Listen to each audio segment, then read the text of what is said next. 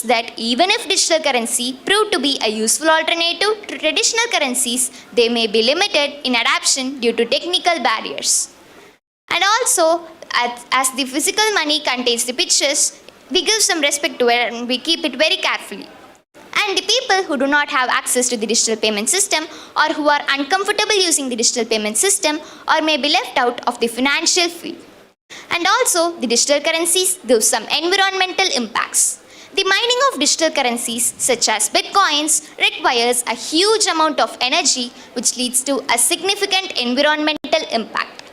I would like to conclude that overall, while digital currencies has potential benefits, there are also significant risks and challenges associated with its use. So, it is important for individuals and businesses to weigh the pros and cons and carefully consider the risks before deciding whether to use digital currency as a form of payment or investment. Thank you. Pavishna told that it is not traceable, cybersecurity risk, limited acceptance, lack of accountability, and lack of regulations. After a thorough debate on the topic of replacing all physical money with digital currency, it's time for me as the moderator to present the conclusion. Both Team A and Team B have presented a compelling arguments, shedding light on the potential benefits and concerns associated with its transition to digital currency. Team A told the benefits of digital currency and the money and time invested in printing currency notes and mining coins, and digital currency would help decrease crime and increase transparency. And opposing what Team A members told, Team B members told that physical money is inclusive as cash provide payment and saving options for people.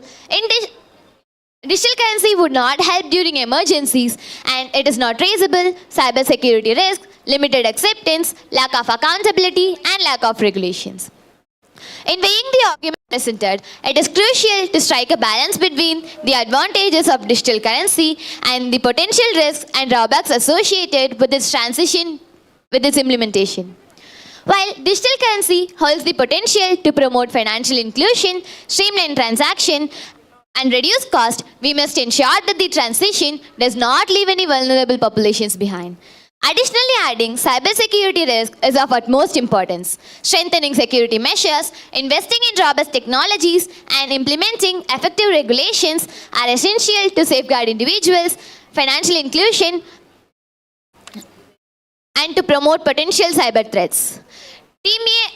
What Team A members and Team B members told was a very valid point, and I agree on points too. But you still confused me to say the conclusion. So, I would conclude that both digital currency and physical money are needed in this current situation. Thank you all for your wonderful participation in this enlightening debate. Thank you. இங்கு கூடி இருக்கும் அனைவருக்கும் என் வணக்கத்தை நான் தெரிவித்துக் கொள்கிறேன். இன்னைக்கு நம்ம ஒரு பட்டிமன்றம் பார்க்க போறோங்க. பட்டிமன்றத்தோட தலைப்பு என்னன்னா, கல்யாண சமையல் சாதம் காய்கறிகளும் பிரமாதம், இது கௌரவ பிரசாதம், இதுவே எனக்கு போதும்.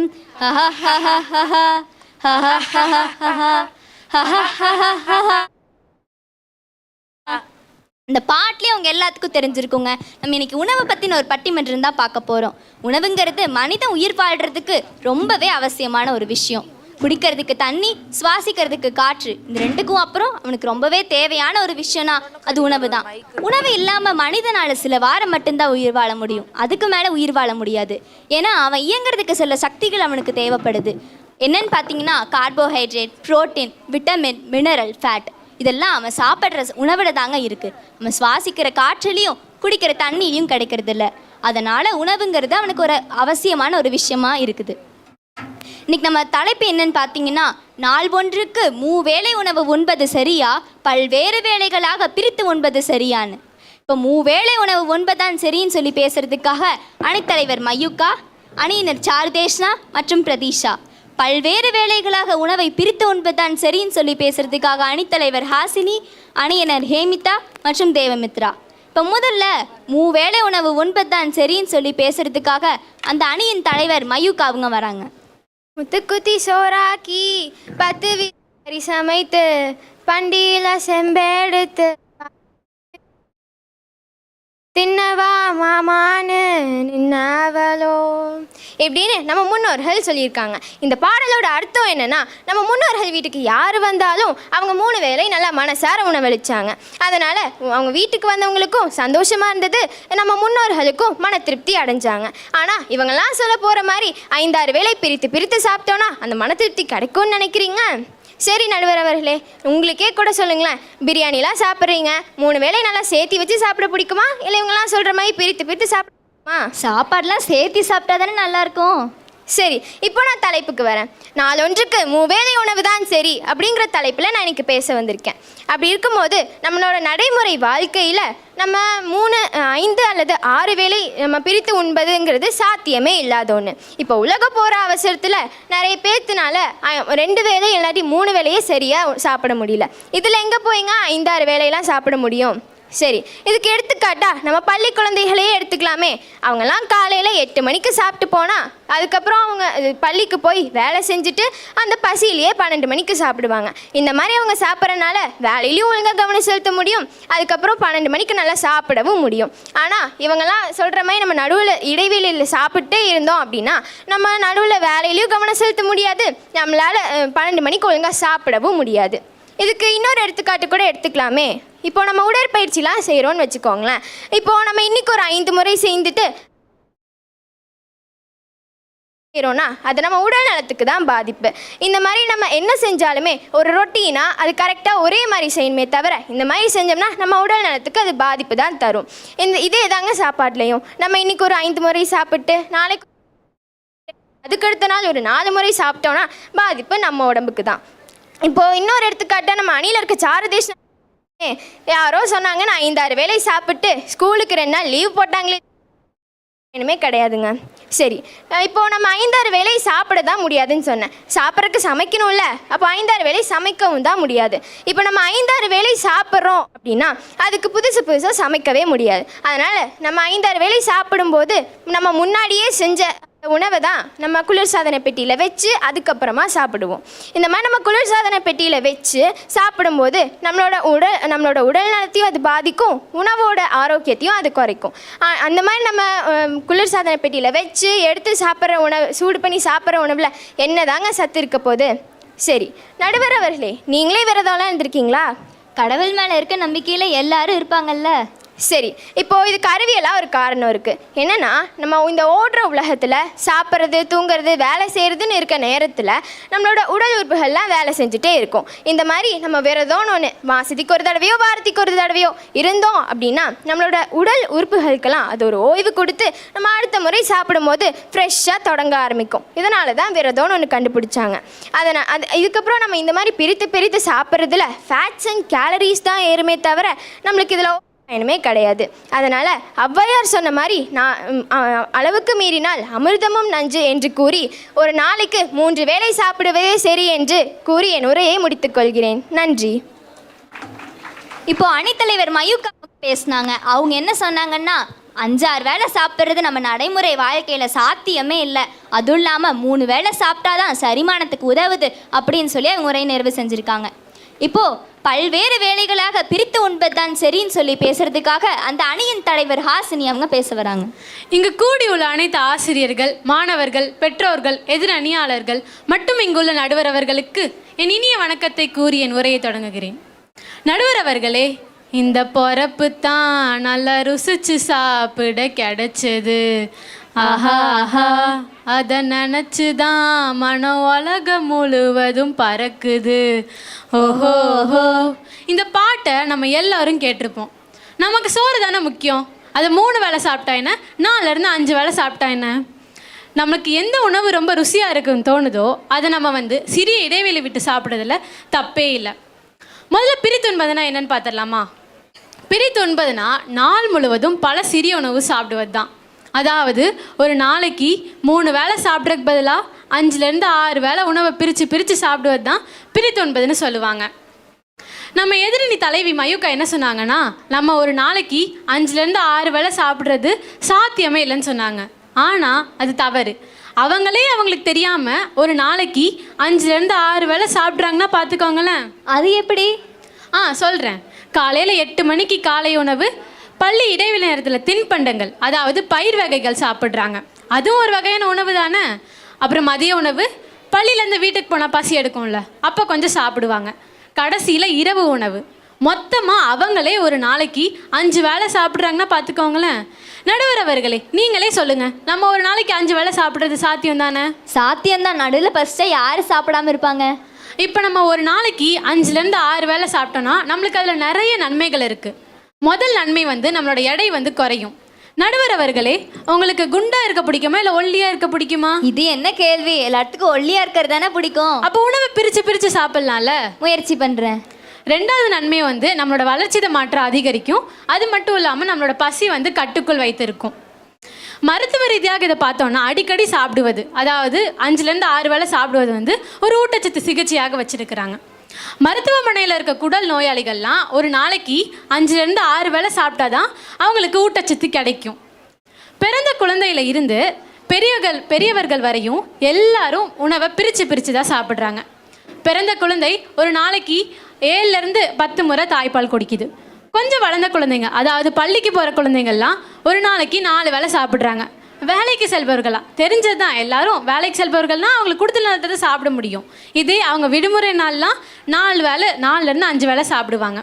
பெரியவர்கள்லாம் அதிக பேர் வந்து ஊட்டச்சத்து இல்லாமல் இருப்பாங்க. அவங்களுக்கு ஊட்டச்சத்து கிடைக்கணும்னா அவங்க உணவை பிரித்து சாப்பிடணும். அதனால் அவங்களும் ஒரு நாளைக்கு 5லேருந்து 6 வேளை சாப்பிடுவாங்க. இப்போ நம்ம வெறும் 3 வேளை மட்டும் சாப்பிட்டோன்னா நம்மளுக்கு அதில் நிறைய பாதிப்புகள் இருக்குது. முதல் பாதிப்பு வந்து ஆசிட் ரிஃப்ளெக்ஸ். இப்போ நம்ம வெறும் 3 வேளை மட்டும் சாப்பிட்டோன்னா வேலைக்கும் 2வது வேலைக்கும் நடுவில் நிறைய கேப் இருக்கும். அப்போ வந்து நம்மளுக்கு பசி எடுக்கும், அதிகமாக பசி எடுக்கும். அதனால் நம்மளுக்கு வாந்தி, தலைவலி இந்த மாதிரியான அறிகுறிகள்லாம் இருக்கும். 2வது பாதிப்பு வந்து மோசமான செறிவு. இப்போ நம்ம வெறும் 3 வேளை மட்டும் சாப்பிட்டோன்னா நம்மளோட கவனம் வந்து சிதறி போயிடும். நம்மளால் ஒழுங்காக கவனம் செலுத்த முடியாது. 3வது பாதிப்பு வந்து என்னென்னா உணவு பசி. இப்போ நம்ம வெறும் 3 வேளை மட்டும் சாப்பிட்டோன்னா நம்மளுக்கு அதிகமாக பசி எடுக்கும். இதனால் நம்மளோட உடல் உறுப்புகள் வந்து பாதிக்கப்படலாம். இதே நம்ம 5லேருந்து 6 வேளை உணவை பிரித்து சாப்பிட்டோன்னா நம்மளுக்கு அதிகமாக பசியும் எடுக்காது, நம்மளோட உடல் உறுப்புகள் வந்து பாதிக்கவும் படாது. எனவே பிரித்துண்பது தான் சரி என்று கூறி என் உரையை முடித்துக்கொள்கிறேன். நன்றி, வணக்கம். ஹாஸ்னி அவங்க என்ன சொன்னாங்கன்னா, நம்ம பல்வேறு வேளைகளாக உணவை பிரித்து உண்றப்போ நம்மளுக்கு உடல் எடையை குறைக்க உதவுது. அதுவும் இல்லாமல் 3 வேளை சாப்பிட்றதுல நிறைய பாதிப்புகள் இருக்குதுன்னு அதை குறிப்பிட்டு சொல்லியிருந்தாங்க. இப்போது அதை எதிர்த்து பேசுறதுக்காக 3 வேளை உணவு தான் சரின்னு சொல்லி பேசுறதுக்காக இப்போ சாருதேஷ்னு அவங்க வராங்க. இங்கு கூடியுள்ள அனைவருக்கும் எனது முத்தான முதன்கண் வணக்கங்கள்.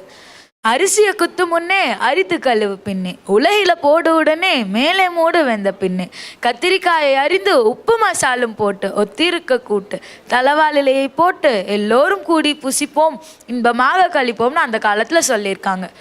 அதாவது பார்த்திங்கன்னா, தலைவாழையிலையை போட்டு அதில் சுட சுட சாதம் வச்சு தொட்டுக்க சாம்பார், கத்திரிக்காய் கூட்டு அது எல்லாமே வச்சு எல்லாரும் சேர்ந்து உட்காந்து 3 வேளை நிம்மதியாக சாப்பிட்டாங்களாம். இப்போ நம்ம தலைப்புக்கு வருவோம். 6 வேளை உணவை பிரித்து உண்ணவங்களை ஆய்வு செஞ்சதில் அவங்களோட உடலில் 3 வேளை உணவு சாப்பிட்டவங்களை விட வளர்ச்சிதை மாற்ற நன்மைகள் கம்மியாக தான் இருக்குன்னு ஆய்வாளர்கள் சொல்லியிருக்காங்க. இன்னொரு ஆய்வில் அவங்களோட உண்ணாவிரத குளுக்கோஸ் லெவலில் ஒரு சிறிய விளைவு இருக்குன்னு சொல்லியிருக்காங்க. ஒரு சராசரியான மனுஷன் 2 வேளை உணவு சாப்பிட்டாலே போதுமானது. ஆனால் அந்த பழக்கத்தை மாற்ற முடியாதவங்க 3 வேளை சாப்பிடலாம், தப்பில்லை. நம்ம இவங்கெல்லாம் சொல்கிற மாதிரி இரவு கொஞ்சமாக சாப்பிட்டு படுத்து தூங்கினோன்னா நம்ம உடல் மெலாட்டனின் ஒன்று வெளியிடும். அது வெளிவரதுக்கு நம்ம இரவு சாப்பிட்ற உணவில் இருந்தால் எனர்ஜி எடுத்துக்கும். இப்போ நம்ம கொஞ்சமாக சாப்பிட்டோன்னா அது வெளிவரதுக்கான எனர்ஜி கிடைக்காது. அப்போது தூக்கமும் சரியாக வராது. தூக்கம் சரியாக வரலன்னா என்ன ஆகும் நடுவர் அவர்களே? கண்டிப்பாக சோர்வு தான் அடைவோம். இப்போது அமெரிக்கா மற்றும் பிற தொழில்மயமான நாடுகளில் 3 வேளை உணவு தான் சாப்பிடணுன்றது விதிமுறைங்க. ஏன்னா நம்ம 3 வேளை உணவு சாப்பிடும்போது நம்மளோட உணர்ச்சிகளை முழுமையாக வெளிப்படுத்த உதவுவதாகவும் மற்றும் நம்ம பசியை கட்டுப்படுத்துவதாகவும் ஆய்வாளர்கள் சொல்லியிருக்காங்கங்க.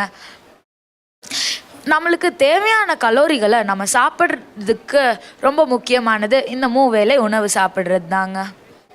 இப்போது நீங்கள் ஒரு நாள் ஃபுல்லாக வெளியே போகிறீங்க, அப்போது ஹோட்டல் போகிறீங்கன்னா நீங்கள் இந்த ஹோட்டலில் கொஞ்சம், அந்த ஹோட்டலில் கொஞ்சம், பக்கத்து ஹோட்டலில் கொஞ்சம்னா நடுவரே பிரித்து சாப்பிடுவீங்க. சர்வர் 1000 ரூபாய் சேர்த்து பில்லை போட்டு போயிடுவாங்க. நீங்கள் அந்த ஹோட்டல்லையே தேவையானதெல்லாம் வாங்கி தான் சாப்பிடுவீங்க.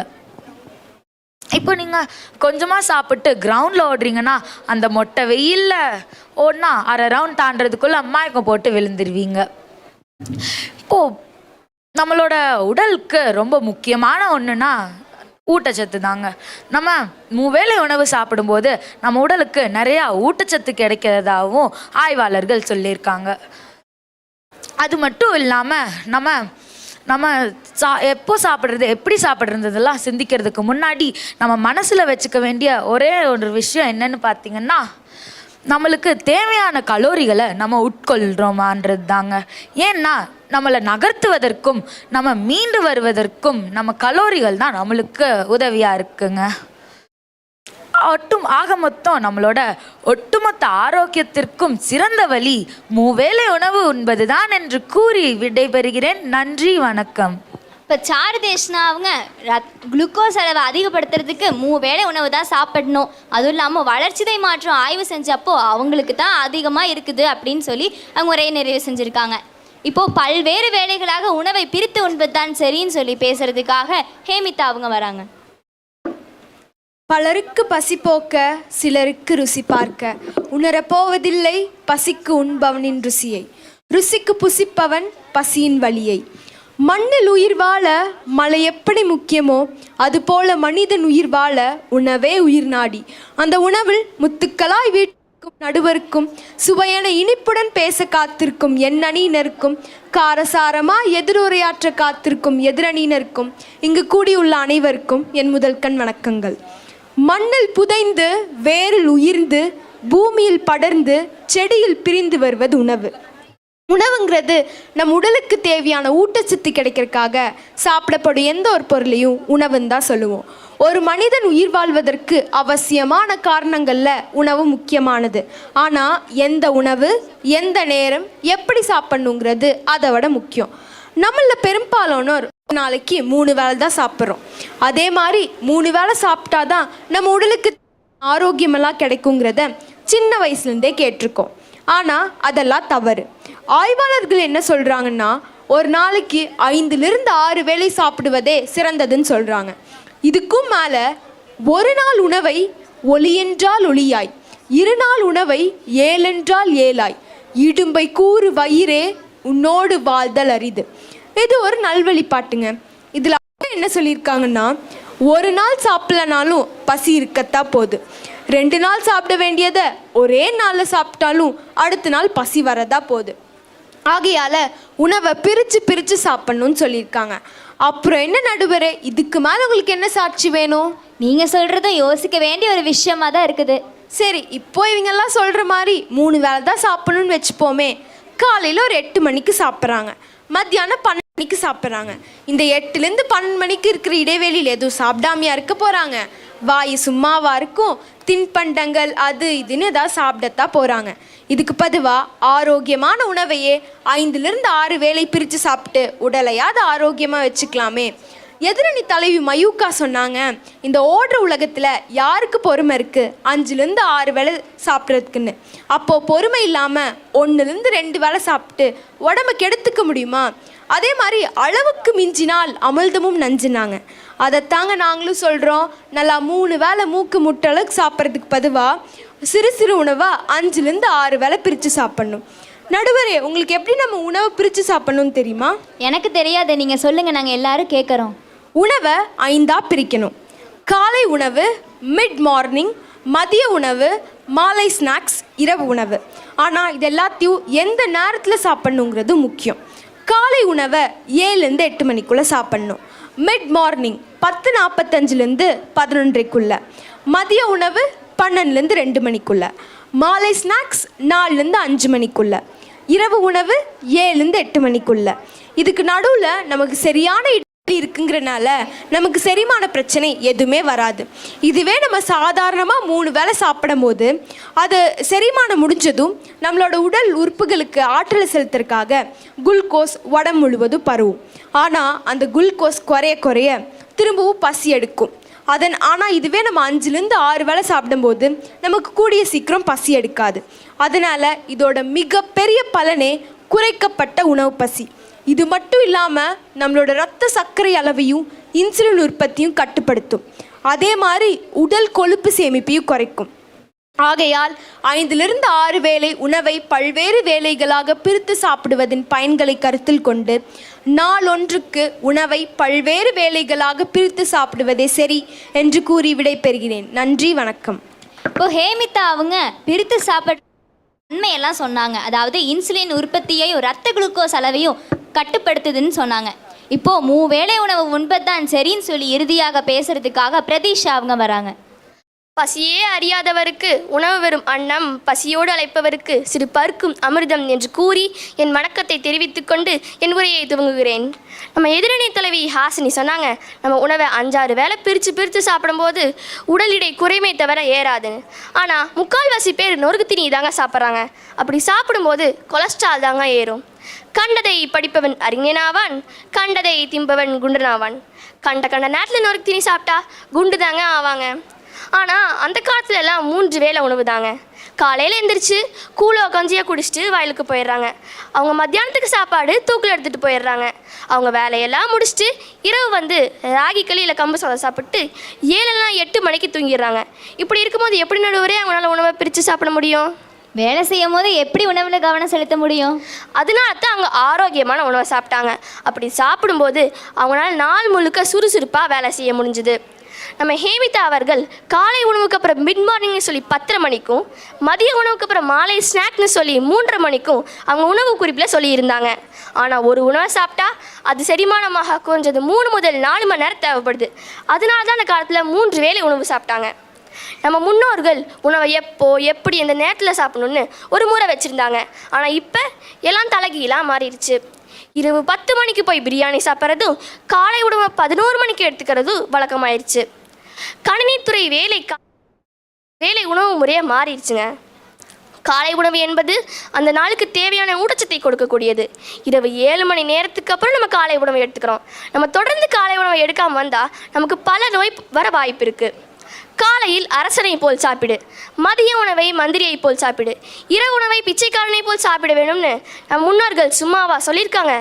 ஆனால் இப்போ உணவு முறையும் மாறிடுச்சு, உணவு நேரமும் மாறிடுச்சு. முதல்லலாம் 3 வேளைங்காட்டி சுலபமாக செஞ்சு சாப்பிட முடியுது. ஆனால் இப்போ 5-6 வேளைங்காட்டி நிறைய பேர் பீஸா சாப்பிட்றாங்க. அப்படி சாப்பிடும்போது 30 வயதில் மாரடைப்பு வந்துடுது. ஆனால் அன்றைய காலத்தில் 100 வயது வரைக்கும் மருந்து மாத்திரை எதுவுமே இல்லாமல் வெறும் 3 வேளை உணவு சாப்பிட்டு ஆரோக்கியமாக வாழ்ந்தாங்க. இந்த பரபரப்பான உலகில் பரபரப்பான சாப்பாடு பரபரப்பான வாழ்க்கைன்னு ஆயிடுச்சு. 5-6 வேளை சாப்பிடும்போது மனிதனின் ஆயுட்காலம் பாதியாக குறைஞ்சிருச்சு. நிம்மதியாக தலைவாழையில் போட்டு மரத்தடியில் உட்காந்து வயிறு நம்ம சாப்பிட்ட காலம் மறைஞ்சு போச்சுங்க. எப்போ இயற்கைக்கு மனுஷன் மாறினானோ அன்றைக்கி அவன் உணவு முறையும் மாறியுது. நம்ம உணவு முறை மாறினங்காட்டி நம்ம பல நோய்களுக்கு ஆளாயிட்டோம். பேர் தெரியாத புது நோய்களுக்கு கூட நம்ம ஆளாயிட்டோம்.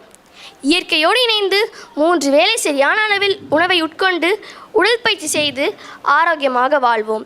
ஆகையால் நோயின்றி நீ வாழ 3 வேளை உணவே என் தலைப்பை முடிக்கின்றேன். நன்றி, வணக்கம். இப்போ பிரதிஷா அவங்க 3 வேளை உணவு சாப்பிட்றது வந்து நம்ம முன்னோர்கள்லாம் எப்படி சாப்பிட்டாங்க, என்ன சாப்பிட்டாங்கன்னு சொன்னாங்க. அதாவது ராகி களி, கம்பு சாப்பாடு இப்படியெல்லாம் சாப்பிட்டாங்கன்னு சொல்லி அவங்க ஒரே நிறைவு செஞ்சாங்க. இப்போ நம்ம பட்டிமன்றத்தோட இறுதியாக பல்வேறு வேளைகளாக உணவை பிரித்து உண்பதுதான் சரின்னு சொல்லி பேசுறதுக்காக தேவமித்ரா அவங்க வராங்க. இங்கு கூடியுள்ள அனைவருக்கும் ஆசிரியர் பெருமக்களுக்கும் நாங்கள் சொன்ன கருத்துக்களுக்கு மறுப்பு தெரிவிக்க முடியாமல் கடுகாய் வெடித்து கொண்டிருக்கும் எதிரணியவர்களுக்கும் எங்கள் பக்கம் தீர்ப்பு வழங்க காத்திருக்கும் நடுவர் அவர்களுக்கும் என் இனிய வணக்கத்தை கூறி என் துவங்குகிறேன். ஒரு மண்ணில் விதை விதைத்து அதற்கு தண்ணீர் ஊற்றினால் மட்டுமே ஒரு செடி நன்றாக வளரும். அதுபோல் மனித வாழ்வில் விதையாக இருக்கும் உணவை உட்கொண்டால் மட்டுமே ஒரு மனிதனால் நன்றாக வாழ முடியும். உணவு இது ஒரு பரவச உலகம். அறியா சுவைகள், தெரியா பல வண்ணக் கலவைகளால் நிரம்பியிருக்கும். மகிழ்ச்சி அலைகளால் தத்தளிக்கும். உயிர் வாழ மட்டும் தேவையான பொருள் என்று நினைப்பவர்களுக்கு சாப்பாடு சப்புன்னு தாங்க இருக்கும். என்ன நடந்தாலும் எனக்கு சோறு தான் முக்கியம்னு நினைக்கிறவங்களுக்கு தான் தெரியும் இது ஒரு உணர்வென்று. இன்றைக்கி நாங்கள் பேச வந்துள்ள தலைப்பு என்னென்னா, நாளொன்றுக்கு உணவை பிரித்து உண்பதே சரின்னு பேச வந்திருக்கோம். நாளொன்றுக்கு உணவை பிரித்து உண்றது தான் சரின்னு பெரிய மருத்துவர்கள் ஆய்வாளர்கள்லாம் கூறியிருக்காங்க. அதில் சிலர் நம்ம எடுத்துக்காட்டுக்கு பார்க்கலாம். விஸ்கான்சின் பல்கலைக்கழக மருத்துவர் மற்றும் சுகாதார பள்ளியில் இணை பேராசிரியர் ரோஸ்லின் ஆண்டார். இவங்களாம் என்ன சொல்லியிருக்காங்க, நாளொன்றுக்கு உணவை 4-5 வேளை பிரித்து சாப்பிட்டா தான் ஒரு மனுஷனுக்கு தேவையான ஊட்டச்சத்து கிடைக்கும்னு சொல்லியிருக்காங்க. நாங்கள் சொன்னால் தான் நம்ப மாட்டீங்க. இப்போ இவங்க சொல்கிறதுல இருந்தாச்சும் நீங்கள் நம்புவீங்களான்னு பார்ப்போம். அடுத்து இந்த ஒரு நாளைக்கு 4-5 வேளை பிரித்து சாப்பிட்றதுனால நிறையா பலன்கள் இருக்குது. அதில் சில பலனை நம்ம இப்போ பார்ப்போம். முதல் பலன் என்னென்னா, அது நம்ம உடல் சூட்டை தணிக்கும். நம்ம உடல் சூடாகவே இருந்தால் அது நம்ம உடலுக்கு தானே பாதிப்பு. அதனால் ஒரு நாளைக்கு 4-5 வேளை நம்ம பிரித்து சாப்பிட முயற்சி செய்வோம். நம்ம எதிரணியில் இருக்க பிரதீஷா, அவங்க வந்துட்டு ஒரு வீர பெண்மணிங்க. இதே மத்தியானம் வயிறு ஃபுல்லாக சாப்பிட்டு கிரவுண்டுக்கு போகிறாங்கன்னு வச்சுக்கோங்க. பிடி சார் 4 ரவுண்டு ஓட சொல்லிடுறாரு. ஐயோ, 6 ரவுண்டுக்கு மேலே தாக்கே பிடிக்க முடியாது. அதனால் இப்போ உணவை பிரித்து சாப்பிட்டு கொஞ்சமாக எடுத்துகிட்டு போனாங்கன்னு வச்சுக்கோங்க, 4 ரவுண்டு ஓட முடியும், நல்லாவும் பேர் வாங்க முடியும். இன்னொரு பலன் என்னன்னு சொல்கிறேன். மருத்துவமனையில் இருக்க ரப்பை குடல், கணை அலர்ஜி, கீமோதெரப்பி, பசியின்மை, இவங்களுக்கெலாம் வந்துட்டு மருத்துவர்கள் என்ன ஆலோசனை கொடுத்துருக்காங்க அப்படின்னா, ஒரு நாளைக்கு அவங்க உணவை 4-5 வேளை பிரித்து சாப்பிடணும். அப்படி அவங்க ஒரு வேளை நிறையா சாப்பிட்டாங்க அப்படின்னா அவங்க உடலில் இருக்க வீக்கம் தான் எச்சாகுமே தவிர எந்த காலத்துலேயும் கம்மியாகாது. இதே அவங்க டெய்லியும் வந்துட்டு 4-5 வேளை உணவை பிரித்து சாப்பிட்டாங்க அப்படின்னா அவங்க உடலுக்கு ஆரோக்கியமும் கிடைக்கும், அவங்க உடலில் இருக்க வீக்கமும் கம்மியாகும். நம்ம எதிரணியில் இருக்க தலைவர் மயூகா அவர்கள் என்ன சொன்னாங்க அப்படின்னா, சாருதேஷ்னா வந்துட்டு யாரோ சொன்னாங்க 4-5 வேளை சாப்பிட்டங்காட்டி மட்டும்தான் பள்ளிக்கு வர முடியலன்னு சொன்னாங்க. அதெல்லாம் சுத்த போயிங்க. அவங்க ஒரு நாளைக்கு 4-5 வேளை சாப்பிட்டனால பள்ளிக்கு வராமல் இல்லை, அந்த 4-5 வேளை சரியான உணவை எடுத்துக்காத ஒரே காரணத்தினால் மட்டும்தான் அவங்க பள்ளிக்கு வர முடியல. சரி, இப்போ நம்ம முன்னோர்களை எடுத்துப்போம். அந்த முன்னோர்கள் எல்லாம் இவங்க சொன்ன மாதிரி 3 வேளையாங்க சாப்பிட்டாங்க? கிடையவே கிடையாதுங்க. காலையில் அதிகாலை 5 மணிக்கு எழுந்திரிப்பாங்க, பழைய சாப்பாடு சாப்பிட்டு வயலுக்கு போவாங்க. போயிட்டு ஒரு 10 மணிக்கு வேலை முடிஞ்சிட்டு வரும்போது உணவை இன்னொரு தடவை சாப்பிடுவாங்க. அப்படி ஒரு நாளைக்கு அவங்க 4-5 வேளை அவங்க பிடிச்ச நேரத்தில் சாப்பிட்டனால தான் அந்த காலத்துலலாம் நம்ம முன்னோர்கள் 100-லேருந்து 110 வயசு வரைக்கும் எந்த நோய் நொடியும் இல்லாமல் நல்லா இருந்தாங்க. ஆனால் இந்த காலத்தில் எங்கேங்க 60 வயசு வரைக்கும் தான் இருக்க முடியும். அப்படியே இருந்தாலும் கேன்சர் அது இதுன்னு மருத்துவமனையிலே நம்ம பாதி நேரத்தை செலவிடுற மாதிரி இருக்குது.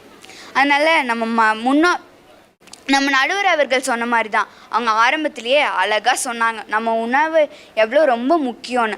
அப்படிப்பட்ட ஒரு உணவை நம்ம உடலுக்கு ஏற்ப சரியான இடைவெளியில் சாப்பிடுவது மட்டுமே சரி என்று கூறி விடைபெறுகிறேன். நன்றி, வணக்கம். இப்போ தேவமித்ரா அவங்க இறுதியாக பேசினாங்க. அவங்க என்ன சொன்னாங்கன்னா, நிறையா ஆய்வாளர்கள், மருத்துவர்கள், ஆசிரியர் இவங்க எல்லாருமே பல்வேறு வேளைகளாக உணவை பிரித்து சாப்பிட்றது தான் சரின்னு சொல்லியிருக்காங்கன்னு சொன்னாங்க. இந்த பட்டிமன்ற வாயிலாக நமக்கு என்ன தெரியுதுன்னு பார்த்தீங்கன்னா, 3 வேளை உணவு சாப்பிட்றப்போ சரிமான பிரச்சனை ஏற்படாது. அதுவும் இல்லாமல் 3 வேளையும் புதுசாக சமைத்து சாப்பிட்லாம். அதுக்கப்புறம் ரத்த குளுக்கோஸ் அளவெல்லாம் கட்டுப்படுத்த முடியுங்க. மெலாட்டனின் வெளிவிடுறதும் அதிகரிக்கும். பல்வேறு வேளைகளாக உணவு பிரித்து சாப்பிட்றப்போ இன்சுலின் உற்பத்தி கட்டுப்படுத்தப்படுகிறது. அதுக்கப்புறம் எடையும் குறைக்க உதவுது. மருத்துவர்களும் நோயாளிகளுக்கு பல்வேறு வேளை சாப்பிட்றது தான் சரின்னு பரிந்துரைக்கிறாங்க. அதனால் நம்ம உடல் நிலைமைக்கும் உடல் எடைக்கும் நம்ம செய்கிற பயிற்சிக்கும் தொழிலுக்கும் நம்மளுக்கும் தகுந்தாப்பில் ஒரு உணவு முறையை தேர்வு செஞ்சு பயன்படுத்தலாங்க. என்ன உணவு சாப்பிட்றோங்கிறது தான் ரொம்ப முக்கியம். அது ரொம்பவே சக்தி வாய்ந்ததாக இருக்குங்க. அந்த பட்டிமன்றத்தோட தீர்ப்பு என்னென்னா, நாள் ஒன்றுக்கு 3 வேளை உணவு சாப்பிடுவதும் சரி, பல்வேறு வேளையாக பிரித்து சாப்பிடுவதும் சரி. நன்றி.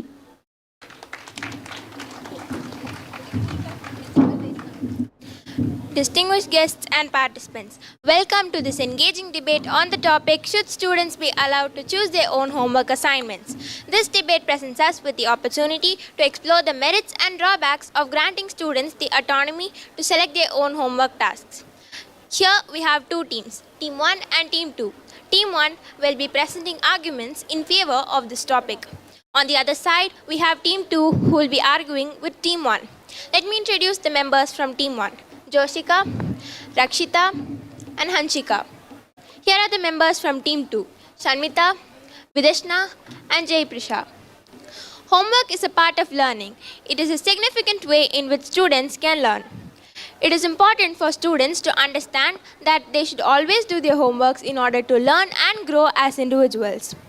Homework also helps students to build skills in various areas such as reading, writing, maths, science, social studies, and more. Homework before playing is a very common phrase that we hear from our parents. It is often used to prevent children from having too much fun and staying focused on their work. However, nowadays, children are not expected to do homework before playing.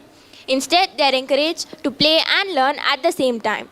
This approach is more efficient because children learn better when they are having fun. Homework is also important for parents because it helps them monitor their children and know what they have learned in school. But the vital question is, should students choose their own homework assignments or should the teachers assign it to them? Now let's listen to our debaters. As the moderator, I, Jesslyn Janisha, encourage all the participants to engage in a respectful and well-reasoned discourse focusing on the merits of the arguments presented. I should also add that this debate is not for determining a winner, but to discuss the pros and cons of the topic. Without further ado, let's dive into this thought-provoking discussion and discuss the pros and cons of student autonomy in homework selection. Let the debate begin. Now I invite Joshika from Team 1 to share her views. Thank you, moderator. Yes, I agree that students should be allowed to choose their own homework assignments. The importance of students having the freedom in choosing their homework assignments is multifaceted and can significant benefits for their academic growth and personal development. As students choosing their homework assignments, their involvement will be more. The learning experience gained during the assignments will definitely choose the topics and areas of their interest. Working on homework assignments will enhance the creativity of the student in choosing their homework assignments. There is a reason why the idea of offering student choices in the educational activity has become popular. Decades of psychological research concludes that providing students with choices leads to increased autonomy and in turn motivation and learning. Students, like adults, tend to be more motivated to complete a task, perform better on it, when they choose to engage in the task themselves rather than having the task chosen for them. Giving students with choices in choosing their homework assignments can make grading more interesting for the teacher. When students are allowed to choose their own homework assignments, it exposes them to new circumstances. Students will be more accountable by managing their task, by setting deadlines and breaking no tasks. Students enjoy what they are doing and learn more in the process. Offering students a choice in choosing their homework assignments help them to teach what must be taught and increases their ability to retain skills and informations. Everything in classroom is not a choice, but there are many opportunities to offer student choices in the classroom. When teachers incorporate choice, students become lifelong learners and they retain information at a much higher retention rate. Students should be allowed to choose their own homework assignments that they want to learn, not the homework assignments given by the teacher. When students assign their own homework assignments, that they think that their own choice is interesting and they never feel difficult tasks, and they may even start loving homeworks as it becomes an opportunity to prove their ability in something they know and they love. Supporters of allowing students in choosing their homework topics argue that it can enhance students' engagement and motivation. When students are allowed to choose their own homework assignments that interest them, they are more likely to be enthusiastic over their homework. This personal connection to the subject matter can lead to deeper learning and a greater sense of ownership over the education. Moreover, students may develop essential skills such as research, critical thinking, and decision-making by actively exploring topics of their choice. When students assign their own homework topics depends on various factors, including the educational context and the student level of maturity. Striking a balance between student autonomy and a well-rounded education is crucial. It could be beneficial to incorporate elements of student choice. Providing students with choices can make academics a well-versed one. Therefore, I conclude that students should be allowed to choose their own homework assignments that make them more interesting to do the work. Thank you. Very true indeed. As Joshika said, students become lifelong learners. She has also stated that students would not feel that homeworks are difficult and they might also start loving homeworks. Now I invite Shanmita from Team 2 to oppose this. I disagree the point that Joshka said, because if students are allowed to choose their own homework assignment, they may choose their favorite subject or topic and leave the subject or topic which is hard. For allowing them to choose their own homework assignment, it may create some problems like lack of exposure to new concepts, reduced accountability, inadequate coverage of curriculum, inequality among students, unequal learning opportunities, time management, and lack of teacher guidance and support. If students have complete freedom to choose their own homework assignment, they may focus on only topics which they find interesting or already excelled in, neglecting the other essential areas of the curriculum. For example, if a student like math subject, when they choose their own homework assignment, they may prefer math and give more importance to it. In result, it leads in incomplete understanding of the subject matter, nearing overall academic development. By selecting assignments based on their preference, students may leave the unfamiliar or challenging topic. If a student chooses their familiar topic, they can read or write it well and good, but they leave the unfamiliar topic which they cannot read or write it well. When students choose their own homework assignment, they may naturally gravitate towards the topic which they find easy or comfortable with. Exploring new concepts is an important part of education as it helps to develop the students' knowledge base, critical thinking skills, and foster curiosity for learning. When students choose their own homework assignment, some students may opt for easier tasks as it requires less effort. The continuous choice of their favorite leads less interest in other subjects.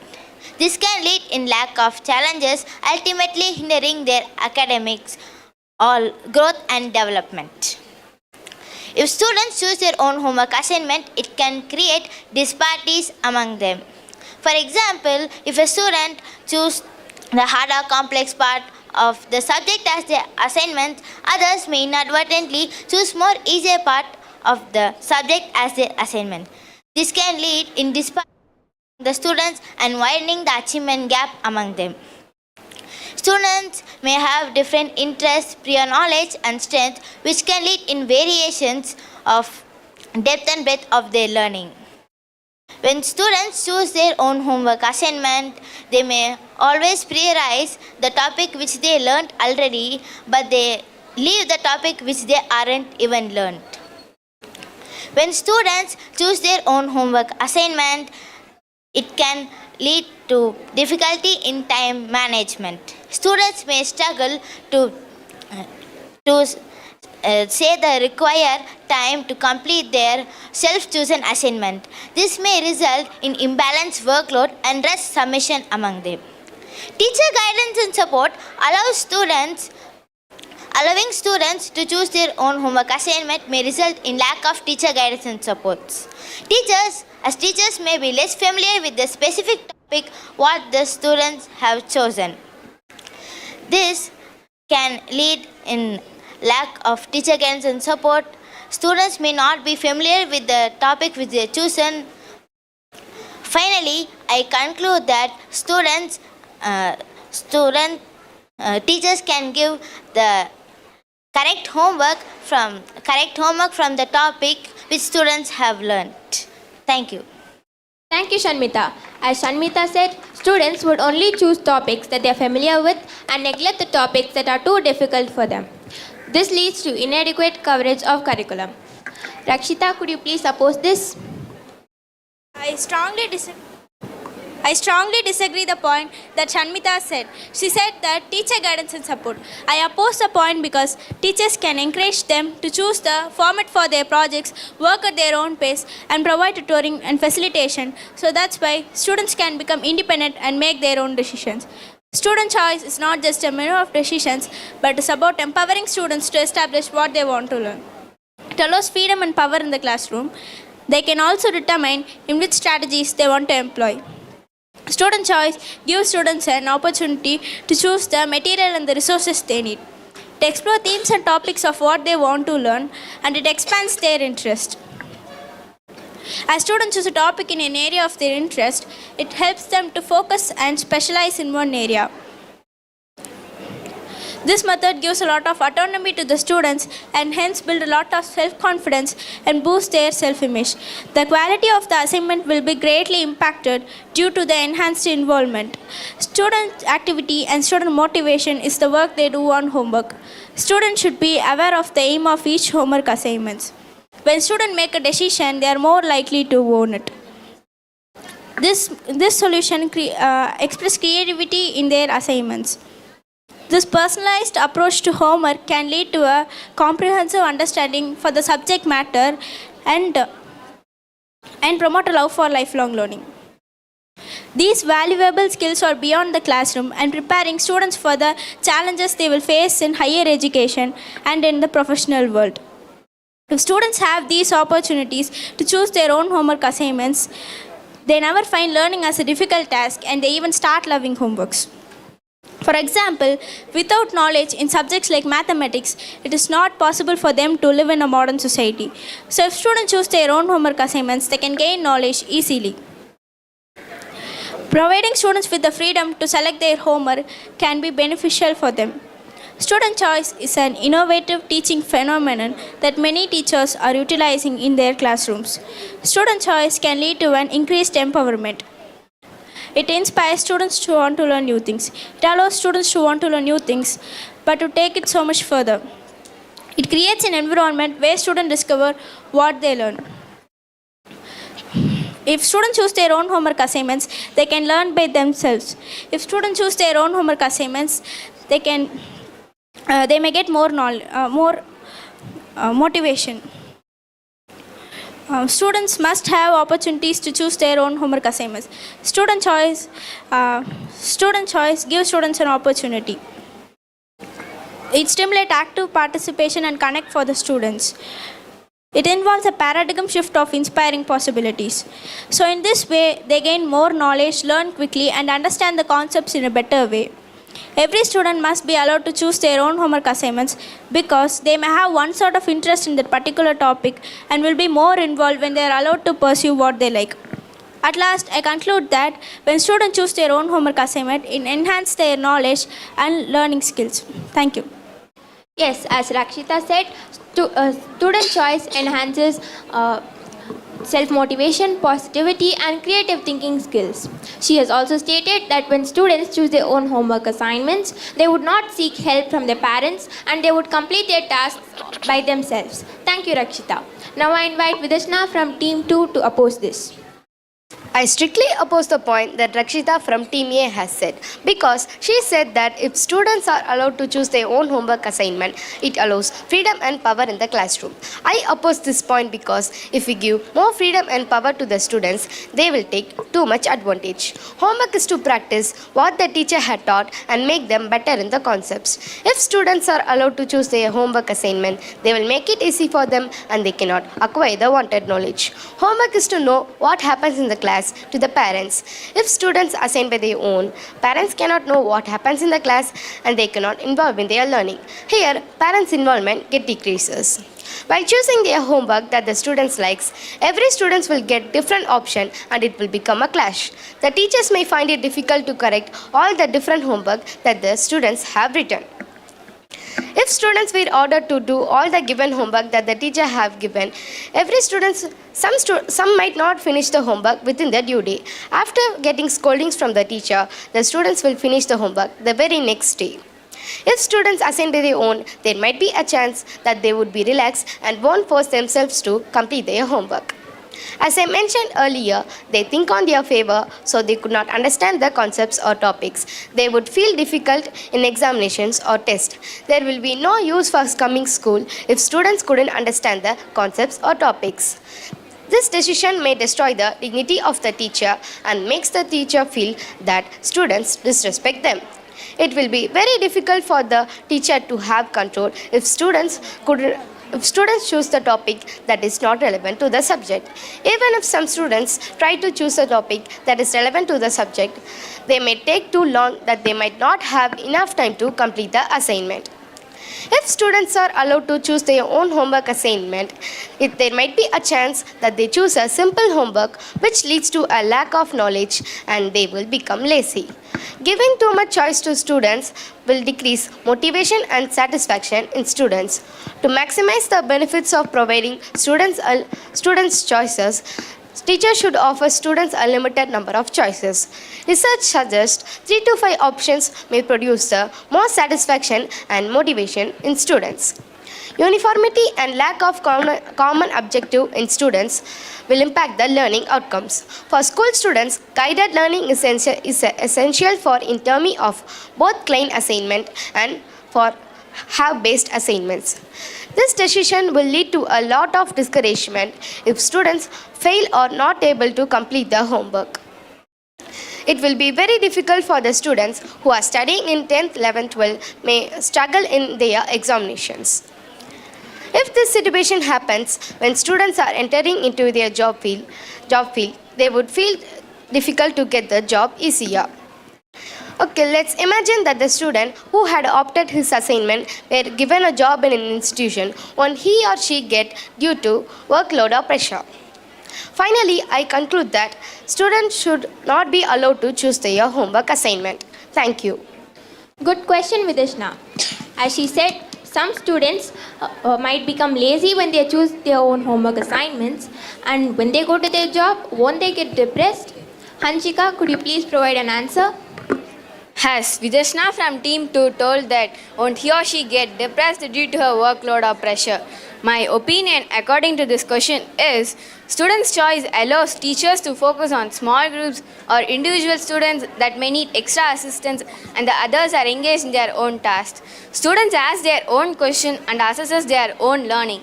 They are involved in inspiring, creating and designing the process of knowledge. This becomes a more personalized learning that is more flexible and less rigid. This choice allows students to work independently. This is a shift in mindset for teachers and students. The learners become creative and critical thinkers. Teachers inspire innovation, authentic learning experiences, and practical ways to empower students. Students' choice enhances students' excitement about topic, curriculum, and their interests. Creativity is an essential skill for our youth, and these experiences increase their imaginations.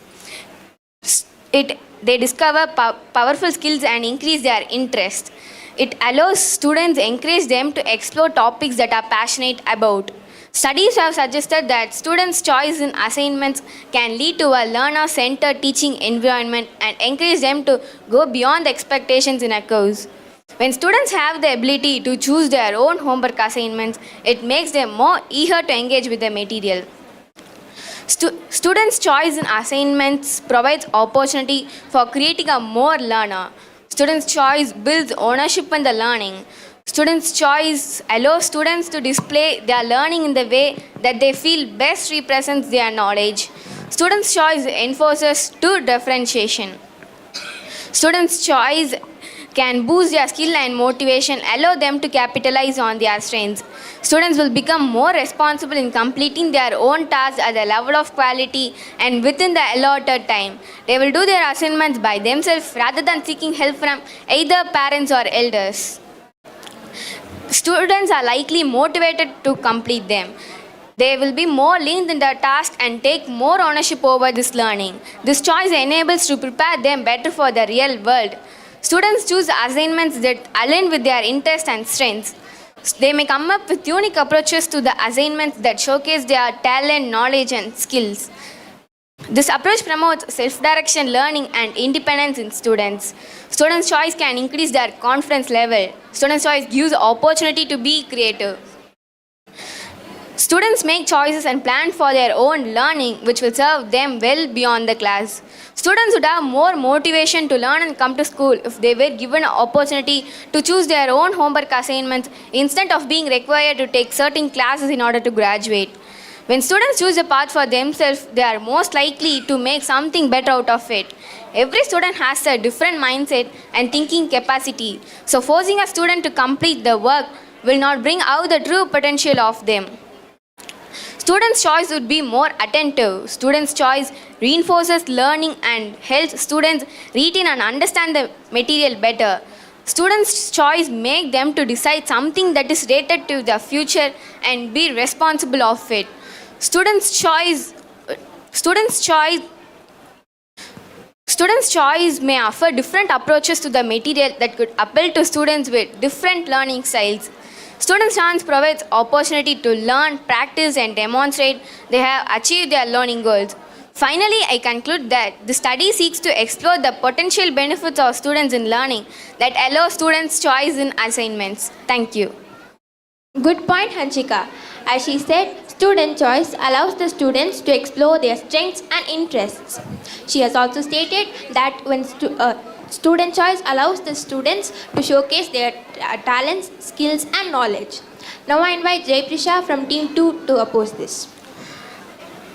I disagree the point which Hanchika said because teachers are well experienced and they will give right thing to do.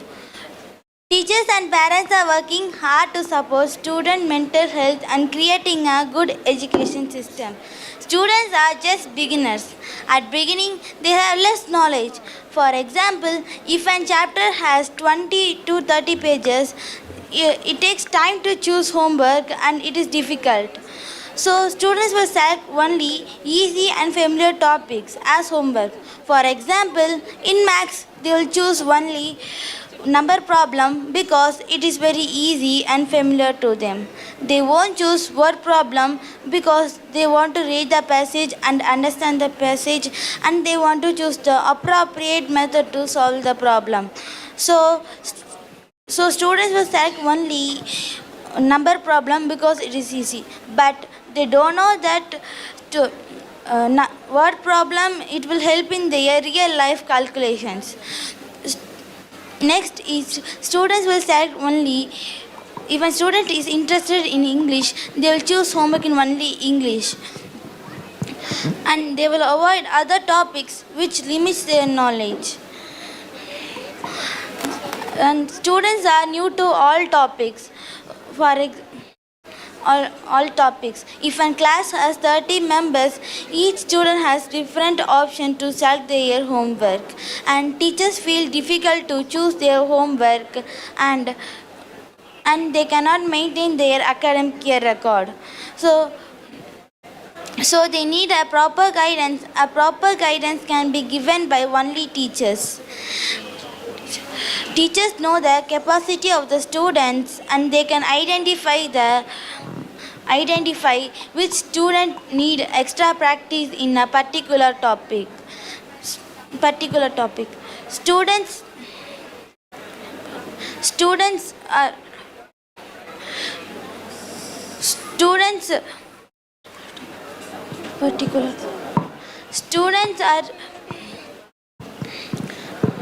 particular topic. So, and if students set their own homework assignment, students will do malpractices and they will copy each other. If group of students choose own homework, choose same homework, they will copy each other. My conclusion: students are just beginners. If students give their own homework, it will be a big issue in their academic year. Thank you. Thank you, Jayprisha. She has given a very valid example in maths. Students would only choose number problems and not word problems because number problems are easy when compared to word problems. Thank you, Team 1 and Team 2 for sharing your views. The pro side has argued that allowing students to choose their own homework assignments promotes autonomy and enhances their learning experience. They emphasize that when students are given the freedom to select homework assignments aligned with their strengths and interests, they would have more involvement in their work. On the other hand, the con side has argued that a structured approach to homework is crucial for consistency and proper curriculum coverage. This approach ensures that all students receive equal opportunities, and it helps develop vital skills such as discipline and time management, which are crucial for success in various aspects of life. In conclusion, the question of whether students should be allowed to choose their own homework assignments is still a very thought-provoking and nuanced topic. Granting students the freedom to select their own homework assignments can foster a sense of ownership, motivation, and personalized learning. On the other hand, a structured approach to homework is crucial and it ensures that all students receive a comprehensive education across various subjects and skills. Ultimately, the best approach lies in finding a middle ground that combines elements of student choice with necessary curriculum goals.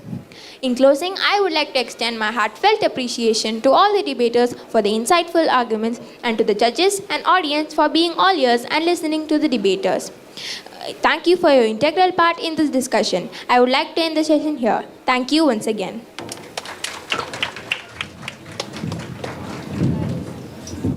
A warm greetings, ladies and gentlemen, esteemed panelists, and our attentive audience. Welcome to today's debate on the topic, is it better to live in a world without social media or without television? Here we have two teams. This is Team A and this is Team B. From Team A, she is Mitra, she is Rakshita and she is Sharada. From Team B, she is Sudishna, she is Jayashree and she is Nivyashree. Team A is going to speak for television and Team B is going to speak for social media.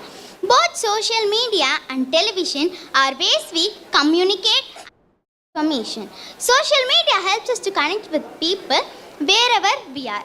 Television helps us to gain knowledge with different channels and programs. Both social media and television are useful for us. Television are mainly useful for persons who watch news and programs which they have. They also have some problems in it. Television shows just things to make money, not because it's true or different. However, there are some things to consider.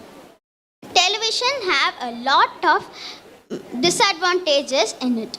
I invite Mitra to share her thoughts. Let's see how the both teams are opposing each other. Thank you, Honorable Moderator, ladies and gentlemen, esteemed judges and worthy opponents. Today, as the first affirmative speaker to present the case for a world without social media. While social media has undoubtedly changed communication, it is crucial to critically examine its impact on our lives. Today, I will shed light on the benefits of living without social media free world, focusing on mental health and productivity. First, let us consider the scientific reason of mental health. Numerous studies have highlighted the adverse effect of social media on our well-being. Platforms like Facebook, Instagram, Twitter have been linked to increase the level of depression and feeling of loneliness. The constant pressure to present a perfect life coupled with fear of missing out takes a toll on our mental well-being. Additionally, living without social media, we can create healthier environment. Let me tell a small story. Once upon a time, there lived a girl named Jenny. She was seeing her phone one day and her mother called her, but she didn't even reply. So her mother came and see her. She was unconscious. So she took to her doctor. Doctor told that she is in depression. Please take care of her. And morally, I am coming to tell that don't use social media. Moreover, a world without social media promotes safe and fosters meaningful connections. In living without social media, we can focus on building genuine face-to-face interactions and meaningful conversations. I too use social media, but trying to get avoided. So, social media will not help us to more rather than educational. I also use, but for educational programming only, I will also use. Social media is designed to capture our attention and keeps us engaged with them. Without this digital distraction, we can save our time and we can spend with our family members. Imagine living without social media, we can improve our skills and knowledge. The attention of students in the studies will completely lost because of social media. Television offers the educational programming like science shows, math shows, which helps children to learn more. In conclusion, I'm coming to tell them don't use social media. A world without social media offers a chance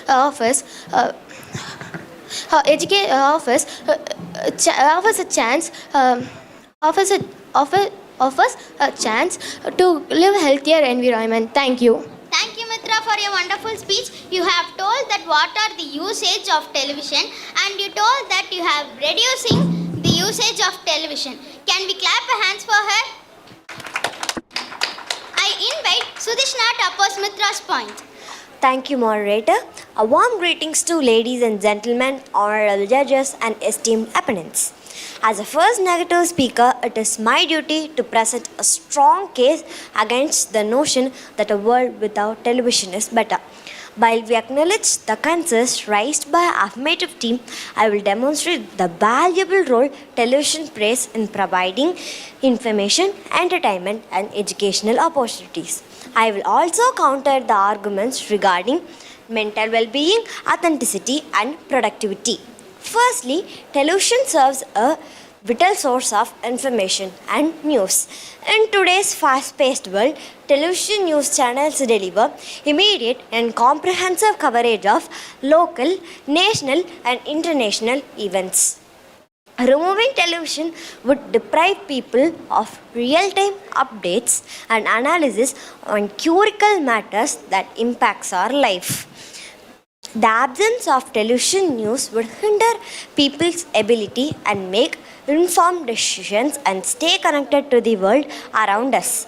Furthermore, television serves a vital source of information and diverse range of entertainment options which contribute to a culture enrichments.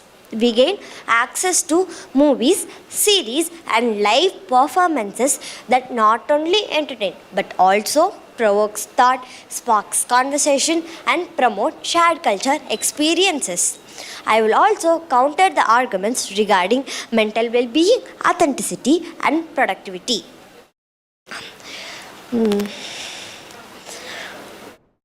Additionally, television plays a critical role in educational programming, including news channels, documentaries, and reality shows, which contribute to a broader understanding of the world, and it contributes to particular people with limited access to alternative educational resources.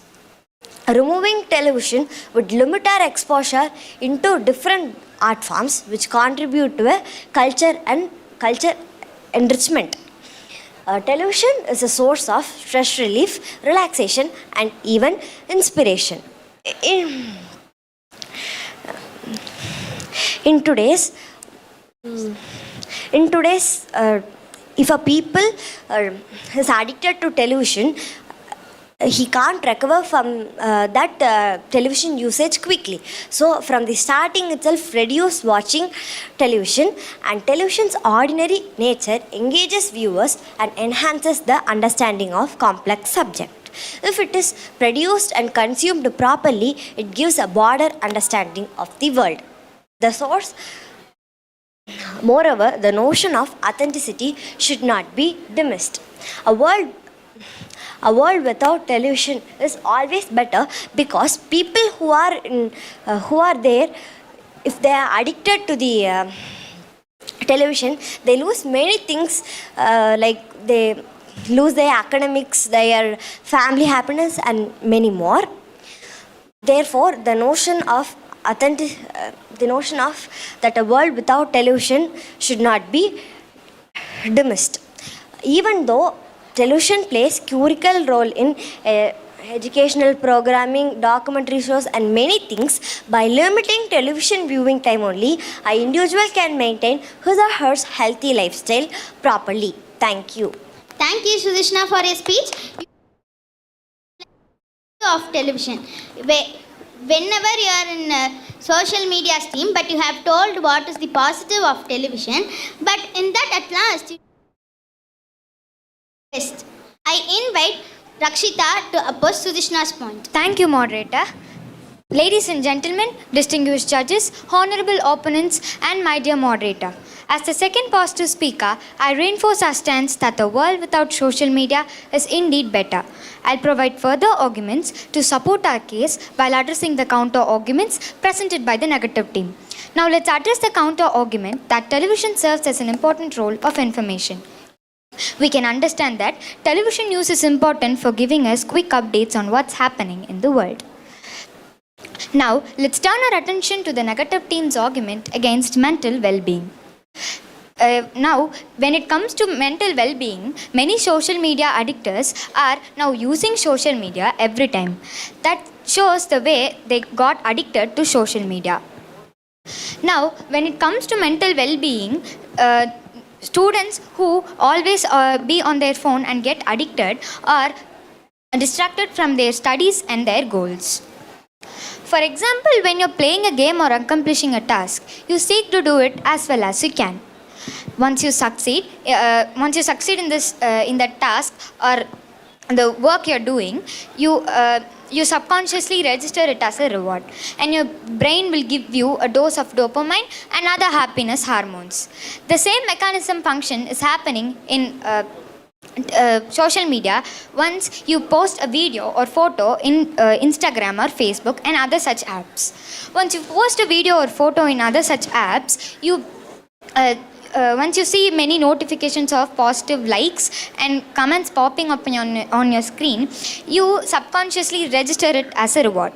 So that is not all. Social media is full of mood modifying experiences, and it can also create mistrust and confusion and undermine the credibility of reliable sources of information. Both misinformation and fake news can have serious consequences, as they can influence public opinion, policy, and decision making.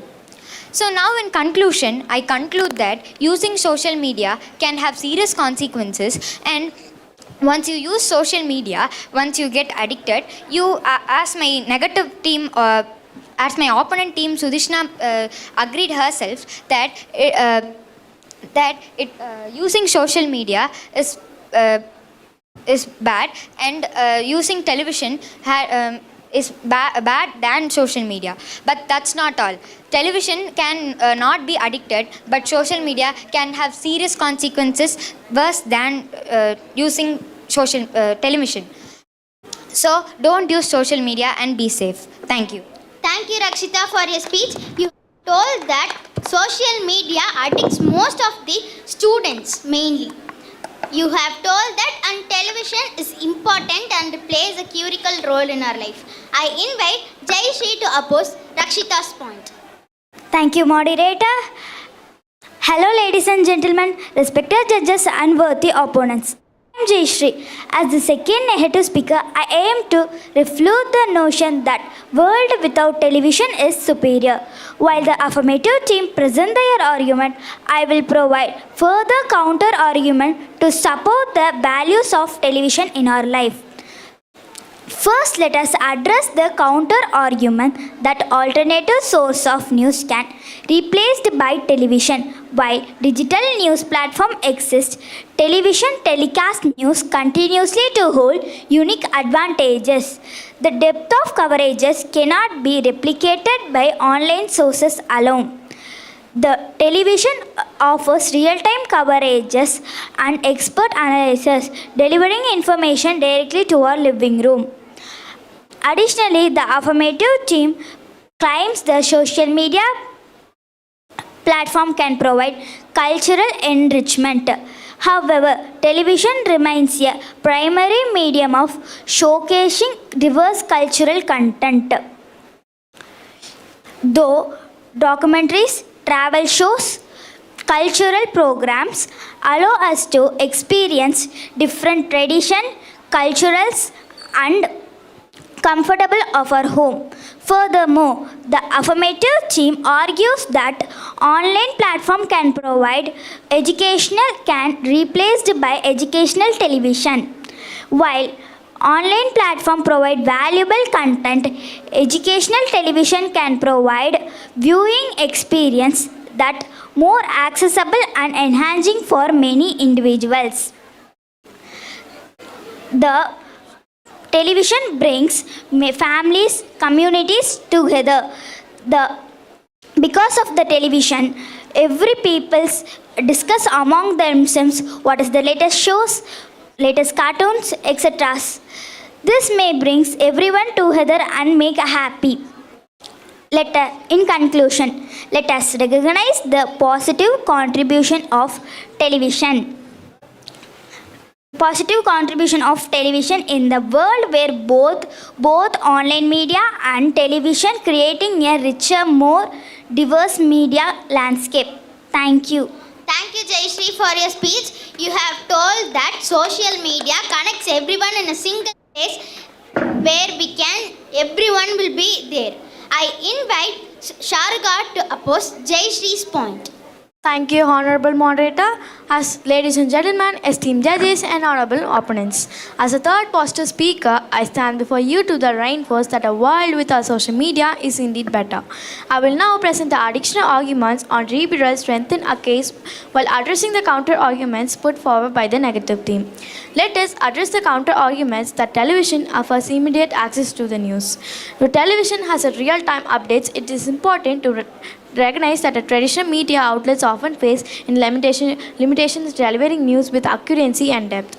Social media, on the other hand, has the advantage of citizen journalism and real-time eyewitness accounts. Social media, which can provide a diverse and perspective on unfolding events. When used responsibly, social media can also act as a powerful tool for information dissemination and allowing individuals to access the viewpoints. Addressing the counter arguments on educational programming, the social media on the educational value, social media act as become a rich source of knowledge and learning opportunities. However, it is important to recognize that the traditional media outlets often face limitations delivering news. The negative team suggests that television offers the better well-being. The social media, on the other hand, has the advantage of citizen journalism. For example, the main benefits of taking a break from social media is that you stop living in a fictional world and start dealing with your own reality. I find life easier without social media. Every weekend I go offline and I'm really productive. I clean my house, I tend my garden, I read books, and I go out with my friends. I agree it's entertaining, but it's easy to get caught from people's drama on social media. In conclusion, a world without social media is a diverse perspectives, global culture expands, exchange educational opportunities, and promotes mental well-being. Thank you. Thank you, Sharga, for your speech. You have told that the same point what Jayashree told, that every person will connect with social media. And you have told that you are spending time with your families a lot. I invite Nivya Sri to oppose Sharga's point. Thank you, moderator. Good evening to honored present here. I am Nivya Sri from Frontline Medium Senior Secondary School. I am here to provide additional agreement to my content. That is, it is better to live in a world without social media without television. I know you will use social media, even though you will not use social media platforms like Twitter, Instagram and Facebook. You had used WhatsApp and calls to contact with others. Let us address the affirmative team's counter argument that social media provides diverse range of perspectives. While it is true, social media platforms offers various viewpoints. Those are notorious for echo chambers. These platforms often use users' existing beliefs and preferences, creating an environment where people are exhausted to use only limited range of options. In contrast, television with its diverse programming offers well-established and a specific spectrum of perspectives. Additionally, the affirmative team claims on social media that social media platform provides help to educational resources. However, social media platform provides help to educational resources by Zoom meeting and online classes. However, the reliability and quality of online educational content can vary greatly. Television, on the other hand, offers well-established and regulated platforms for educational resources. Furthermore, the affirmative team told that use of social media can affect medical health. While it is true, use of social media affect medical health. Even though some platforms like Twitter, Instagram, Facebook will not affect medical health. In conclusion, I will tell that social media is better than television because in social media we can express our emotions like happiness, sadness, and expressions by posting pictures in YouTube, Facebook, Instagram, and etc. But in television we can't express our emotions like happiness and sadness by posting pictures because there are no options to post pictures like YouTube, Facebook, Instagram, and TVs. Even though social media has more options, but television has only less options. In social media, there are many channels and different varieties of programs, but in television, there are only limited range of programs and there are only limited range of channels. So only I told that social media is better than television. Thank you. Thank you, Nivya, for your speech. You have told that how social media is important for us, and you have told that how social media share our thoughts or emotions. After carefully both teams, now it is time to draw a debate to a close and announce the judgment.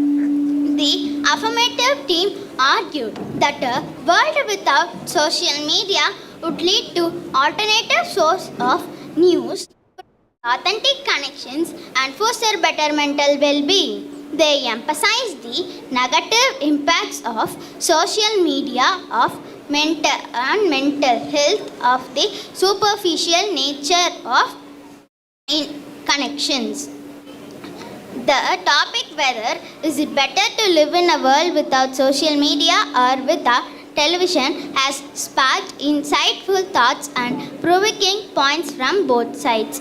Both social media and television have good sides. It is important to use them wisely. Social media helps us to connect with people wherever we are and which place we want. Both social media and television are good for us, but not much. They emphasize the negative impacts on social media and mental health.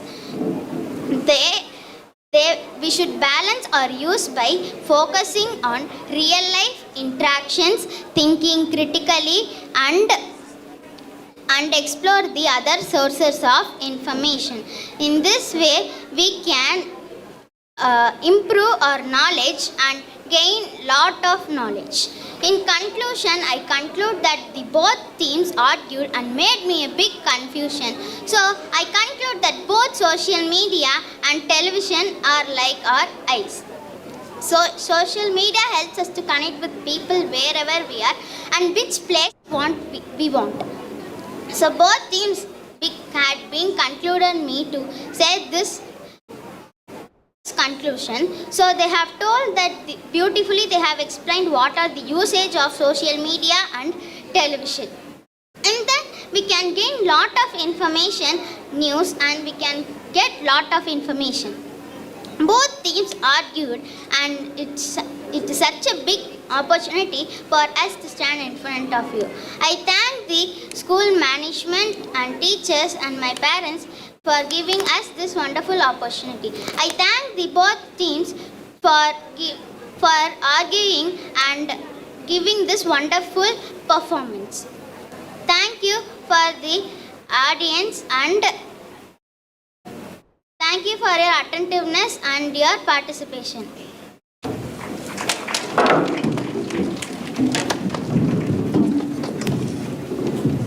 Distinguished guests and participants, welcome to this engaging debate on the topic, should we have a minimum age for owning a smartphone? I am Mitra Shri, the moderator of this debate. In this debate, we have two teams presenting arguments both in favor and against the topic. Team A will argue in favor while Team B will present opposing views. Let me introduce the members of Team A, Praniga, Subiksha and Pratiksha, and here are the members of Team B, Shashtika, Archita and Pradaksha. Smartphone addiction is real. It's called nomophobia or the fear of being without a mobile phone. It can be hard to overcome this addiction in an era where internet use has become ubiquitous. So naturally, parents are concerned about their children having smartphones and often wonder what age a child should get a mobile phone. Smartphones at a young age deny a child the opportunities to learn social skills from face-to-face interactions with human beings. Ultimately, this makes it difficult for them to develop empathy and read facial expressions. Even worse, constant overstimulation from smartphone screens is damaging to the brain.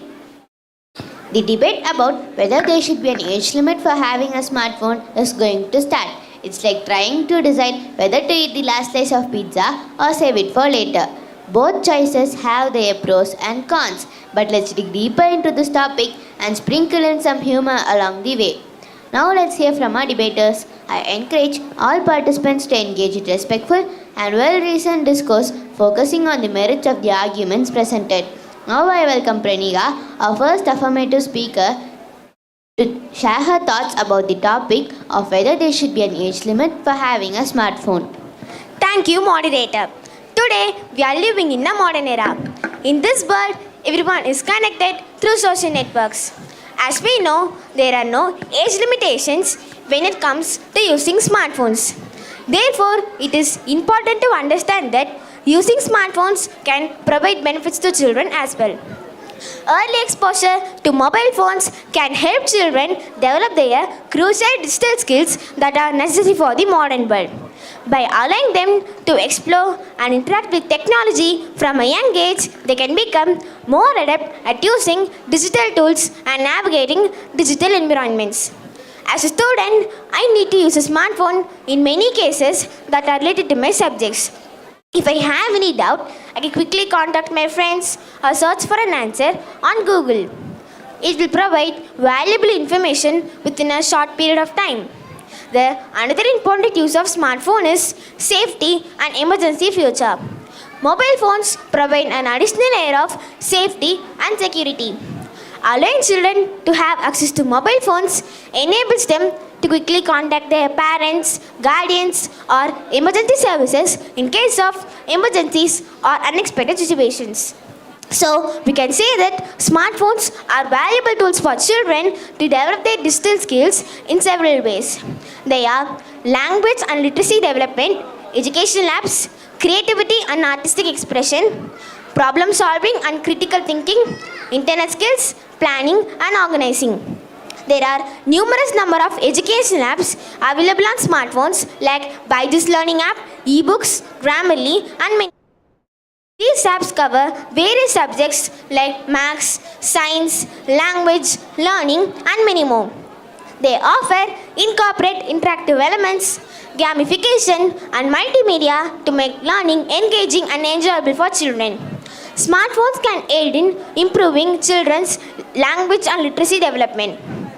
There are apps and games designed to enhance children's reading comprehension, vocabulary and writing skills. Some apps even provide speech recognition features to help children practice pronunciation and fluency. Many smartphones come equipped with cameras and apps that allow children to develop their digital skills and to explore their artistic abilities. They can take photos, record videos, and use editing apps to enhance and customize their creations. This process encourages creativity, visual thinking, and digital storytelling. Various puzzles games and brain training apps available on smartphone that can challenge children's problem-solving abilities and critical thinking skills. These apps often require logical reasoning, strategic planning, pattern recognition, therefore promoting cognitive development. So, I conclude that smartphones are valuable tools for children when it comes to their subjects and studies. And it's also helpful for them privacy settings, emergencies, and to develop their online behavior. Thank you. Thank you, Pranika, for this wonderful speech. You have told that smartphones offer educational tools, but now I welcome Shashtika to oppose Pranika. Pleasant evening to one and all present here. Thank you, moderator. I disagree with the point of Team A. How can they say there is no age limit for owning a smartphone? The phone usage mainly affects children and their families. The question of whether there is an age limit for owning a smartphone is an important one. When we consider how phone usage affects children and their families, smartphones have their benefits, but we need to think about how they impact on kids and the dynamics at home. Smartphones have the real impact on family structure. Having a smartphone is like having a tiny tech-savvy alien invade your home. Suddenly, the family dinners become a battle against fortune, bedtime stories, and turn into scrolling marathons on TikTok. Okay, I agree that smartphone can be an educational tool for children. But it is good to think about our parents and our grandparents, because our previous generation received education and achieved high scores without using smartphones. Today, the concept has completely changed, as they have been replaced with smartphones and search engines. Today, students often find themselves lacking sufficient time to refer to additional resources or explore topics depth due to busy schedule and numerous academic commitments. Moreover, the widespread use of smartphone has contributed to this challenge. Today, students often spend significant amount of their activities on the phone, such as social media browsing, gaming, or watching videos, leaving limited time for dedicated studying or research. Additionally, the convenience of smartphone can lead to a reliance on a quick and readily available information, discouraging students from seeking out comprehensive resources or visiting libraries' in-depth learning experiences. Moreover, spending too much time on screen can affect their health. Research shows that excessive screen time can affect their health and development, and it can also lead to some problems like sitting around too much, not getting enough exercise, and not paying enough attention. It can also impact how well they do in school. Not only that, but smartphones can also have impact on family relationship.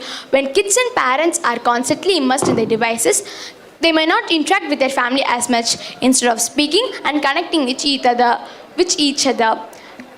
they become absorbed in their phone, almost like they are in a digital bubble. This can make it harder for families to communicate and bond with each other. Furthermore, when family members are engrossed in their smartphones during meal times or family outing, it creates a disconnect among them. Imagine sitting at the dinner table with everyone and staring at their screens, oblivious to the conversation happening around them. It is like having a gathering of techno-zombies, with each member trapped in their virtual world and completely detached from the present moment. In addition, the constant presence of smartphone has contributed to this challenge.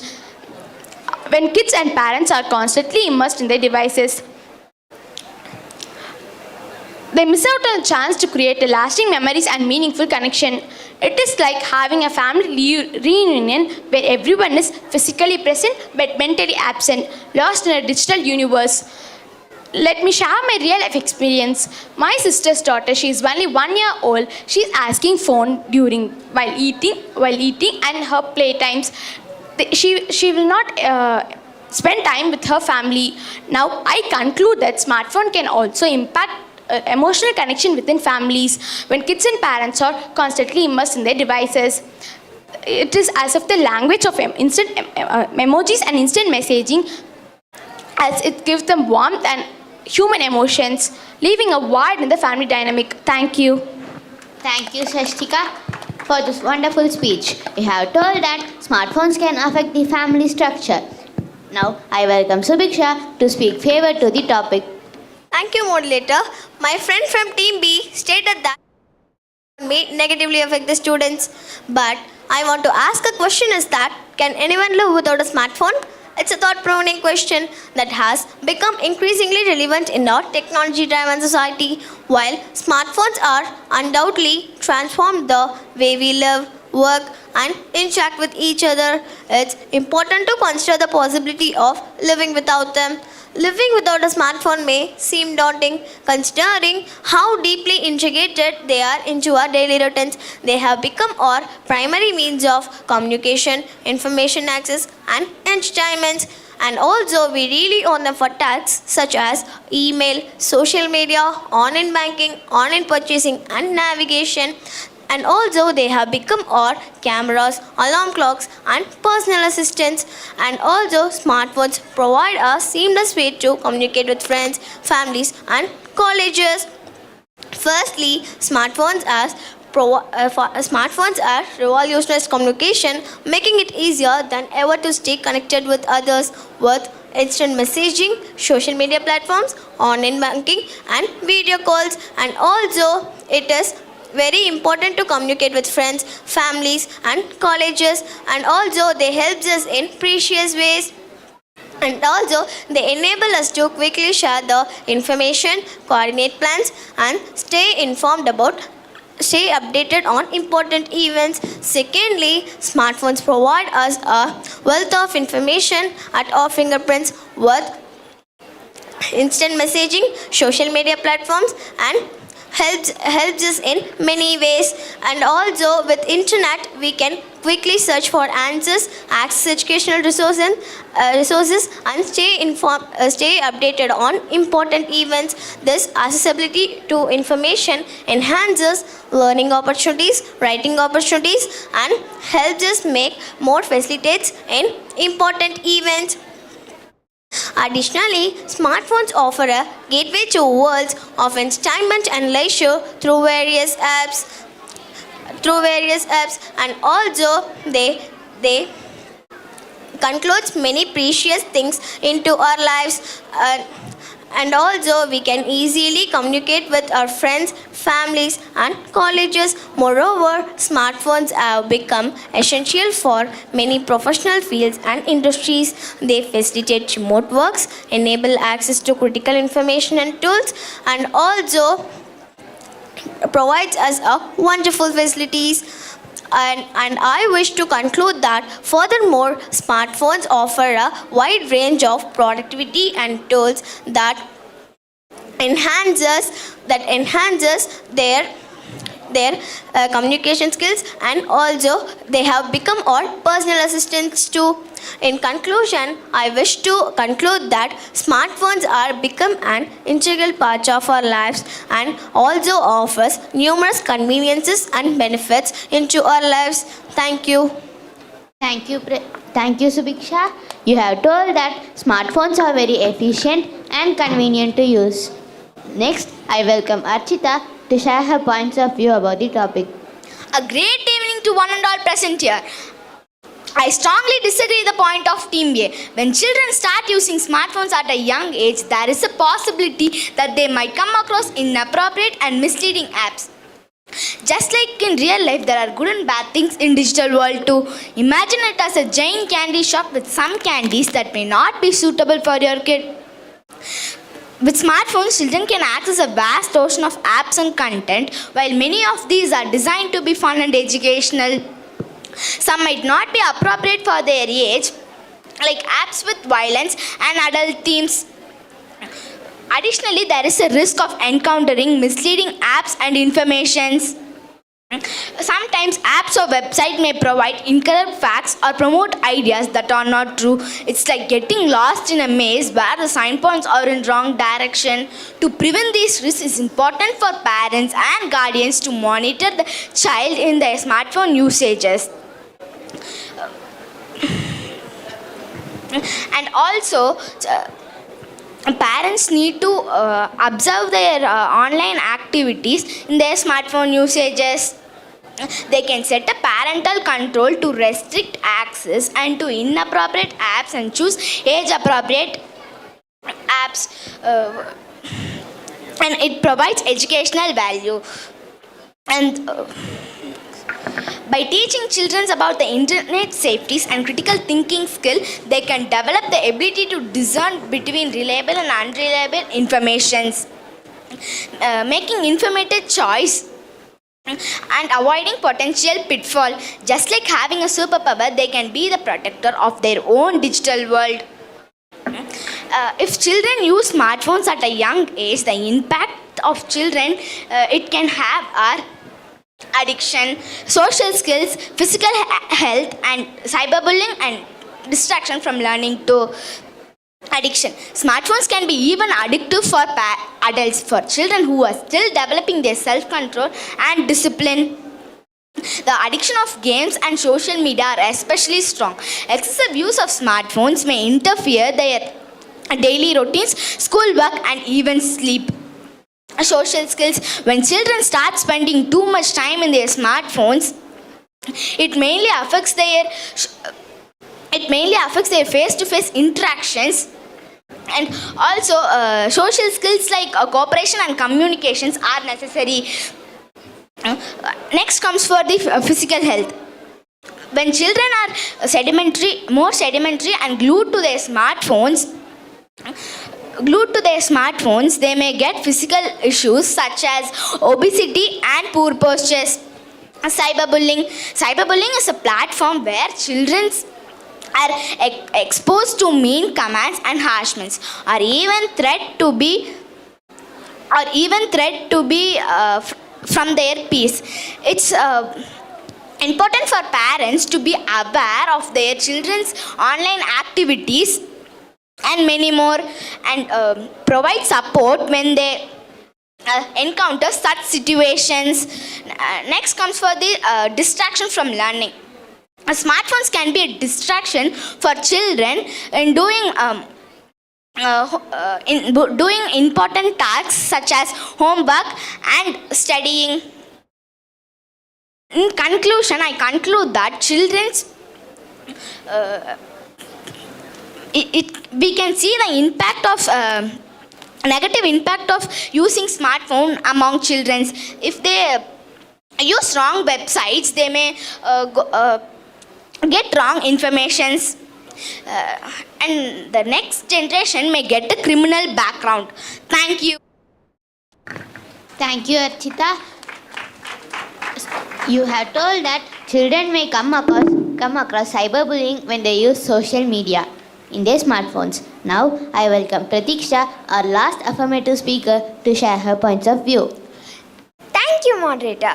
I disagree the point of Team B. Smartphones have become an integral part of our daily lives and have a significant impact on the ways that children interact socially. It allows children to talk to their friends. Kids can use smartphones to call, text, or use apps to communicate with their friends, family, and even parents, even when they are not together. Some parents are far from their children, and even some are abroad. So, smartphones will help the child to keep in touch with their parent through calls and video calls.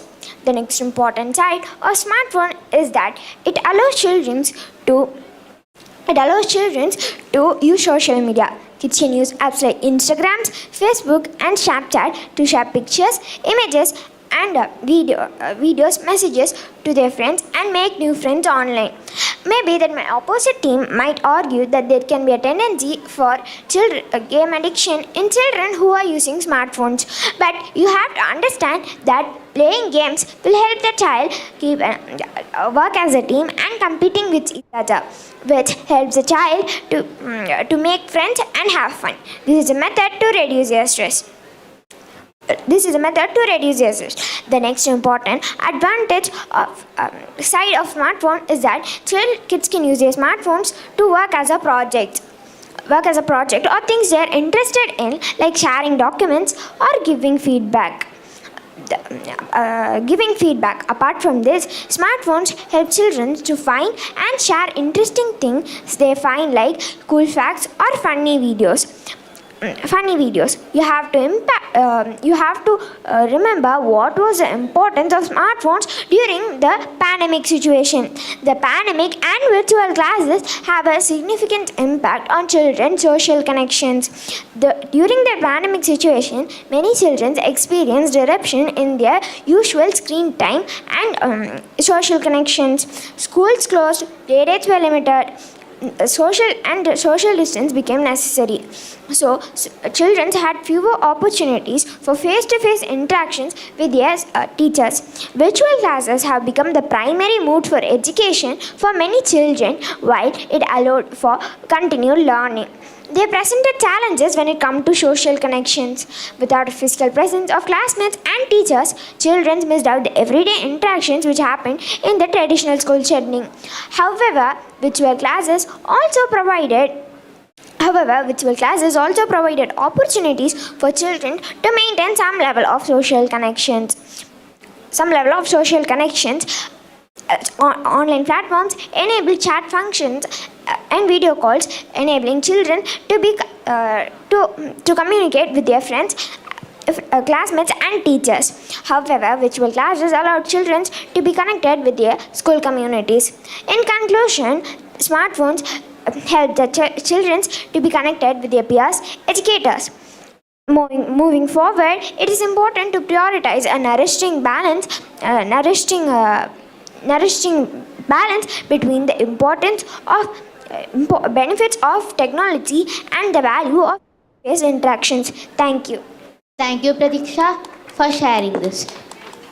You have told that using smartphones, children can connect with their teachers and everyone. Now, I welcome Pratiksha, our last negative speaker, to share her points of view. Thank you, moderator. My pleasant evening to one and all present here. I oppose the point of Team A because they told that using smart will reduce the stress of children. But nowadays it's undeniable that technology plays a significant role in our daily lives. Smartphones have become an integral part of our daily routine, and even young increasingly familiar with them. It's not uncommon to see toddlers navigating apps and games through these devices. However, we must carefully consider the potential consequence of early smartphone exposure. One significant impact is important to children's growth and development. At young age, children need ample time for hands-on interactive, face-to-face interactions with peers and adults. These activities are essential for their overall growth. By introducing smartphones too early, we risk depriving children of these valuable opportunities to learn and development. Academic responsibilities is another area that can be negatively affected by early smartphone exposure. Children's confidence to study effectively and perform well in school may be compromised. It's important to encourage children to allocate their time wisely and balancing academic responsibilities by other enriching activities. Moreover, the physical health and well-being of our children can be jeopardized by excessive smartphone use. Sedentary behavior associated with smartphone addiction. It causes diseases such as obesity, musculoskeletal problems, and etc.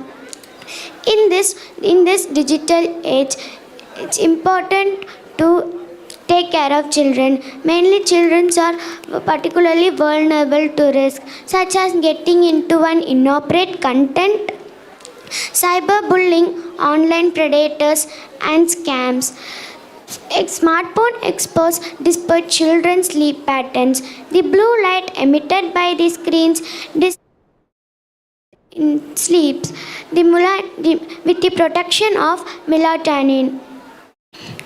In conclusion, I would like to conclude that smartphone offers numerous of benefits in today's connected world. Thank you.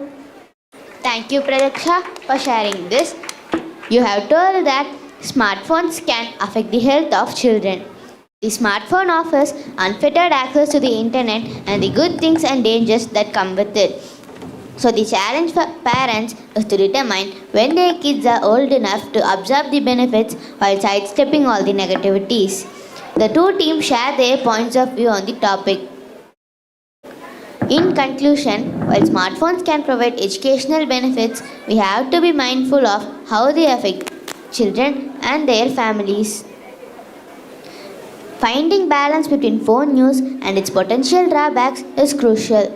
Setting guidelines, promoting responsible use, and having open conversations within families can help make sure that smartphones are used in a way that supports children's well-being and growth. Ultimately, you have to remember that there is no right or wrong age to give the phone to your little one. Every child is different and their maturity level varies too. So the right age is when you as a parent feel that your kid is ready. Team A has shared that smartphones can provide educational benefits and they are convenient and easy.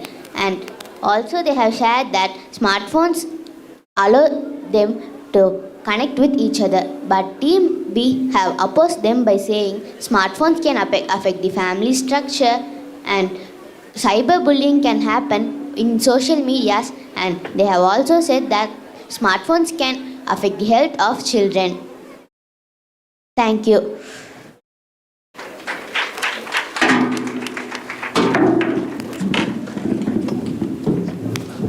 Ladies and gentlemen, esteemed judges and fellow debaters, welcome to today's debate on a topic that has sparked countless discussions and ignited passionate opinions.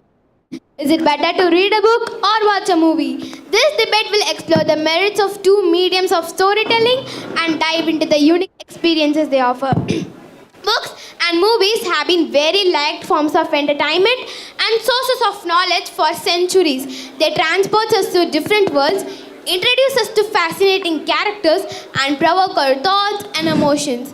Today we have two teams, the affirmative and the negative, who will present their case for the value of watching movies. The affirmative team with Harishni, Sharnita, Ritti will argue that reading a book is the superior choice.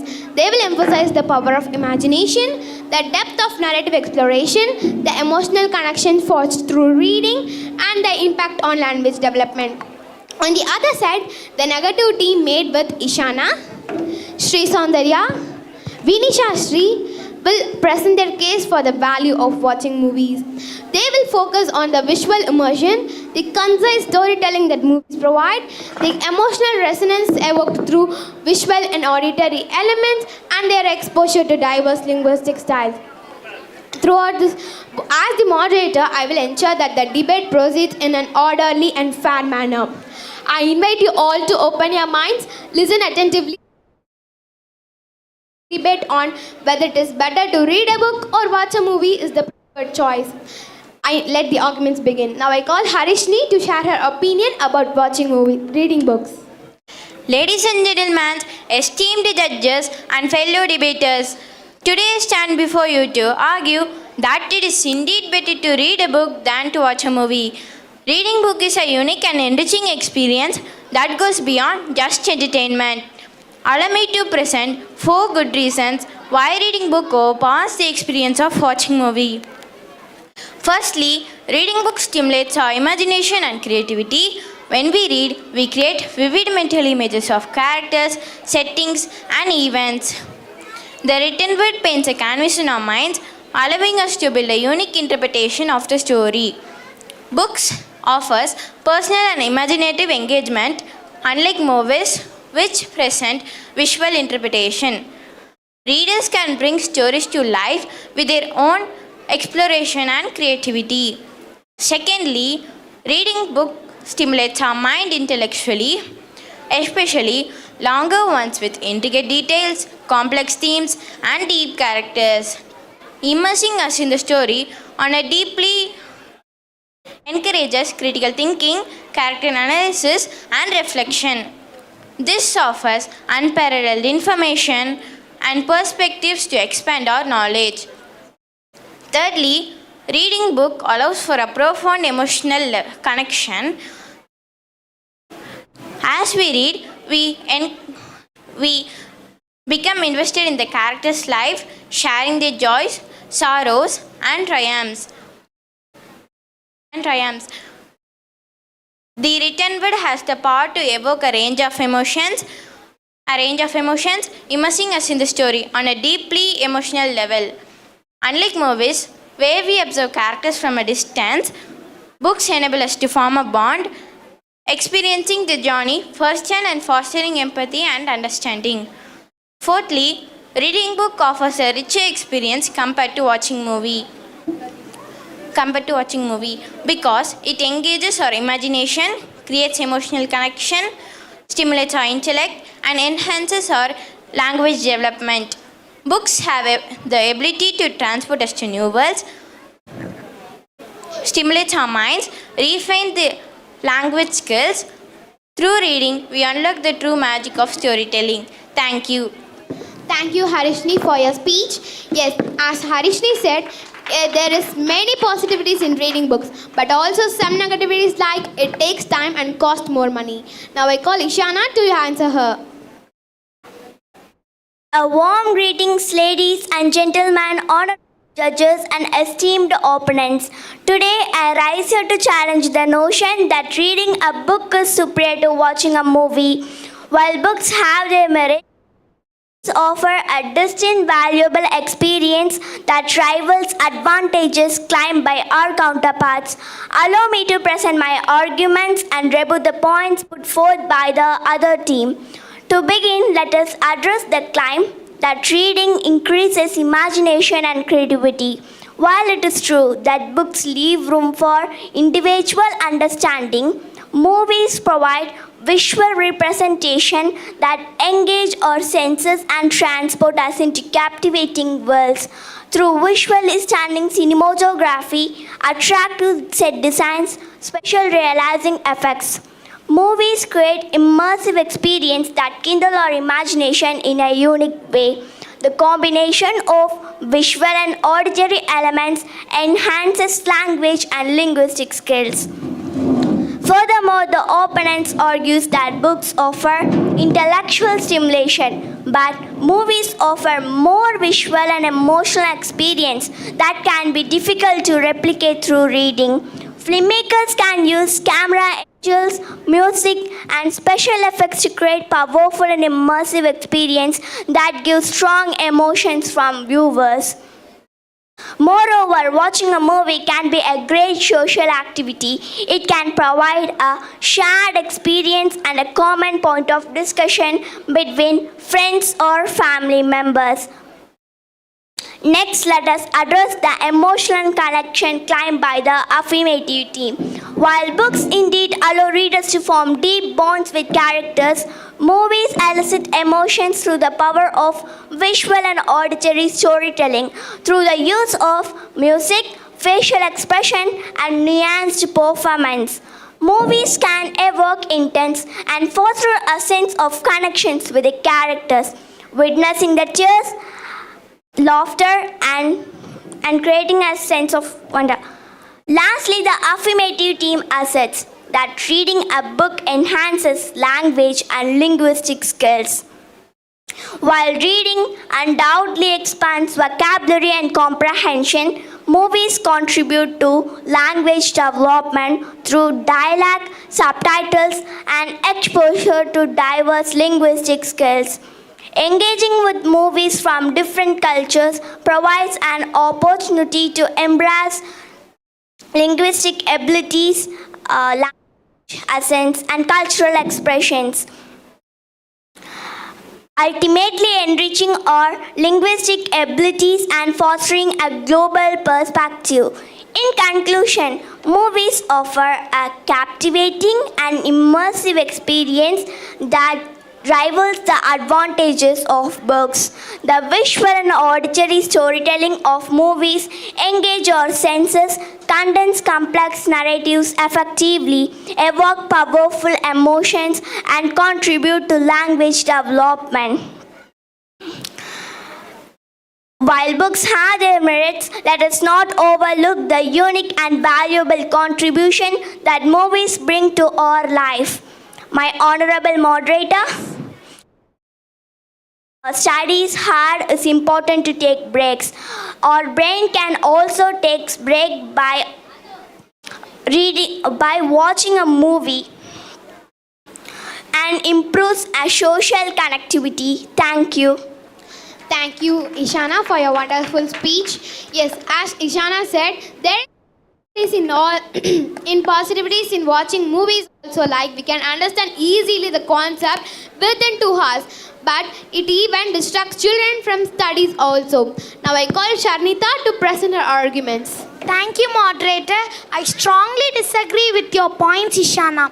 Ladies and gentlemen, respected judges and worthy opponents, I am here to reinforce the argument in support of reading a book over watching a movie. While our opponents made some strong points, now I will provide of their claims to solidify our statement. Firstly, let's address the notion that movies simulate imagination and creativity more effectively than books. While movies provide visual representations and often leave little room for personal understanding, books can allow each individual to create their own mental images and encourages a unique and as readers, we engage with the text, actively construct the characters, events in our mind. This imaginative involvement cannot be visuals offered by movies.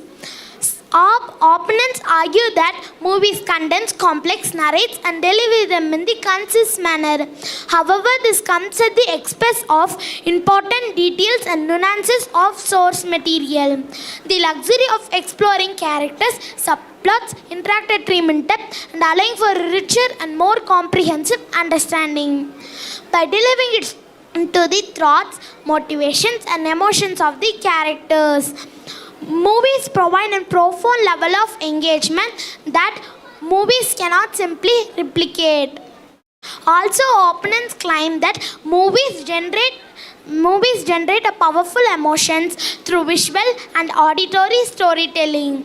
While movies have their merits in emotions, and books have the advantage to delve deeper into the internal lives of characters, inner thoughts, and creating a more profound level of engagement. As readers, we are privy to the characters' inner thoughts and allowing us to empathize on the deeper level. And books offer more intimate experiences and enabling us to feel the joy, sorrows, and struggles firsthand. Lastly, our opponents assert that movies contribute through language development, through dialects and exposure linguistic styles. Expose us different languages, and hence books provide a more impressive and comprehensive understanding. By comprehensive understanding and the luxury of interactive theme in depth and allowing for a richer and more comprehensive understanding. And movies provide a profound level of engagement that books also simply cannot replicate. Books offer an impressive and comprehensive linguistic experience, and books offer a wide range of literary techniques, vocabulary choices, writing style, and expanding our linguistic horizons and fostering a deep application for the written word. In conclusion, reading a book surpasses the experience of watching a movie due to the imaginative impressions, in-depth explorations. The act of reading allows for the personal understanding, deeper engagement with characters, and an intimate experience with the narrative. Let us embrace the power of books and recognize their unique ability to ignite our imagination and stimulate our intellect and nourish our souls. Thank you. Thank you, Sharnita, for your wonderful speech. Yes, as Sharnita said, there is benefits like it improves our vocabulary knowledge, but even reading harm our eyesight. Now I call Sri Soundarya to present her arguments. A warm greetings, ladies and gentlemen, esteemed judges and opponents. I'm here to reinforce the arguments put forth by our team against the assertion that reading a book is superior to watching a movie. While the other team has made some valid points, I will now present counter arguments for their claims to uphold our position. First, let's address the claim made by the other team regarding the superiority of reading in stimulating imagination and creativity. While it is true that reading allows for individual interpretation, movies provide a visually immersive experience that can spark imagination in different ways. Through stunning cinematography, expert set designs, and detailed visual effects, movies can transport us to captivate worlds and engage our senses. Secondly, the other team argues that books offer depth exploration and comprehensive understanding of complex narratives. However, movies possess the ability to lengthy narratives without sacrificing the essence of the story. Skilled filmmakers carefully select key scenes and dialogues and visuals to distill the core elements of the narrative. Movies can effectively communicate complex themes and engage audience without the need for extensive reading. Nextly, the other team asserts that books create a more profound emotional connection due to their ability to explore characters in their thoughts. While books offer insight into characters' minds, movies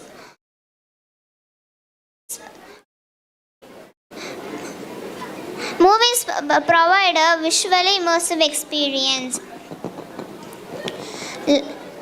Lastly, the other team claims that books contribute more to language development compared to movies. However, movies' exposure to diverse linguistic styles, intonation, and non-verbal dialogue and subtitle. In conclusion, while books have their merits, movies offer a distinct and valuable experience. Nowadays, in this fastest moving world, each and everyone are always busy with their works. There will be more stress and problems in their minds. To overcome the stress and the problems, everyone will watch movies. After watching movies, everyone will feel better and stress-free. Let us celebrate and recognize the ability to captivate, entertain, and enlighten. Thank you. Yes, thank you, Sri Soundarya, for your wonderful speech. Yes, as she said, movies can provide an immersive experience. We can feel like we are right there in the movie with the characters and story. But even movies waste time. Now I call Riddhi to present her arguments. Ladies and gentlemen, distinguished judges, worthy opponents, my team, and honorable moderator. As I strongly agree with my team's argument that reading a book is better than watching a movie, as I have the responsibility to strengthen the argument presented by our team in favor of reading a book over watching a movie. While our opponents have put forth their counter arguments, I will now provide the fighting replies and strengthen our position. Firstly, our opponents argue that movies provide a visual, immersive experience that sparks imagination. While movies may indeed captivate us visually, they often provide a fixed understanding of the story, leaving a little room for personal imagination. On the other hand, reading a book gives imagination by allowing the readers to actively engage with the text and create their own mental images. Each reader envisions the characters, the settings, and the events in a unique and personal way, fostering creativity and individual interpretation. Furthermore, our opponents claim that movies condense complex narrative effectively. While movies may offer a condensed vision of the story, this brevity often comes at the expense of the important characters and details development. On the other hand, books give ample space for the authors to delve deep into the narratives, allowing the readers to actively engage, allowing the readers to fully grasp the nuances and complexities of the story. By immersing ourselves into the pages, we gain comprehensive understanding that surfaces the limited scope of a movie. Additionally, Books play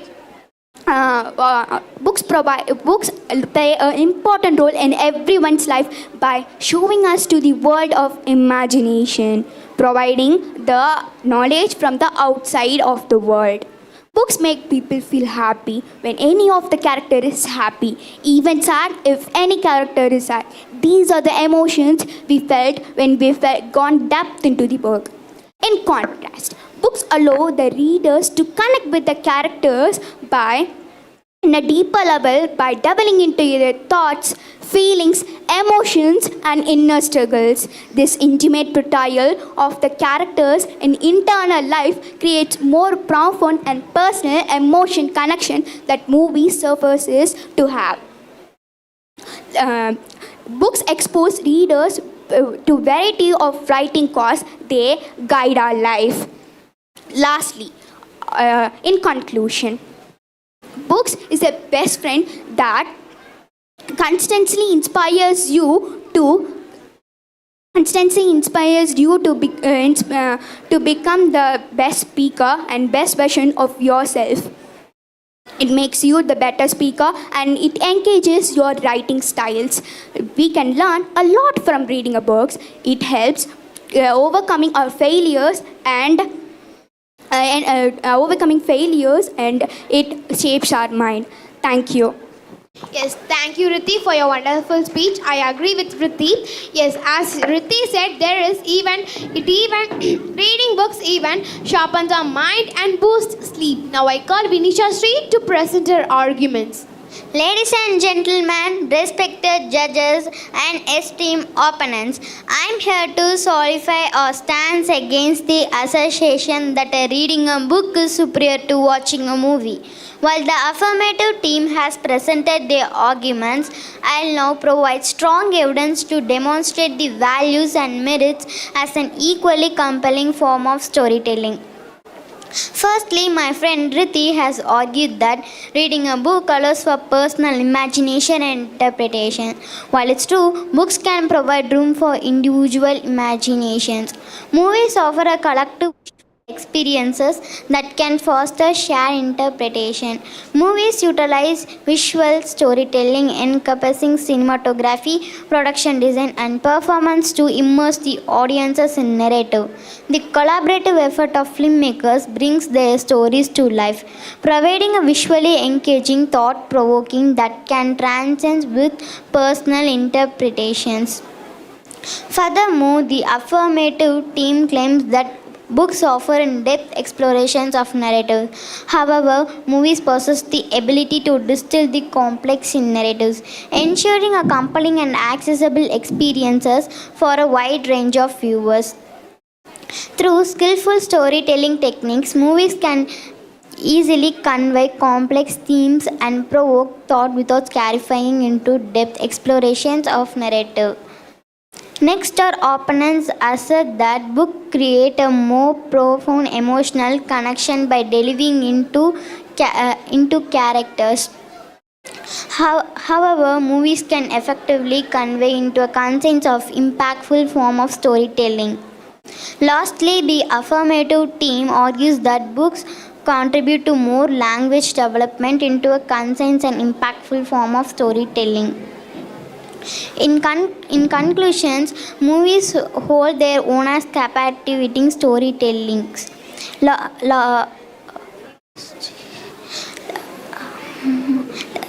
In this section, let us celebrate the artistry and impact of movies in collaborative effort of filmmakers. Thank you. Yes, thank you, Vinisha.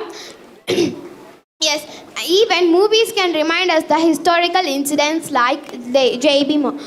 Ladies and gentlemen, esteemed judges and honorable debaters, today we have witnessed an engaging and thought-provoking debate on a topic whether it is better to read a book or watch a movie. Both teams have presented compelling and I commend them for their thorough research and eloquent delivery. The affirmative team highlighted the merits of reading books, emphasizing the stimulation of imagination, the in-depth exploration of narratives, the emotional connections, and the impact on language development. They argue that books offer a unique and personal experience unique and personal experience, allowing readers to engage with the text and create mental images and delve into the inner thoughts of characters.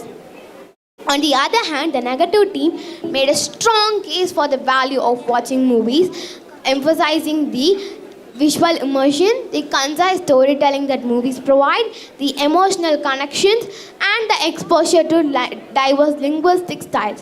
They demonstrated that movies have the power to captivate audiences and create a collective experience that resonates deeply. Throughout this debate, both teams have presented compelling arguments and effectively countered each other's arguments. As the moderator, it is my role to evaluate the arguments presented and draw a conclusion. After careful consideration, I believe that both reading a book and watching a movie have their own merits and offer distinct experiences.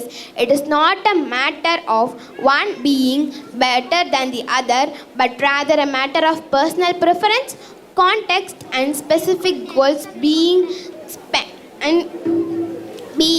the desires of an individual. For those seeking a deep and immersive experience, the intricacies and the depth of reading a book can provide a profound connection with the story and characters, while movies excel in the ability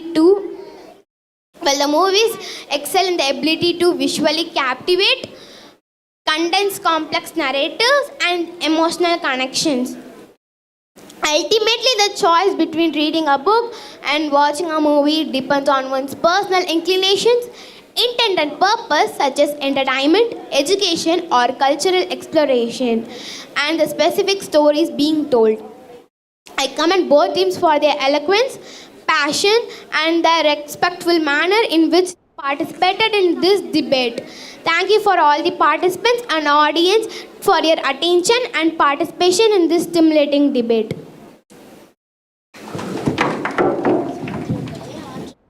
என் மதிப்பிற்குரிய ஆசிரியர்களே, என் அன்பான நண்பர்களே, உங்கள் அனைவருக்கும் என்னுடைய இனிய வணக்கம். போக்குவரத்துனா என்னங்க? போக்குவரத்துனா மனிதர்கள், பொருட்கள் முதலின ஒரு இடத்துலேருந்து இன்னொரு இடத்துக்கு போவது தாங்க போக்குவரத்து. போக்குவரத்தில் நிறைய வகைகள் இருக்குங்க. அதில் முக்கியமான 3 வகைகள் நிலவழி போக்குவரத்து, நீர்வழி போக்குவரத்து, வான்வழி போக்குவரத்துங்க. அரசு நம்மளுக்கு தர போக்குவரத்து தாங்க பொது போக்குவரத்து. பொது போக்குவரத்து இலவசமாக இருக்க வேண்டுமா, பொது போக்குவரத்து இலவசமாக இருக்க வேண்டாமா என்ற தலைப்பில் நம்ம பட்டிமன்றம் பார்க்க போகிறோம். நம்ம 2 அணிக வந்திருக்காங்கங்க. பொது போக்குவரத்து இலவசமாக இருந்தால் அது நல்லதுன்னு சொல்ல ஒரு அணி, ஆனால் பொது போக்குவரத்து இலவசமாக இருந்தால் தீமைன்னு சொல்ல வராங்க ஒரு அணி. 2 அணிக்கும் நடக்கிற விவாதத்தை பார்க்கலாம். பொது போக்குவரத்து இலவசமாக இருக்க வேண்டும் என்ற அணியிலிருந்து அணித்தலைவர் திஷா, சம்யுக்தா ஸ்ரீ மற்றும் அதித்தி. பொது போக்குவரத்து இலவசமாக இருக்க வேண்டாம் என்ற அணியிலிருந்து அணித்தலைவர் தக்ஷனா, நேத்ரா மற்றும் விஷ்ணு பிரபா. பொது போக்குவரத்து இலவசமாக இருந்தால் நல்லது அப்படின்னு சொல்ல வராங்க திஷா. மதிப்பிற்குரிய நடுவர் அவர்களே, எங்கள் கூடியிருக்கும் பெருமக்களே, ஆசிரியர்களே, அனைவருக்கும் என் இனிய வணக்கத்தை சொல்லி நான் என் உரையை தொடங்குகிறேன். பொது போக்குவரத்து மக்களுக்கு ஒரு அவசியமாக இருக்குங்க. குறிப்பாக பெண்களுக்கு மிகவும் அவசியமாக இருக்கு. இந்த காலத்தில் பார்த்திங்கன்னா நிறைய பெண்கள் வேலைக்கு போகிறாங்க. அவங்க குடும்ப தேவைக்காக வேலைக்கு போகிற பெண்கள் தான் நிறையா இருக்காங்க. அப்படி இருக்கும்போது அவங்க போக்குவரத்துக்காக ஒரு தொகையை பயன்படுத்துகிறாங்க. இதே போக்குவரத்து இலவசமாக இருந்தால் அந்த தொகையை அவங்க மிச்சப்படுத்தி வேறு ஏதாவது பயனுள்ள விஷயத்துக்கு அவங்களால பயன்படுத்த முடியும்.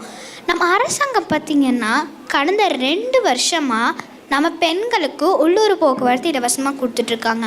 அதனால் நிறைய பெண்கள் பலனடைஞ்சாங்க. உள்ளூர் மட்டும் இல்லாமல் வெளியூர் போக்குவரத்து இலவசமாக கொடுத்தா இன்னும் நிறைய பெண்கள் பலனடைவாங்க. அது மட்டும் இல்லாமல் நம்ம அரசாங்கம் பார்த்திங்கன்னா பாதுகாப்பான பயணத்தை நம்ம பெண்களுக்கு தர வேண்டும். நம்ம இது பார்த்திங்கன்னா பெண்கள் போக்குவரத்தை பயன்படுத்தினாங்கன்னா அவங்களுக்கு ரொம்ப பாதுகாப்பாக இருக்கும். இதே பார்த்திங்கன்னா பள்ளி மற்றும் கல்லூரி மாணவிகளுக்கு ரொம்ப பயனுள்ளதாக இருக்குங்க. ஏழை மாணவிகள்னால அவங்க போக வேண்டிய இடத்துக்கு செலவே இல்லாமல் உரிய நேரத்துக்கு அவங்களால போக முடியுங்க. அது பார்த்திங்கன்னா அவங்க படிப்பதற்கு ஒரு காரணமாக இருக்குங்க. நம்ம கல்வி உணவெல்லாம் இலவசமாக கிடைக்கிறனால தான் அவங்கனால நல்லா படிக்க முடியுது. கூடவே போக்குவரத்து இலவசமாக கொடுத்தா அவங்கனால இன்னும் நல்லா படிக்க முடியுங்க. இப்போ பார்த்திங்கன்னா ஒரு ஆண் படித்தாங்கன்னா அது அவங்களுக்கு மட்டும்தான் பயனுள்ளதாக இருக்கும். இதே ஒரு பெண் படித்தாங்கன்னா சமுதாயமே வளர்ச்சி அடையுங்க. அப்படி பார்த்திங்கன்னா நிறைய கிராமத்தில் பள்ளி வசதி இல்லை. அதனால் அவங்க நிறைய மாணவிகள் பார்த்திங்கன்னா படிக்கணுன்னா நகரத்துக்கு வரணும். நகரத்துக்கு வர்றதுக்கு பார்த்திங்கன்னா அவங்க போக்குவரத்தை பயன்படுத்தணும். போக்குவரத்துக்கு பார்த்திங்கன்னா அவங்க ஒரு தொகையை பயன்படுத்துகிறாங்க. இதே போக்குவரத்து இலவசமாக இருந்தால் அந்த தொகையை அவங்க மிச்சப்படுத்தி அவங்களோட படிப்புக்கு அவங்கனால பயன்படுத்த முடியுங்க. இப்போ நிறையா அரசாங்க பள்ளியில் பார்த்திங்கன்னா மாணவர்களுக்கு பார்த்திங்கன்னா போக்குவரத்து கொடுத்துட்ருக்காங்க. அதை பார்த்திங்கன்னா நிறையா மாணவிகள் பயன்படுத்திக்கிட்டு அந்த வருஷம் 10வது வகுப்புலேயும் 12வது வகுப்புலேயும் நல்ல மதிப்பெண் எடுத்து சாதனை படைச்சிட்டு வந்துட்டுருக்காங்க. இன்னும் சாதனை படைச்சிட்ருக்கிறாங்க. அதுக்கு பார்த்திங்கன்னா போக்குவரத்து ஒரு காரணமாக இருக்குங்க. அதனால் என்னோட கருத்து கட்டாயமாக அனைத்து பெண்களுக்கும் போக்குவரத்து இலவசமாக இருக்க வேண்டும் என்று நான் என் உரையை முடிக்கிறேன். நன்றி, வணக்கம். அனைவருக்கும் என்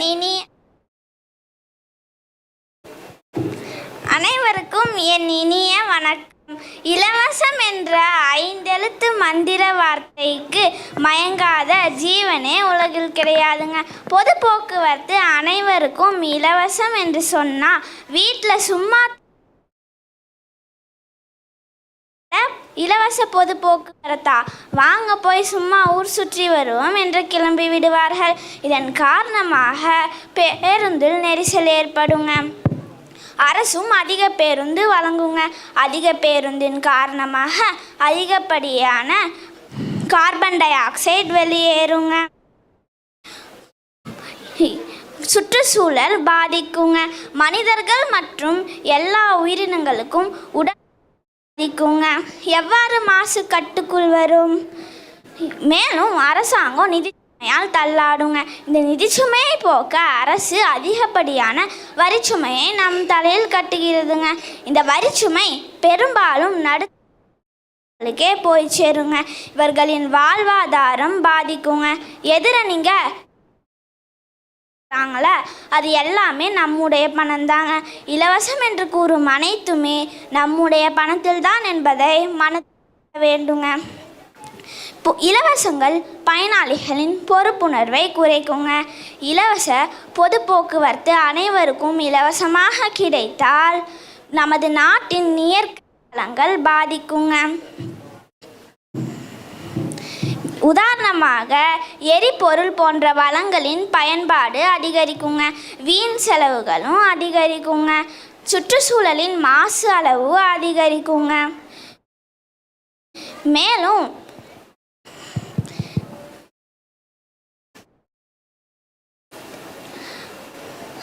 மனிதர்களுக்கு மற்றும் உயிரினங்களுக்கு உடல் நலம் பாதிக்குங்க. மேலும் பஸ் போன்ற பொது போக்குவரத்து அனைவருக்கும் இலவசமாக வழங்கினால் மின்சார தேவையின் பயன்பாடு அதிகரிக்குங்க. மின்சார தேவையின் பயன்பாடு அதிகரிப்பதால் உற்பத்தி செலவு அதிகரிக்குங்க. உற்பத்தி செலவு அதிகரிப்பதால் கடன் பெறும் கட்டாயம் ஏற்படுங்க. நடுவரே, அதை நான் திரும்பவும் சொல்லுங்க, கேளுங்க. அனைவருக்கும் பஸ் போன்ற பொது போக்குவரத்து இலவசமாக வழங்கினால் அவர்களுக்கு மின்சார தேவையின் பயன்பாடு அதிகரிக்குங்க. மின்சார தேவையின் பயன்பாடு அதிகரிப்பதால் உற்பத்தி செலவு அதிகரிக்குங்க. உற்பத்தி செலவு அதிகரிப்பதால் கடன் பெறும் கட்டாயம் ஏற்படுங்க. நமது நாட்டு வறுமை அதிகரித்தால் நமது நாட்டின் நீண்டகால பொருளாதாரம் பாதிக்குங்க. நீங்களே பார்த்தீங்களா எப்படி பொருள் இதுன்னு. பிரச்சனைனா இது தெரியாமல் புரியாமல் அட எங்கடா பல நாள் திண்ணையில் படித்து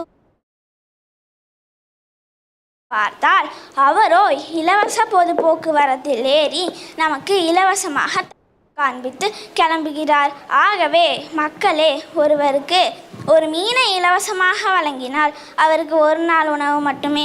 அதுவே அவருக்கு எப்படி மீன் பிடிப்பது என்று கற்றுக் கொடுத்தால் அவருக்கு வாழ்நாள் முழுவதுமே உணவளிக்கிறீர்கள். எனவே இலவசம் என்று 5 எழுத்து மந்திரத்தின் பின்னால் ஓடாமல் பொது போக்குவரத்து அனைவருக்கும் இலவசமாக வேண்டாம் என்று நடுவரின் முன்னிலையில் கூறி எனது உரையை முடித்துக்கொள்கிறேன். நன்றி, வணக்கம்.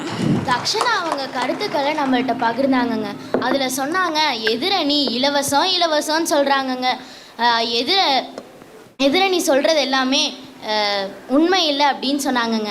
ஏன்னா இலவசம்னு சொல்கிறதெல்லாம் நம்ம பணத்தில் தான் இருக்குன்னு சொன்னாங்க. அதை எதிர்த்து பேச வராங்க சம்யுக்தா ஸ்ரீ. அனைவருக்கும் என் முத்தான வணக்கங்கள். பொது போக்குவரத்து இலவசமாக தரணுங்க. மனதில் உறுதியோடு இருக்கும் மாற்றுத்திறனாளிகளுக்கு சுயமுயற்சியால் பொது போக்குவரத்து இலவசமாக தரணுங்க. அது மட்டும் இல்லாமல் தினசரி சிகிச்சைக்கு ஒரு இடத்திலிருந்து இன்னொரு இடத்திற்கு பயணம் செய்து மருத்துவம் பார்க்கிறார்கள். அவர்களுக்கு பொது போக்குவரத்து இலவசமாக தரணுங்க. அது போக ஒரு இடத்திலிருந்து இன்னொரு இடத்திற்கு பயணம் செய்து பொருட்கள் துணிமணிகள் அவர்களுக்கு பொது போக்குவரத்து இலவசமாக தரணுங்க. நடுவர் எடுத்துக்காட்டுக்கு ஒரு ஏழை பெண் அவங்க வீடு வீடாக சென்று ஊதுபத்தி விற்பவர். நாங்கள் சில பொருட்களை கடையிலிருந்தே வாங்காமல் இருந்து வாங்குவது வழக்கம். ஆனால் அவங்க தினமும் பேருந்துக்கு ஆகும் செலவை பற்றியே புலம்புவாங்க. அது மட்டும் இல்லாமல் சில சமயங்களில் ஊதுபத்தி விற்று வரும் வருமானம் பேருந்துக்கு கட்டணத்துக்கு இப்போ தெரிஞ்சிருக்கும் ஏழை பெண்கள் கஷ்டம். அதுக்கு அரசு 2021 பெண்களுக்கு பொது போக்குவரத்து இலவசமாக தந்தாங்க. இந்த காரணத்தினால சில நாட்கள் எங்கள் வீட்டு பக்கமே அவங்க வரல. அதனால தொலைபேசியில் தொடர்பு கொண்டு போது இருந்துச்சு, பெண்களுக்கு பொது போக்குவரத்து இலவசமாக தந்தனால ஒரு இடத்திலிருந்து இன்னொரு இடத்திற்கு தொலை தூரமாக சென்று ஊதுபத்தி விற்க முடியுதுன்னு. இப்போ தெரிஞ்சிருக்கும் பேருந்து வசதி இலவசமாக தந்தக்கப்புறம் தொலை தூரமாக சென்று விற்பனை செய்ய முடியுதுன்னு. நடுவரே, நான் பெண்கள்லேயே 2 விதம் இருக்குது. நான் ஏழை பெண்களுக்கு மட்டும்தான் இலவச பேருந்து வசதி தரணும்னு சொல்கிறேன். வசதி இருக்கிறவங்க பேருந்து வசதி இலவசமாக தேவையில்லை. அது மட்டும் இல்லாமல் ஏழை மக்களுக்கும் பொது போக்குவரத்து இலவசமாக தரணுங்க. ஏன்னா அவங்க அவங்க வீட்டு தேவைக்காக செஞ்சு வேலை பார்க்குறாங்க. அதில் வரும் சம்பாத்தியம் வீட்டு தேவைக்கே சரியாக போயிடுதுங்க. அப்புறம் எப்படிங்க அவங்க பேருந்துக்கு கட்டுவாங்க? இந்த காரணத்துக்காகவே பேருந்து வசதி ஏழை மக்களுக்கு தரணும். நான் என்ன சொல்கிறேன்னா, வசதி இருக்கிறவங்களுக்கு பொது போக்குவரத்து இலவசமாக தர சொல்ல. நான் ஏழை மக்களுக்கு மட்டும்தான் தர சொல்கிறேன். ஏழை மக்கள், ஏழை பெண்கள், மாற்றுத்திறனாளிகள் இவர்களுக்கு பேருந்து வசதி இலவசமாக தரணுங்க. நடுவரே, இத்துடன் என் உரையை நான் முடித்துக்கொள்கிறேன். நன்றி, வணக்கம். சம்யுக்தா ஸ்ரீ அவங்க உரையில் சொன்னாங்க, மாற்றுத்திறனாளிகள் முதியவர்களுக்கு கண்டிப்பாக இலவசமாக பொது போக்குவரத்து கொடுக்கணும்னு சொன்னாங்கங்க. ஏன்னா இப்போ அவங்க எத்தனையோ இடத்துக்கு போய் வேலை செய்கிறாங்கங்க. அதனால அந்த வேலை செய்கிற பணமே அவங்களுக்கு கட்டணம் கொடுக்கறதுக்கே சரியாக போயிடுது. அதனால் பொது போக்குவரத்து மாற்றுத்திறனாளிகள் முதியவர்களுக்கு இலவசமாக கொடுக்கணும் அப்படின்னு சொன்னாங்கங்க. அதை எதிர்த்து பேச வராங்க பொது போக்குவரத்து இலவசமாக இருக்க வேண்டும் என்ற அணியிலிருந்து நேத்ரா. மதிப்பிற்குரிய நடுவர் அவர்களுக்கும் எதிரணி தலைவர் மற்றும் சக தோழமை பேச்சாளர்களுக்கும் என்னை இப்பெருமேடையில் பேச வாய்ப்பளித்த மற்றும் ஆசிரியர்களுக்கும் எனது நண்பர்களுக்கும் என்னை ஈன்றெடுத்த தாய் தந்தையருக்கும் எனது சிரம் தாழ்ந்தி வணக்கத்தை தெரிவித்துக் கொள்கிறேன். பொது போக்குவரத்தில் இலவசத்தை கொண்டு வந்தால் அரசுக்கு கடன் சுமை அதிகரிக்குங்க. ஆமாங்க, ஒரு பேருந்தையோ இல்லை ஒரு ரயிலையோ எந்த ஒரு செலவும் இல்லாமல் இயக்க முடியுமா? உற்பத்தி செலவு, பராமரிப்பு செலவு, ஓட்டுநர், நடத்துனர் என்ற அவர்களுக்கான ஊதிய செலவு, எரிபொருள் செலவு என பல்வேறு வகையான செலவுகள் இருக்கும்போது இலவசமாக பயணம் மேற்கொள்ளலாம் என்று அறிவித்தால் என்னவெல்லாம் ஆகும் தெரியுமா? அரசு பல விளைவுகளை சந்திக்க நேரிடும். நடுவரே, அவற்றில் சிலவற்றை கூறுகிறேன் கேளுங்கள். இலவச கட்டண கொள்கை நாட்டின் வளர்ச்சிக்கே ஆபத்தானதுங்க நடுவரே. வளரும் நாடுகள் வளர்ந்த நாடுகளை போல மாற வேண்டும் என்ற எண்ணம் கனவாகவே போய்விடும். இப்படியே பொது போக்குவரத்தில் இலவச வழங்கினால் நமது அண்டை நாடான இலங்கை எவ்வாறு பொருளாதார நெருக்கடியில் சிக்கியதோ அதுபோல் நம் நாடும் அந்த நிலைக்கு சென்றுவிடும். இப்போ பார்த்தீங்கன்னா பொது போக்குவரத்தில் இலவசம் கொடுக்குறாங்க, சரி, அதனால் என்னென்ன விபத்துகள் ஏற்படும் தெரியுங்களா நடுவரே? பொது போக்குவரத்து வாகனங்கள் முறையாக பராமரிக்க முடியாத நிலை ஏற்படும். முறையாக பராமரிக்கலைன்னா என்னங்க ஆகும்? பொது போக்குவரத்து வாகனங்கள் தரமற்றதாக ஆகிவிடும். தரமற்ற வாகனங்களால் பொதுமக்களுக்கு விபத்து போன்ற ஆபத்து தானுங்க நடுவரே ஏற்படும். மாற்றுத்திறனாளிகள், முதியோர் இவர்களுக்கு இலவசம்னு சொல்கிறத நாங்கள் மறுத்து பேச வரலைங்க. மறுபடியும் சொல்கிற கேட்டுக்கோங்க. மாற்றுத்திறனாளிகள், முதியோர் இவர்களுக்கு சொல்கிறத நாங்கள் மறுத்து பேச வரலைங்க. ஆனால் அனைவருக்கும் பொது போக்குவரத்தில் இலவசம்னா அது நாட்டோட வளர்ச்சியே முற்றிலும் நிறுத்திவிடும். ஆகவே என்னோட வாதம் அனைவரும் முறையான கட்டணம் செலுத்தி பொது போக்குவரத்தில் பயணிக்க வேண்டும் என்பது தாங்க. பொது போக்குவரத்தில் இலவசம் கிடைத்தால் மக்கள் அதையே நாடுவர். அதனால் நெருக்கடி அதிகரித்து அதுவே ஆபத்தாகிவிடும்.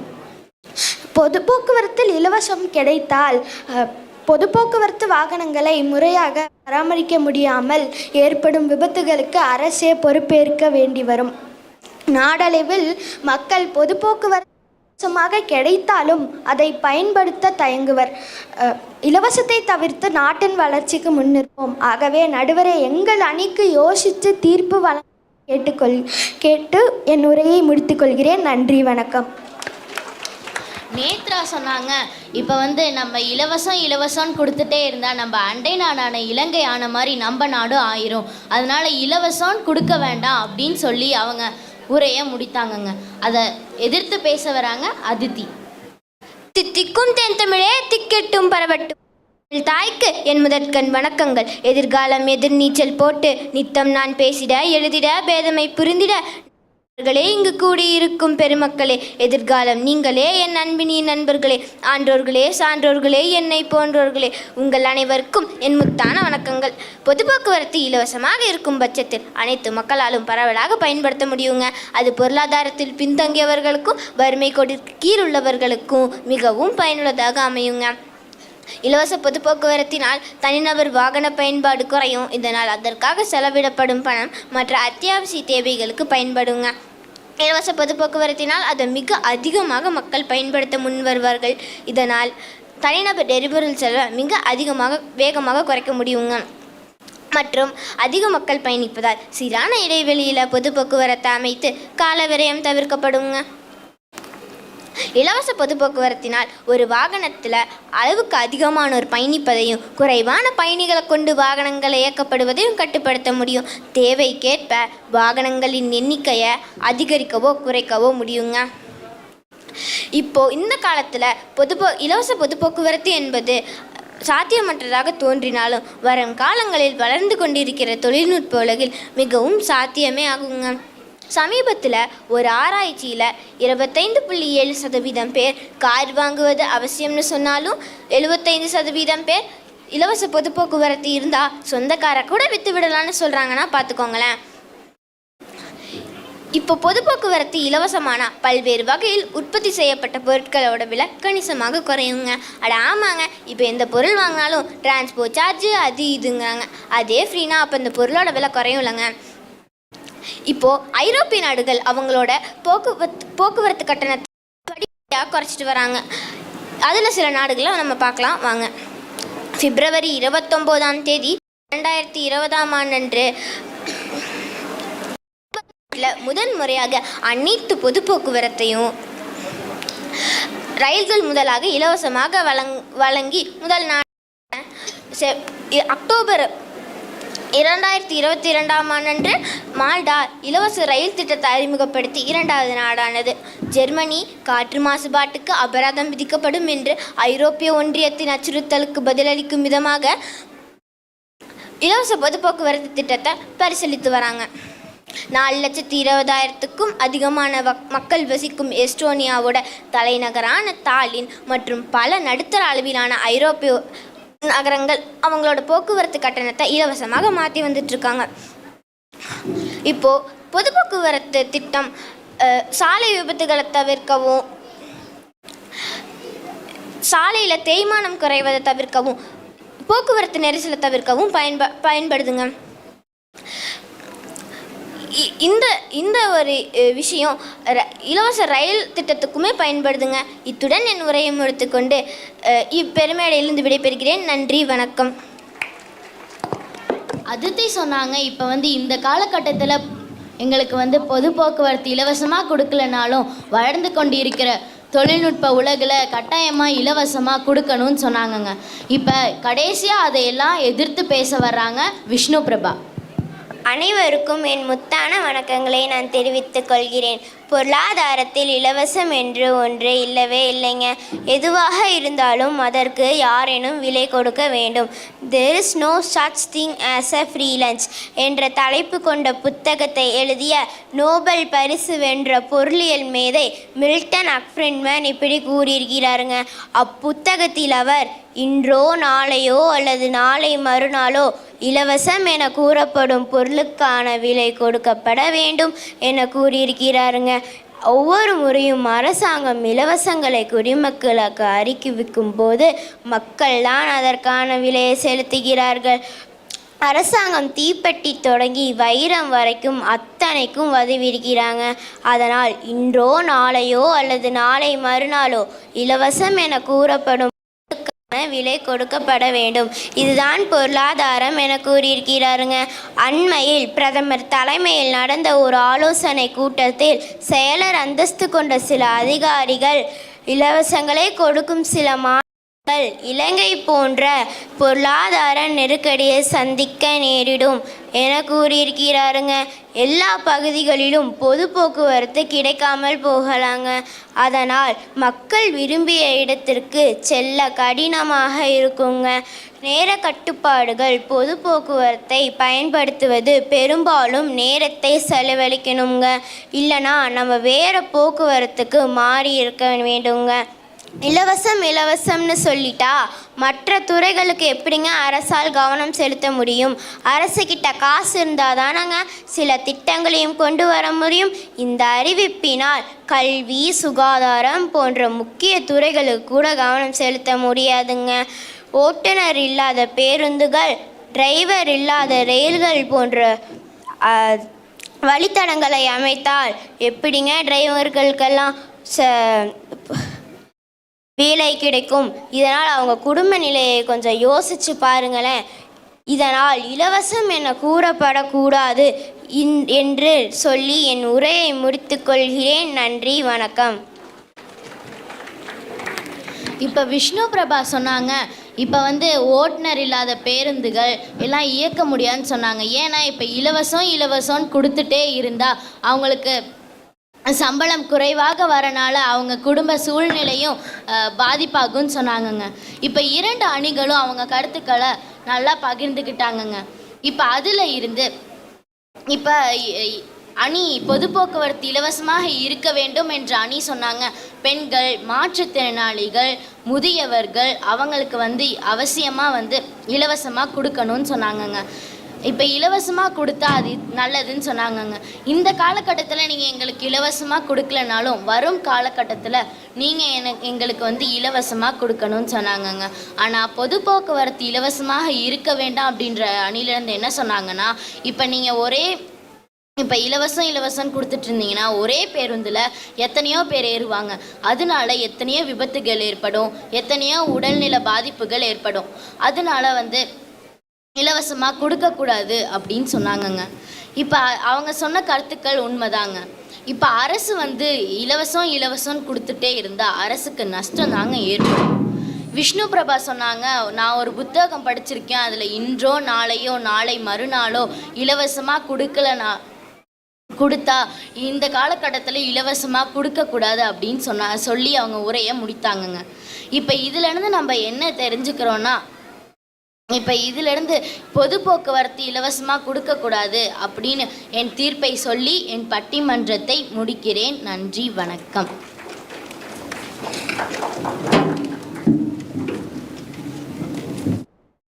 Ladies and gentlemen, honorable judges, esteemed audience, and my fellow debaters. Today we gather here to engage a thought-provoking debate on the topic that affects our society's health. The topic is about the important thing that every human being is needed. As you all guess, it is the food. But before eating the food, you must be known about the food is healthier or unhealthy. So the topic of the debate is, should we ban fast food restaurants and impose higher tax on junk food?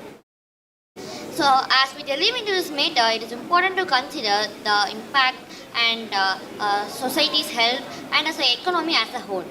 Let food be the medicine and medicine be the food. These timeless words of wisdom shows us to remind the profound connection between what we eat and the overall thinking.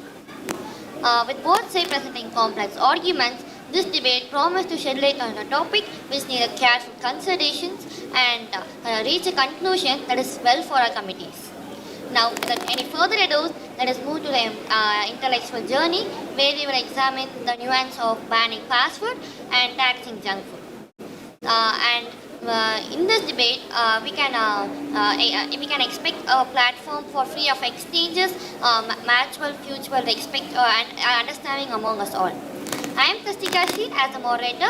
Hereby I introduce my team members, Pranavi, Yogita, Kadashna for the affirmative side, and Sweta, Tanishka, Adira for the opposing side. So here we have an energetic speaker from the affirmative side, and I request Pranavi to speak. Thank you, moderator.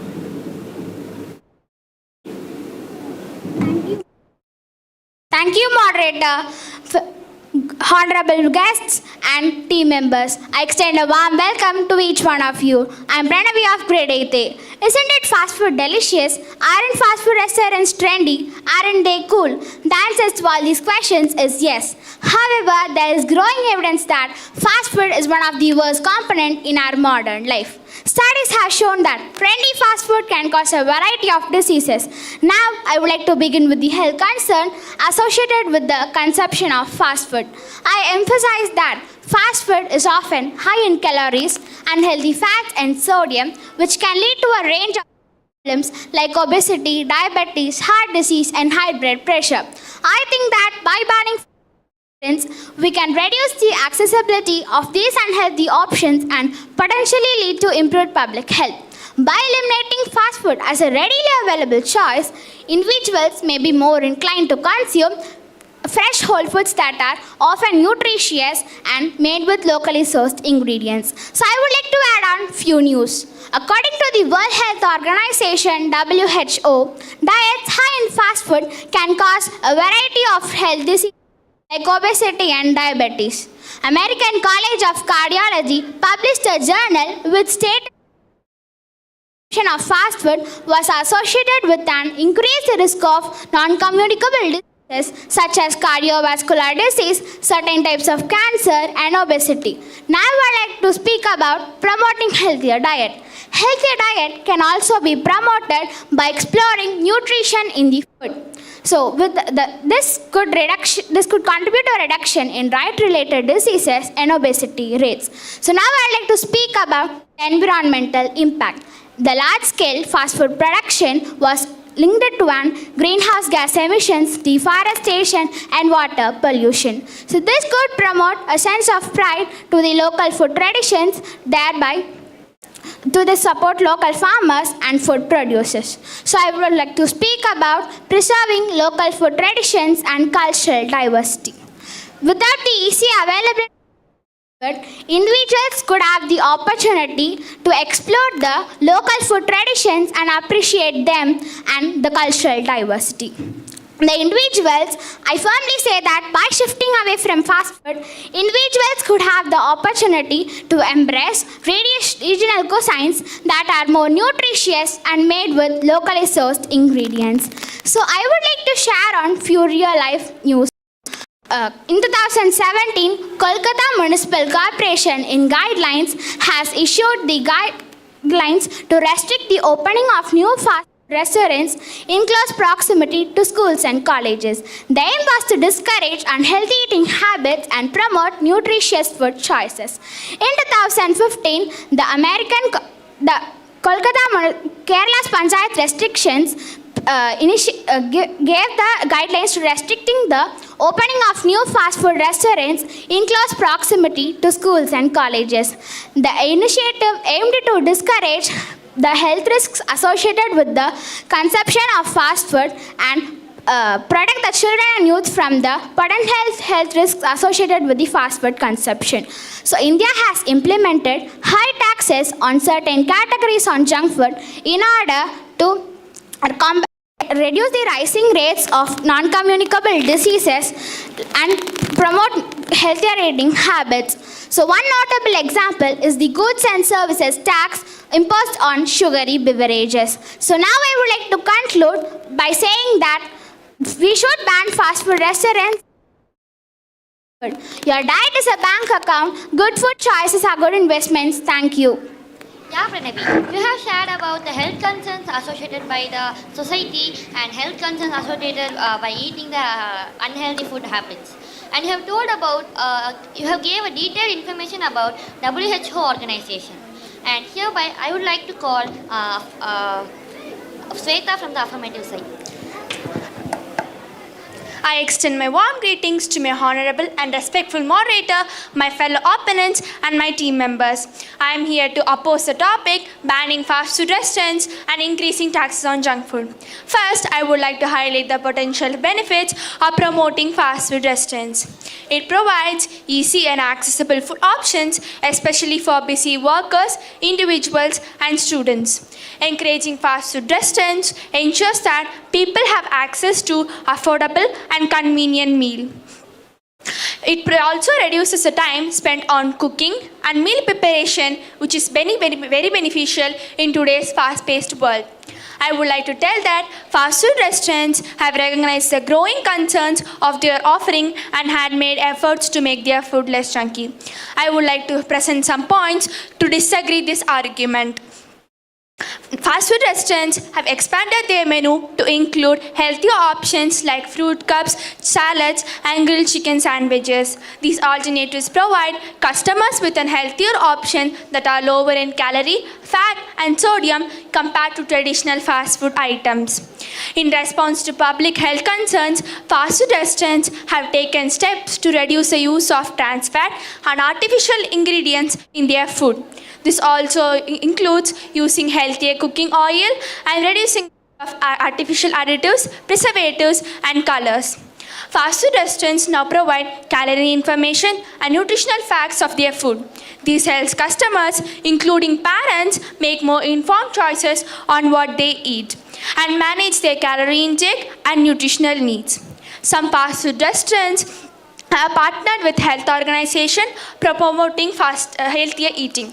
These initiatives also include promoting exercises and supporting health campaigns. Fast food restaurants have taken steps to offer small portion sizes and include healthier options in their kids' meal. This helps to limit calorie intake in childhood nutrition and encourage healthier eating. While I understand these efforts may not eliminate the overall public health concern associated with fast food, they demonstrated a recognition in the industries that changes are needed to meet consumer demand towards healthier alternatives.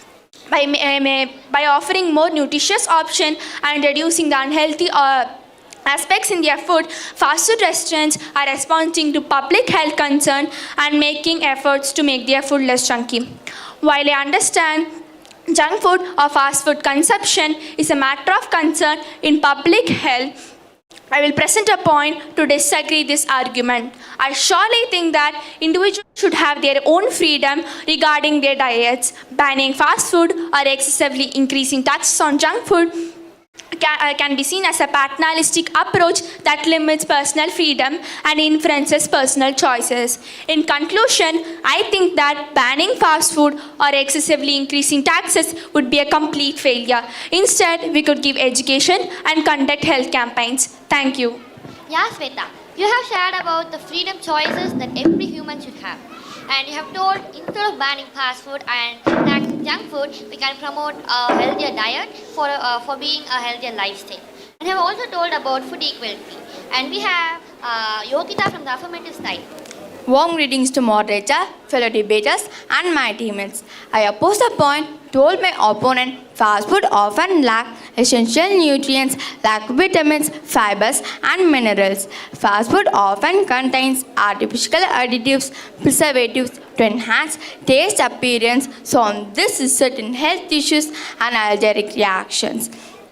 In underserved communities where fast food restaurants are prevalent and access to fresh nutritious food is limited, banning fast food establishments could promote the development of healthier alternatives. I would like to share about the quality of jobs in fast food industry. The jobs are offered here is associated with low wages and poor working conditions. Banning fast food restaurants helps to create more quality jobs with fair wages. This would provide an opportunity to prioritize worker well-being and promotes better labor standards within food industry. I like to share about the news is in 2018, the Scottish Highland Village banned fast food outlets to protect the local economy. This highlights that ban on fast food helps to preserve cultural heritage, support local business, and promotes healthy eating habits. Banning fast food could have adverse effects on local economies, which is job creation, supply networks, and tax revenues.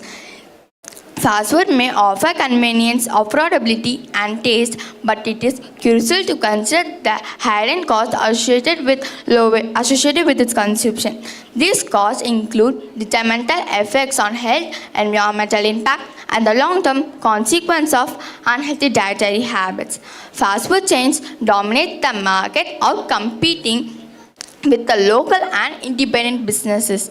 By banning fast food restaurants, we can create opportunities for the local and healthier food establishments, which supports local economics and encourage the growth for healthier food choices. These examples illustrate the various seasons potential benefits of banning fast food restaurants, including improvements in animal welfare, food equity, job quality, culture preservation, and public health outcomes. It's worth noting that the implementation of taxes on junk food is a policy decision that requires careful consideration of various factors, including public health objectives, social implications, and economic impacts. Policymakers should examine the available evidence, engage with experts, and involve stakeholders to ensure a well-rounded approach to promoting their healthy eating habits among the children. I conclude that if we eat more fast food items, we can health issues like stomach pain and food poisons. Thank you. Yeah, Yogita, you have told about the animal welfare and the farming food that often have some chemical ingredients and the manufacturing defect and the people who are suffering when we ban fast food. So here we have Tanishka to oppose her. I extend my warm greetings to my honorable and respectful moderator and my fellow opponents and my team members. As my opponent said, fast food restaurants play a significant role in supporting local economies and by providing employees opportunities and contribute tax revenues. It leads to the more employment opportunity, and that's especially for the young people. It fosters entrepreneurship and innovation, allowing the people with creative culinary ideas to start their own businesses. And if we increase fast food restaurants, there will be an increase in kitchens and will enrich various tastes to the food. And increasing fast food aligns with the principles of consumer's choice and personal freedom.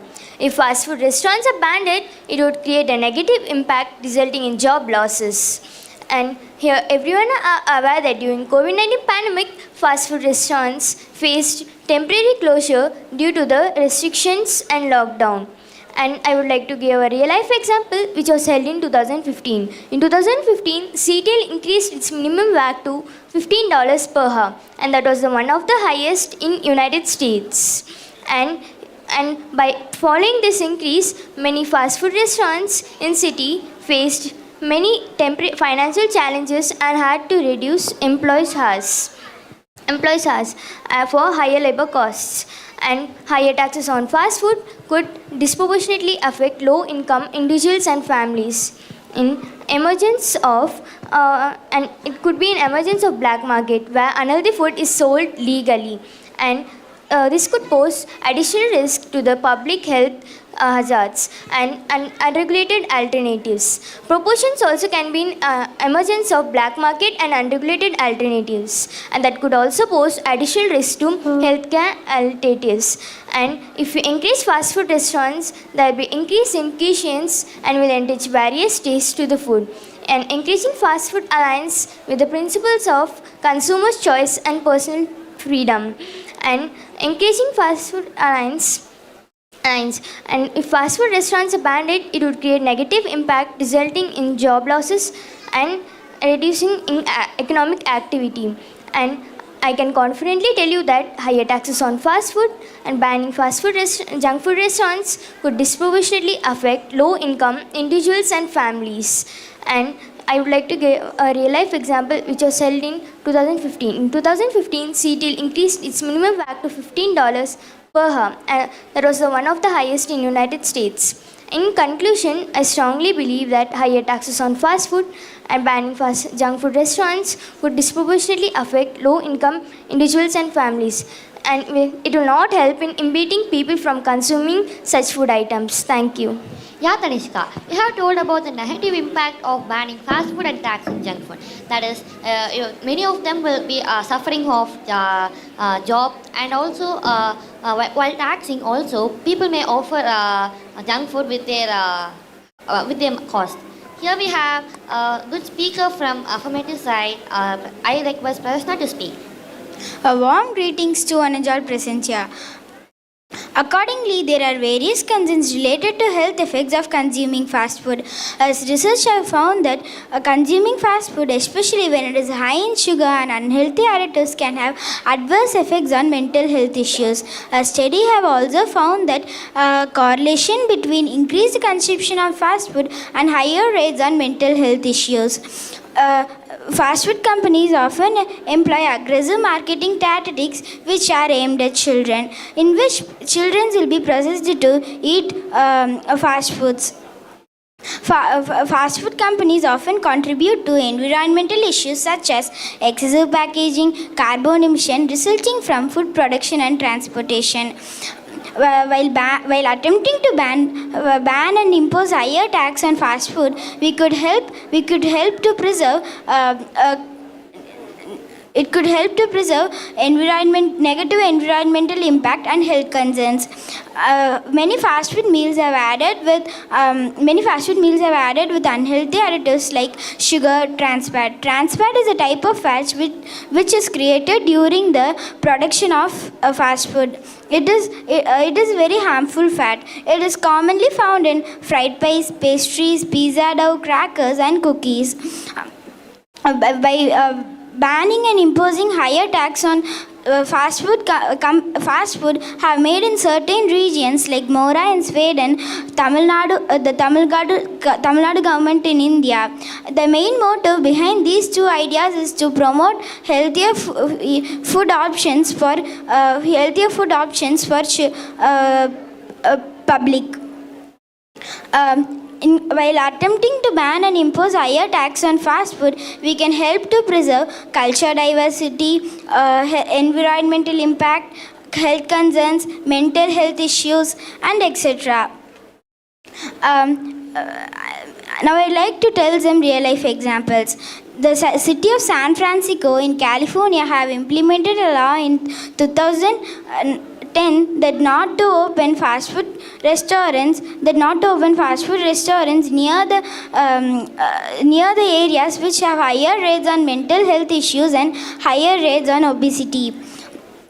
And the Tamil Nadu government of India has also implemented a law in 2018 that not to open fast food shops near the schools because it could help children to preserve eating fast food.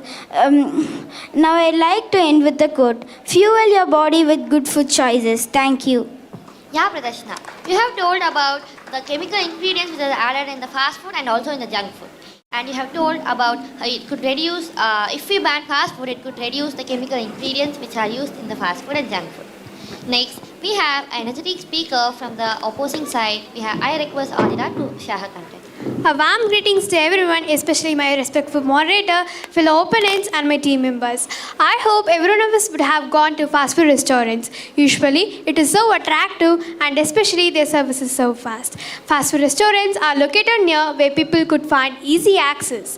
Fast food items are conveniently packed that they will never create any mess. These are the reasons why people go there. Allowing individuals to make their own choices about what they want to consume, even if it includes fast food or junk food, is an essential aspect of personal freedom. Banning these establishments and imposing high taxes on junk foods limits individuals' autonomy to decide what they want to eat, which can be seen as an unnecessary intrusion into personal lives. So now I would like to bring out some points. In 2012, New York City attempted to ban the sale of large sugary drinks, including sodas, in an effort to combat obesity. However, the ban faced significant opposition from individuals who argued that it infringed upon their personal freedom to choose what size of drink they wanted to consume. Eventually, the ban was overturned by the courts. Again in 2011, Denmark implemented a fat tax on foods which was high in saturated fat, on foods including like butter, oils, and processed foods. However, the tax faced backlash from the consumers and food producers who believed it was a restriction on personal freedom. Due to economic concerns and administrative difficulties, the tax was repealed just 1 year later. Chile has implemented strict regulations on foods marketing to children, including restrictions on advertisements on foods which was high in sugar, salt, and fat. While the goal is to promote healthier eating habits among children, critics argue that these regulations limits the freedom of choice and place undue responsibility on government to dictate what foods are suitable for individuals. So now let me clarify that these examples highlight the ongoing debate between should we ban fast food restaurants and impose high taxes on junk foods. Critics of bans and high taxes on junk foods argue that individuals should have the freedom of choices even if it is not the healthiest options. They believe that education, awareness campaigns, and promoting a diverse range of healthier food options among children are more effective in fostering healthier food habits without compromising personal freedom. So according to some people, it is important to increase taxes on junk foods, which will discourage them from eating such kind of foods. But in my opinion, this will only deter the lower income groups. So, however, the affluent consumers will not be discouraged from eating this kind of foods. They will continue to consume it. That means increasing the taxes on junk foods will only have a marginal effect on it. However, I do not think it will serve the purpose. I don't think it will serve the purpose because government has many better solutions on hand which could be more effective. So increasing taxes on junk foods and banning fast food restaurants will create a negative impact on government among middle class people. In addition, middle class population who gets chance to eat these kind of foods sometimes in their life also may get spoiled of banning these fast food restaurants and increasing taxes on junk foods. So, moreover, these population will not get a risky lifestyle diseases like hypertension, diabetes mellitus, and so on. Because of that, these category people will be the ultimate sufferers if the government increases the taxes on junk foods and bans the fast food restaurants. It is clear that higher taxes on junk foods and banning fast food restaurants will not be able to control the health problems due to sedentary lifestyles. So therefore, I completely disagree with the opinion of banning fast food restaurants and imposing high taxes on junk foods. Thank you. Yeah, Adira. As you told, if we increase the higher tax on junk food, it could not reduce the people won't stop buying from it. The rich people can offer it very easily. As from Adira's opinion, we all got it as banning junk food, imposing higher tax on junk food could allow the people not to, it will never allow the people not to buy it again. So, in conclusion, the debate on whether banning fast food restaurants and implementing higher tax on junk food has complex consideration. Ultimately, through this debate, we have examined about the drawbacks, merits, potential consequences, potential benefits of such measures. Ultimately, this solution lies under the personal freedom and the well-being. As supporters argue that it could help to reduce the healthcare costs and public health and find a more sustainable food development. And as Pranavi told, it is very better to promote a very healthier diet. And as Yogita told, it could increase animal welfare, food equality, and manufacturing defect. And as Pralashna told, it could also reduce some harmful ingredients which is added inside the fast food and junk food. But on the other hand, opponents raise their concerns about the negative impacts of banning fast food. That is about rich people can afford it still that. And I conclude that as future leaders or responsible citizens, let us continue engaging this contributive discussion. And in the end, I would like to thank the audience for their wonderful ears. Thank you. அனைவருக்கும் வணக்கங்க. இன்றைய பட்டிமன்றத்தின் தீர்ப்பு நான் உங்களிடம் கூறுவதற்கு எல்லாம் ஒரு சின்ன கேள்வி. உணவுனா என்னங்க? உணவு நம்ம உயிர் வாழ்றதுக்கு ரொம்ப முக்கியமான ஒன்று உணவுங்க. ஆனால் இந்த காலத்தில் உணவு அப்படி இல்லைங்க. இந்த காலத்தில் உணவு ஃபாஸ்ட் ஃபுட் ஐட்டம் தாங்க நிறைய எடுத்துக்கிறாங்க. எதுக்காட்டுக்கு பீட்சா, பர்கர் இந்த மாதிரி உணவு தாங்க நிறைய எடுத்துக்கிறாங்க. இந்த மாதிரி உணவில் ஊட்டச்சத்து கம்மியாக இருக்கிறங்காட்டி நம்மளுக்கு நோய் எச்சா பரவுது. அதனால் நம்ம இந்த மாதிரி உணவுகள் எடுக்கிறது முடிஞ்ச அளவுக்கு தவிர்க்கணும் என்று தான் கூறுறேன். நான் இப்படி சொல்கிறங்காட்டி உணவே அதிகமாக எடுத்துக்கூடாது என்று நினச்சிக்காதீங்க. உணவு நம்ம உயிர் வாழ்றதுக்கு ரொம்ப நம்மளால் வாழவே முடியாதுங்க. கொடூரமான நோய்களிலும் தப்பிக்கக்கூட உணவு தாங்க நம்மளுக்கு உதவும். இந்த எடுத்துக்காட்டுக்கு 2019 கொரோனான்ற ஒரு கொடூரமான நோய் வந்துச்சுங்க. அந்த நோயிலிருந்து தப்பிக்க ஊட்டச்சத்து நிறைஞ்ச உணவுகள் எடுக்க மட்டும்தாங்க முடியும். ஏன் அதுக்கு வேக்சின் கூட 2 வருஷம் கழிச்சு தாங்க கண்டுபிடிச்சாங்க. அதனால் அந்த மாதிரி நோய்கள்லேருந்து தப்பிக்க ஒரே வழி ஊட்டச்சத்து நிறைஞ்ச உணவுகளை அதிகமாக எடுக்கிறது தாங்க. இப்போது அதை பற்றி தாங்க, உணவை பற்றி தாங்க 2 அணி பேச வந்திருக்கு.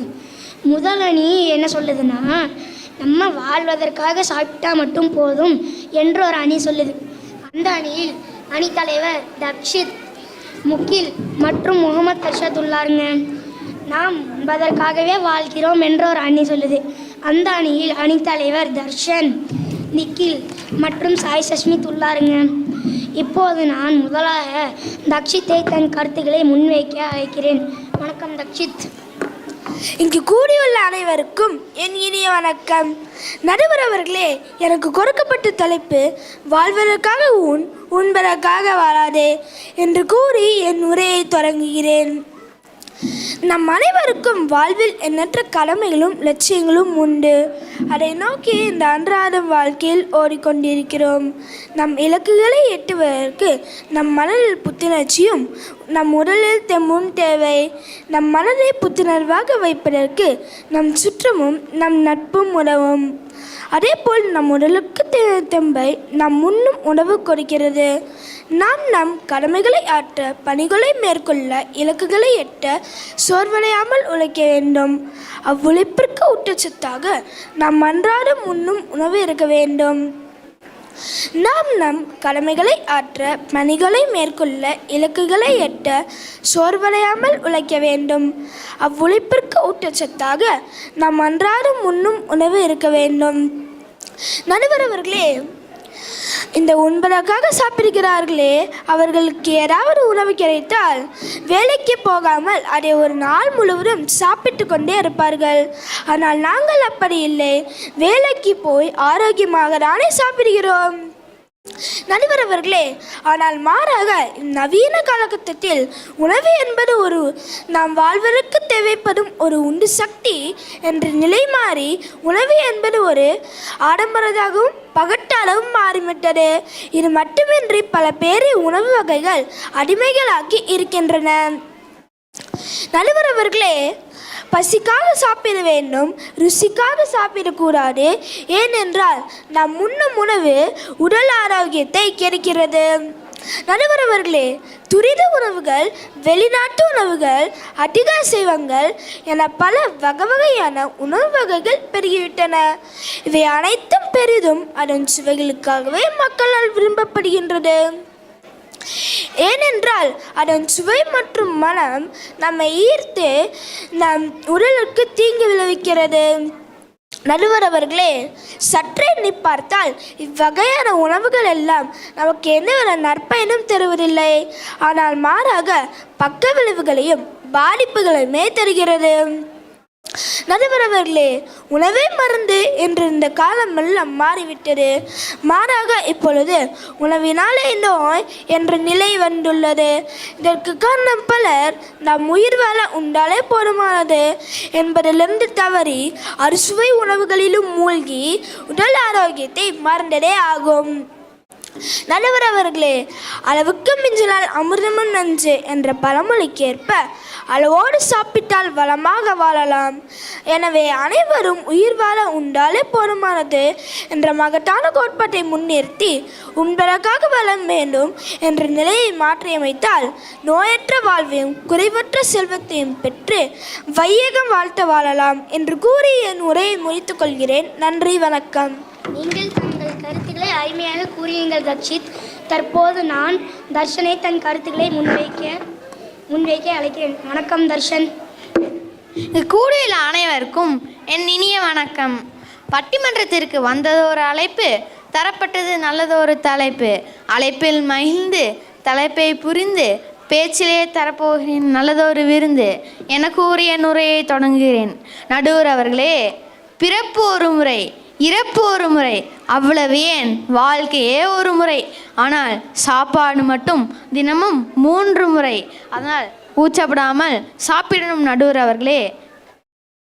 அவர்களே, சரித்திரத்தை திருப்பி பார்த்தால் அது நமக்கு கற்றுக் கொடுத்தது ஒன்று தான். நம்ம வாழணும்னா நேரத்துக்கு நல்லா சாப்பிடணும். நடுவர் அவர்களே, இந்த வாழ்வதற்காக உண்கிறார்களே, அது சாப்பிடுவதை கவனித்துள்ளீர்களா? ஒவ்வொருவருக்கும் வாழ்க்கையில் முக்கியமானது உணவு மற்றும் உடல். நமக்கு பிடித்த உணவை நாம் உண்டால் நம் உடல் நன்றாக இருக்கும். அதனால்தான் நம் முன்னோர்கள் பந்திக்கு முந்து படைக்கு பிந்து என்று சொல்லியிருக்கிறார்கள். ஆகவே நமக்கு உணவு தான் முக்கியம். நடுவர் அவர்களே, பெரில் தக்ஷித் சொன்னார், மக்கள் அறுசுவை உணவுகளிலும் அதிக அசைவங்களில் மூழ்கி ஆரோக்கியத்தை மறந்ததே ஆகும்னு. ஆனால் அதெல்லாம் முற்றிலும் தவறுங்க. நாங்கள் அதெல்லாம் சாப்பிட்றோம். ஆனால் எப்போ சாப்பிட்ணும், எப்படி சாப்பிட்ணும், எவ்வளோ சாப்பிடணும் எல்லாம் தெரிஞ்சுதான் சாப்பிட்றோம். சரிதானே நடுவர் அவர்களே? உணவு உண்பது ஒரு செயல் மட்டுமல்ல, இது ஒரு கலையாகும். உணவு பல கலாச்சாரங்களின் வெளிப்பாடாகும். இதன் மூலம் நாம் பல கலாச்சாரங்களை தெரிந்து கொள்ளலாம். நடுவர் அவர்களே, உணவே மருந்து மூலம் நம் உடலை பேணி காக்க முடியும். நீரின்றி அமையாது உலகு, அதுபோல உணவின்றி அமையாது வாழ்வு. நமக்கு பிடித்த உணவை நாம் உண்டால் நம் மனம் மகிழ்ச்சி அடைகிறது. நடுவர் அவர்களே, சிங்கம், புலி, ஆடு, மாடு மற்றும் எறும்புகள் போன்ற விலங்குகள், பூச்சியெல்லாம் எதுக்கு உயிர் வாழ்கிறது? சரி, அதையும் நானே கூறுகிறேன். இதெல்லாம் தன் இரையை தேடி வேட்டையாடி உண்பதற்காக தானே உயிர் வாழ்கிறது. சரிதானே நடுவர் அவர்களே? ஆனால் இந்த வாழ்வதற்காக உண்பவர்கள் எல்லாம் நாம் பணத்தை சேமித்து வைக்க வேண்டும் என்ற குறிக்கோளிலேயே உண்பதை மறந்துவிட்டு ஓடிக்கொண்டிருக்கிறார்கள். இந்தியாவில் எத்தனையோ வகையான உணவு வகைகள் இருக்கின்றன. அவ்வளவு ஏன் நம் முன்னோர்கள் கண்டுபிடித்த சிறுதானிய உணவு வகைகள் கூட இன்றும் நம் உணவு பழக்க வழக்கங்களில் ஒன்றாக இருக்கிறது. அதையெல்லாம் சாப்பிட்டு அதன் சுவையை அனுபவிக்க வேண்டும். ஆனால் இந்த வாழ்வதற்காக உண்பவர்கள் எல்லாம் வேலை ஓடிக்கொண்டிருக்கிறார்கள். அப்படியே ஓடிக்கொண்டிருந்தால் எப்பொழுது அதையெல்லாம் சாப்பிட்டு அதன் சுவையை அனுபவிக்கிறது? நீங்களே கூறுங்கள் நடுவர் அவர்களே. ஆகவே உண்பதற்காக வாழ்பவர்களுக்கு தான் உணவின் அருமையும் தெரியும், பிற உயிரின் அருமையும் தெரியும். இது எதிரணிக்கு எப்படி புரியும்? அதை நீங்கள் தான் எடுத்து சொல்லி புரிய வைக்க வேண்டும் என கூறி என்னோட உரையை முடித்துக்கொள்கிறேன். நன்றி, வணக்கம். தற்போது தர்ஷன் அருமையாக தன் கருத்துக்களை முன்வைத்தார். எதிரணி இதற்கு பதிலடி கொடுப்பது கொஞ்சம் கஷ்டம்தான். பாருங்கள், இப்போது நான் முகிலை தன் கருத்துக்களை முன்வைக்க அழைக்கிறேன். வணக்கம் முகில். அவையோருக்கு வணக்கம். ஓரிலை 8 இருவர் அமர்ந்து 3ஆம் அவர் பரிமாற 4 பேர் முன் 5 புலன்களும் மகிழ அரிசி விருந்தை படைக்க வேண்டும், அதனை வாழ்வதற்காகவே உண்ண வேண்டும் என்று பேச வந்துள்ளேன். நடுவர்களே வணக்கம். நடுவர்களே, நோயில்லா நெறியை உணர்ந்துவது உணவு நெறியாகும். அத்தகைய உணவை வாழ்வதற்காக உண்டால் போதுமானது, அவ்வளவுதானே. அதை விட்டுவிட்டு சாப்பிட்டு கொண்டிருந்தால் நேரம்தான் வீணாகும், காலம் பொன் போன்றது. நடுவர்களே இப்பொழுது எதிரணியில் தர்ஷன் அவர்கள் கூறினார், இந்த வாழ்வதற்காக கொள்கிறார்களே இவர்கள் உண்பதை கவனித்தீர்களா என்று உங்களை கேள்விவிட்டார். ஆனால் நாங்கள் வேலை செய்து ஆரோக்கியமாக இருக்கிறோம் அல்லவா, இதனால் நாங்கள் உண்கிறோமா இல்லையா என்பது எதிரணிக்கு எப்படி புரியும்? நடுவர்களே, இந்த உண்பதற்காக வாழ்கிறார்களே இவர்கள் சாப்பிட்டு கொண்டே இருப்பதால் நேரத்தை வீணடித்து வேறு எந்த சாதனையும் புரிவதில்லை. ஆனால் வாழ்வதற்காக உண்ணும் ஒவ்வொருவரும் மற்ற விஷயங்களில் அதிக கவனம் செலுத்தி பல சாதனைகள் புரிகிறார்கள். நடுவர்களே, உண்ணும் உணவை காலத்திற்கும் இடத்திற்கும் உடலுக்கும் வயதிற்கும் ஏற்றவாறு திரவ உணவு என பிரித்து உண்ண வேண்டும். ஆனால் எதிரணி உள்ளார்கள் என்ன செய்கிறார்கள்? அவர்கள் உடலையும் வயதையும் கண்டுக்காமல் கண்டதை சாப்பிடுவதால் பல்வேறு ஆபத்துக்களை சந்திக்கிறார்கள். நடுவர்களே, சுவைக்காக மட்டுமே உண்பவர்கள்காகவே வாழ்பவர்கள்தான். ஆனால் நாங்கள் ஆரோக்கியத்திற்காக மட்டுமே உண்பவர் என்பதை மறந்துவிடக்கூடாது. நடுவர்களே, என் அணித்தலைவர் கூறியது போல்தான், அளவுக்கு மிஞ்சினால் அமிர்தமும் நஞ்சு என்பதனை எதிரனே புரிந்து கொள்ள வேண்டும். பல துரித உணவுகளை பார்த்தவுடனே எச்சில் ஊறத்தான் செய்யும், மனமோ அதை சாப்பிடு என அதன் பக்கம் இழுக்கத்தான் செய்யும். ஆனால் நாம் தான் நம் வாழ்வதற்காக தேவையான உணவை மட்டும் எடுத்துக்கொள்ள வேண்டும். நடுவர்களே, எடுத்துக்காட்டாக இந்த 2020 கொரோனா என்ற நோய் வந்ததல்லவா, அந்த நோய்க்காக எல்லோரும் ஆரோக்கியமான உணவை உண்டார்கள். நடுவர்களே, ஏன் இப்பொழுதில்லை? ஏனால் அந்த கொரோனா என்ற நோய் இப்பொழுது குறைந்து விட்டது. நடுவர்களே, ஏன் நிச்சயம் எதிர்காலத்தில் அந்த மாதிரி வேறு எந்த நோயும் வரலாம் அல்லவா. அதனால் எப்பொழுதும் ஆரோக்கியமான உணவை உண்ண வேண்டும். நடுவர்களே, இந்த உண்பதற்காக வாழ்கிறார்களே இவர்கள் உண்ணும் கலாச்சாரம் தெரியாமல் உண்கிறார்கள். அவர்கள் எந்த இடத்து வேண்டுமானாலும் என்ன வேண்டுமானாலும் எப்படி வேண்டுமானாலும் நின்று சாப்பிடுகிறார்கள். ஆனால் நம் கலாச்சாரம் படி தரையில் சம்மணங்கால் போட்டு உட்கார்ந்து சாப்பிட்டால் அரை வயிறு நிரம்பி நம் உடலுக்கு ஆரோக்கியம் தருகிறது. நடுவர்களே, எனவே அவர்கள் இப்படி நின்று கொண்டு சாப்பிடுவதால் கழுத்து வரை நிரம்ப சாப்பிடுகிறார்கள். இதனால் செரிமான கோளாறு ஏற்பட்டு ஆஷ்டப்படுவர். நடுவர்களே, எனவே வாழத்தான் உணவை தவிர படுக்கையில் படுத்து சாக இல்லை என்பதை எல்லோரும் புரிந்து கொள்ள வேண்டும். எனவே தேவைக்கு ஏற்ப உண்ணுவோம், உணவை வீணடிக்க மாட்டோம், உணவு இல்லாதவர்களுக்கும் உதவுவோம் என்று கூறி நல்லதொரு தீர்ப்பு நல்குவீர்கள் என்று நம்பி என் உரையை முடித்துக் கொள்கிறேன். நன்றி, வணக்கம். தற்போது முகில் தன் கருத்துக்களை அருமையாகவும் அற்புதமாகவும் கூறினார். எதிரணி எப்படி இதற்கு பதிலடி கொடுப்பது என்று பார்க்கலாம். வாருங்கள் நிக்கில். கூடியுள்ள அனைவருக்கும் என் இனிய காலை வணக்கம். உணவு தானங்க வாழ்க்கை, அதை தவிர நம்மளுக்கு என்னங்க வேலை இருக்குது? நல்லா சாப்பிட்றோம், நல்லா சந்தோஷமாக இருப்போங்க. இப்போது அதுக்கு தானங்க ஆரோக்கியம்னு சொல்லி ஒன்று இருக்குது. இப்போது நாம் அதே ஆங்கிலத்தில் கூட படிச்சிருப்போம் இல்லைங்க, உணவே மருந்து உணவே வாழ்க்கைன்னு. அதில் காம்பனன்ட்ஸ் ஆஃப் ஃபுட்டுன்னு சொல்லி படிச்சிருப்போங்க.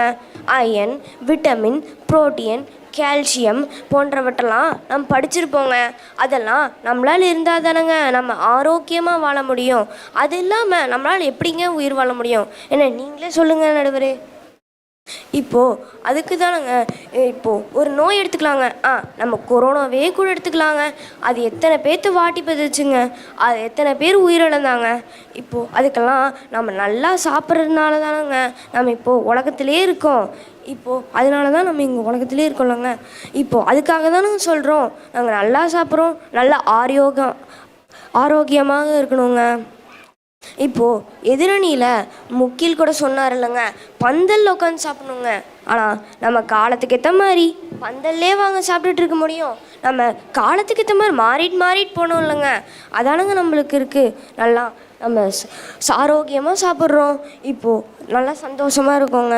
இப்போது நம்ம ஃபாஸ்ட் ஃபுட்டுங்கிற ஒன்று நம்ம அதிகமாக எடுத்துப்போங்க. அதனால தான் நாங்கள் சொல்கிறோம் நம்ம ஃபாஸ்ட் ஃபுட்டை நம்ம எடுக்கவே கூடாதுங்க. ஆமாம், நாம் ஏன் ஃபாஸ்ட் ஃபுட்டே எடுக்கக்கூடாதுன்னா, ஏன்னா நம்ம அது உடம்புக்கு அது மிகவும் கெட்டதுங்க. அதனால தான் நம்ம ஃபாஸ்ட் ஃபுட்டே எடுக்கக்கூடாது. ஏன்னா அது ஜீரணமாகாது, அது கண்டதெல்லாம் வச்சு சமைப்பாங்க. இப்போது நான் சொல்கிறேன், இப்போ எதிரணியில் சொன்னார் இல்லைங்க மூக்கில், பந்தல்லையே உட்காந்து சாப்பிடுங்க. ஆனால் அது மாதிரி சாப்பிட்டே வாங்க இருக்க முடியும். காலத்துக்கு ஏற்ற மாதிரி மாறி போகணுங்க. என்ன நான் சொல்ல சரிதானே நடுவரே? சரிதானப்பா. இப்போ நான் சொல்கிறேங்க, பந்தலுக்கே முந்தே சாப்பிடக்கூடாதுங்க. நம்ம பொறுமையாக நிதானமாக சாப்பிட்ணுங்க. அப்போ தான் நம்மளுக்கு ஜீரணமாகுங்க. ஆமாம், நம்ம சாப்பாடை ருசித்து சாப்பிட்ணுங்க. ஆமாம், நாமே ரசித்து சாப்பிட்ணும். அப்போ தான் நம்மளுக்கு தெரியும் சாப்பாடு நல்லா ஜீரணமாகுங்க. ஆமாம், அதே ஜீரணமாகும். அப்போ தான் நம்மளுக்கு தேவையான எல்லா ஊட்டச்சத்து எல்லாம் கிடைக்குங்க. நான் முன்னாடியே சொல்லலைங்க, விட்டமின்ஸ், புரோட்டீன், கால்சியம் எல்லாம். இப்போது நாம் பார்த்தீங்கன்னா எல்லா விட்டமின்ஸும் நம்மளுக்கு வேகமாக கிடைச்சிடாதுங்க.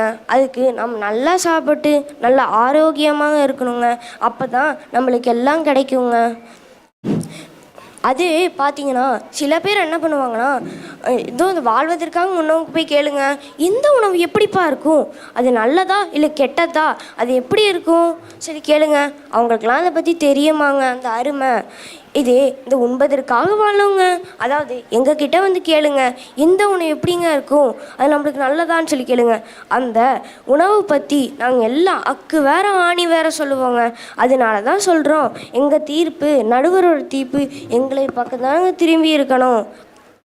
இப்போது அதுவே ஒன்று எடுத்துக்கலாங்க. இதோ உண்பதற்காக வாழணும் இருக்காங்களே, அவங்க போய் சொல்லுங்கள், ஐயோ வேலைக்கு டைம் ஆயிடுச்சு, நம்ம வேகமாக போகணும்னு சொல்லி அர்ஜென்ட்லேயே போயிட்டுருப்பாங்க.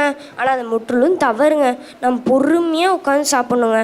இதோ இந்த உலகத்தில் எவ்வளவோ உணவு இருக்குங்க. அதெல்லாம் நம்ம ஒரு டைம் அதை ருசித்து சாப்பிட்டா தானேங்க நம்மளுக்கு ஒரு மனதுக்கு ஒரு திருப்தியாகவே இருக்கும். அதுக்காக தான் சொல்கிறோம், நம்ம உலகத்தில் இருக்கல ஏதாவது ஒரு உணவை ஒரு டைமாவது ருசித்து சாப்பிட்ணுங்க. இப்போது ஸ்வீட்டு, காரம் எல்லாம் இருக்குங்க இந்த உலகத்தில். அதெல்லாம் நாங்கள் இருக்கோங்களே, அதாவது உண்பதற்காக வாழ இருக்காங்களே, அவங்க பார்த்திங்கன்னா அந்த உணவை ஒரு டைமாவது ருசித்து சாப்பிடுவோங்க. இப்போது சாப்பாடு ஒன்றும் மழையாக பேஞ்சிடாதுங்க. அதுக்கு ஒருத்தரோட உழைப்பு எவ்வளோ இருக்குன்னு சொல்லி இதோ அந்த உண்பதற்காக வாழ இருக்காங்களே, இதே எங்களுக்கு தானங்க தெரியும். அது ஒருத்தர் அது கண்ணு நட்டு அதை பார்த்துக்கிட்டு அந்த விவசாயோட கஷ்டம் எங்களுக்கு தானங்க தெரியும். இதே அவங்க வாழ்வதற்காக ஒன்று போய் கேளுங்க. அதெல்லாம் பற்றி அவங்களுக்குலாம் அதை பற்றி சுத்தமாக தெரியாதுங்க. அவங்க உணவை வீணாக்கிட்டே இருப்பாங்க. உணவே வாழ்க்கை, உணவே மருந்து என்று நான் என் உரையை முடித்துக்கொள்கிறேன். நன்றி, வணக்கம். நிக்கில், நீங்கள் மிக அருமையாக கூறினீர்கள். அதில் ஒன்றுதான், சாப்பாடு மழையாக பெய்யாது. அதுவும் உண்மைதான். நிறைய இடத்தில் சாப்பாடு கிடைக்கிறதே பஞ்சமில் இருக்கிறார்கள். எதிரணி இதை எப்படி சமாளிக்கிறது என்று பார்க்கலாம் வாருங்கள். இங்கு கூடியுள்ள அனைவருக்கும் என் இனிய வணக்கம். நடுவர் அவர்களே, நம் தமிழகத்தில் தானே உணவே மருந்து என்று ஒரு ஒப்பற்ற பின்பற்றுதல் நம் உணவு பழக்க வழக்கத்தில் தொன்று தொட்டிருந்து வருகிறது. இதற்கான ஆதாரம் நம் சங்க இலக்கியங்களில் 10 பாட்டு, 8 தொகை, கலித்தொகை போன்ற நூல்களில் உள்ளது. ஒவ்வொரு உணவுப் பொருளையும் அதன் தன்மை அறிந்துண்பதுதான் நமது கலாச்சாரம். ஆனால் உண்பதற்காக வாழ்பவர்களெல்லாம் சாப்பாடு கிடைத்தால் போதும், சோஃபாவில் உட்கார்ந்து செல்போனையும் டிவியும் பார்த்து உண்பார்கள். இது முற்றிலும் தவறு நடுவர் அவர்களே. ஆனால் நாங்கள் அப்படி பண்ண மாட்டோம். நன்றாக உட்கார்ந்து நன்றாக சாப்பிட்டு எந்திரிப்போம். எது உனக்கு மருந்தாக இருக்கிறதோ அதுவே உனக்கு உணவாக இருக்கும், எது உனக்கு உணவாக இருக்கிறதோ அதுவே உனக்கு மருந்தாக இருக்கும் என்று தன்மை அறிந்து உண்பவர்கள் யார் தெரியுமா? வாழ்வதற்காக உண்பவர்கள் மட்டுமே. நோயற்ற வாழ்வே குறைவற்ற செல்வம் என்று பழமொழியை கேட்டு நாம் வாழ நினைத்தால் நாம் வாழ்வதற்காகத்தான் உண்ண வேண்டும்.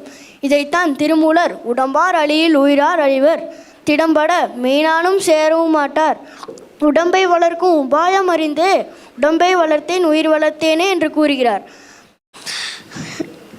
இயந்திரமயமாகப்பட்ட இவ்வுலக வாழ்வில் நாம் அனைவரும் ஃபாஸ்ட் ஃபுட் என்னும் உணவு வகைகளை நாம் அதிகம் உட்கொள்கிறோம். உடனடி உணவுகள் நாம் அதிகம் எடுத்துக்கொள்வதால் உடலுக்கு நல்லதல்ல.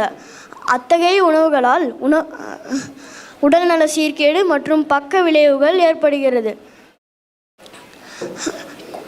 குழந்தை பருவம் முதலே சத்தான உணவு அளித்தால்தான் நீரிழிவு, உடல் பருமனாதன் போன்ற நோய்கள் கட்டுக்குள் வைக்க முடியும். ஏன் புற்றுநோயை கூட கட்டுக்குள் வைக்க முடியும். நடுவர் அவர்களே, நான் இப்போது வாழ்வதற்காக எப்படி உண்ண வேண்டும், எதை உண்ண வேண்டும், எதை உண்ணக்கூடாது என்று கூறுகிறேன், கேளுங்கள். உடல் மெலிந்தவர்கள் அரிசி சாதம் உண்ண வேண்டும். உடல் பருத்தவர்கள் கோதுமை உணவு உண்ண வேண்டும். அசைவ உணவு உண்ணவே கூடாது. டீ காபி குடிக்கவே கூடாது. அப்படியே குடித்தாலும் தண்ணீரை எடுத்து பின்பு குடிக்கவும். இதெல்லாம் வாழ்வதற்காக உண்பவர்களுக்கு மட்டும்தான் தெரியும், உண்பதற்காக வாழ்பவர்களுக்கு தெரியாது. இதைத்தான் திருவள்ளுவர் மருந்தென வேண்டாவாம் யாக்கைக்கு அருந்தியது அற்றது பொற்றி உணின். இதன் பொருளாவது முன்பு உண்ட உணவு செரித்ததை தெரிந்து பின்பு உண்டால் நமக்கு மருந்து தேவையே இல்லை என்று வள்ளுவர் கூறுகிறார். நடுவர் அவர்களே, ஒரு சில நாடுகளில் ஒருவேளை உணவு இருந்தால் போதும் நாங்கள் வாழ்ந்திடுவோம் என்று கூறுகிறார்கள். இதற்கு நாம் ஒருவேளை சாப்பிட்டு மீதிய உணவுகளை அவர்களுக்கு கொடுத்து அவர்களை மகிழ்ச்சி அடைய வைப்போம். ஆனால் உண்பதற்காக வாழ்பவர்கள் எல்லாம் இந்த மாதிரி பண்ணுவார்களா? பண்ண மாட்டார்கள். அவர்களுக்கு மட்டும் இருந்தால் போதும் என்று இருப்பார்கள். இதைத்தான் பாரதியார் தனி ஒரு மனிதனுக்கு உணவில்லை எனில் இந்த ஜகத்தினை அழித்திடுவோம் என்று கூறுகிறார். நடுவர் அவர்களே, ஒரு சில நாடுகளில் மண்ணை கூடி சாப்பாடாக மாற்றி சாப்பிடுறார்கள். இதெல்லாம் எவ்வளோ கஷ்டம் என்று உங்களுக்கே தெரியுமல்லவா? எனவே வாழ்வதற்காகத்தான் உண்ண வேண்டும் என்று நடுவரிடம் தீர்ப்பை எங்களிடம் செலுத்துமாறு தாழ்மையுடன் வேண்டிக் கொள்கிறேன். நன்றி, வணக்கம். தற்போது நாம் வாழ்வதற்காக உன்றால் மட்டும் போதும் என்ற அணி தன் உரையாடலை முடித்துள்ளார்கள். நம் சாய் சஸ்மித்தை தன் கருத்துக்களை முன்வைக்க அழைக்கிறேன். வணக்கம். சேற்றினிலே உதித்தாலும் செந்தாமரையாய் மலருவோம், காற்றினிலே கலந்தாலும் நறுமணமாய் திகழ்வோம், நெற்றிக்கண் திறந்தாலும் குற்றம் குற்றமே என்ற நக்கீரர் வழியில் வந்த நடுவர் அவர்களே, உணவே மருந்து, மருந்தே உணவு என்பதை பற்றி உங்களுக்கு நன்றாக தெரியும் அல்லவா? கம்பு உடலுக்கு தெம்பு, சாமை உண்டால் ஆமை வயது, திணை இதயத்திற்கு துணை, குதிரை பலம் பெற குதிரைவாளி, கேழ்வரகு சர்க்கரையே விலகு. ஆம் நடுவர் அவர்களே, இதன் மூலம் நாம் உண்பதற்காக தான் வாழ்கிறோம் என்பது நன்றாக புரிகிறதல்லவா? நாம் எதிரணியில் உள்ள முகமது அர்ஷத் கூறினார்களே என்னவென்றால், உண்பதற்காக வாழ்பவர்கள் உணவின் தன்மை தெரியாமல் தான் உண்கிறார்கள் என்று. ஆனால் அது முற்றிலும் தவறு. உண்பதற்காக வாழ்கிற அனைவரும் உணவை ரசித்து ருசித்து சாப்பிடுவதால் உணவின் தன்மை, சுவை போன்ற விஷயங்கள் எல்லாமே அவருக்கு மட்டும்தான் தெரியும். உணவுக்காக வேலை தேடி ஓடிக்கொண்டிருக்கும் ஒவ்வொரு மனிதனும் உண்பதை மறந்து ஓடுகிறான். அதுதானே உண்மை. இப்படி ஒவ்வொரு மனிதனும் உண்பதை மறந்து ஓடிக்கொண்டிருந்தால் நம் உடல் நிலம் என்னவாகும் என்று கூறுங்கள் நடுவர் அவர்களே. இவ்வுலகில் எத்தனையோ உணவுகள் உள்ளன. அதனை உண்டு நம் வாழ்க்கையை சந்தோஷமாக அனுபவிப்பதை விட்டுவிட்டு சில மனிதர்கள் வேலையை தேடிக்கொண்டு ஓடுகிறார்கள். வேலையை தேடுவதும் நியாயம்தான். ஆனால் உண்பதை மறந்து ஓடிக்கொண்டிருக்கிறார்கள். நடுவர் அவர்களே, இவ்வுலகில் எத்தனையோ ஆரோக்கியமான உணவுகள் உள்ளன. அதனை உண்டு நாம் நீண்ட காலம் வாழ வேண்டுமல்லவா? அருந்துதல், மெல்லல், குடித்தல், பருகுதல் அறிந்தவர்கள் யார் தெரியுமா? உண்பதற்காக வாழ்கிறோமே நாங்கள்தான். அவ்வளவு ஏன், வீட்டிற்கு வந்த விருந்தாளிக்கு வயறார சாப்பாடு போட முடியலையே என்று வருந்தி பின்பு வயலில் விதைக்க வைத்திருந்த நெல்லை எடுத்து வந்து விருந்திட்டாராம் இளையான் குடிமாறநாயனார். அதெல்லாம் வாழ்வதற்காக உண்டால் போதுமானது என்பவர்களுக்கு எவ்வாறு புரியும் நடுவர் அவர்களே? அவர்களுக்கு விருந்தோம்பல், உணவின் முக்கியத்துவம் என்பதை பற்றியெல்லாம் தெரியவே தெரியாது நடுவர் அவர்களே. ஏழை கட்டுப்பாடு, பணக்காரனுக்கு உணவு கட்டுப்பாடு, இதுதான் மனிதன் படும் பாடு நடுவர் அவர்களே. இவ்வுலகில் உள்ள பறவைகள், விலங்குகள் போன்ற அனைத்து உயிரினங்களும் உண்பதற்காக மட்டும்தானே வாழ்கிறது. இதில் மனித உயிரினம் மட்டும் என்ன விதிவிலக்கா? காலம் பொன் போன்றது மாதிரி உணவும் பொன் போன்றது தான் நடுவர் அவர்களே. உண்பதற்காக வாழ்கிற அனைவருக்கும் உணவே உயிர், அதாவது உணவே சொத்து. ஆம் நடுவர் அவர்களே, உண்பதற்காக வாழ்கிற அனைவருக்கும் உணவு தன் தாய் போன்றது தான். உண்பதற்காக வாழுங்கள் என்று கூறி என் உரையை முடித்துக் கொள்கிறேன். எனவே எங்கள் அணிக்கே தீர்ப்பை தருவீர்கள் என்று நம்புகிறேன். நன்றி, வணக்கம். தற்போது 2 அணிகளும் தன் உரையை அருமையாக முடித்துவிட்டார்கள்.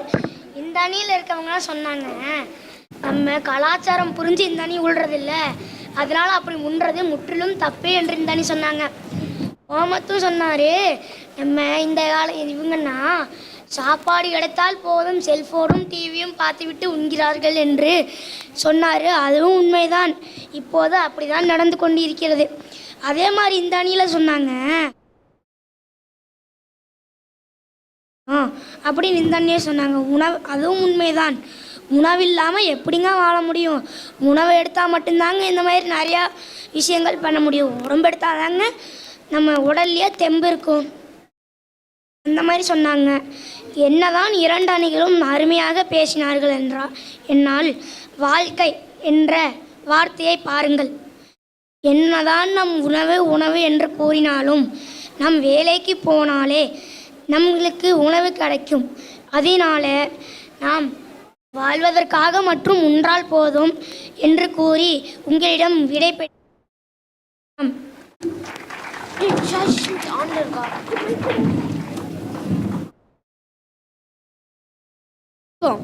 நாம் செய்யக்கூடிய சின்ன சின்ன செயல்களிலும் கூட நிறைய விஷயம் புதைந்திருக்குங்க. கருணையான ஒரு பார்வை, ஆறுதலான ஒரு பேச்சு, பிரச்சனைகளை பொறுமையாக கேட்கும் காது, ஆதரவை எதிர்பார்த்து காத்திருப்போருக்கு கைப்பிடித்து உதவுவது என எந்த பண செலவும் இல்லாமல் இன்னைக்கு எத்தனையோ உள்ளங்களை மகிழ்விக்க முடியுங்க. இன்னைக்கு நாங்கள் எடுத்திருக்கிற தலைப்பு, எதற்கு முன்னுரிமை கொடுக்க வேண்டும், கருணையா நேர்மையா? நம்மளோட மனித குலத்தோட முதல் பண்பு கருணை தான் நம்மளோட சான்றோர்கள் சொல்லியிருக்காங்க. அன்பு, பரிவு, இதெல்லாம் தான் கருணைன்னு, இதெல்லாம் தான் கருணை. நம்ம கருணையோடு இருந்தால் மற்றவங்களும் கருணையாக இருப்பாங்க. அப்படிப்பட்ட கருணைக்கு தான் முதலுரிமை கொடுக்க வேணும்னு வர்றாங்க அணித்தலைவர் மோகன பிரசாத், கிருத்து மற்றும் நிஷாந்த். நேர்மையாக வாழ்கிறதுல சில சிரமம் இருக்கத்தான் செய்யும். அப்படியும் நம்ம நேர்மையாக வாழ்ந்துட்டோன்னா நம்ம வழி காணலான்னு நம்மளோட முன்னோர்கள் சொல்லியிருக்காங்க. அப்படிப்பட்ட நேர்மைக்கு தான் முதலுரிமை கொடுக்க வேணும்னு வர்றாங்க அணித்தலைவர் ரித்தீஷ் அபினவ், மோஹித் மற்றும் விஷ்ணு பிரசாத். இப்போ நம்மளோட மோகன பிரசாத் பேச வர்றாரு. வணக்கம் மோகன பிரசாத்.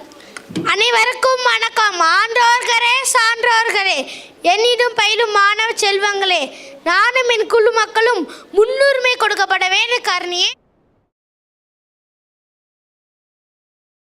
இருக்கிற உன்னட உணவகம் ஒருவனுக்கு வாழ்க்கையில் கஷ்டமான சூழல் இருக்குங்க.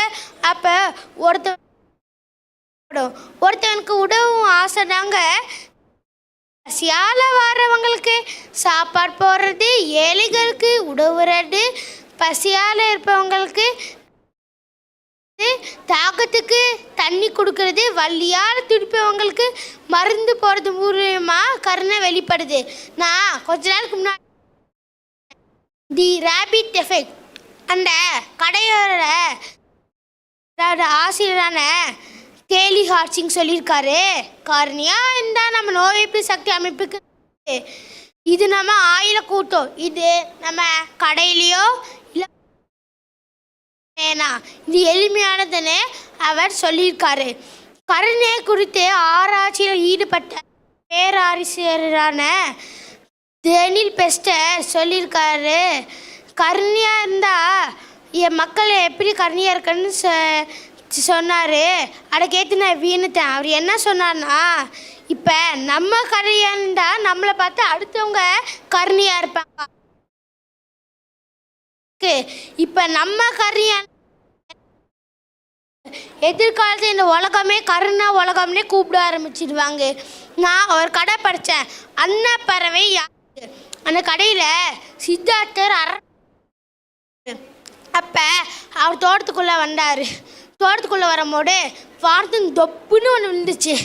என்ன விழுந்துச்சுன்னு பார்க்கும்போது ஒரு அன்னப்பறவைனாலே வேற யாரோ அந்த அன்னப்பறவையை அம்பால் தாக்கியிருக்காங்க.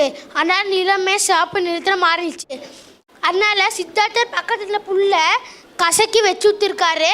அப்போ அத்தை மகனான சித்தார்த்தா, இந்த அன்னப்பறவை வேட்டையான்னு நான்டா.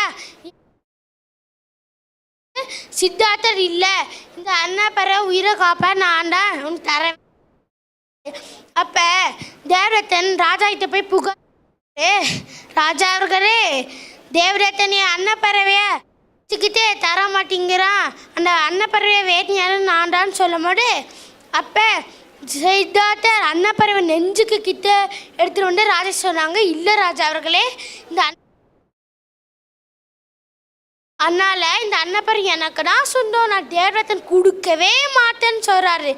ராஜாவும் சில நிமிஷம் ஓடிச்சு பார்த்துட்டு சொன்னார், இந்த அன்னப்பறவை உயிரை யார் காப்பாற்ற சொந்தம் சொன்னோடனே சித்தார்த்தர் அந்த அன்னப்பறவை உடனே சரியா அதுக்கப்புறம் அதை விடுவிச்சிட்டாரு. அதுக்கப்புறம் பிற்காலத்தில் அவள் தான் கௌதம புத்திரர். மக்கள் மீது அன்பு, பாசம், நேசலாம் நம்ம நாட்டு மட்டும் இல்லாமல் வெளிநாட்டு அங்கே இருக்கிற மக்கள் மீது அன்பு. இப்போ நம்மளோட விரோதிகள், நம்மளோட எதிரிகள் கூட இருந்தால் நம்ம அதுவே நம்ம மீது கண்ணியாக இருக்கவங்க கூட இருந்து அடுத்தவங்க நமக்கும் நல்லது அவங்களுக்கும் பெஸ்ட்ல சொல்லியிருக்காரு. இப்போ தெரிகிறதா முன்னுரிமை கொடுக்கப்பட வேண்டியது காரணம் என்று கூறி விடைபெறுகிறோம். நம்ம மோகன பிரசாத் அவர் ஒரு புத்தகத்தை படித்ததாகவும் அந்த புத்தகத்தோட தலைப்பு த ரேபிட் எஃபெக்ட். அந்த புத்தகத்தில் அவர் படித்த சில தகவல்கள் எல்லாம் நம்மக்கிட்ட பகிர்ந்துக்கிட்டாரு. இப்போ நம்ம ரிதீஷ் அபினவ் வராரு. வணக்கம் ரிதீஷ் அபினவ். வணக்கம் நடுவரே. இங்கு கூடியிருக்கும் அனைவருக்கும் என் வணக்கத்தை நான் கூறுகிறேன். என் எதிர்த்தலைவர் மோகன பிரசாத் சொன்னார்,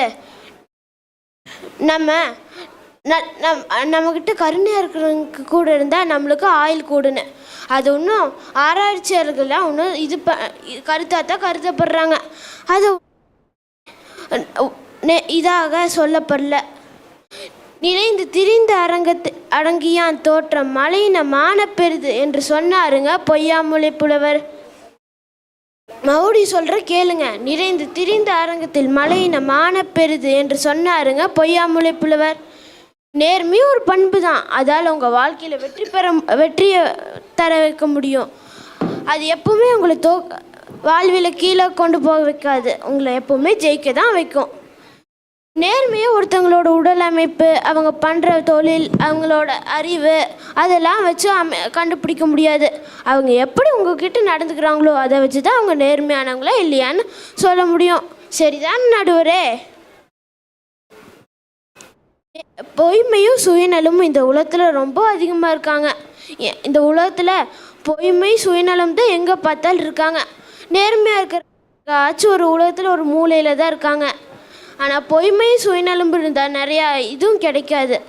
நிறையா நல்ல மனுஷங்களோட அன்பும் பண்பு அவங்களோட கதைகளும் தெரியாது. அதே நேர்மையாக இருந்தீங்கன்னா அவங்களோட அருளும் பண்பு எல்லாமே கிடைக்கும். இப்போ என்னையவே எடுத்துக்கோங்களேன், நானே என் நண்பர்கள்கிட்ட சுயநலமும் போய் சொல்லிட்டு இருந்தா அவங்க என்னை மதிப்பாங்கன்னு நினைக்கிறீங்க?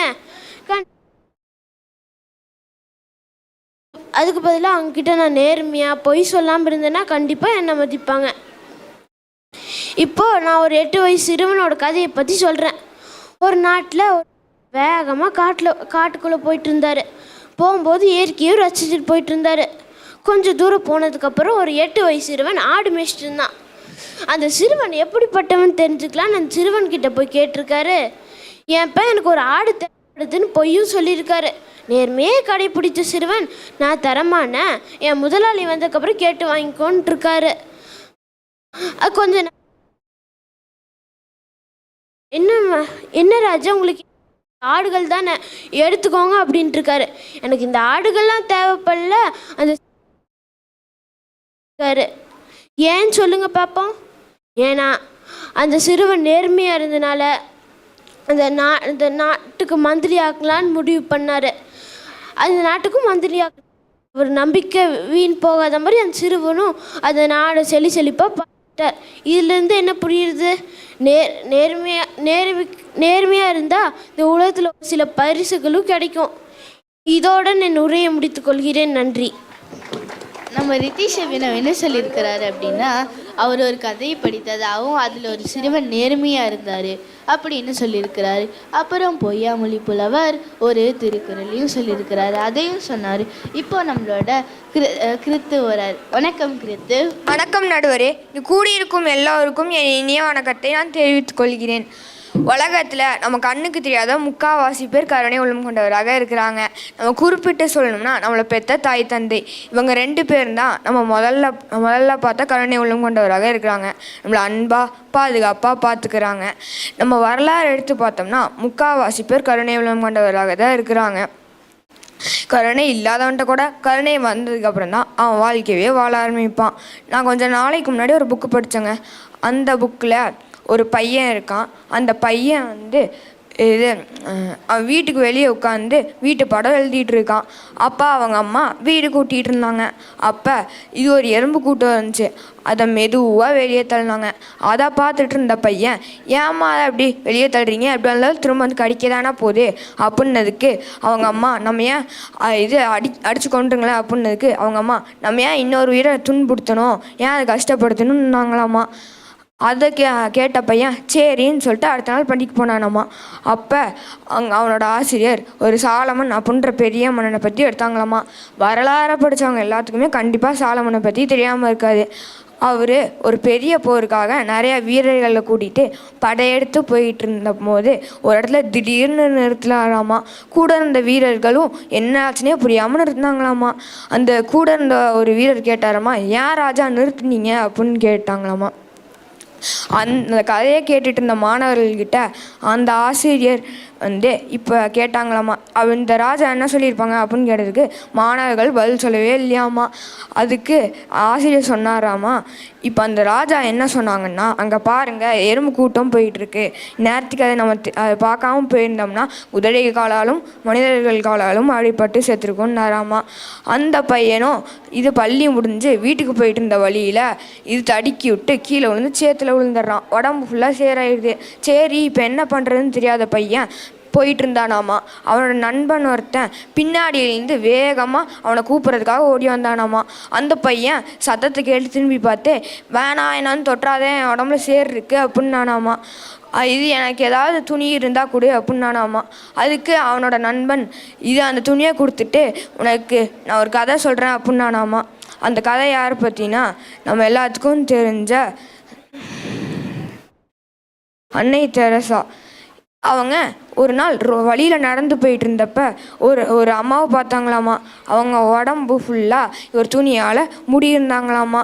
அப்போ அவங்க கூட ஒரு பூனையும் இருந்தாமா. அப்போ அவங்க அன்னை தெரசா அவங்க கிட்ட போனாங்களாமா. அன்னை தெரசா கிட்ட வேணாம், என்கிட்ட வராதீங்க, எனக்கு தொழுநோய் இருக்குது அப்படின்னு அந்த வயசானவங்க சொன்னாங்களாமா. எனக்கு இது பூனை ஒன்று தான் இது கூட இருக்குது, அது ஒன்று தான் எனக்கு துணை அப்படின்னாங்களாமா. அதை கேட்டுட்டு இருந்த அன்னை தெரசா அழுது அவங்கள அனைத்து தூக்குனாங்களாமா. அப்போ இது அந்த வயசானவங்க எனக்கு தான் தொழுநோய் இருக்கே, என்னை ஏன் தூக்குனீங்க அப்படின்னு கேட்டதுக்கு, நான் இந்த மாதிரி இருக்கவங்களுக்காக ஒரு இல்லம் நடத்துகிறேன், நீங்கள் அங்கே வந்து சேர்ந்துக்காங்க, இனிமேல் உங்களுக்கு நான் இருக்கேன் அப்படின்னாங்களாமா. அவங்களும் இது நன்றின்னு சொல்லிட்டு வந்தாங்களாமா. கொஞ்ச நாள் கழித்து அது நன்கொடை வாங்கிறதுக்காக இது நிறையா கடைக்கு போனாங்களாமா. நிறைய கடை மக்கள்கிட்டலாம் போனாங்களாமா. எல்லாருமே அவங்களால எவ்வளோ முடியுமோ அந்தளவுக்கு காசு தந்தாங்களாமா. அப்போ இது ஒரு கடைக்காரர்கிட்ட போய் ஒரு கையை நீட்டினாங்களாமா. அப்போ அந்த கடைக்காரர் அந்த கையிலே துப்பிட்டாங்களாமா. அதுக்கு அன்னை தெரசா, இப்போ நீங்கள் கொடுத்த நானே வச்சுக்கிறேன், ஆனால் என்னோடய மக்களுக்காக உங்களால் எவ்வளோ முடியுமோ கொடுங்க அப்படின்னாங்களாமா. அதை அந்த தப்பை புரிஞ்சுக்கிட்ட அந்த கடைக்காரர் அவரால் எவ்வளோ முடியுமோ அவ்வளோ கொடுத்தாராமா. இந்த கதையிலேருந்து என்ன தெரிய வருது? நம்ம கருணைக்கு தான் முன்னுரிமை கொடுக்கப்பட வேண்டும் என்று கூறிவிட்டு நான் முடித்துக் கொள்கிறேன். நன்றி, வணக்கம். கிறித்து வந்து ஒரு அரசரை பற்றி சொன்னார். சாலமன்ங்கிற அரசர். அந்த அரசர் கருணையாக இருந்தார். அப்புறம் அன்னை தெரசாவை பற்றியும் சொன்னார். இப்போ மோஹித் பேச வராரு. வணக்கம் மோஹித். வணக்கம் நடுவரே. நேர்மனா என்ன நடுவரே? அது நமக்குள்ள ஒரு உணர்ச்சி உள்ள கம்பீரமாகும். நேர்மை இல்லாதவங்க அடுத்தவங்களோட உழைப்பை சுரண்டி ஏமாத்துறவங்களாக கருதப்படுவாங்க. இவங்களோட வாழ்வு இருட்டு நேர ஒவ்வாளோட வாழ்க்கைக்கு ஒப்பானது. வள்ளுவர் சொன்ன மாதிரி முற்பகல் செய்யின் பிற்பகல் விளையும். இது போல் நேர்மை இல்லாதவங்க செய்கிற ஒரு நேர்மை இல்லாத காரியமும் அவங்களே திரும்ப வந்து தண்டிக்கும். நான் நேர்மையாக வாழ்ந்த அரசர்களை பற்றின கதையை சொல்ல போகிறேன். முதல்ல பொற்கை பாண்டியன். ஒரு இரவில் நகர்வலம் போயிட்டு இருந்தார். அப்போ ஒரு வீட்டில் பேசுகிறத கேட்டார். மறுநாள் நகர்வலம் வரும்போது அந்த வீட்டுக்கு முன்னாடி நின்று அந்த பிரச்சனை இன்னும் நீடிக்குதா அப்படின்னு சொல்லி விட்டு கேட்டிருந்தார். ஆனால் அவரே அறியாமல் அந்த கதவை தட்டிட்டார். இந்த இரவில் ஒரு வீட்டு கதவு மட்டும் தட்டுறது அந்த வீட்டில் இருக்கிற பெண்மணியை தப்பாக எண்ணக்கூடுன்னு சொல்லிட்டு அந்த தெருவில் இருக்கிற அனைத்து வீட்டு கதவுகளையும் தட்டிட்டு கோட்டைக்கு வந்து அடைஞ்சார். மறுநாள் மக்கள் எல்லாம் திருடன் தான் நடுராத்திரியில் வந்து அவங்களோட வீட்டு கதவை தட்டியிருப்பாங்கன்னு நினச்சிட்டாங்க. அப்புறம் பாண்டியன்ட்டு புகார் அளிக்க வந்தாங்க. மக்கள் எல்லாம் பாண்டியன்ட்டு அந்த திருடனோட கையை வெட்டணும்னு சொன்னாங்க. ஆனால் பாண்டியன் அவருடைய வாழை உருவி அவருடைய கையை வெட்டிட்டார். அதுக்கப்புறம் கொஞ்சம் மாதங்களுக்கு அப்புறம் அவர் தங்கத்தால் செஞ்ச கையை அவருடைய இழந்த கையில் மாட்டிட்டார். அதனால தான் மக்கள் எல்லாம் அவர் பொற்கை பாண்டியன்னு அழைக்கிறாங்க. அதுக்கப்புறம் மனுநீதி சோழனோட மகனான இளவரசன் வீதி விடங்கன் வேகமாக தேரில் போயிட்டு இருந்தார். அப்போ தேரோடைய சக்கரத்துக்கு முன்னாடி ஒரு கன்று வந்து நின்றுச்சு. அவர் வேகமாக போயிட்டு இருந்ததுனால தேரோடைய வேகத்தை குறைக்க முடியாததுனால அந்த கன்று தேர்காலில் இட்டு கொன்றுச்சு. அதுக்கப்புறம் அதை பார்த்து பசுமாடு சோகம் அடைஞ்சிச்சு. அதுக்கப்புறம் மனுநீதி சோழனோட ஆராய்ச்சி மணியை அடிச்சுது. வெறும் அடைஞ்ச மனுநீதி சோழனும் அமைச்சர்கள்கிட்ட ஆலோசனை கேட்டாருங்க. அமைச்சர்கள் எல்லாம் மனுநீதி சோழன்ட்ட இந்த சின்ன உயிரினத்தினால நம்மளுக்கு என்ன பாதிப்பு ஏற்பட போகுது அப்படின்னு சொன்னாங்க. ஆனால் மனுநீதி சோழன் அப்படி இல்லை. நேர்மையாக கடைபிடிக்கிற மனுநீதி சோழன் அவருடைய மகன் இளவரசன் வீதி விடங்கனை தேரை காலில் இட்டு கொள்ள சொன்னார். ஆனால் சோழ நாட்டோட ஒரே வாரிசான இளவரசன் வீதி விடங்கனை யாருமே கொல்ல முன் வரலை. இறுதியில் மனுநீதி சோழனே அவருடைய மகனை தேரேற்றி கொள்ள வேண்டியதாக போச்சு. இங்கே மனுநீதி சோழன் என்ன கருத வருகிறாருன்னா, எப்படி பசு அதோடைய கன்று இழந்துச்சோ அதே மாதிரி தானும் தன்னுடைய மகனை இழப்பதே நேர்மை அப்படின்னு கருத வருகிறாரு. ஏன் நடுவரே, இப்போ நானே ஒரு வார்த்தையை தப்பாக பேசிட்டேன், அதை பார்த்து எல்லாருமே சிரிக்கிறாங்க. அப்போ எங்களுக்கு சதவா நீங்கள் தீர்ப்பு சொல்லிடுவீங்களா? இல்லை, நீங்கள் உங்களுடைய நேர்மையான தீர்ப்பு தானே சொல்லுவீங்க. அதே மாதிரி தான் வாழ்விற்கு கருணையை விட நேர்மை தான் நேர்மைக்கு தான் ரொம்ப முன்னுரிமை கொடுக்கணும். இதோடு என்னுடைய உரையை நிறைவு செய்கிறேன். நன்றி, வணக்கம். மோஹித் 2 அரசரை பற்றி சொன்னார். அந்த 2 அரசருமே நேர்மையாக இருந்தாங்க. இப்போ இந்த நிஷாந்த் வந்து பேச வராரு. வணக்கம் நிஷாந்த். வணக்கம் நடுவரே. இங்கே கூடியுள்ள அனைவருக்கும் எனது வணக்கத்தை தெரிவித்துக் கொள்கிறேன். மனித குணங்களில் சிறப்பான குணமாக கருணை காணப்படுதுங்க. இதன் பொருள் வந்து ஒருவர் துயரத்தில் இருக்கும்போது அவர்களுக்கு உதவி பெறும் மனநிலையை கொடுக்குதுங்க. கருணையே இறைவனை எடையும் எளிய வழி. இந்த உலகமானது கருணையில் தான் இருக்க வேண்டும் என்று நான் சொல்கிறேன். அதுக்கப்புறம் நான் கொஞ்ச நாளைக்கு முன்னாடி ஒரு வள்ளலார் கதை படித்தேங்க. சொல்கிறேன். சின்ன வயசுலேயே வள்ளலார் வந்து நடந்து போயிட்டு இருந்திருக்காருங்க. அப்போ அவருக்கு ஓய்வெடுக்க காத்துட்டு இருந்தாருங்க. அப்போ அங்கே வீட்டு முன்னாடி ஒரு திண்ணை கட்டி வச்சுருந்தாங்க. அங்கே போய் கொஞ்ச நேரம் படுத்து ஓய்வெடுத்து கொண்டு இருந்தார். அப்போ வந்து அவர் காதில் திடீர்னு கடுகன் அந்த வழியில் போனவன் அவருக்கே தெரியாமல் கடுக்கனை எடுத்தான். அப்போ அவருக்கு தெரிஞ்சிருச்சு யாரோ கடுக்கனை எடுக்கிறான்னு. அவர் தெரிஞ்சே இன்னொரு பக்கம் திரும்பி படுத்தாருங்க. அப்போ அந்த கடுக்கனையும் அவரை எடுத்தான். அப்போ வந்து அவன் நினச்சான், அப்போ வள்ளலார் கண்முழிச்சார். அப்போ அவன் நினச்சான் ஒரு வேளை இவர்கிட்ட மாட்டிக்குவோம் அப்படின்னு நினச்சான். ஆனால் அதுதான் இல்லை. அவர் கருணையாக இருந்ததுனால என்ன சொன்னாருன்னு தெரியுமா? நீ ஒரு கடுக்கனை திருடுனா நீ உன்னைய திருடுன்னு நினச்சிக்குவாங்க, அதனால தான் எனக்கு தெரிஞ்சு நான் இன்னொரு பக்கம் திரும்பி படுத்தேன் அப்படின்னு சொன்னார். அப்போ அவர் எவ்வளோ கருணையாக இருந்திருக்கார். அப்போ அங்கே கருணையாக இருந்ததுனால இன்னும் அங்கே ஏழைகளுக்கு சாப்பாடு வழங்கிட்டு இருக்காங்க.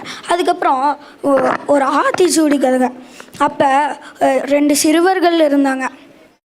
அந்த சிறுவர்கள் அவங்க அம்மா வந்து டெய்லியும் கோயிலுக்கு பால் கொடுத்துடுவாங்க. அப்போ வந்து அவங்க அந்த வழியில் போனதில் அப்போ வந்து அவங்க அம்மாவும் ஒரு குழந்தையும் அங்கே சாப்பாடுக்கு எதுவுமே இல்லாமல் தவிச்சு போய் கிடந்தாங்க. அப்போ வந்து அவங்களுக்கு பால் கொடுத்தாங்க. அப்போ அந்த மாதிரி தினமும் பண்ணிகிட்டு இருக்கும்போது அவர் கூப்பிட்டு ஐயர் வந்து கூப்பிட்டு சொல்லியிருக்காரு அவங்க அம்மாட்ட, நீங்கள் ஏன் டெய்லியும் இப்போல்லாம் பாலே கொடுத்து இல்லை அப்படின்னு சொல்லுவார். நீங்கள் முதல்லலாம் கொடுத்துடுவீங்கள்ல. அப்போ அவங்க அம்மா சொன்னாங்க, நான் தினமும் பால் கொடுத்து விட்டுட்டு தான் இருக்கேன். அவங்க 2 பசங்க எங்கள் பசங்க தான் ஒரு வேளை ஏதோ பண்ணியிருப்பாங்கன்னு சொல்லிட்டு அவங்க அந்த 2 சிறுவர்கள் வந்து அவங்க வீட்டுக்கு திரும்பி போனாங்க. அந்த 2 சிறுவர்களை பயங்கரமாக திட்டினாங்க. அப்போ அவங்க ரொம்ப அழுக ஆரம்பிச்சிட்டாங்க. அப்புறம் தான் அவங்க சொன்னாங்க, அம்மா அந்த வழியில் போனும்போது அவங்க அம்மாவும் ஒரு குழந்தையும் தவிச்சிட்டு இருந்தாங்க அப்படின்னு. அப்புறம்தான் அவங்க அம்மாவுக்கு தெரிஞ்சது. அவங்க அம்மா வந்து ரொம்ப மகிழ்ச்சி ஆகிட்டாங்க. பார்த்தீங்களா, கருணையாக இருந்தால் எல்லாருமே மகிழ்ச்சி ஆவாங்க. அப்போ நீங்களும் கருணையாக இருந்து பாருங்கள், இந்த உலகமே மகிழ்ச்சி ஆகும். கருணைக்குத்தான் முன்னுரிமை கொடுக்க வேண்டும் என்று நான் சொல்லி விடைபெறுகிறேன். நன்றி, வணக்கம். நிஷாந்த் என்ன சொல்லியிருந்தார் அப்படின்னா, நிஷாந்த் வள்ளலாரை பற்றி சொன்னார். அப்புறம் 2 சிறுவர்கள் கருணையாக இருந்தாங்க, வள்ளலாரும் கருணையாக இருந்தாங்க. அவங்க 2 பேர்த்த பற்றியும் நம்மளோட நிஷாந்த் சொல்லியிருந்தார். இப்போ விஷ்ணு பிரசாத் பேச வராரு. வணக்கம் விஷ்ணு பிரசாத். வணக்கம் நடுவர் அவர்களே. ஒரு மனிதன் சேர தொழில் வாழ்கிற வாழ்க்கையை சந்திக்கிற மனுஷங்க ஏன்னா முடிஞ்ச வரைக்கும் அவங்க மனசாட்சிக்கு உண்மையாக நேர்மையாக இருக்கிறது தான் ஒரு மனிதனோட சிறந்த வாழ்க்கை அமையுது. நேர்மைனா என்னங்க? நேர்மைனா ஒரு உயரிய அறம். மனிதர்களோட வாழ்நாளில் அவங்க பெரும் பணக்காரங்களாக இருக்கலாம் அல்லது கருணை உள்ள உடையர்களாக இருக்கலாம். ஆனால் அவங்க நேர்மை தவறிட்டாங்கன்னா எல்லாம் வீணாயிடும். ஏன்னா நேர்மைனா ஒரு உயரிய அறம். இன்றைய காலகட்டத்தில் நேர்மையாக இருக்கவங்களை பார்க்குறதுங்கிறது ஒரே குதிரை கொம்பாக இருக்குதுங்க. மிக அரிதாக இருந்தாலும் அவங்களோட போற்றுதலுக்கு அவங்க உரியவர் ஆவாருங்க. மேலும் உதாரணமாக நம்ம இந்தியாவோட வரலாற்றில் இந்தியாவை தலை நிமிரச் செய்த மிகச்சிறந்த தலைவர்களான மகாத்மா காந்தி, ஜவஹர்லால் நேரு, டாக்டர் அம்பேத்கர், சுவாமி விவேகானந்தர் இவங்களெல்லாம் குறிப்பிடலாங்க. மகாத்மா காந்தி அவர்களோட வாழ்நாளில் நடந்த ஒரு சம்பவத்தை பார்க்கலாம் வாங்க. காந்தி அவர்களுக்கு ஒரு 15 வயசு இருக்குங்க. அப்போது காந்தி அவர்களோட தேவைக்கு அவர் அப்பாவுக்கு தெரியாமல் அவர் அப்பாவோட பொருளை அவர் எடுத்துடுறாருங்க. கொஞ்ச நேரத்துக்கு அப்புறம் தான் உணர்றாரு, ஐயோ நம்ம அப்பாவுக்கு தெரியாமல் இதை எடுத்துட்டோமே, இது பேர் திருட்டு இல்லை அப்படின்னு நினச்சிட்டு அவர் அப்பாக்கிட்ட இதை சொல்ல பயந்துட்டு ஒரு துண்டு கடிதத்தில், அப்பா என்னை தயவு செஞ்சு மன்னிச்சிருங்க, இனி நான் இதை பண்ண மாட்டேன் அப்படின்னு எழுதி கொடுத்துருக்காருங்க. இவ்வளவு நேர்மையாக இருந்தனால தான் அவர் நம்ம இந்தியாவுக்கே விடுதலை வாங்கி கொடுத்துருக்காருங்க. இதே மகாத்மா காந்தி அவர்களோட சிறிய வயதில் நடந்த ஒரு சம்பவத்தை பார்க்கலாம் வாங்க. காந்தி அவர்களோட பள்ளிக்கு ஒரு முறை கல்வி ஆய்வாளர் வராருங்க. அப்போ கல்வி ஆய்வாளர் எல்லா மாணவர்கள்கிட்டையும் ஆங்கில வார்த்தைகள் எழுத சொல்கிறாருங்க. காந்தி அவர்கள் எல்லா வார்த்தையும் சரியாக எழுதிட்டு கேட்டில் அப்படிங்கிற ஒரே ஒரு வார்த்தையை மட்டும் பிழையோடு எழுதிடுறாருங்க. இதை கவனித்த கல்வி ஆய்வாளருக்கு பின்னாடி இருந்த காந்தி அவர்களோட ஆசிரியர், பக்கத்தில் இருக்கிற பையனை பார்த்து எழுது அப்படின்னு செய்கையிலே சொல்கிறாருங்க. இதை புரிஞ்சுக்கிட்ட காந்தி, ஆனால் இது நேர்மை இல்லாத செயல்னு புரிஞ்சுக்கிட்டு பக்கத்தில் இருக்கிற பையனை பார்த்து எழுதாமல் அவரே சொந்தமாக எழுதியிருக்காருங்க. இதே காந்தி அவர்களோட வாழ்நாளில் நடந்த சம்பவத்தை பார்க்கலாம் வாங்க. காந்தி அவர்கள்கிட்ட ஒரு அம்மா, என் பையன் சக்கரை சாப்பிட்டே இருக்கான், நீங்கள் சொன்னால் அவன் கொஞ்சம் கேட்பான் அப்படின்னு சொல்கிறாருங்க. இப்போ காந்தி அவர்கள் ஒரு 3 வாரம் கழித்து நீங்கள் வாங்க அப்படின்னு சொல்லிடுறாருங்க. அப்போ காந்தி அவர்களோட மனைவி சந்தேகத்தில், நீங்கள் ஏன் அவங்கள 3 வாரம் சொன்னீங்க அப்படின்னு கேட்குறாருங்க. அப்போ காந்தி அவர்கள், எனக்கும் சக்கரை சாப்பிட்ற பழக்கம் இருக்குது, நான் என்ன திருத்திக்கிட்டால் தானே மற்றவங்களுக்கு நான் அறிகுறி சொல்ல முடியும் அப்படின்னு சொல்கிறாருங்க. இவ்வளவு நேர்மையாக இருக்கிறதுனால தான் அவர் நம்ம இந்தியாவோட தேசத்தந்தை வாங்கியிருக்காருங்க.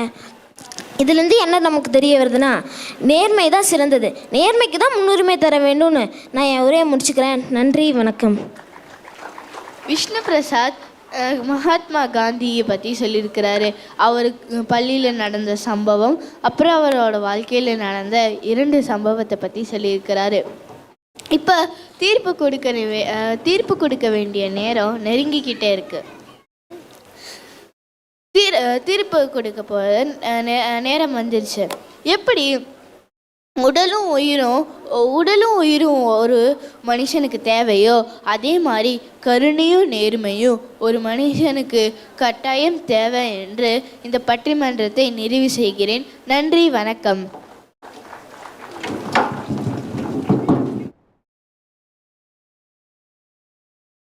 This debate on the topic, what is the ideal parenting style, strict or friendly? We have 2 teams here, each representing the one side of argument. The team supporting the strict parenting style believes the importance of structure and discipline, while the team advocating for friendly parenting styles emphasizes the significance of building a positive relationship and fostering independence. Throughout this debate, we will hear well-constructed points and counter-arguments from both teams, and it's important to remember that this debate focuses on the merits of their argument, and I encourage our debaters to express their thoughts clearly and respectfully. And the purpose of the debate is not only to determine a single right answer, but to engage and examine the potential thoughts and drawbacks of the both teams. Now, let's introduce our team. The strict parenting style, we have Kaushik, Ilango and Sarnesh. They will support for strict parenting style. Now, let us introduce our friendly parenting style. We have Vitul, Kavin Sanjay and Nandish in the favor of friendly parenting style. As a moderator, my role is to keep a fair and ensured and a structured debate. Now, with Kaushik, you may now present your opening arguments in the favor of friendly strict parenting style. Hello everyone. Now I'm here to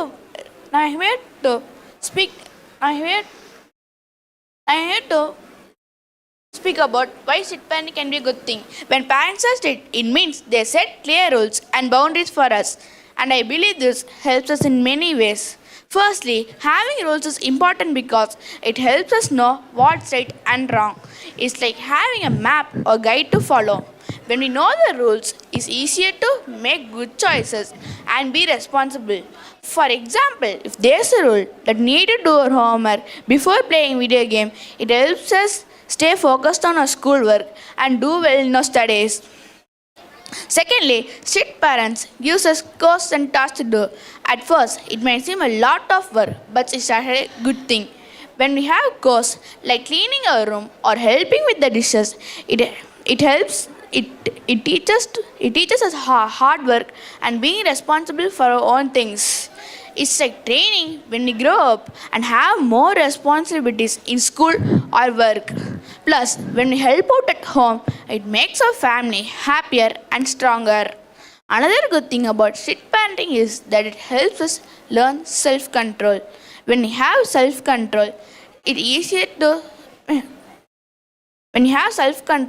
easier to stay focused on our goals and not distracted by the things that might not be good for us. It teaches us to manage our thoughts and think before we act. It helps us be patient and make better decisions. Research shows that, imagine a family with a strict parenting style. The child is expected to follow a set schedule every day with study hour, play time, and bedtime.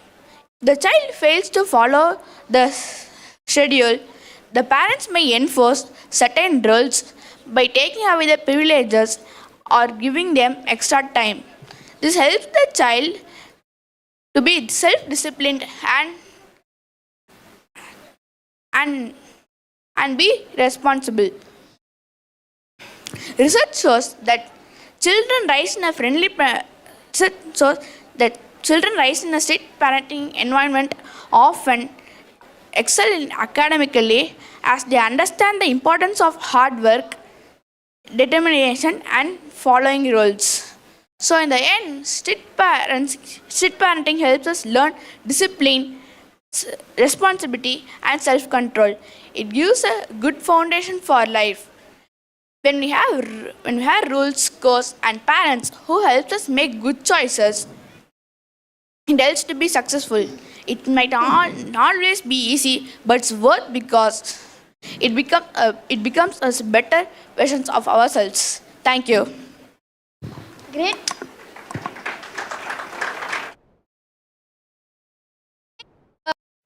Points in the favor of strict parenting style. Vitul, now let's hear from Vitul. Vitul, you may now present your opening arguments in the favor of friendly parenting.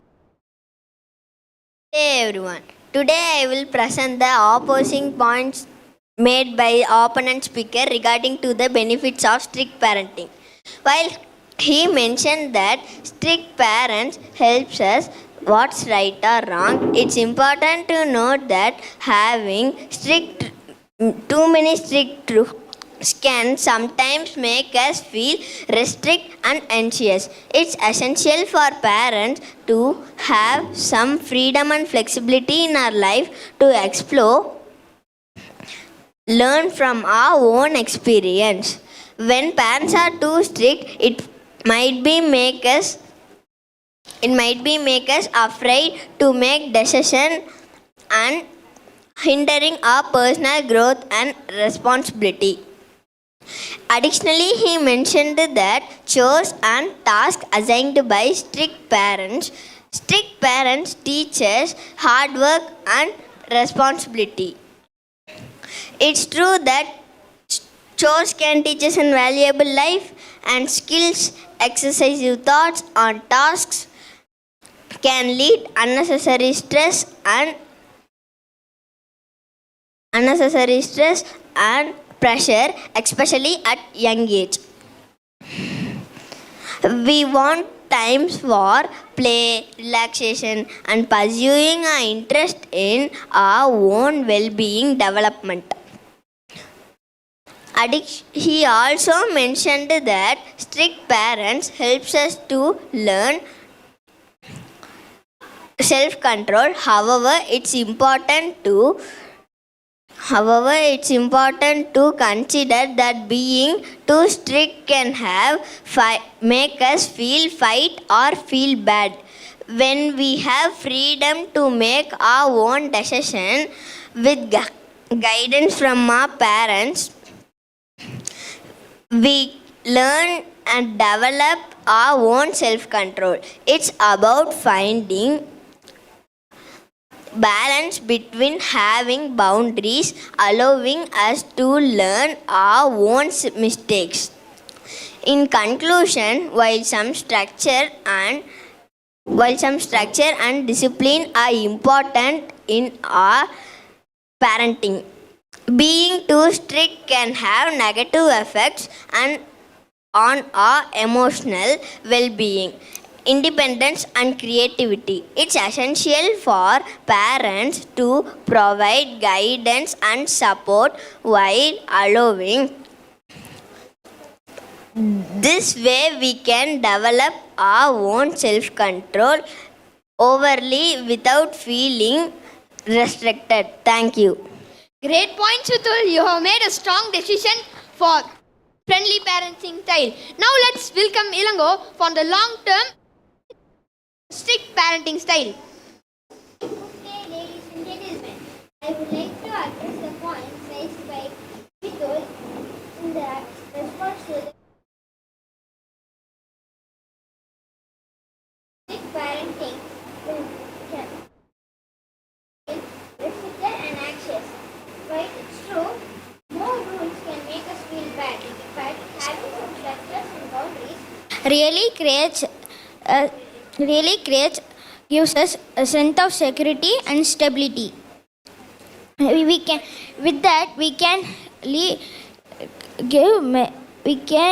face the world with confidence. Also, he mentioned that strict parenting can make us feel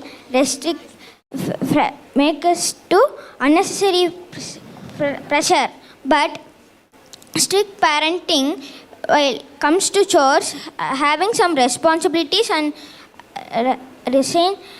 assigned duties gives us time, some life managing skills such as time management, accountability. It helps us to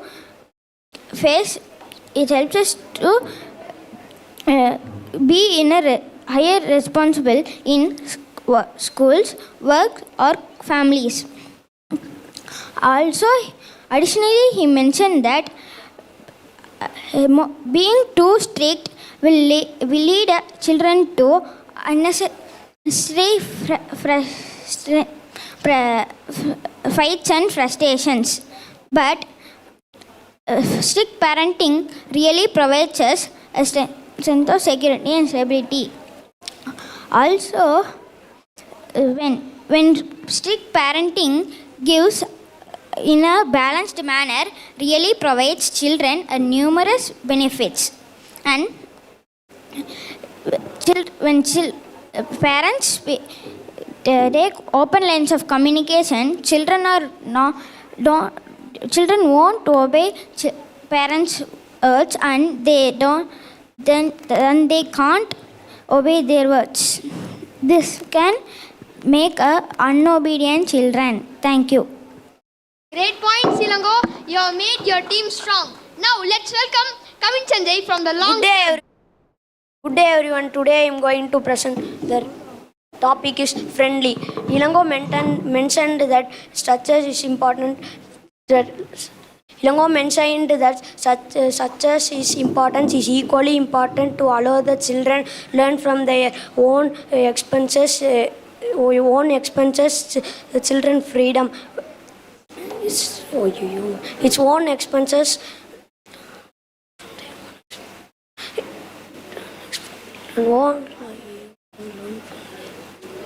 It overly strict rules can stifle creativity and personal growth. It is truth, independent exploration. Children develop their unique talents in interests. The children parents mean they are not confident to read, they are not confident to study, they are not confident to learn. The children parent friendly mean they are confident to read, they are confident to study, they are confident to learn. Because I give two example, you understand that. In first example, in exam times, children also thoroughly for exams, friendly children also thoroughly learn for exam. In exam times, children think I didn't get good marks means my father beat my, like that he think and he not get good marks in exam.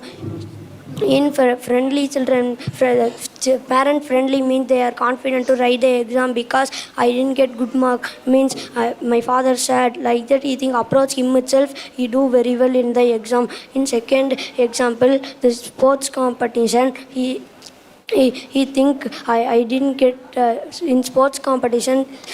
The strict children also thoroughly for sports competition. The friendly children also thoroughly for sports competition. In sports competition, strict children think I didn't get trophy means my father be scolded, my father beat like that he think and he come on fear. That fear come means they are not confident to perform well. In friendly children means he think I will do. Like that he approach him itself he will do perfectly. He will do perfectly in everything. Please don't sit with the children. Please friendly with children. Please freedom to him. Please do give excuse. First exam he didn't get good marks means please give excuse. Second exam also he didn't get good marks means you can beat or scold. Thank you. Nice points, Kavin Sanjay. You made your team strong too. Now, Sarnesh, you may now present your conclusion. Good day, ladies and gentlemen. I would like to address the point raised by Kavin Sanjay in response to the benefits of strict parenting. Kavin Sanjay mentioned that overly strict parenting can stop creativity and limit personal growth. While it's important to provide the children with freedom to explore and be creative, it is equally important to have a framework of rules and boundaries to guide them. These rules actually foster discipline and a sense of responsibilities towards their action. Furthermore, he argues that excessive responsibilities can lead to burnout and hinder well-being. However, it's important to think that responsible parenting involves setting age-appropriate tasks and ensuring a balanced approach. Ones and responsibilities teach children important life skills such as accountability and teamwork. When introduced in moderation, these tasks contribute to their personal development rather than causing burnout. Additionally, he mentioned that overly strict parenting may lead to children relying only on external rules. However, it's essential to remember that the strict parenting can also exist with nurture, communication, and guidance. By creating an open and supportive environment, parents can help their children to develop their internal moral compass and decision-making abilities while still respecting and following important rules. The parents are strict because they wanted their children to be good in academics, limiting their social activities, regulating screen time, and online activities, which helps to promote their child. Strict parenting helps us learn discipline, self-control, and a sense of responsibility. In conclusion, strict parenting, when implemented with care and balance, provides children valuable structure, discipline, and a sense of responsibility. By finding the middle ground between strictness and flexibility, parents can nurture their children's creativity and personal growth while instilling important values and life skills. It is through balanced approach that children can grow well and become well-rounded individuals. Thank you. Wow, Sarnesh, you made your team strong and everyone made a team. Now, Nandesh, it's your turn to conclude. Good day, everyone. I could like to address the point made by Sarnesh in supporting of strict parenting. Sarnesh mentioned that strict parenting will provide valuable structure and a sense of a responsibility. While structure and disciplines are very important, it's very important too that considerate can have negative efforts on child's emotional well-being. Strict parents may lead to finding fear and cold. fear and cold. And overall, he also argued that strict parenting and friendly.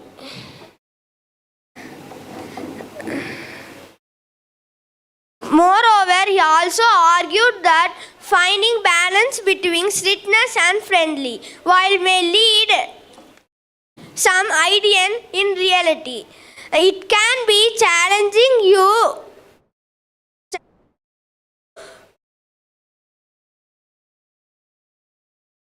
regularly, and if the parents are strict, we can't do our. If parents are friendly, we can do our work correctly and successfully. If the parents are strict, we can't. If the parents are friendly, we can listen the studies. And in conclusion, I conclude that while structure and disciplines are very important, it's very important to consider our excessive strictness, and the children's develop the emotional and healthy sense of responsibility. Thank you. Wow, Nandish, and it's my time to conclude. Wow, what a debate we witnessed today. Strict or friendly? The team supporting the friendly parenting style, relationship and fostering independence, and the team supporting strict parenting style believes the importance of structure and discipline. Thank you.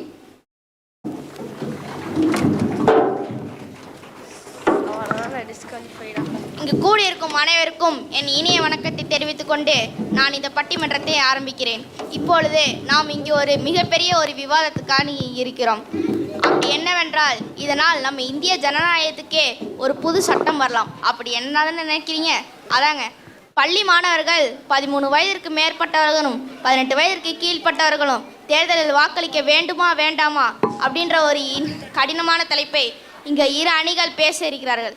அணி ஒன்றில் பள்ளி மாணவர்கள் கட்டாயமாக ஓட்டளிக்க வேண்டும் என்று அணியின் தலைவர் வருடேஸ்வரன் தலைமையில் கிருத்திக் மற்றும் பெனியல் பேச இருக்கிறார்கள். ஆனால் பள்ளி மாணவர்கள் தேர்தலில் வாக்களிக்க கூடாது என்று அணியின் தலைவர் ஜோதிஷ் தலைமையில் ஹரிபிரசாத் மற்றும் நிதின் பேச இருக்கிறார்கள். இப்பொழுது நம்ம இந்தியாவில் உள்ள ஒவ்வொரு குடிமகன்களுக்கும் தேர்தலில் வாக்களிப்பது என்பது ஒரு முக்கியமான விஷயம் அல்லவா? ஆனால் அது ஏன் நம் மாணவர்களுக்கு தரமாட்டேங்கிறோம் என்று வருடேஸ்வரன் தன் உரையை முன்வைக்கிறார்.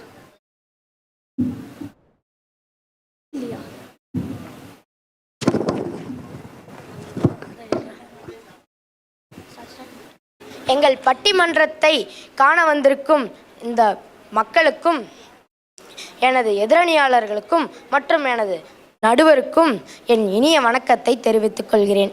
இன்றைய காலகட்டத்தில் தேர்தலில் வாக்களிக்கும் உரிமையாளரோட வயதை குறைக்கிறது ஒரு பரபரப்பான விஷயமாக மாறிடுச்சுங்க. எடுத்துக்காட்டா அர்ஜென்டினா, ஆஸ்திரேலியா, பிரேசில் போன்ற நாடெல்லாம் அவங்களோட வாக்களிக்கிற வயதையே 16ஆக குறைச்சிட்டாங்க. லண்டன், ஜெர்மன் போன்ற நாடெல்லாம் அவங்களோட உள்ளாட்சி தேர்தலில் மட்டும் வாக்களிக்கிற வயதை 16ஆக குறைச்சிட்டாங்க. இளமை பருவத்தின் மூளை வளர்ச்சி குறித்த ஆராய்ச்சியில் ஒரு 16 வயது சிறுவனுக்கு ஒரு முதியோருக்கு இருக்கிற அதே அறிவாற்றல் இருப்பதாக காட்டுதுங்க. அப்போனா அந்த காலத்தில் செஞ்ச அந்த ஒரு ஆராய்ச்சியிலேயே ஒரு முதியோருக்கு இருக்கிற அதே அறிவாற்றல் ஒரு 16 வயது சிறுவனுக்கு இருப்பதாக காட்டுகிறதுங்க. அப்போனா இப்போ இருக்கிற 2K கிட்ஸை யோசிச்சு பாருங்கள் நடுவர் ஐயா, அவங்க எவ்வளோ ஒரு புத்திசாலித்தனமாக இருக்கிறாங்க. ஏன்னா அவங்க ஃபோன் பார்க்குறாங்க, டிவி பார்க்குறாங்க, அதனால தாங்க அவங்களுக்கு அவ்வளோ புத்திசாலித்தனமாக இருக்குது. நான் அவங்க ஃபோனில் வெறும் அரசியல் பற்றி மட்டும் பார்க்குறாங்கன்னு சொல்லிங்க நடுவர் ஐயா. அவங்க ஃபோனில் பாட்டிருக்கும்போது ஏதோ ஒரு சின்ன அரசியல் தவறு இருந்தாலும் அதை சுட்டி காட்டும் போது அதில் ஏதோ ஒரு முக்கியமான விஷயம் வருங்க. அதில் பார்த்து எத்தனையோ விஷயத்தை தெரிஞ்சுப்பாங்க. இப்போ இருக்கிற ஒரு பள்ளி மாணவர்கிட்ட போய் நீங்கள் ஏதோ ஒரு அரசியல் கட்சியை கேட்டிங்கன்னா அவங்க புட்டு வைப்பாங்க அதை பற்றி. எனவே தேர்தலில் வாக்களிக்க ஆர்வம் இருக்கிறவங்கள அவங்களோட வயதை வச்சு மட்டுப்படுத்துவதில் என்னங்க நியாயம் இருக்குது? குழந்தைங்கள் மேலே சுமத்துகிற அந்த கடுமையான வாக்களிக்க கூடாது என்கின்ற விவாதத்தை நம்ம வயது வந்தவர்கள் மேலும் சுமத்தலாமே. ஏன்னா அவங்களும் ஒரு அறிவாற்றல் படி வாக்களிக்காமல் புரிதல் இல்லாமல் வாக்களித்து தவறான தேர்தல் முடிவுக்கு காரணமாயிடுறாங்க. இயலாமை, கையாளுதல், தீங்கு விளைவித்தல் போன்றதெல்லாம் வெறும் பள்ளி மாணவனுக்கு மட்டும் இல்லைங்க, ஒட்டுமொத்த குடிமகன்களுக்குமே பொருந்துங்க. முதலாவதாக பார்த்தீங்கன்னா, தேர்தலில் வாக்களிக்கிறது உரிமையோ தவிர உரிமம் இல்லைங்க. அப்படி இருக்கும்போது நீங்கள் எப்படிங்க பள்ளி மாணவரை மட்டும் வாக்களிக்க கூடாதுன்னு சொல்லலாம்? நீங்கள் ஒரு பள்ளி மாணவனுக்கு அவனோட உரிமையை கொடுக்குறீங்கன்னா அவங்களோட திறனை வச்சு கணக்கிடாமல் அவங்களே ஒரு அரசாங்க அங்கமாகத்தாங்க பார்க்க வேண்டும். நீங்கள் ஒரு உலகத்தின் பசிப்போக்கும் விவசாயியாக இருக்கலாங்க, அல்லது ஒரு பள்ளி மாணவனாக இருக்கலாங்க. அவங்க அனைவருமே அரசாங்க முடிவில் ஒரு அங்கம்தாங்க. அப்படி இருக்கும்போது அவங்கள மட்டும் எப்படிங்க பிரித்து வைக்க முடியும் நீங்கள் வாக்களிக்க கூடாதுன்னு? அவங்களும் வாக்களிக்கணுங்க. அனைவருக்கும் அனைத்து உரிமையும் இருக்க வேண்டுங்க. சரிங்க, இதெல்லாம் விட்டுருங்க. இவ்வளவு ஏன் எங்கள் பள்ளியில் பார்த்தீங்கன்னா தேர்தலில் வாக்களிக்கிறது எப்படி வாக்குச்சாவடியில் நின்று வாக்களிக்கணும், காகித முறையில் எப்படி வாக்களிக்கணும், டிஜிட்டல் முறையில் எப்படி வாக்களிக்கணும்னு எல்லாமே சொல்லித்தர்றாங்க. அப்போனா ஒரு பள்ளி தேர்தலையே நாங்கள் இவ்வளோ கற்றுக்குறோன்னா ஒரு உண்மையான தேர்தலில் போய் நாங்கள் எவ்வளோ கற்றுப்போன்னு கொஞ்சம் யோசிச்சு பாருங்கள். 13 வயதுக்கு மேற்பட்டவரும் 18 வயதுக்கு கீழ்ப்பட்டவரும் வாக்களிக்க வேண்டும் வேண்டும் வேண்டும் என கூறி என் உரையை முடித்துக் கொள்கிறேன். நன்றி, வணக்கம். மிகவும் அருமை. வரடேஸ்வரன் தன் உரையை மிகவும் அருமையாக கூறி முடித்து விட்டார். இப்பொழுது ஜோதிஷ் அவரின் உரையை எதிர்த்து பேச வருகிறார். அனைவருக்கும் என் இனிய வணக்கத்தை தெரிவித்துக் கொள்கிறேன். இப்பொழுது வரடேஸ்வரன் சொன்னாரே, சிறுவர்கள், அதாவது அவர் கூட சின்ன வயசில் ஓட்டு போடுறதுக்கு பள்ளிக்கூடத்துலேயே ஓட்டு போடுறதுக்கு வச்சுருந்தாங்க. அதாவது டிஜிட்டல் முறையிலையும் பேப்பர் முறையிலையும் ஓட்டு போடுறது எப்படின்னு சொல்லி கொடுத்தாங்க. ஆனால் அவங்க பள்ளிக்கூடத்தில் எப்படி இருப்பாங்க, யார் என்னென்ன இருப்பாங்கங்கிறது அவங்களுக்கு நல்லாவே தெரியும். அதனால் கரெக்டாக ஓட்டு போட்டுருவாங்க. அதே அரசியல் இதுலனா யார் எப்படி இருப்பாங்கன்னு தெரியுமா? அவங்களுக்கு தெரியாது, முழுமையாக தெரியாது. அதனால் யாரை தேர்ந்தெடுக்கணும்னு தெரியாத அவங்களுக்கு யாரை ஓட்டு போடணுங்கிற குழப்பத்திலே இருப்பாங்க. அதாவது சிறுவர்கள் ஓட்டு போடும்போது குழப்பத்திலே இருக்கனால யாரை தேர்ந்தெடுக்கணும், யாரை தேர்ந்தெடுக்கக்கூடாது, யாரை தேர்ந்தெடுக்கலாம் அப்படிங்கிற குழப்பத்தில் இருக்கனால சரியானவங்கள ஓட்டு போட மாட்டாங்க. அதாவது தகுதியற்ற நபர்களை தேர்ந்தெடுக்கும் பொழுது நம் நாட்டின் வளர்ச்சி பாதிக்கப்படுங்க. நம் நாட்டின் வளர்ச்சி பாதிக்கப்பட்டால் என்ன ஆகும் நீங்களே யோசிச்சு பாருங்களேன் நடுவர்களே. நாட்டின் அரசியல் உண்மைத்தன்மையே பாதிக்கப்படுங்க. நாட்டின் அரசியல் உண்மைத்தன்மையே பாதிக்கப்பட்டால் நாட்டின் அதாவது சதித்திட்டங்களையெல்லாம் எதிர்நாட்டின் சதித்திட்டங்களையெல்லாம் நம் நாட்டின் மீது மறைமுக மோதல்கள் ஏற்பட வாய்ப்புள்ளதுங்க. இப்போ இந்த அரசியல்வாதிங்க வந்துட்டாங்கன்னா நம் நாட்டோடைய பாதுகாப்பு பாதிக்கப்படுங்க. நம் நாட்டின் பொருளாதாரம் சீரழியுங்க. நம் நாட்டின் பொருளாதாரமும் பாதுகாப்பும் பாதிக்கப்பட்டால் என்ன ஆகும் நீங்களே சொல்லுங்களேன் நடுவர் அவர்களே. சிறுவர்கள் இப்போ ஓட்டு போடுறதை பற்றியே பேசிகிட்டு இருந்தாங்கன்னா இப்போ அதை பற்றியே பேசிகிட்டு இருக்கனால படிப்பு என்னத்துக்காகிறது நீங்களே யோசிச்சு பாருங்களேன். இப்போ இதை பற்றியே பேசிகிட்டு இருந்தாங்கன்னா படிப்பு, அவங்க எதிர்காலத்தில் படிப்பு இல்லைன்னா எதிர்காலத்தில் எப்படி இது பண்ணுவாங்க? அவங்க நண்பர்கள்கிட்டையும் சொல்லி அவங்களும் இதே மாதிரி பண்ணாங்கன்னா அவங்க படிப்பு என்னத்துக்காகிறது நீங்களே யோசிச்சு பாருங்களேன் நண்பர்களே. அதாவது பெரியோர்கள் நம் அண்டை நாடான இலங்கை, பாகிஸ்தான் போன்ற நம் நாடிலும் 2 நாட்களின் தொழில் வளம் பாதிக்கப்படுங்க. தொழில் வளம் பாதிக்கப்பட்டால் என்ன ஆகும் நீங்களே சொல்லுங்களேன். அதாவது பெரியவங்களை கூட எப்படியாவது அரசியல்வாதிங்க ஓட்டு போட வச்சுருவாங்க. ஆனால் சிறுவர்களை அவங்க இப்போல்லாம் ஓட்டு போடுற இதே பள்ளிக்கூடத்தில் வைக்கிறனால அவங்க ஓட்டு போடும்போது அவங்க பள்ளிக்கூடத்தில் வச்சிட்டாங்கன்னா அவங்க கண்டிப்பாக ஓட்டு போட்டே தீரணுங்கிற நிலைமையில வந்துடுவாங்க. சிறுவர்களுக்கு ஓட்டு போடணுங்கிறது வேணும்னு, அதாவது பிடிச்சா மட்டும் ஓட்டு போடணும், பிடிக்காம வேணும்னே ஓட்டு போட சொல்கிறவங்க சிறுவர்களுக்கு ஓட்டு போடவே பிடிக்காது. நீங்கள் நல்ல உரை சொல்லுவீங்கன்னு நினச்சி நான் என் உரையை முடித்துக் கொள்கிறேன். நன்றி. ஜோதிஷ் மிகவும் அருமையாக வருடேஸ்வரன் பதிலை எதிர்த்து பேசினார். இப்பொழுது கிருத்திக் தனது உரையை பேச வருகிறார். இங்கு கூடியிருக்கும் அனைவருக்கும் என் இனிய வணக்கத்தை நான் தெரிவித்து கொள்கிறேன். ஏங்க எப்போவுமே நம்ம அறிவியலை தான் நம்புவோம். அப்பேற்பட்ட அறிவியலே என்ன சொல்லுதுன்னா 16 வயதுக்கு மாணவர்களுக்கும் 60 வயதுள்ள மாணவர்களுக்கும் ஒரே அறிவாற்றல் தானே சொல்கிறேங்க. ஏங்க என் அணியனை சொல்கிறதும் சரிதானுங்க. குழந்தைகளுக்கு என்ன அறிவில்லையா, மூளை இல்லையா? அவர்களுக்கும் எல்லாம் தெரியும் தானுங்க. எதிரானையாளர் சொல்கிறார்கள் இதற்கு பயிற்சி தான் தேவை என்ன. இதற்கு பயிற்சி தேவையில்லை, இதற்கு சிந்திக்கும் திறனும் அறிவாற்றலும் தான் தேவை. அதாவது தேர்தல் நடைமுறை குறித்து மாணவர்களுக்குள்ள விழிப்புணர்வு ஏற்படுத்தலாங்க. இப்போ நிறைய பள்ளிகளில் தேர்தல் மன்றத்தை உருவாக்க சொல்லி தேர்தல் ஆணையரே உத்தரவிட்டிருக்காருங்க. அதாவது ஒரு தேர்தலில் 100% வாக்கெடுத்தால் மட்டுமே அது ஜனநாயக முறைப்படியான தேர்தல் ஆகுங்க. ஆனால் இந்த 100% வாக்கெடுக்கிறது ஒன்றும் சாதாரண விஷயம் இல்லைங்க. இதுக்கு நிறைய நடவடிக்கைகள் அரசு எடுத்திருக்குங்க. ஆனால் இன்று வரை 100% வாக்கெடுக்கிறது ஒரு தோல்வியாகவே இருக்குங்க. அதாவது இதுக்கு வேறு வழியே இல்லையான அரசு ஆராயும் போதாக கண்டுபிடித்திருக்காங்க.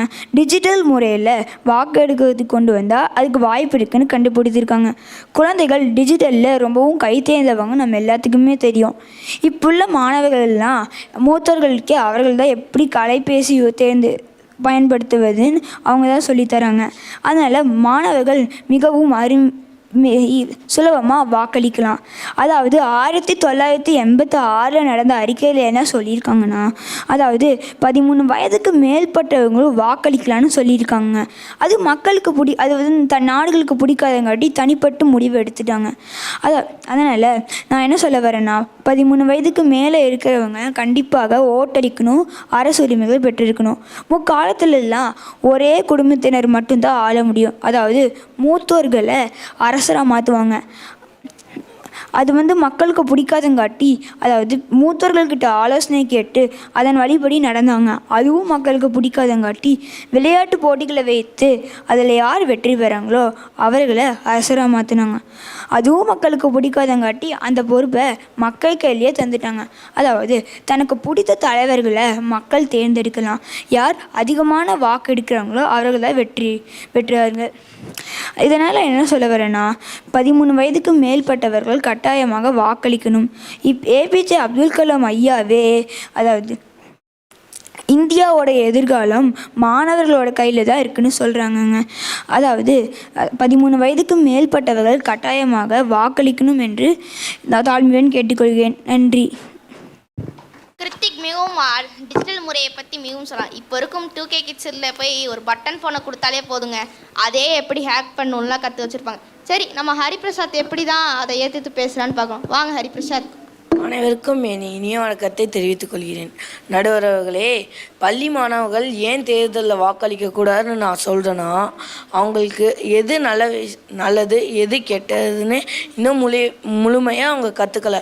அப்புறம் எப்படி நடுவர் அவர்களே அவங்க தேர்தலில் வாக்களிக்கலாம்? நீங்களே சில இடத்துல பார்த்துருப்பீங்க. இப்போ பள்ளி மாணவர்கள் அவங்க அப்பா அம்மா சொல்கிறதோ இல்லை ஆசிரியர் சொல்கிறதோ தான் சில இடத்துல நகல் எடுத்து பேசுகிறாங்க. இப்போ பள்ளி மாணவர்களுக்கு 18 வயசுக்கு மேல் தான் அவங்களுக்கு சுயமான சிந்திக்கிற அறிவாற்றல் உருவாகும் நடுவர் அவர்களே. அதனால் தான் நம்ம இந்திய அரசாங்கமே 18 வயதுக்கு மேல் தான் பள்ளி மாணவர்கள் தேர்தலில் வாக்களிக்கணும்னு சொல்கிறாங்க. சமூக ரீதியாகவும் அரசியல் ரீதியாகவும் உணர்ச்சி ரீதியாகவும் பள்ளி மாணவர்கள் தேர்தலில் வாக்களிக்கக்கூடாது நடுவர் அவர்களே. அதே சில பள்ளி மாணவர்களுக்கு நம்மளும் தேர்தலில் வாக்களிக்கலான்னு ஆசை இருக்கும். நான் இல்லைன்னு சொல்லலை. அதுக்காண்டி தான் இப்போ இருக்க பள்ளிக்கூடத்துலலாம் அரசியல் திட்டம் கொண்டு வந்திருக்காங்க. இப்போ பள்ளியில் அரசியல் நடக்கும்போது இப்போ இவங்க நல்லவங்க, இவங்களுக்கு ஓட்டு போட்டால் நல்லா இருக்கும் அப்படின்னு அவங்களுக்கு தெரிஞ்சுக்கும். ஏன்னா ஒரே பள்ளிக்கூடத்தில் தான் அவங்க இருக்காங்க. அதனால் ஒருத்தவங்களுக்கு ஒருத்தவங்க தெரிஞ்சு போடுவாங்க. அதே சமூகத்தில் பள்ளி மாணவர்களுக்கு எப்படி நடுவர்களே தெரியும்? அவங்க பள்ளின்ற ஒரு உலகத்துக்குள்ளே இருக்காங்க நடுவர்களே. அதனால் அவங்களுக்கு பள்ளிக்கூடத்தில் என்ன சொல்கிறாங்களோ அது மட்டும்தான் தெரியும். அவங்க பள்ளி விட்டு வெளியேறும்போது அவங்களுக்கு 17-18 வயசாயிடும் நடுவர் அவர்களே. அதுக்கப்புறம் தான் அவங்க சமூகம்னா என்ன அப்படின்னு தெரிஞ்சுப்பாங்க. அதுக்கப்புறம் தான் அவங்களுக்கு அரசியல்னா என்னன்னே தெரிய வரும். முதல்ல ஒரு பள்ளி மாணவன் ஓட்டு போடணும்னா அவனுக்கு ஓட்டர் ஐடி வேணும் நடுவர் அவர்களே. ஓட்டர் ஐடி இல்லாமல் எப்படி நடுவர் அவர்களே அவங்க ஓட்டு போடலாம்? நீங்களே சொல்லுங்கள். இப்போ நான் என்ன சொல்ல வரேன்னா, 18 வயசுக்கு மேலே தான் பள்ளி மாணவர்களுக்கு சுயமான அறிவாற்றல் சிந்திக்க முடியும். அதனால் பள்ளி மாணவர்கள் 13 வயதுக்கு மேலே ஓட்டு அளிக்கக்கூடாது நடுவர் அவர்களே. இப்போ பள்ளி மாணவர்களை ஒருத்தவங்களுக்கு ஓட்டு போடுறதுக்கு முன்னாடி அவங்க நல்லவங்களா கெட்டவங்களா எப்படிப்பட்டவங்க, அவங்க பின்னாடி என்னென்ன இருக்குது, என்னென்ன கோரிக்கை குத்த கோரிக்கையை நிறைவேற்றுவாங்களா மாட்டாங்களான்னு இது எதுவுமே தெரியாமல் அவங்க ஓட்டு போடுறாங்க நடுவர் அவர்களே. இது எதுவுமே தெரியாமல் ஓட்டு போட்டா அதில் பாதி தான் நம்ம அரசியல்காரங்க நிறைவேற்றுறாங்க. இதை நம்பி நம்ம பள்ளி மாணவர்களை ஓட்டு போட்டால் என்ன ஆகிறது நடுவர் அவர்களே? இப்போ கடந்த கால இப்போ அரசியல்காரங்களுக்கு இதோடு என் உரையை முடித்துக்கொள்கிறேன். நன்றி, வணக்கம். ஹரிபிரசாத் மிகவும் பள்ளி மாணவர்களுக்கு இப்போது என்ன வேண்டும் என்று கூறி கிருத்திக் இதை மிகவும் எதிர்த்து பேசினார். இப்பொழுது பெனியல் தனது கருத்தை கூற வருகிறார்.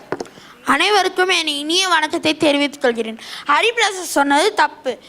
ஓட்டர் ஐடி இருந்தால் தான் ஓட்டு போட முடியும் சொன்னது சரிதான். ஆனால் மாநகராட்சி 13 வயதிற்கு மேலான மற்றும் 18 வயதிற்கு கீழான மாணவர்கள் ஓட்டளிக்கலாம்னு சொன்னால் அவர்களுக்கு ஓட்டர் ஐடி 13 வயதிலே கிடைத்து விடும் அல்லவா? அப்போதான் அவர்கள் ஓட்டளிப்பது நம் கடமை என்பது சிறுவர்கள் இளம் வயதில் சென்றடைவதால் அவர்கள் கடமையை சிறப்பாக செய்வார்கள். உலகளவிலேயே அதிகமான வாக்காளர்களை வைத்து கொண்ட நாடாக இந்தியா தான் இருக்கிறது. அதிகமான வாக்காளர்களால் தேர்ந்தெடுக்கப்படும் தலைவர்கள் சிறந்த தகுதியுள்ளவர்களாக இருப்பார். இப்போ இப்போ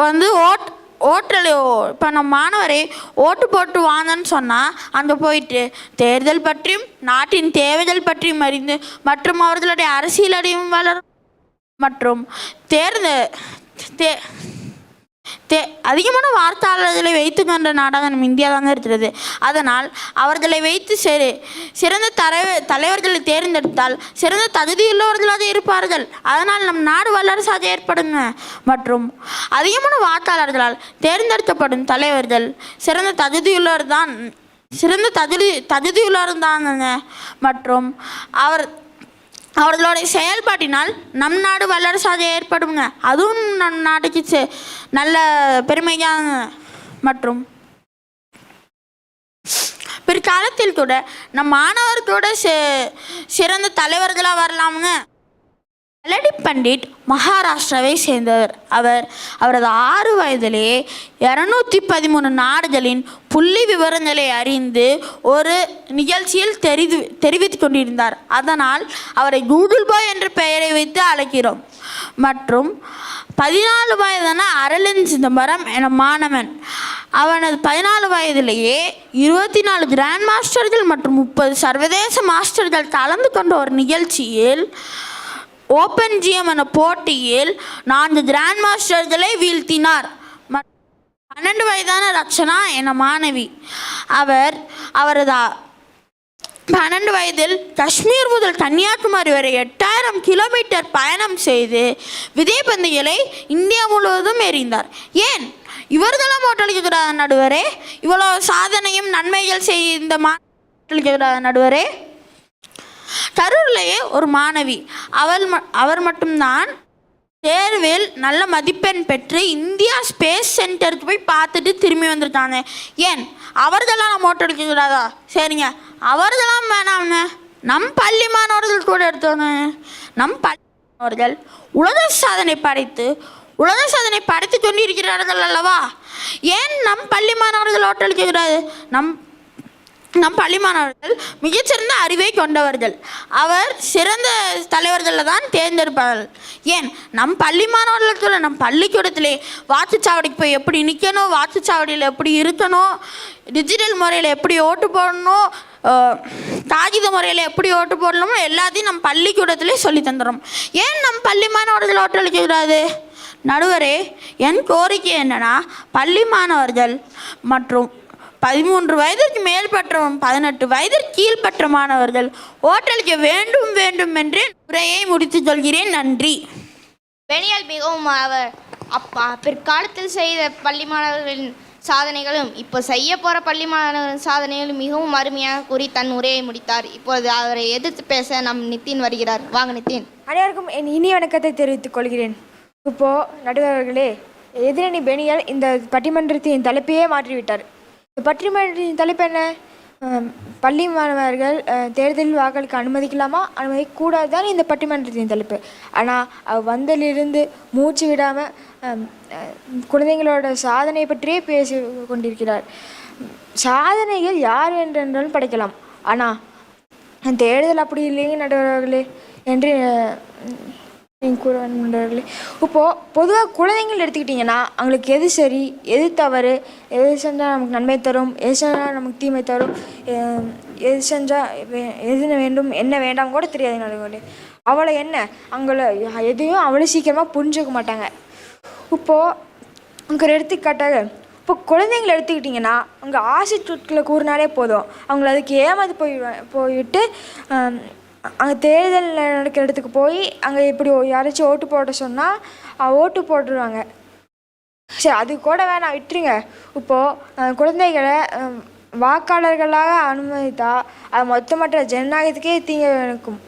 இப்போது இந்திய மக்கள் தொகை எடுத்து பார்த்துக்கிட்டிங்கன்னா 25%, அது 25% மக்கள் தொகையில் பள்ளி மாணவர்கள் இருக்கிறார்.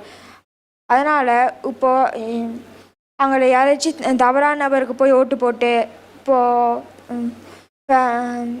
அவங்களுக்கு மட்டும் பாதிக்காது, மற்ற எல்லா மக்களுக்கும் பாதிக்கும். அதனால் இப்போ அவங்க ஓட்டு போடக்கூடாது. அவங்க ஓட்டு போட அனுமதித்தால் அது ஒட்டுமொத்த ஜனநாயகத்துக்குமே தீங்கை விளைவிக்கும். இப்போ குழந்தைங்கன்னு கூறினாலே அவங்க சமூக வலைத்தளங்களும் மூழ்கி இருக்கிறாங்க. இப்போது அவங்களுக்கு பிடிச்ச நட்சத்திரங்களோ கதாநாயகர்களோ இல்லை பாடகர்களோ அவங்க மூலமாக கூட போய் ஓட்டு போட சொன்னால் அதுக்கு வேகமாக ஏமாந்து போய் விடுவாங்க. அதனால் தேர்தலில் இதை கூட சாதகமாக பயன்படுத்தி ஓட்டு போட வைக்கலாங்க நடுவர்களே. இப்போது நீங்கள் குழந்தைங்கள எடுத்துக்கிட்டிங்களா அவங்கள மாதிரி யாருமே உணர்ச்சி வசமே பட மாட்டாங்க, அவ்வளோ உணர்ச்சி வசப்படுவாங்க நடுவர்களே. இப்போது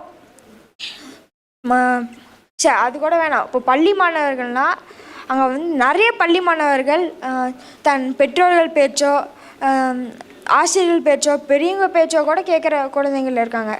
ஆனால் அவங்களால என்ன ஆகுதுன்னா இப்போ அவங்க அப்பா அம்மா போய் சொல்கிறாங்க இவங்க போய் ஓட்டு போடு, ஆனால் அங்கே அப்படியே போய் ஓட்டு போட சொன்னால் ஆனால் அது கேட்க மாட்டாங்க.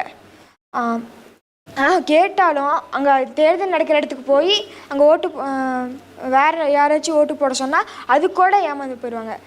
அதனால் இப்போ என் கோரிக்கை என்னவென்றால் 13 வயதுக்கு மேற்பட்ட குழந்தைகள், அதாவது பள்ளி மாணவர்களோ 18 வயதுக்குட்பட்ட குழந்தைகளோ தேர்தலில் வாக்களிக்க அனுமதிக்கக்கூடாது என்று என் உரையை முடித்துக்கொள்கிறேன். நன்றி, வணக்கம்.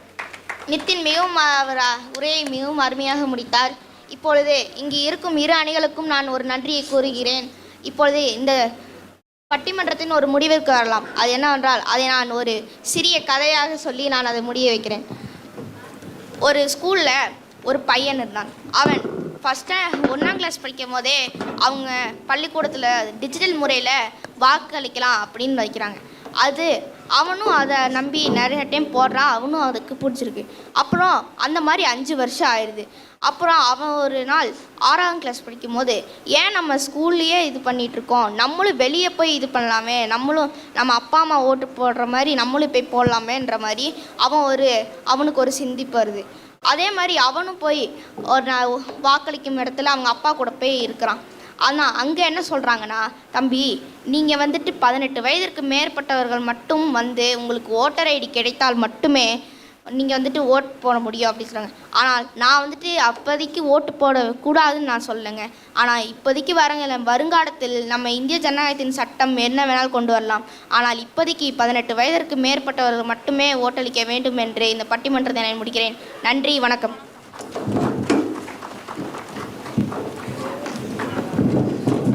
warm greetings to one and all present here.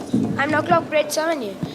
Today we are gathered here to discuss a captivating topic on whether happiness is more important than success. Throughout this debate, we will explore contrasting perspectives and arguments surrounding this subject.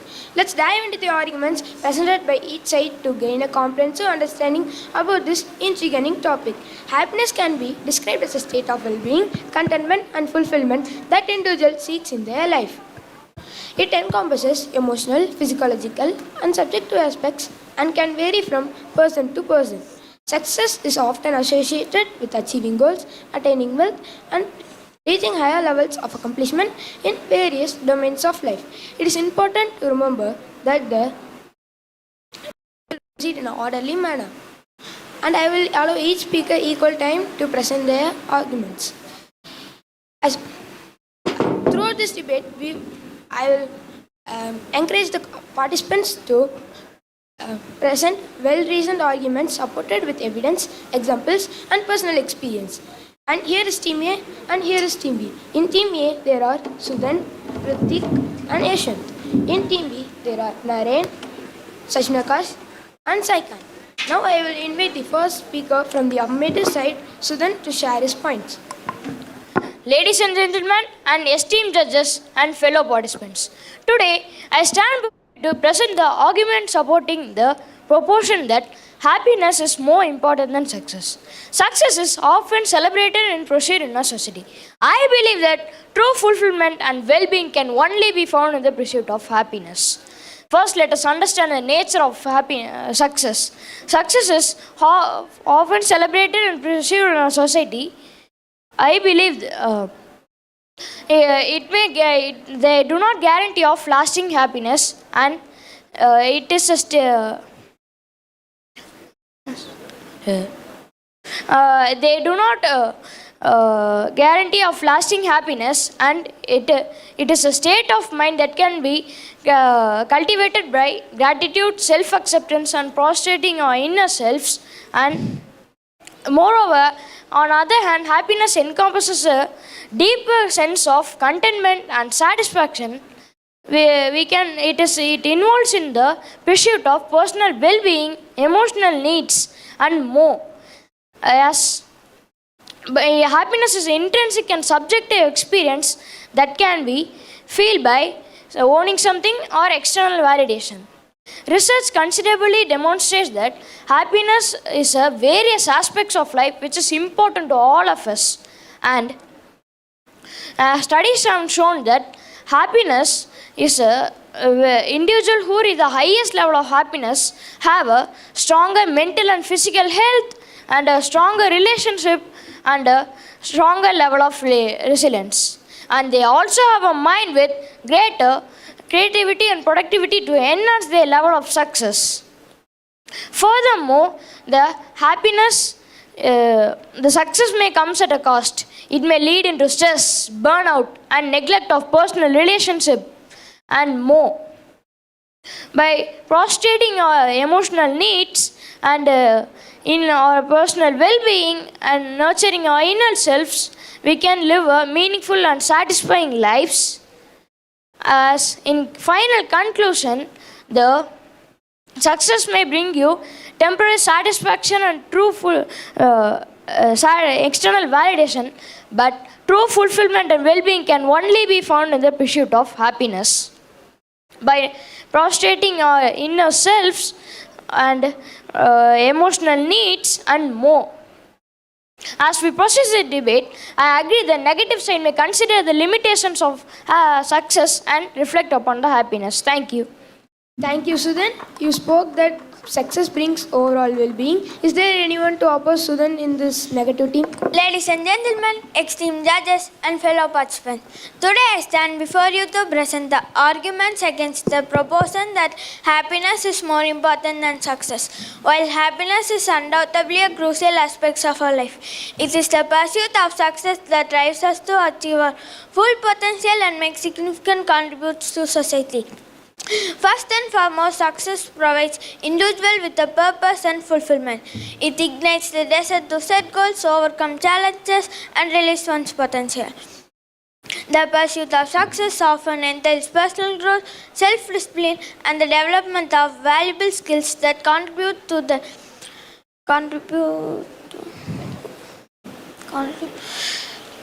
from scientific breakthrough to artistic masterpieces. Success has propelled humanity forward, fueling innovation, advancement, and cultural enrichment.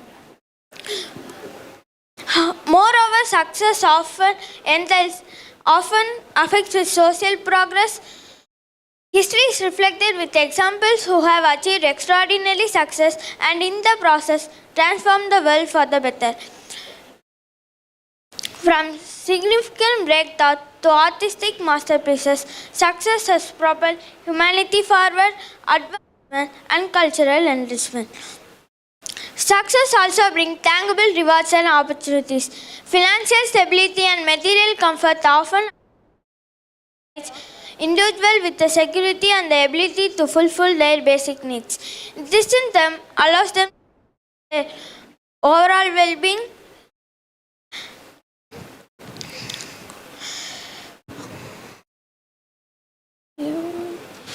Furthermore, success often leads to personal satisfaction, which in turn enhances happiness. Accomplishing meaningful goals and opportunities, experiencing for one's effort fosters and a sense of self-worth and confidence. While happiness, the satisfaction derived from success.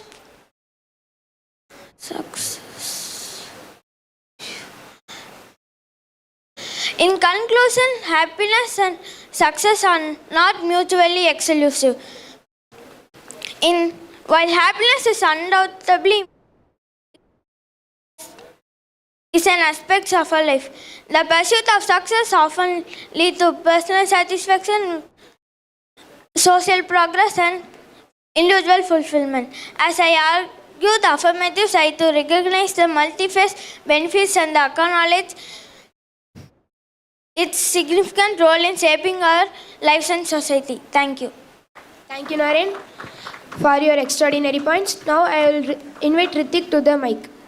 Ladies and gentlemen, esteemed judges and fellow teammates, I am affirm the points that happiness is more important than success. There are many individuals who achieve success, but they found themselves lacking in true fulfillment and satisfaction. Happiness includes honesty when behaving. I would like to share a few points why happiness is more important than success. Happiness creates a positive ripple which goes around. In this competitive world, success often demands a lot of dedication, which gives little time for relaxation. It encourages us to have a well-behaving and self-care. In this competitive world, success often demands a lot of dedication. We prioritize happiness, which helps us to maintain healthy work-life balance, natural and mental and physical health. Happiness is not derived from external achievements or materials. It lies with our thoughts and emotional. Many studies have shown that strong social bonds contribute to overall happiness. Happiness is closely connected with our relationship and social connections. In fostering empathy and comparisons, enhance our quality of life. Success without happiness leads to a feeling of empathiness and lack of purpose.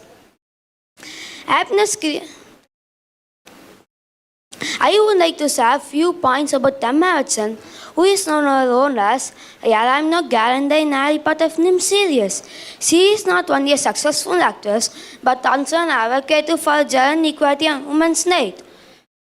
She has taken many breaks from her activities to prioritize her personal activities, mental health. I would like to share the advantage of happiness. Success can be stolen or broke by any person, but happiness can't be stolen.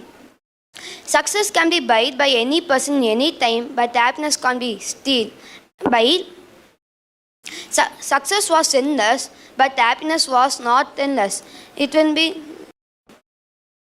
In second standard, when I'm doing a success, I'm so stressed and I can't do a success very easily. Then only I know when we are happy and interested, we can do a success very easily. Higher class need happiness more than success because when they are studying for a success, they will be stressed and they can't do a success very easily. When they are happy, they can do a success very easily. I conclude that happiness is more essential for life. It is really nice with our emotional and thoughts and connected closely with our relationship and social connections. Thank you. Thank you, Ritik. With Sashinakas to oppose Ritik's point. Ladies and gentlemen, esteemed judges and fellow participants, I rise today to present the argument opposing that happiness is more important than success.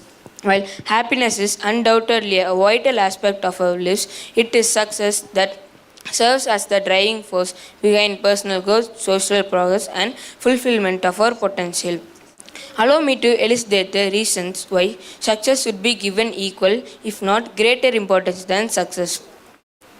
Firstly, success provides a sense of achievement and accomplishment. It allows individuals to set goals, work diligently, and overcome obstacles. Throughout this process, we can create a ripple.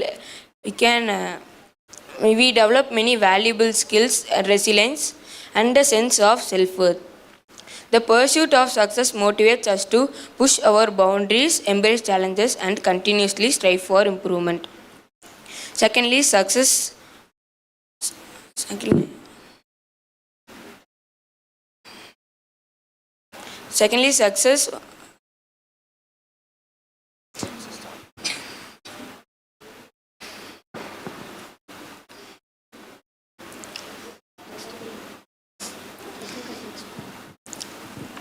Moreover, success inspires and influences the others.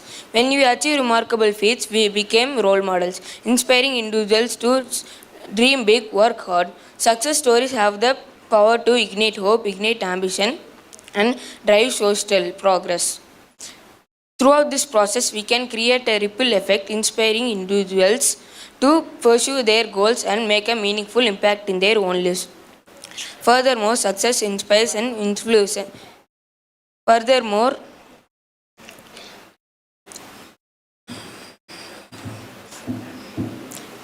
while happiness is subjective and transient, it is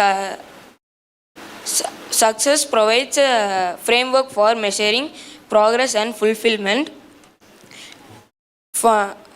It offers tangible milestones that allow individuals to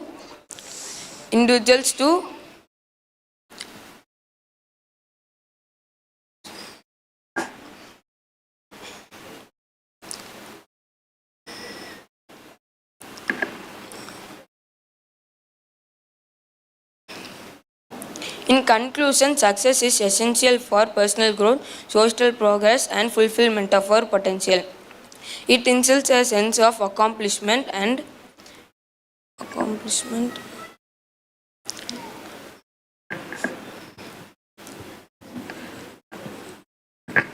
As we continue this debate, I encourage the affirmative side to consider the multifaceted benefits of success and its profound impact on individuals and collective growth. Thank you. Now I will invite Yashwant to share his opinion on whether happiness is more important than success. Ladies and gentlemen, esteemed judges and fellow participants, as the final speaker on the affirmative side, I stand here to reinforce the arguments presented by my teammates and emphasize the happiness over success. Through this debate, we have explored the multifaceted aspect of happiness and its profound impact on our overall well-being. Allow me to speak into the reasons why happiness should be given priority. First and foremost, happiness is the ultimate measure of fulfilling and meaningful life. While success may bring external recognition material, it is happiness that truly enriches our experience and gives us a sense of purpose. Secondly, happiness is a state of mind that influences every aspect of our lives. It affects our mental and physical health, our relationship, our overall outlook on life. Numerous studies have shown that who prioritize happiness have lowest stress levels, reduced risk of mental health disorders, and overall well-being. By prioritizing happiness, we invest our long-term health and enjoy a higher quality of life. Additionally, happiness fosters creativity and innovation. When we are happy, we are more likely to think outside the box. Take risk. Approach the challenges with a positive mindset. Success often requires the ability to adapt to changing circumstances. Happiness provides emotional foundations such as either-ways. By prioritizing happiness, when we unlock a full potential for greater success. Furthermore, happiness is contagious. When we prioritize our own happiness, we create a ripple effect that positively impacts those around us. By cultivating within ourselves, we contribute collective well-being society as a whole. Lastly, it is important to note that the pursuit of success does not guarantee happiness. Many individuals have achieved greater success but feeling themselves empty and unfulfilled. Happiness, on the other hand, can be experienced in any circumstances regardless of external achievements. In conclusion, happiness is more important than success as it encompasses a holistic well-being that transcends external achievements. By prioritizing happiness, we live more authentic, fulfilling lives, fosters personal and unlock a full potential for success. Let us remember, true success lies in the pursuit of happiness and positive impacts those around lives those around us. Thank you. Thank you, Vishen. Now I will invite Saikant to share his points. Ladies and gentlemen, respectful judges and fellow participants, as a final speaker on the negative side, it's my duty to reiterate the arguments against the proposition that happiness is more important than success. I won't say that happiness is not at all important for life. Happiness is important for life, but as just a subjective. But success is a very important part in our life because success leads to many advantages. The most common advantages are personal satisfaction, personal growth and development, expand opportunities, respect and recognition, and positive impact on others. Let's go with personal satisfaction. If you've been successful, you become happy. If you've been failure, you become sad. It shows that success leads to personal satisfaction. Next, let's go for personal growth and development. If you've been successful, you get motivated and it gives a motivation that you can do that in specific field or all in one. For example, in my 3rd standard, I got gold medal in IMO exam. It gives a confidence that I can do maths very well than before, and it gives also a potential for me too. Next, go for respect and recognition. If you've been successful, the people surrounded you will recognize you as a good person in specific field or all in one. The success is a very important part in our life. Then let's go for expand opportunities. If you've been successful, the opportunities will set you and come. Because the success leads to a positive impact on yourself, and the success is gives up a very important in our life. If you ask anyone whether they want to succeed in their life, why not? What's a desire? It is the most common answer would be like, even the opponent team want to succeed in their life, even the debate too. Then what could be success? Success is a goal or dream of someone who longs to achieve that. The success can be in various forms like school achievements to career accomplishments. The success gives anyone's I was highly opposed my friend's Yeshwant's talk because he says success leads to affects our mental and physical health. But what I learned is success gives a full potential and gives potential and confidence that he can do that. The success is a very important part in our life, as well as the success gives advantages to others too. If you've been successful, it motivates yourself and others too, because success is a very crucial part in our life. In conclusion, I would say success is a very important part and a very crucial part in our life. The successful stories that we have been hearing the successful stories from our childhood to today's cinemas. The The successful stories can be in various forms. The success can also be for everyone. It was my pleasure to win this debate. Thank you. Thank you, Saikant. After captivating debate on the topic of whether happiness is more important than success, it is time for me to provide my final judgment and conclusion based on the arguments presented by both teams. Throughout this debate, we have witnessed that the affirmative team is passionately advocating for the prioritization of happiness, highlighting the core values, impact on well-being, and the ultimate goal of leading a fulfilling life. Conversely, the negative team has defended the importance of success by emphasizing its role in personal growth, societal progress, and visible achievements. Both teams have presented compelling arguments, which made this decision a challenging one. It is important to recognize that the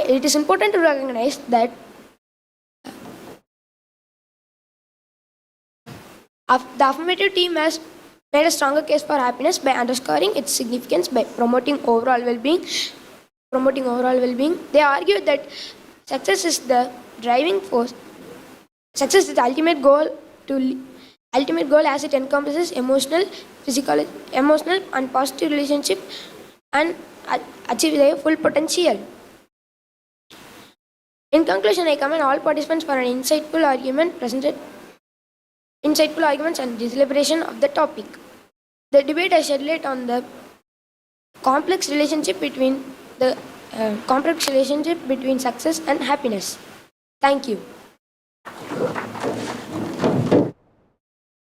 Ladies and gentlemen, welcome to our interesting debate where we will be debating an important question that has irritated many. It is better to be only child or have siblings. We will be focusing on the rule of monitoring, which means how parents can keep eye on their children and guide them.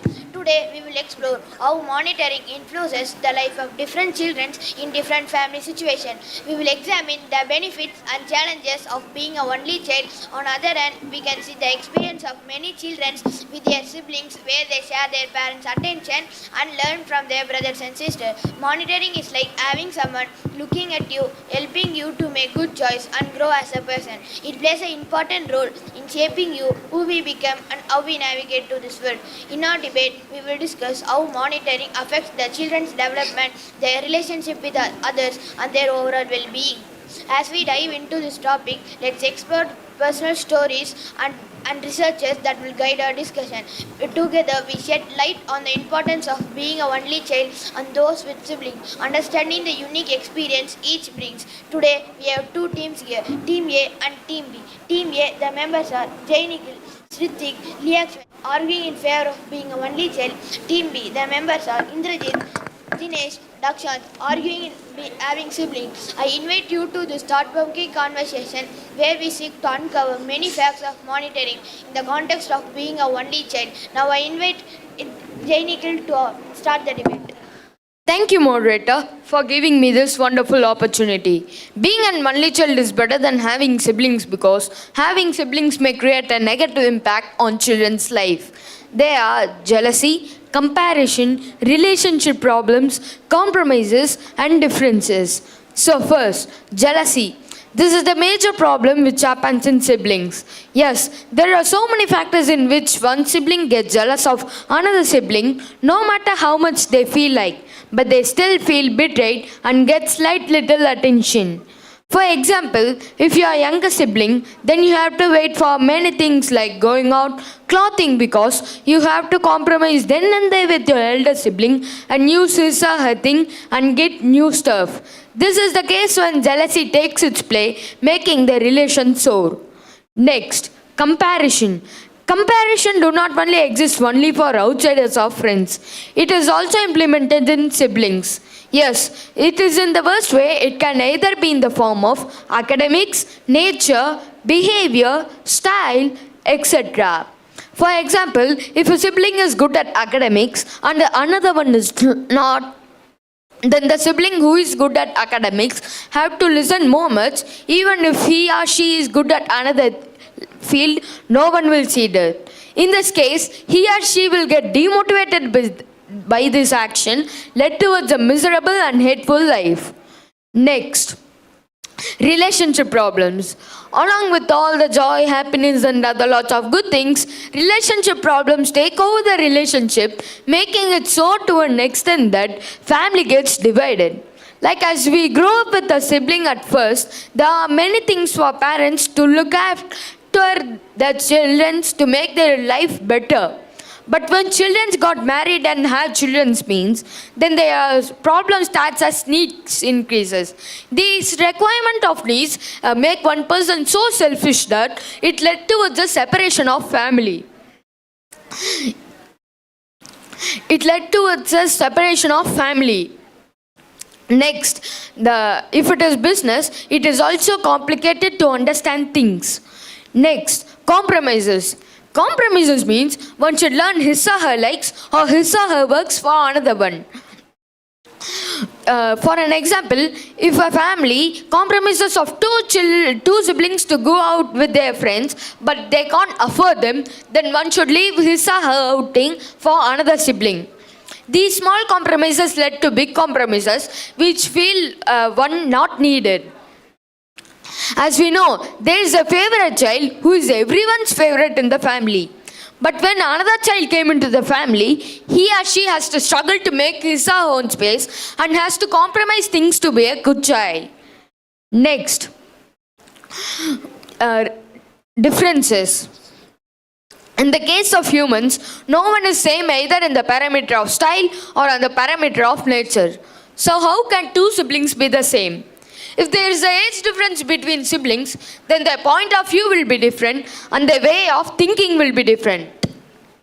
These differences make one person, these differences make elders elders as parents and youngers have to listen them. This also make youngers hate their elders. Next, real life examples. I have an elder sister. She is like a mosquito, always annoying. When she has a work, she will please me by telling my name 100 times at least. When she has a work, when her work is over, next second she will tell a word. Boda, in which nerves will come out and rage goes 100%, but at that time only I knew that I was fooled by her. Can every younger sibling can understand my feelings? And another thing, when I'm not at home, there will be some snacks at home which we both love. But when I come home and with the intention I search for it to share with my siblings, but I will found that it will be in the dustbin. This thing will be like a nuclear bomb, exploded 1,000,000 times in my soft heart. I think this will be a heartful example, and this can be also this is can understand by the opposite team, and this makes the moderator to wave the flag for our side. Thank you. As Jay Nikhil told, there are 5 types of problems faced by siblings. Now I invite Indrajit to oppose Jay Nikhil. I disagree the point which my opponent told, that having sibling is a comparison. It may happen sometimes, but having sibling is having a good friend to share everything with him or her. No one to share, the child may feel lonely. Loneliness is a key disadvantage of being an only child. A only child is lonely since no one to talk or no one to play regularly. A only child wishes to have another sibling for company. Kids may face a lot of pressure because their parents expect them to perform well in school and other activities. The only child's parents' involvement is bored to the only child. The parents of an only child, they are overprotective. They are overprotective because the only child is the most precious thing in the world to them. The only child is the sole caregiver of the elderly parents and take harder time to make friends and maintain his friendship. Although being an only child allows parents to give more dedication and a greater economic security, it may have some difficulties. Leadership quality. Siblings can be a good leader because he maintains his childhood siblings and he have the responsibilities like sharing, caring. So he can maintain his team and he can be a good leader. The overall percentage of being an only child in the worldwide population is 20. Families with 2 or more children is 80% in the worldwide population. Therefore, we can see that the population is higher in the families with 2 or more children. In the orderly India, have 2 or more children is common. But now, I can see families with 1 children is common. I will tell this is a disadvantage of being an only child. I will tell my real life example that I have heard. That in 3 to 4 years, I not have siblings. But now that time I faced many issues like lonely. I not having anyone to talk or not having anyone to play with me regularly. I will feel lonely. No, but now I have one sister, so I can play with her and I can be share with her. So I will not feel now lonely. Therefore, I conclude families with 2 or more children share their emotions and feelings in a better way. Thank you. As Indrajit told, there are child with sibling can share their emotions. Now I invite Sritik to oppose Indrajit. I strongly disagree the point which my opponent said. Being an only child offers unique benefits that should not be overlooked. Firstly, as an only child, you receive undivided attention from your parents. This focused attention allows for stronger emotional bonds and closer relationships. By spending more time and resources to devote your upbringing, education, and overall well-being. Secondly, being the sole child in the family fosters independence. Without siblings to rely on, you learn to entertain yourself and solve problems independently from an earlier age. This nurtures creativity and resourcefulness skills that are valuable throughout the life. Moreover, being a single child often leads to a strong sense of identity. Without siblings to compete with or compare yourself to, you develop a clear understanding of your own individuality. Your parents spend more time by teaching you to be more independent so that you can build your own confidence and feel less pressure. A single child is more likely to be goal-oriented and successful. A single child will not be selfish and spoiled as widely believed. A single child will be overprotected by their parents. A single child is precious thing for the parents. A single child will not have to deal with other siblings. A single child will not be compared. A single child is more independent than having siblings. As you can see, having a single child is a blessing, not a curse. Not a curse. A single child is happiest family size. As you can see, having a single child is associated with a gain in happiness. Sometimes siblings have a nasty habit of being so comfortable with you so that they pass the blame on you when something goes wrong. There are many myths that only child can be selfish so that they're spoiled, and there's often the term lonely child used instead of only child. A single child has a very big imagination. A single child learns to stand up for themselves. The single child is, again I repeat this point, the single child is more independent. A single child is more independent. One of my friends is a single child and I have asked him some advantages of being a single child. He said that parents play with me, parents share their feelings with me, parents share their childhood memories. Parents never ever feel lonely. And he also mentioned a thing. When I have sibling, my parents should share their love 50% with me and 50% with my sibling. But there, I'm a single child and I receive full love from them. And having stress-free parents means a stress-free home. Once your parents have overcome all the obstacles that come to their way while raising a child. Therefore, I conclude by saying that being a single child offers several benefits. As Ritik told, being a only child, you can get more resources from their parents. Now I invite Dinesh Kumar to oppose Ritik. I disagree with the point what my opponent said. According to the Australian Institute of Family Studies in 1986, most women were more likely to have given birth to 2 children. However, women were more still likely to have had 3 or more children. It was the most common trend back in 2006. However, families in Australia have more than 2 children. To be more And compared to children who come from a larger family, unless learn to depend on themselves at an early age. Financial advantage. Parents raising one kid often have more savings compared with other families. It is other than with more than one child. It is cheaper to raise one child. Privacy. Many families with one child can afford to give a child their own room. Privileges. Kids in one-child families are almost always include their parents' activities.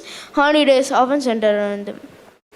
Since there are no siblings to interact with, only children are believed to be poorly socialized. Only child may be more likely to lack social skills and be spoiled, lonely, or selfish. I think having siblings is better than having only child because a child feels lonely. If siblings are there, they can play with each other. And having siblings help to healthy sibling relationship, promote empathy, prosocial behavior, and academic achievements. And well into adulthood, siblings influencing one another's mental health and well-being. Siblings help each other to be more optimistic, trustworthy, and conscientious as individuals. Children compare with the other children. No sibling equality. Most of the parents of more make the mistake of comparing their children with the other siblings, increasing sibling equality. A child may grow to health. They are incapable of compromising our birth rates. The government desperately wants the women in the country to have more children. Since 2016, the authorities moved swiftly from a 1 to 2 to 3 child policy. Kids raised with siblings have a greater natural understanding between them, and they spend more time than their parents. They not just that they can shape up each other's personalities. Kids raised with siblings tend to feel more secure during their adulthood. Children with a sister or brother tend to be more interactive at home with their friends. They share their emotions and feelings in a better way. Children are foster their siblings. They are more loving to each other and develop an attitude for responsibilities much earlier in life than a single child. While playing helps them to be more successful during their adulthood. I am also only child. I feel lonely and want to play with you. Therefore, I conclude that having siblings is better than having only child. As Dinesh Kumar told, child with sibling can be more independent. Now I invite Leah Smith to oppose Dinesh Kumar. An only child gets the best in everything, material things and otherwise. And only child does not have to deal with other siblings. And only child will not be compared with other siblings. They can be more independent and confident than kids who have siblings. They have a stronger bonds with their parents. And only child families are just as wonderful and fulfilling as families with more children. In fact, they are outpacking families in key happiness metrics such as life balance, finance, etc. Do you know the average percentage of only child families across the world? The average percentage of only child families across the world is approximately 20%, but this varies greatly by region, culture, and economic factors. And only child gets more resources, and only child gets more independence, and only child gets very attached to their parents. And only child gets very attached to their parents. One of the perks of being an only child can benefit everyone in your family. From raising a child is more expensive right from schooling, medical expenses, college, a wedding and holidays. Imagine raising 2 or 3. It's a financial nightmare. However, when it's you, there is more money in the bank. This extra cashing raises your family of standard of living. While traveling 3 kids to Dubai in economy, where you can travel 1 to France in business class. When it comes to your education and marriage, your parents can able to budget better. This is a win-win situation. No one will ever refer to you as someone's brother or sister. You are always the favorite child. Being a favorite is truly like a feeling like no other. Knowing that for your parents, no one better than you is an ego boost like no other. This spills to your very next perk too. No one will ever steal your thunder. Your accomplishments will never be overshadowed, and you will never live in anyone else's shadow either. Do you know about the China's one-child policy? In China, there is a policy called one-child policy. This is beneficial for the China government. This helps to decrease the rapid population of the people in the country. If you are granted a certificate that you had only one child living with you, then there is more beneficial for your household. Some families are awarded free land for irrigation and free land for farming for their completion, sometimes included free home. They awarded free water for irrigation and consumption. Students were given extra points in their test in elementary school because of this unique societal policy. Therefore, I conclude that being an only child is better than have siblings. As told, being a only child, you are not compared with anybody. Now I invite Dakshan to oppose Liakshwan. I disagree the point who said from Team A because he said that being a child would make close relationship with the parents. But in reality, that is not happening nowadays because parents are very busy with their work. So they can't find enough time to spend with their child. But this may cause the feeling of loneliness to the only child. I have experienced the importance of sibling during the pandemic situation. During that time, we played, we laughed, and we spent more time with each other. This gave me mental strength to overcome the lockdown. But in my friend's case, he told me that he is a only child. He told me that he felt bored and loneliness in the pandemic situation, because there is no one to play with him at his home and their parents also engaged with their work. The only child could develop little emperor syndrome, in which parents are lavish so much on one and the child behaves bad, little overload. Parents may put too much pressure on the only child, causing anxiety and low self-esteem. Parents may put too much pressure on the child to do well in school, other activities. Parents may too attach to the child's success to rather giving them space.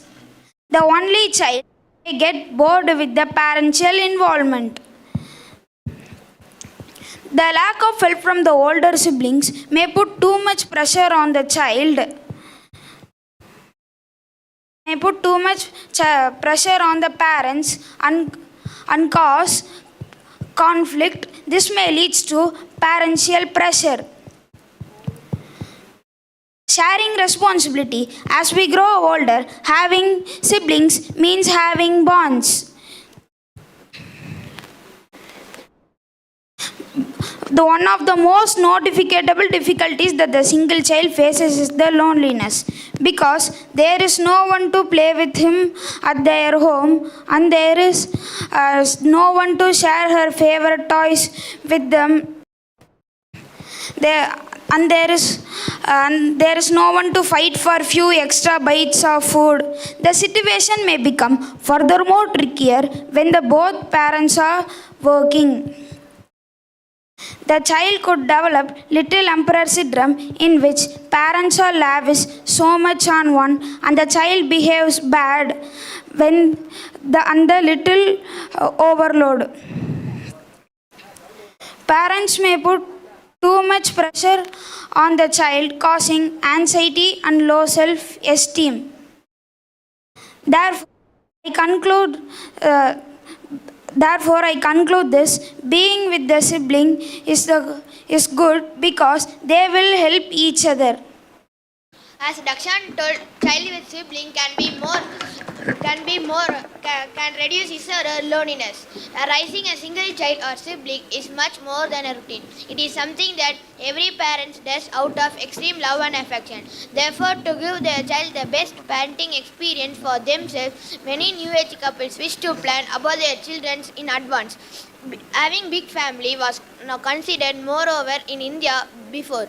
It was because the The cost of living is not higher in that year now, but now it is not considered because the cost of living is more higher. Having sibling make them more selfish. It really depends upon your family situation and the values you are raised with. Others suggest that having sibling may promote the child's sympathy. Having good relationship with brother or sister may promote altruism intents, especially in boys. In other cases, you may see the child become more selfish as a defense, protecting themselves. In the end, the decision of having single child or sibling is completely yours. After discussing all the possible points and discussing how you can enter the stage of parenthood, you can make your own choice or decision. Well, there is no wrong or right answer to this particular question. After all, happy holy parents can raise a happy family. Thank you.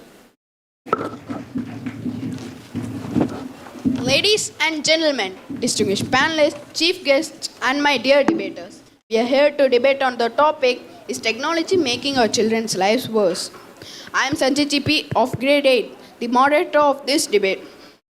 We have Sibi Ganesh, Ashwath, and Devashwath, who are the members of the proposition, and we have Pranav, Chandresh, and Roshan, who are the members of the opposition. Technology has become an integral part of our lives, revolutionizing the way we communicate, work, and live. It has brought numerous advancements and conveniences. It reflects the very essence of our needs and wants. Nowadays, technology and society are inseparable.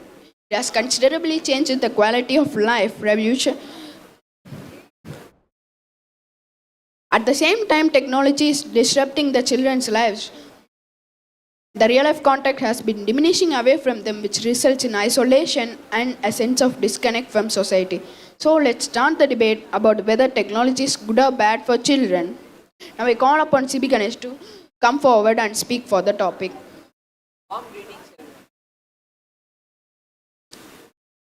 Today, I'm here to speak about the topic, technology is making our children's life worse. There is no doubt that technology is making life easy for all of us, but I'm also sure that it makes children lazy. Children growing in today's world are totally dependent on technology and gadgets to do their daily tasks. Because of this technology, there are many problems rising among children. They are overuse of social media and mobile devices, which has been linked to eye strain, difficulty focusing on other tasks, and depression. While spending too much time using the most common technological devices such as computers, laptops, and mobile devices could cause concentration difficulties and distraction. So children can't listen to the class. If a child spends more time using the technological devices, would not speak with others, and a child who doesn't interact between others would become shy to come in front of the stage and speak. If a child sees a lot of horror videos, could get fear. A child who is not capable of finding out which one is real or imaginary could get fear to be alone. Vision problem, neck pain, back pain, overstrain can occur due to watching TV, smartphones, computers for long periods of time and watching TV computers in a wrong sitting position. While kids start to spend more time in the screens, their attention span decreases, which reflects back in their studies. Do you know that a University of Michigan study found that Facebook use led to a decrease in happiness and overall life satisfaction? The blue light emitted by the screens of mobile devices has been associated with poor sleep, which impacts your health and personality. Attention Deficit Hyperactivity Disorder, ADHD, is one of the causes by technology. The symptoms of ADHD are having a short attention span, being easily distracted, unable to stick to tasks that are time consuming. In total, 424 individuals were killed by ADHD. Viewing digital screens for long periods of time can cause eye strain, because viewing digital screens for more periods of time can cause a person's eye work harder than usual, and this will make the eyes under strain, which will lead to the development of vision problems. Technology can negatively impact one's physical and mental health, work, school, and relationships. This is one of the worst disadvantages of technology in human life. The factories and modern devices pollute air, water, and soil to a great extent. The factories hurt the earth and its ecosystem to a great extent. The addiction to mobile devices could be impairing our brain's ability to retain new information. And I conclude by stating that, however, technology saves lakhs of people. It has killed more than 60 million people approximately. Thank you. One of the major causes of attention deficit hyperactivity disorder is the overuse of technology, and around 424 individuals had died from it. CB Ganesh, you got solid points. Now let the debate continue with Pranav. Yo everybody, I am here against the topic as moderator said. Technology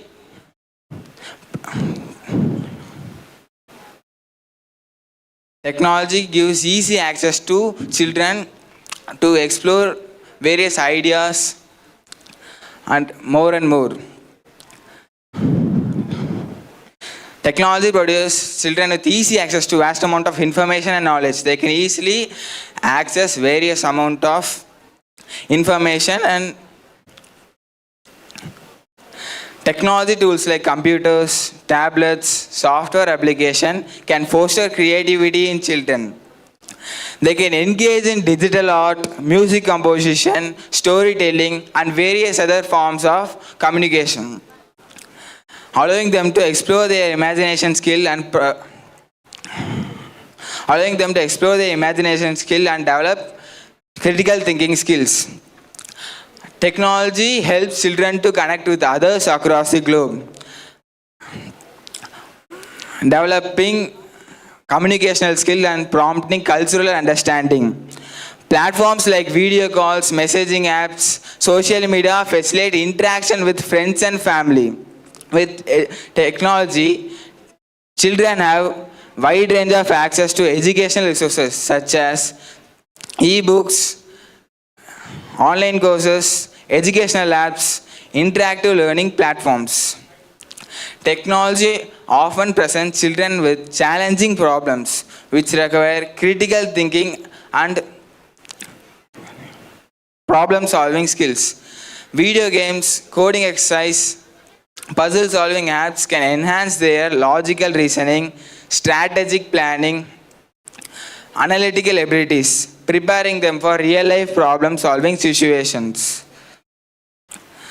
In today's digital age, technology literacy is crucial for future job prospects. By exposing children to technology early on, they can develop sufficient skills like digital literacy, data analysis, coding, problem solving, which are in the high demand in the modern job market. Technology is always presenting children with entertainment, which are always useful, from educational games to immersive virtual experiences. When used responsibly, it can also produce recreational outlets and stress relief. I kindly oppose your point, CB Ganesh. Does technology give us any worse? No. It has helped us during COVID time. It was a tough time, and everyone knew technology was very useful during that time, from online classes to Google Classroom. So, without technology, children cannot learn any new things without what teachers are teaching. In conclusion, without technology, humans cannot survive, has to be adapted. Thank you. As David Warlick once said, we need technology in every classroom and in every student's hand because it is the pen and paper of our generation, and it is the lens through which we experience much of the world. Mr. Pranav, you defined this point. Now let the debate continue with Ashwath. Warm greetings. honorable judges, and my dear moderator. I am Ashwath KK of grade 8A. I am here to oppose my opposition party DG Pranav because he have told that in the COVID time technology helped very more.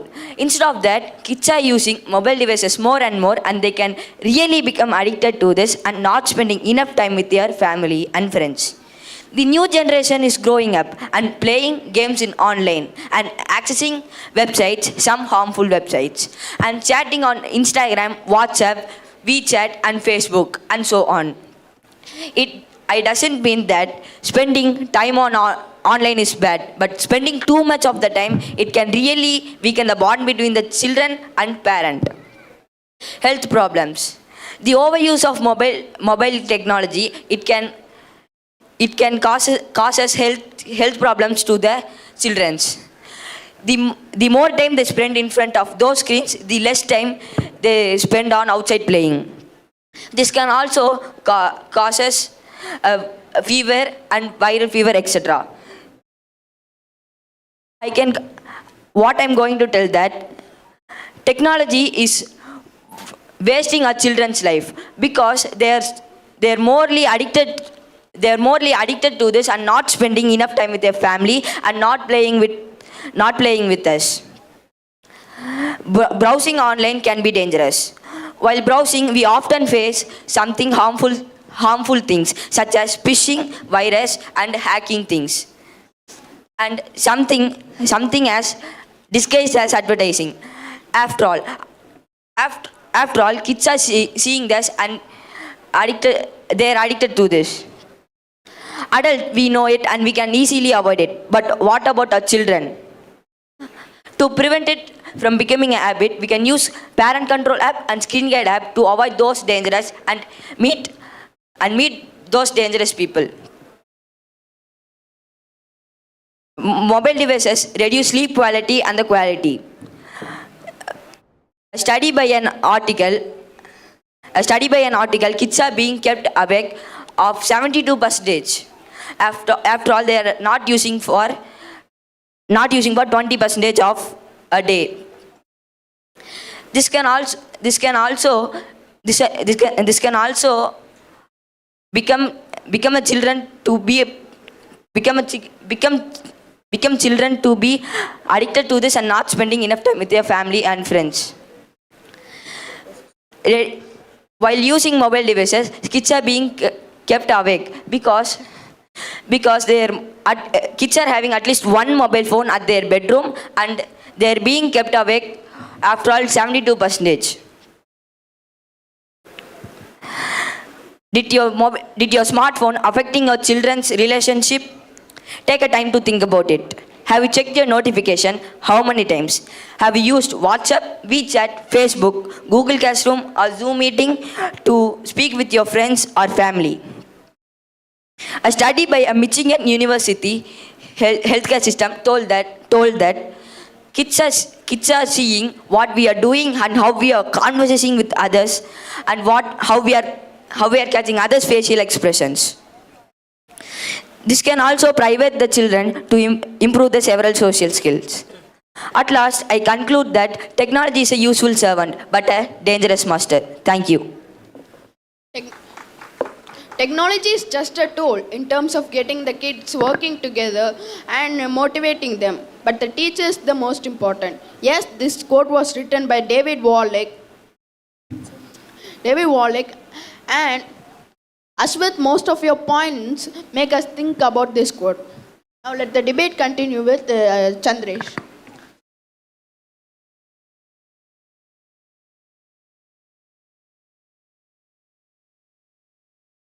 By starting from this relevant quote, I would like to kick off my objection towards the opposite team and my support towards my team. Most phones give you access to the world, whether it will be referring up a word in dictionary or looking up how to do something in websites, Wikipedias, blogs and YouTube videos. It is definitely a boon because our parents and grandparents never had such experience in their life, right? Literally, in COVID period, WFH, work from home, gave lives for many people. It is tough hard for ladies to get out from shopping mall as they like that. But in today's modern world, sitting in a place, you can observe the inner design, size, structure of a necklace or a dress by sitting in a place. The technology has been developed. And in my parents' age, they would show the moon and feed the food. But in today's modern world, the baby is being adamant to watch the phone filled with animes and cartoons. And the modern world, the occurring of modern world came and the old world is not there. In this criminal world, criminal activities happen on the next level. So having mobile phone for ladies and kids is a good option. In your mobile phone, download Kavalan SOS app, which shares your current location to 3 members in your family and 1 to nearby police station. So mobile phone gives you safety. My age is just 14, but I know how to cook some Chinese, Italian, and continental dishes. How? That's all because of mobile phones. And at times it might be an emergency situation, like you and your friend might go to a supermarket and buy a lot of products. And you have just 500, and your friend have 20,000 rupees in his account in a credit card. And it is more than 500. What will you do? Just take your credit card, swipe that if you know the UPI pin. So mobile phone literally not waste your time and gains your time and make your time in a loose way. And coming up to the main point, what I'm coming to say is that technology makes our children's life into the next level. It helps them. Education is really important for everyone in their life. Concept, if you cannot understand that, don't worry. Be relaxed. Come to home, download highly secured apps like Byju's, IIV classes and Vedantu, which is highly secured international apps. Can refer live chats, live calls and live doubt clearing classes with them. So mobile give you education. So mobile have a lot of uses, and it is my bounden duty to answer opposition team's question. How much time have you checked your notification? As I have button phone, there is no time for me to actually check my mother's touch phone, right? And finally, I would like to conclude my debate by saying Mother Teresa's saying once. Once Mother Teresa said, watching phone for any category of age doesn't matter. But how efficient we watch that matters the most. With self-control and self-discipline, let us go in a straight way and in a correct way. Let's join up your hands, and if any problems, inform to your parents. And parents are expected to actually watch their phone's notification day by day. And YouTube library, so that you can be aware that your children is going in a correct path. Thank you for this wonderful opportunity. You spoke boldly, Chandresh. Now I invite Devashwat to continue. Warm greetings, everyone. I am Devashwant of grade 8th. The demand for current technology and the advancement for new technology. When we put more pressure on our earth crust, we may get many problems. Now, I am going to list some of the problems which we may get because of putting more pressure on our earth crust. As per the report, many people have died because of taking selfies than shark attack in a particular year. Each year, many people have died because of using smartphones. Carried away looking at the smartphones, one can easily hit by a vehicle or fall on a cliff. When you use electronic gadgets while driving the car, you may anger yourself and the people around you. As you concentrate on one important task after checking Instagram, Facebook or some other apps in your mobile, after you return to the work, you may entirely forget that what and all you learned hard before hard.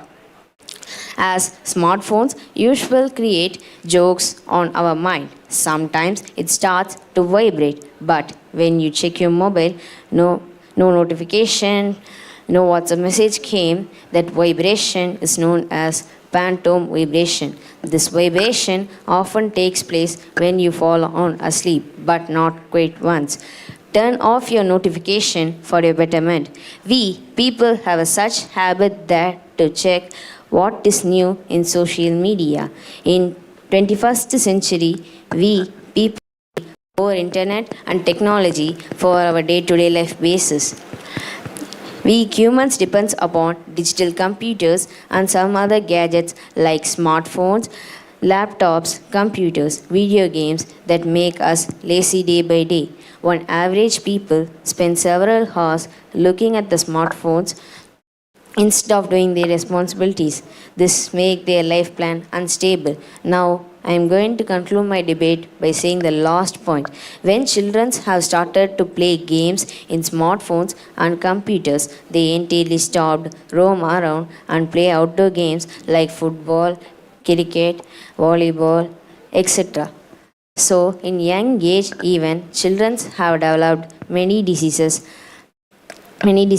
like obesity, blood pressure, sleep disturbance, etc. Thank you. You have solid points, Devashwat.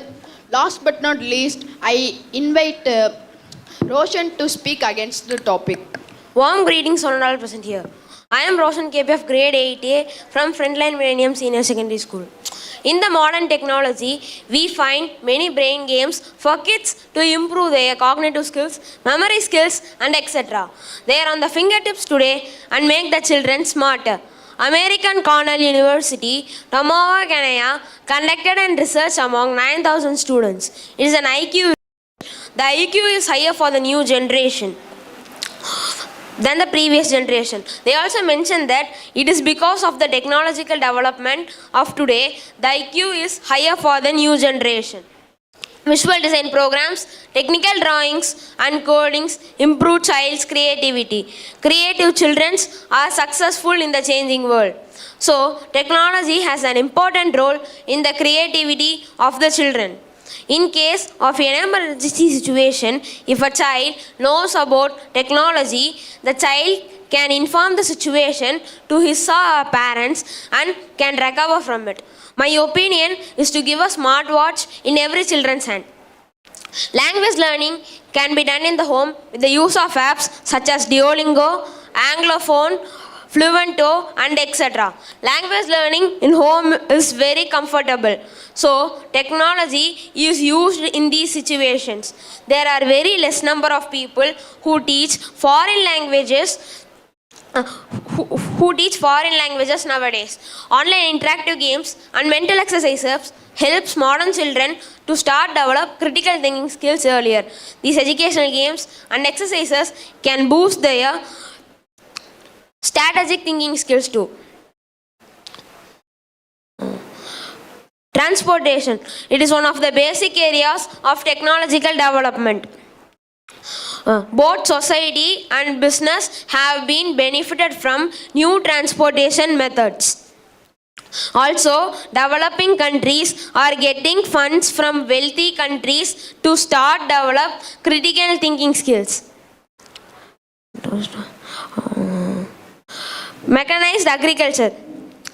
The use of technology in agriculture has resulted in manufacturing of genetic crops which can grow fast and that can be resistant to many pests and diseases. Farmers have access to many artificial fertilizers which add value to the soil and produce high quality yields. Even dry areas of farmers have been in position to grow healthy crops. Most common works in technological industry are robotics designer, AI architect, AI researcher, robotics designer, and more. Students can practice collaboration skills by participating in maximum online activities which are lively going on Vedanto, Byju's, and more. Humans use technology to travel, to communicate, to learn, to do business, and to live in comfort. Over last 2 to 3 decades, technology has become more important in our everyday life. Humans have came a long way since their cave dwelling days of their ancestors. For instance, we may get clothes online and have been delivered to our home if we need.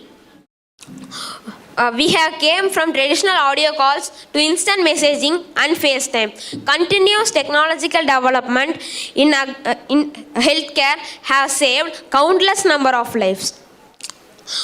Most equipments and research items have all made significant contributions throughout one's life. I conclude my point with stating that technology is giving the world a better future. Have a wonderful future with technology. Thank you. Technology is both good and bad. It is about how your child uses it and whether they use it with parental control, screen guide apps to balance their screen time, and monitoring what they do on the device can avoid dangers like the dark web, which can contain traumatic content. But technology also has many benefits. It is revolutionizing agriculture, education, transport, the economy, etc. Like Pranav said, technology fosters creativity in children and it provides vast amounts of information with easy access. Thank you. Friends and teachers, esteemed World Record Committee and respected audience, welcome to today's debate on the topic, does technology prevent crime or does it enable people to commit more crimes? In an increasingly connected world, technology plays a crucial role in shaping our society. I am Logeshwaran of Grade 9C and I am here to moderate this session. Today, we have two teams with differing perspectives. Team A is of Sarvesh, Mithunishal and Nidhalan. In contrast to my erection, Kavin and Sudarshan of Team B. Team A believes that technology prevents crime, while Team B argues that it enables people to commit more crimes. Honored attendees gathered around and witnessed the awesome, inspiring power of Team A. They are here to show you how technology, like a mighty superhero, fights crime with its brilliant arsenal of gadgets and gizmos. Let the debate begin with Sarvesh of Team A delivering his thoughts. So fasten your seatbelts and prepare to be dazzled. TECHNOLOGY. This 10-letter word technology is like a 10 fingers. You know my name as our respected moderator introduced as fascinating words. Does technology prevent crime? Is it a question? Yes, technology prevents crime. It's a statement. Moreover, the integration of artificial intelligence in crime prevention has opened up a new possibilities and avenues for law enforcement agencies. These agencies help us in protecting us from other technological crimes. But we have to say that how we use AI-powered system enables rapid identification of data in real time, allowing for early detection of suspicious activities and potential threats. Facial recognition technology, for instance, enables rapid identification of individuals involved in criminal acts. Law enforcement agencies to apprehend more efficiently. In addition to the advancements in surveillance and AI, the widespread use of social media also transformed the landscape of crime prevention efforts. These social media platforms have billions of users sharing information online. These platforms have AI systems which can monitor potential threats and disseminate public safety messages and also gather intelligence to the communities. This helps law enforcement agencies to get their intelligence and also monitor potential threats. For example, we can say social media, the swift dissemination of messages to communities, and also the it's also fostering a sense of humor and responsibility of crime prevention efforts. The digitalization of forensic science has revolutionized the investigation process. The advanced use of technology such as DNA profiling, fingerprint analysis, and ballistics testing accuracy and efficiency of criminal investigation. DNA database have become an invaluable resource for identifying suspects and connecting them to the previously unsolved cases and victims and their families. Technology provides immense opportunities in crime prevention. It also raises ethical and privacy concerns that need to be carefully addressed. This technology also develops some things like robust safeguards to make sure that one's safety is being protected and also preventing abuse. Striking right balance between private safety and public safety, we have to make sure that technology is used ethically and responsibly in this world. In conclusion, I say that technology has to be used properly, and also it provides us with powerful tools to deter the crime and also apprehend suspect more efficiently without searching in the corners of the city. It also provides law enforcement agencies with powerful tools like social media analytic tools, AI, and etc.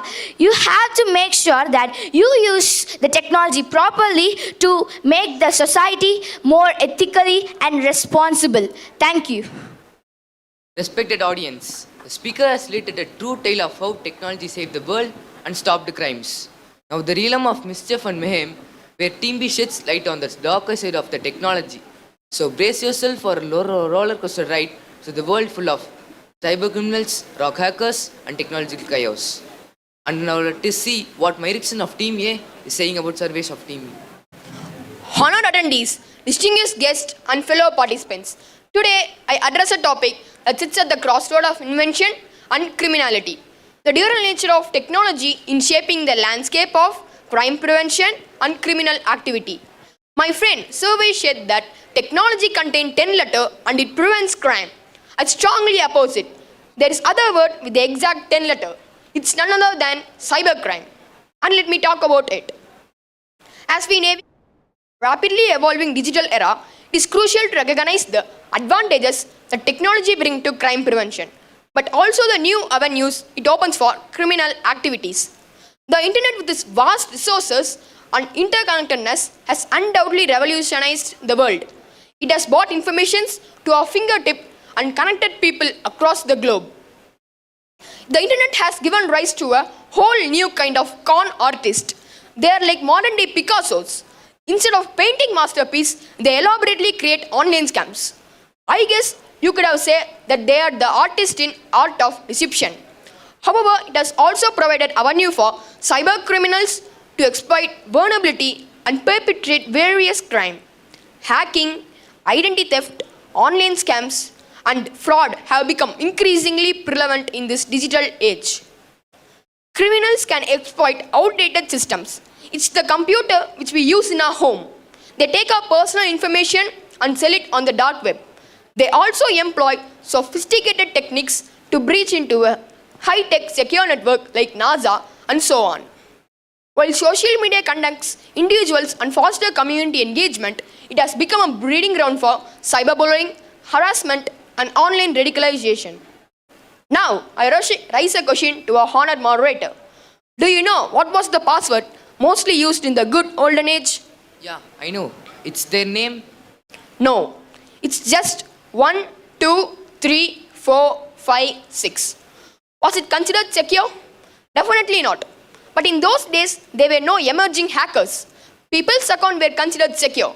But now, today, for setting up a password, we have to come up with complex combination of numbers, letters, and even special characters. Even though if we apply these kind of passwords today, still people's accounts are being hacked up. The anonymity and reach provided by this platform can enable citizens, criminals to target vulnerable individuals, spread hate speech, or even initiate in violence. Addressing these emerging threats required a multi-phased approach that combines technological expertise, effective legislation, and proactive community engagement. However, it is not just cybercrime that technology has influenced. Traditional crimes have also become more sophisticated due to the advancement in weaponry, encryption techniques, and devices. The rise of cryptocurrency has given a whole new kind of playground for tech-savvy criminals. Now they can launder money without even breaking a sweat. It's like a virtual money laundering spa. No physical effort is required for them. Criminal organizations exploit technology to carry out their illicit activities, ranging from money laundering and drug trafficking to human trafficking. The digital realm provides them with anonymity, global reach, and the ability to operate on a scale previously unseen. Law enforcement agencies face immense challenge in tracking and apprehending these technologically empowered criminals because these criminals are using a very high-tech system of technology. They say that the internet has opened up a world of possibilities, but unfortunately, it has also opened up a world of scams. It's like a virtual bazaar where you can buy a fake Rolex and get your identity stolen all in one click. Don't forget about hackers. These folks are the magicians of the virtual magic show. They can make your personal data disappear faster than a rabbit in a hat. It's like watching a virtual magic show, except you are the one left wondering. I guess most of you gathered here have a real-life experience about hacking and stolen data. As we comfort the realities of technology's dual nature in crime prevention and criminal activity, it is vital to strike a balance between harnessing technological advancement for the betterment of society and effectively countering its potential for misuse. Government, law enforcement agencies, and technological expertise must collaborate closely to develop robust cybersecurity, forensic tools, and the legislation that keeps pace with the evolving digital age. Public awareness, educative innovatives are very important to guide people about the evolving digital age. In conclusion, the transformative power of technology in crime prevention cannot be denied. But the cause of technology can mentally disturb people, so people can take any wrong decisions. So I strongly say that technology has more disadvantages and it makes people to commit more crime. Thank you. Friends, technology revolutionized forensic. Friends, technology opened avenues for crime, but also gave opportunities for criminals to exploit vulnerabilities and engage in sophisticated criminal activities. My direction of Team B had almost knocked down the positive words of surveys of Team A. It was a perfect fight. Now Mithunishal of Team A has to encounter him or encourage him that his point is also correct. Greetings. My friend Myrakshan said about cyber attacks, but I oppose that by saying that they can be prevented.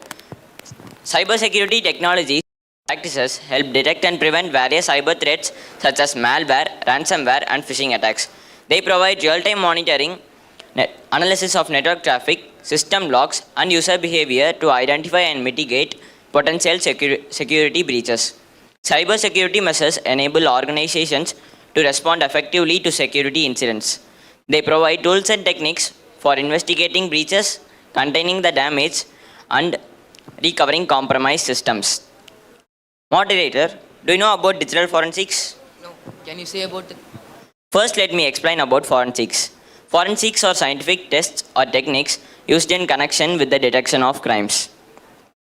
So now I will tell about digital forensics. Digital forensics plays a critical role in analyzing and collecting and analyzing digital evidence to identify the source and nature of cyber attacks. Cybersecurity ensures the protection of sensitive data from unauthorized access.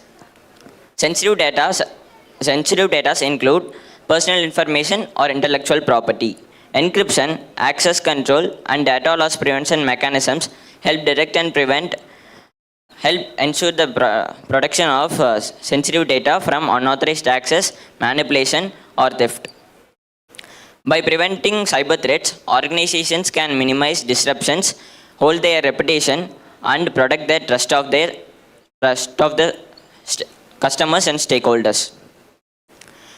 Myrakshan also said about traditional crimes. So I oppose that too. There are surveillance systems. Surveillance systems act as a deterrent to potential criminals. The presence of cameras can discourage criminal activities such as trespassing, vandalism, and theft. As individuals are aware that they are being monitored, surveillance systems provide valuable evidence in criminal investigations. They help in investigating criminals, establishing timelines, and reconstructing events. This helps law enforcement agencies to in solving crimes and increasing the likelihood of successful prosecutions. Video surveillance systems assist in monitoring traffic conditions, detecting accidents, and maintaining traffic flow. This helps authorities to respond promptly to incidents, reduce congestion, and improve overall road safety. Surveillance systems help in ensuring the enhancing public safety in various settings such as public transportation, streets, and critical infrastructure. They help monitor for potential threats, identify emergencies quickly, and enable a timely response, ensuring the well-being of citizens. Now, I'll tell about predictive analytics and data mining. Predictive analytics and data mining plays a crucial role in predictive analytics and data mining helps organizations to make data-driven decisions by analyzing large volumes of historical and real-time data. These techniques uncover patterns, trends, and correlations that may not be apparent through traditional analysis, making better decision-making and strategic planning. Predictive analytics and data mining helps organizations to identify and mitigate risks more effectively. By analyzing historical data, businesses can identify patterns and anticipate potential risks and take proactive measures to mitigate them. Predictive analytics and data mining plays a crucial role in fraud detection and prevention. By analyzing anomalies in financial transaction or user behavior, organizations can identify and mitigate potential fraudulent activities. Thank you. Ladies and gentlemen, Mithun Saul of Team A has said about surveillance system, predictive analytics, data mining, cybersecurity, and digital forensic. Now he says that technology is not only for doing crimes, it helps us to find the crimes done in this world. Now Kavin of Team B has to encounter him or encourage him that his point is also correct.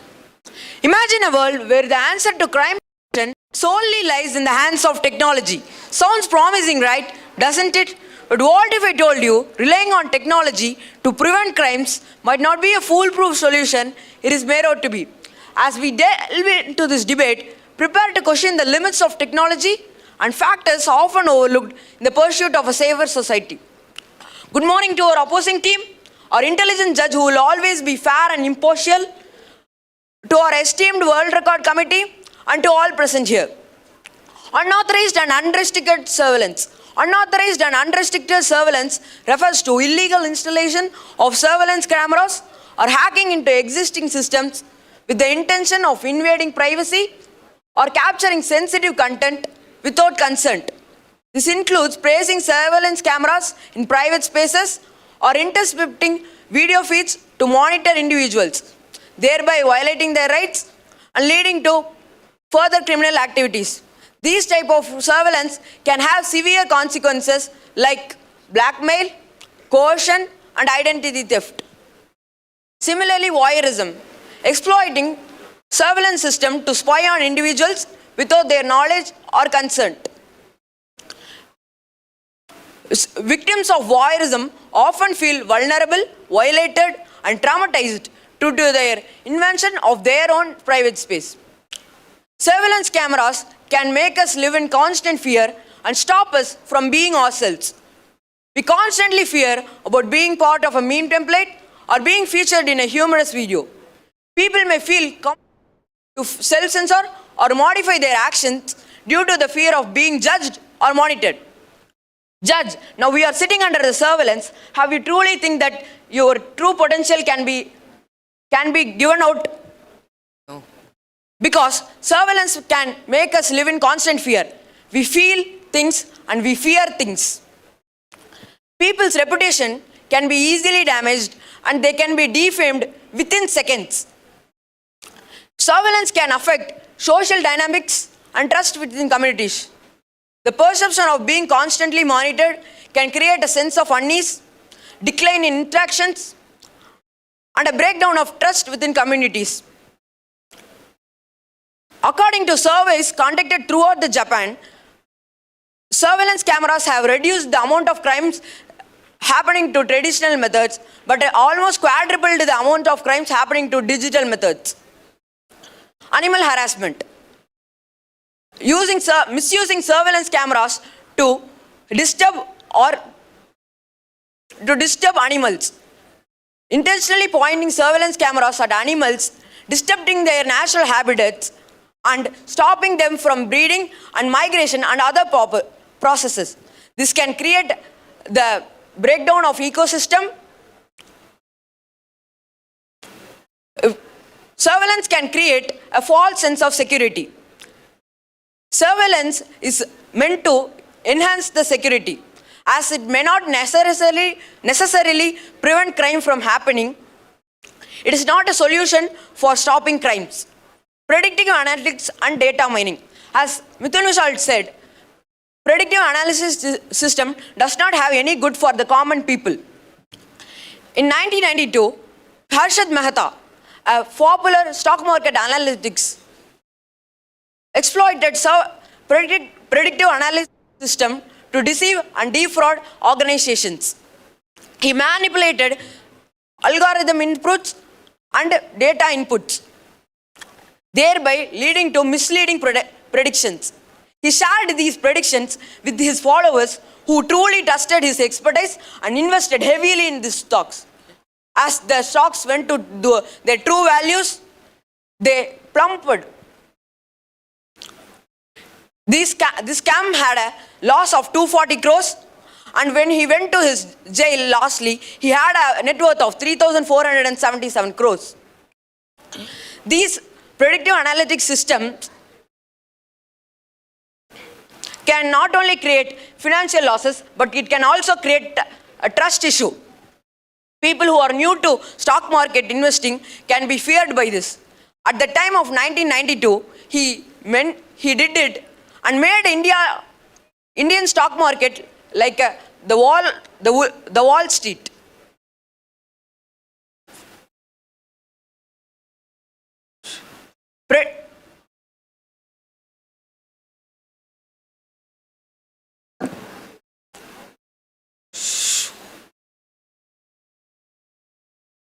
A popular YouTuber named KSI tweeted a tweet taunting the celebrity Ronaldo, asking him how many Ballon d'Ors he had, as he had the collaboration with the Messi's t-shirt. He asked it, and Speed, who was displeased by this post, revealed KSI's personal details. This type of activities known as doxing can have severe consequences like stalking and blackmail and security risks. And one more, teen from the America exploited flight details and leaked it in the Twitter. He tweeted Elon Musk's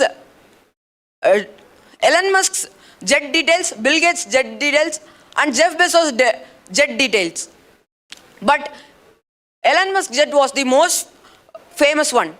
By this, Elon Musk's son was stalked severely. After buying Twitter, he banned him. And again, last week, he came again through the use of Thread. FOMO, the fear of missing out. We often hear from our friends, did you miss yesterday's match? Did you miss the amazing world record event done by our frontline schools? This makes us live in a constant fear, and we worry about not being informed and being outdated.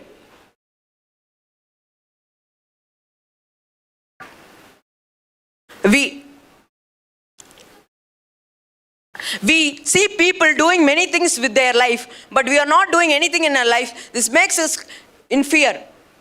And people only show their good side in the social medias, and their bad side is not shown.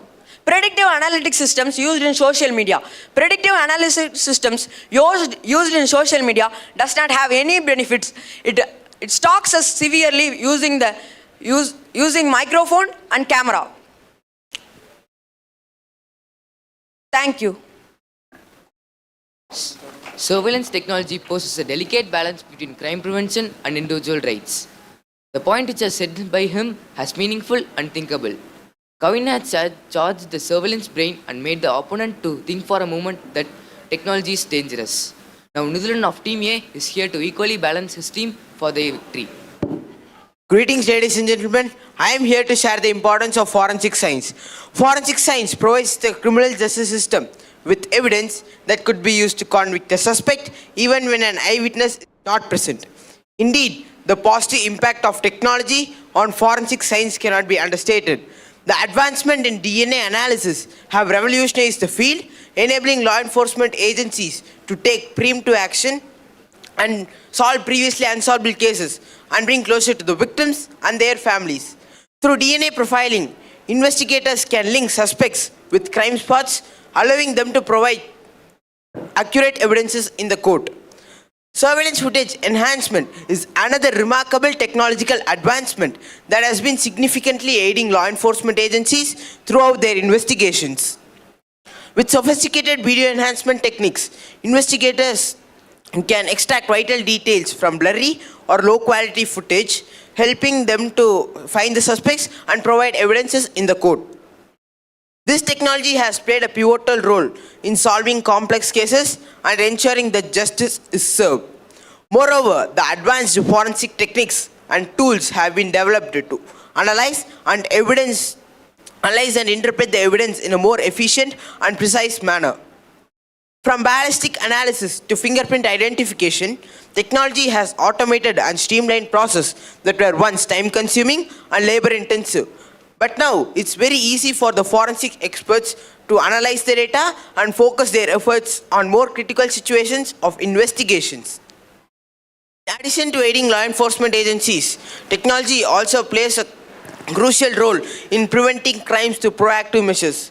Predictive analysis and machine learning algorithms have the potential to identify crime patterns and allocate resources more effectively, allowing law enforcement agencies to take preemptive action.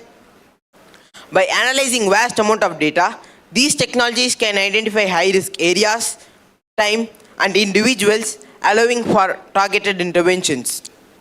Moreover, the power of technology extends beyond the realm of law enforcement agencies. It also empowers communities and individuals to take charge of their own safety. So do you all know what is SOS? It is one of the smartphone applications which has been significantly used by common people to communicate with law enforcement agencies. And even emergency alert systems and community-driven platforms allow common people to collaborate and communicate with law enforcement agencies in real time. By leveraging the ubiquity of technology, individuals become active participants in crime prevention. This requires a great deal in requirement of investment and development of more new technologies. So, in conclusion, while technology introduces new challenges, it also equips with law enforcement agencies to combat crime effectively. By leveraging the ubiquity of technology, from strengthening cybersecurity measures to leveraging the ubiquity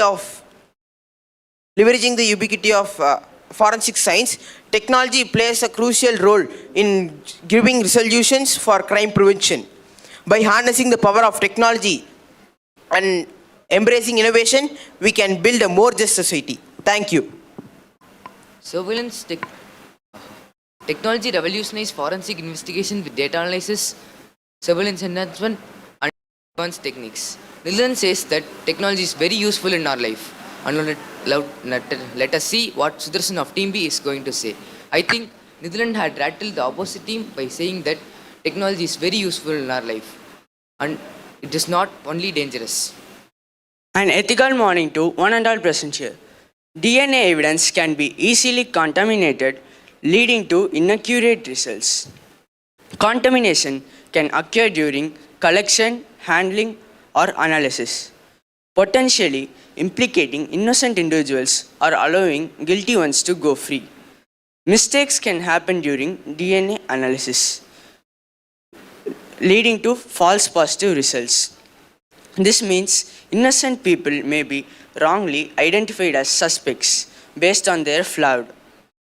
DNA can be transferred from one person to another person through secondary contact, such as touching an object. This transfer can create misleading evidence, implicating individuals who were not directly involved in this crime. Cybercrime is a big problem because technology is advancing faster than the police can keep up. Criminals are always finding new ways to exploit vulnerabilities or use technology for illegal purpose. So it's hard for the police to catch them because they can hide behind encryption and anonymous tools. The deep web is a secret part of internet where terrible things happen. People can buy drugs, weapons, and stolen identities there. And there are some terrible forums and a group which promotes hate speech, violence, and human trafficking. It's a place where people can enjoy hurting others. Some people say there is a scary thing called Red Room where you can watch violence and tortures, but we are not sure if it's real. Honorable moderator, may I ask you one question? Yeah. Do you know what's meant by lizard? It is the best friends of girls. Oh, no. It is an reptile. Do you know what's meant by lizard squad? No. One group called Lizard Squad trained gamers, fun by attacking gaming networks. They just want to scare people. Hackers and cyber criminals hang out on the deep web too. They just attack computer systems to make money or cause chaos. The deep web is a terrible place for children. There are some secret websites where people share their illegal pictures and videos of children. It's awful.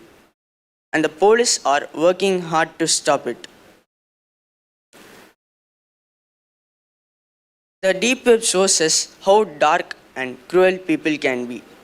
It's a place where criminals can hide and worst things happen. We need to remember that even though the technology is great, it also has some dangerous parts which can hurt people. Now I raise a question to Honorable Moderator. Does technology prevent crime or does it enable people to commit more crime? Thank you. Yeah, Sudarshan has said about many webs like deep web. It's a secret site like an underworld of internet where bad things happen. He has now brought about many web, a secret bad part of internet which is also a part of technology. From this debate, it is evident that technology is double-edged sword. While it enhances crime prevention through surveillance, data analysis, and community engagement, it also provides new opportunities for criminals to exploit vulnerabilities and engage in sophisticated criminal activities.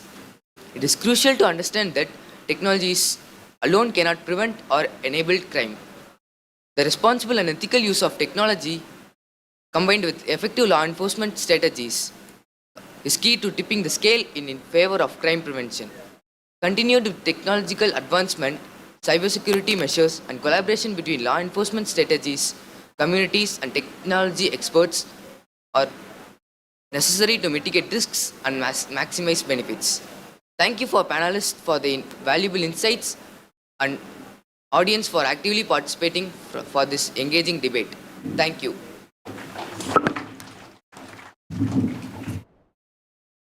Warm greetings to one and all present here.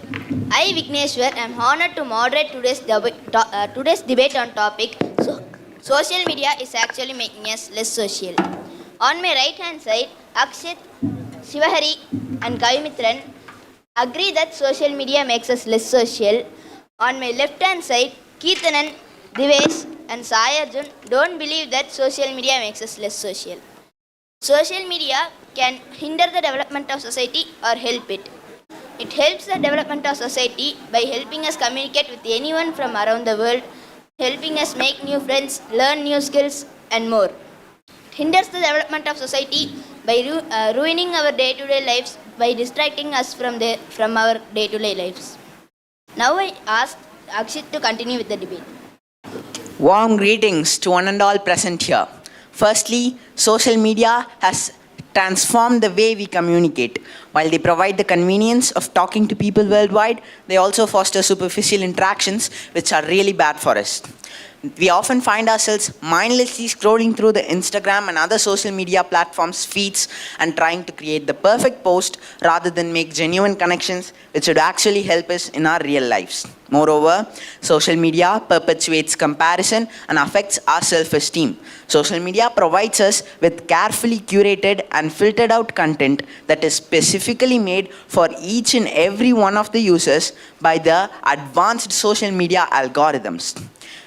The self-esteem is getting really affected when we focus on these informations and the unattainable standards of beauty and lifestyle portrayed on platforms like Instagram and other social medias.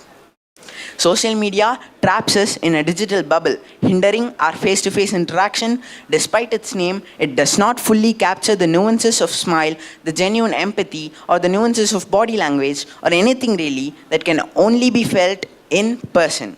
Social media is also communicating us with the addictiveness and time consumingness of it. Teenagers are getting very addicted to the social media, especially due to the FOMO factor. I would like to share you a real life example. For example, our opponent team member, Mr. Sai Arjun, last week was hearing to the latest album released by Imagine Dragons, but he didn't know about it, and he was really bad for not knowing about it. This is a clear example of the FOMO factor, the fear of missing out. Teenagers see content online and miss out on the information. When they miss out on that information, they are really bad about that and scour the internet for new things. When they scour the internet for new things, they find new things and keep on engaging in it. When they do that, they end up consuming a lot of time and the social media becomes a headache.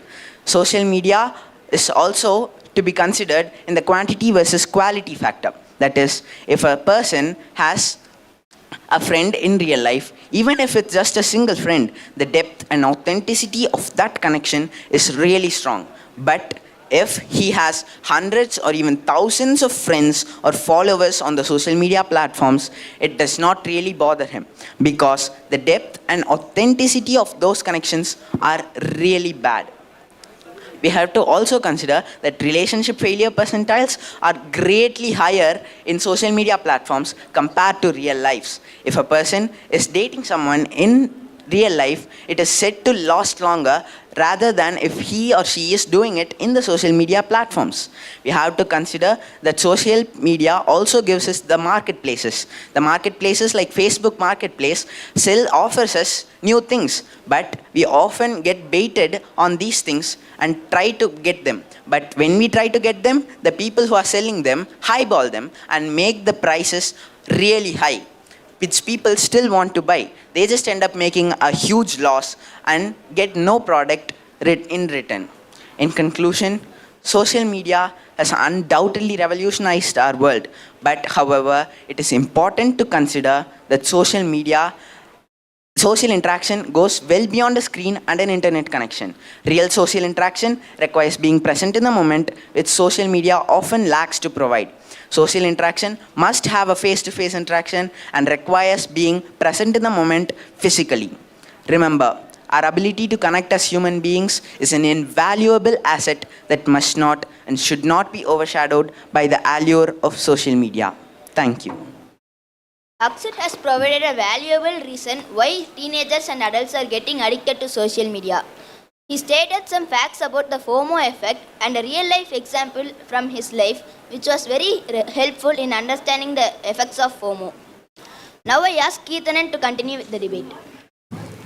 A warm greetings to ladies and gentlemen, esteemed judges and fellow debaters. I am standing before you as the first negative speaker against the topic. Social media is actually making us less social. I believe that social media is not actually making us less social, rather it is enhancing our social connections and interactions. Allow me to present you some points. Journal of Social and Personal Relationship found that the social media use was positively associated with social support. It can facilitate communication, it helps us to maintain relationships, help us to meet new friends. People can share their thoughts, feelings, experiences through various ways like videos, photos, written posts, content, story, etc. Social media has new features that allow us to discover and connect with the people who we may not see in our day-to-day life and connect with the people who have similar interests or who live in our local communities. Social media is a great way to share information and knowledge to a large audience, and it allows individuals and organizations to spread information and knowledge all over the world. Social media is a way to spread information and knowledge. Social media provides awareness about important issues like flood, and it connect with the affected people through Facebook, Instagram, Twitter, etc. Rakshit argued that social media is addictive and time-consuming, but it is very important to note that addictive and time-consuming does not rely upon the whole impact of social media, and it is individuals' behavioral aspects. Social media provide a business reach a large audience, and social media platforms like Facebook, Instagram, Twitter provide a business reach a large audience and engage with their customers and connect with the customers. Social media provide business reach a large audience. It allows individuals and organizations to spread the information to all over the world. Social media encourages people to come together to support the causes they care about. It can provide valuable opportunities. When social media is used mindfully, it can provide valuable opportunities for social support, self-expression, etc. Social media cannot connect with the people who have similar interests or who live in our local communities. Can connect with the people who we may not see in our day-to-day life. Therefore, I conclude that social media is actually making us less social, not actually making us less social, rather it is increasing our and enhancing our social connections and interactions. Thank you, judges, for giving me this wonderful opportunity. Kirtanan has argued efficiently against Akshit by saying that it is not social media that is making teens addicted, but the own behavior of the teens that is making them addicted. Now I ask Shivari to oppose him.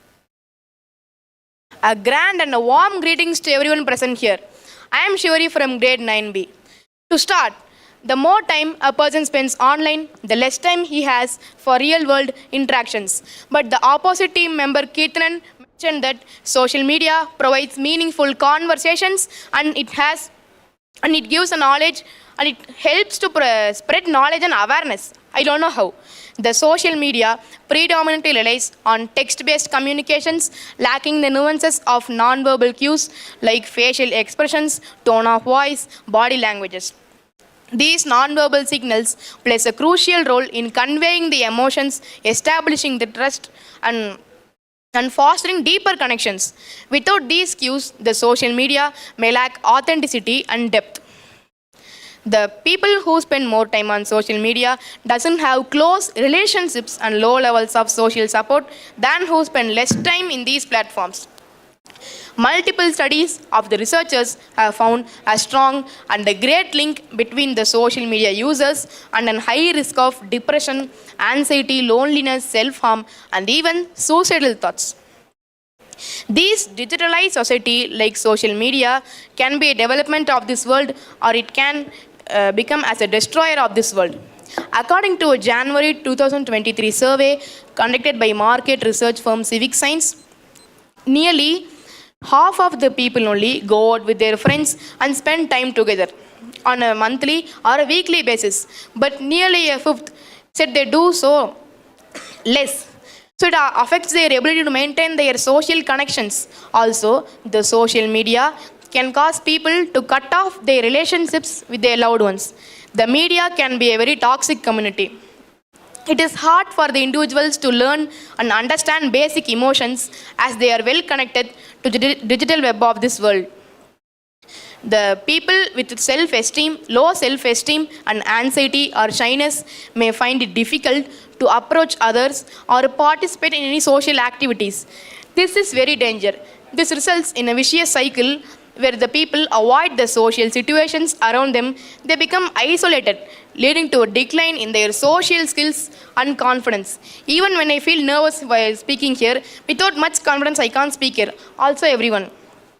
The use of social media can also negatively affect the teens, exposing them to bullying, distracting their sleep, and rumor spreading unrealistic views of people's lives and peer the pressure.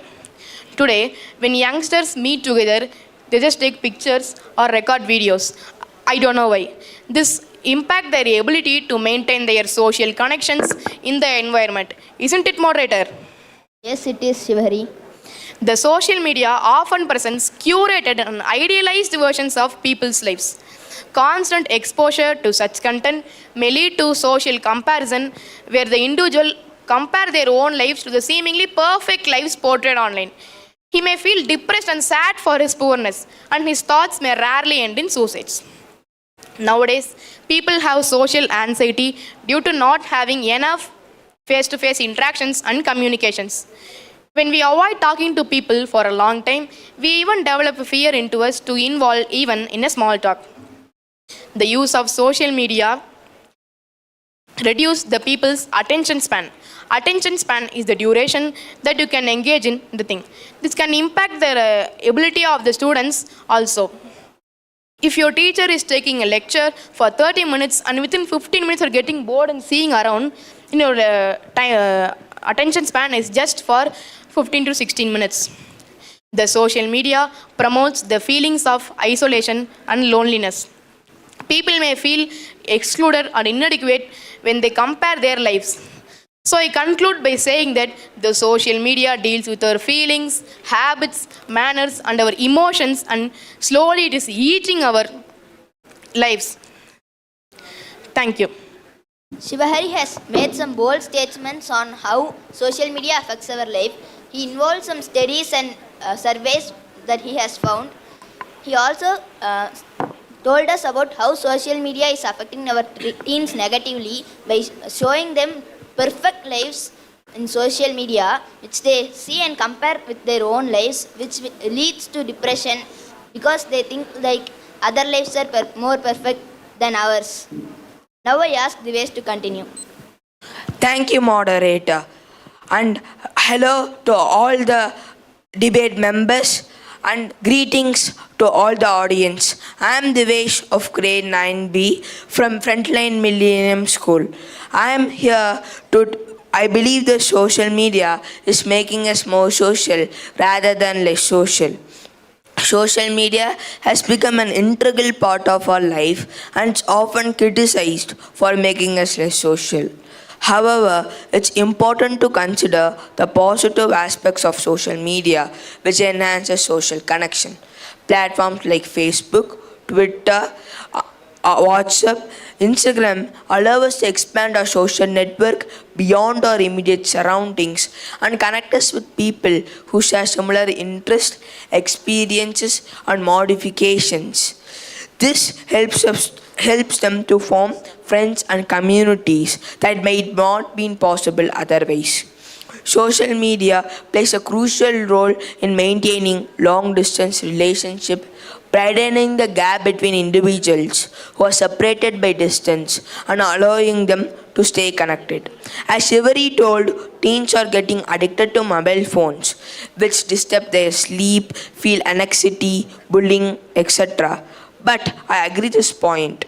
They are also getting to new things. Social media is not only for social interaction, but to get valuable information and knowledge. People can share their research papers, education papers, news updates, articles, etc., due to which they could be well versed in every topic they are asked to speak about.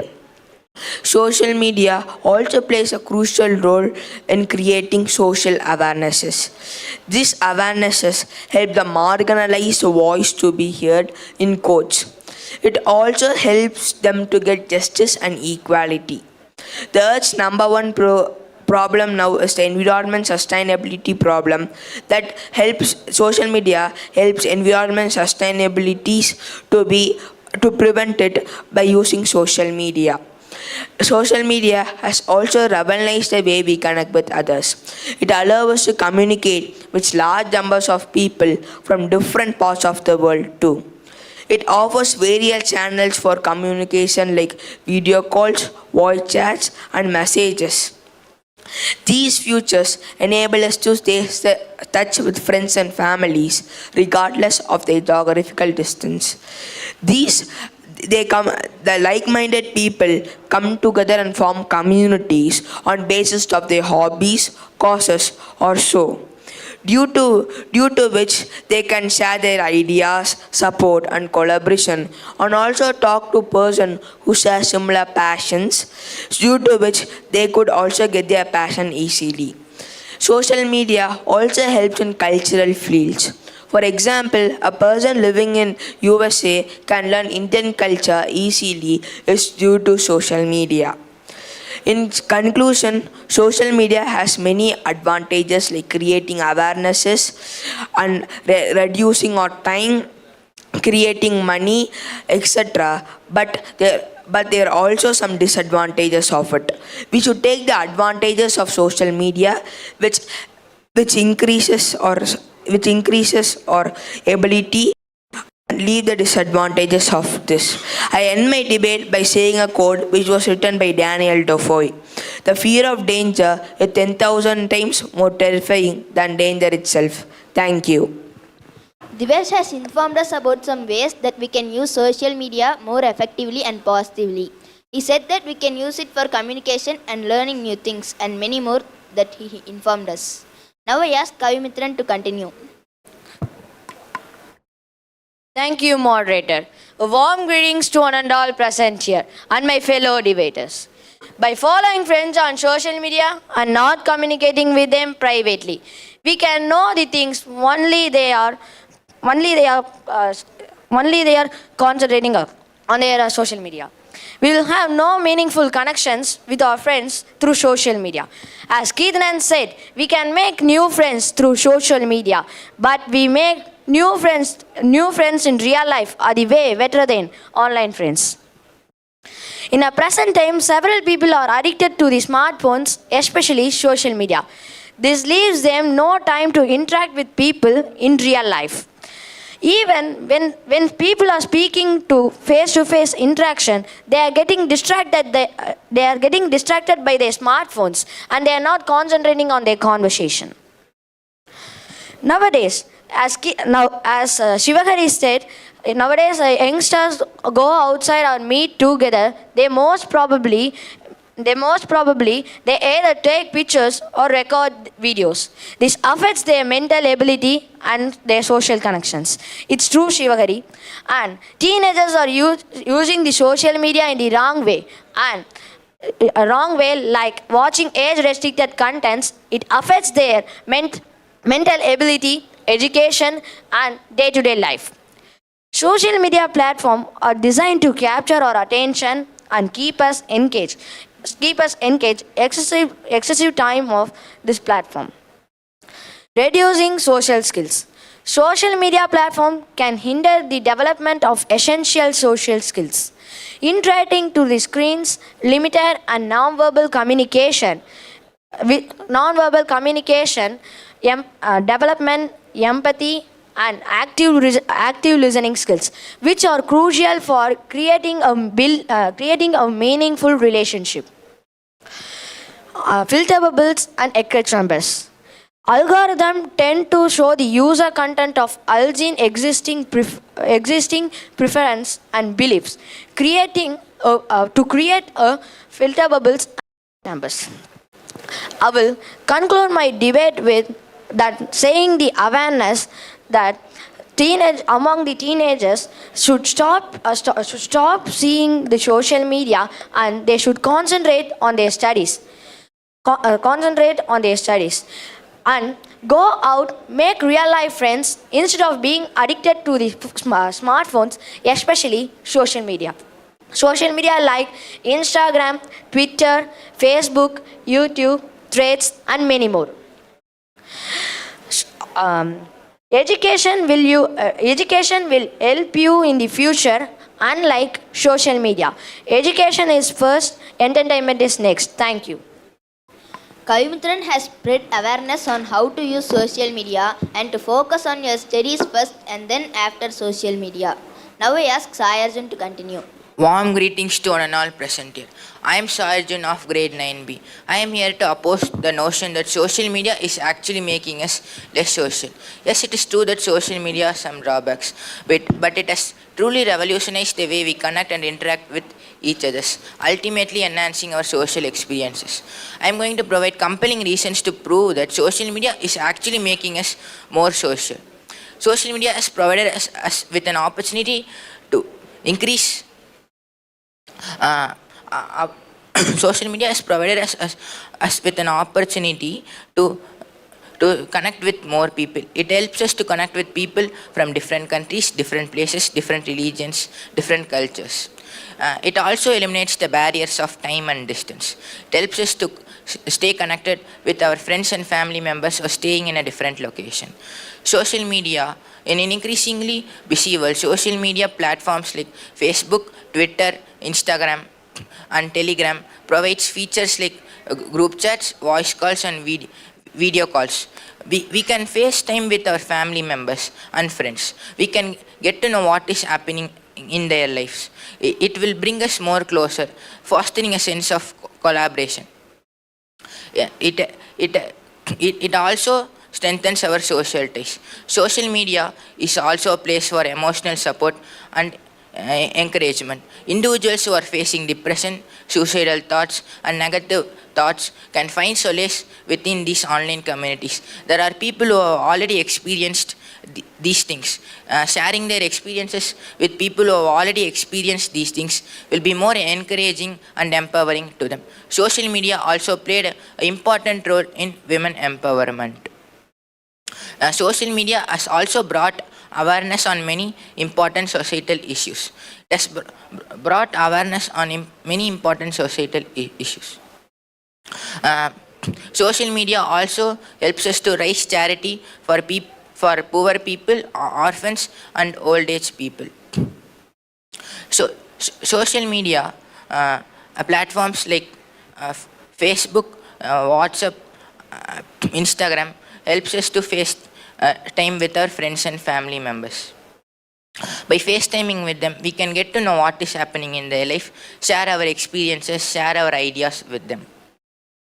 So when we meet them offline, it will be very helpful to have a better conversation. It would be a conversation starter for us. It also increases our bond when we meet offline. Kavimithran said that social media is distracting us from our studies, but it is not true. Social media platforms like YouTube helps us to study better. Everybody of us have surely used YouTube to learn concepts which are very hard to understand. Even one of my friend Akshit uses YouTube to learn concepts the night before the examination.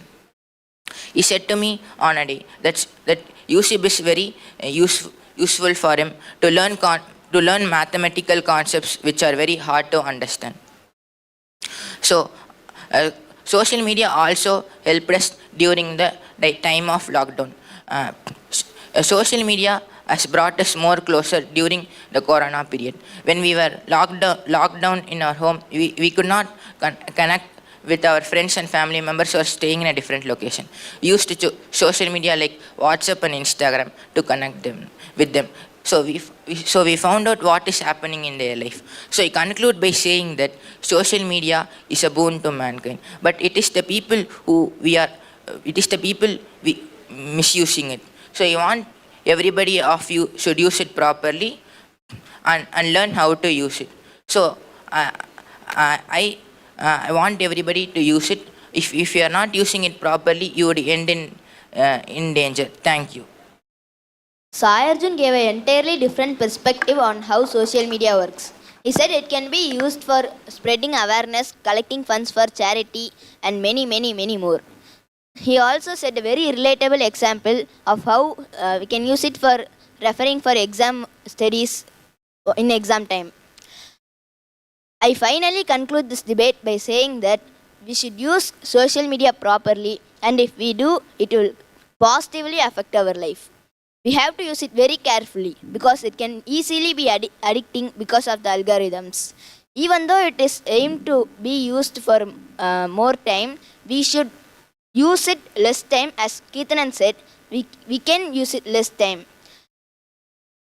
I would like to spread awareness on how social media must be used. Thank you.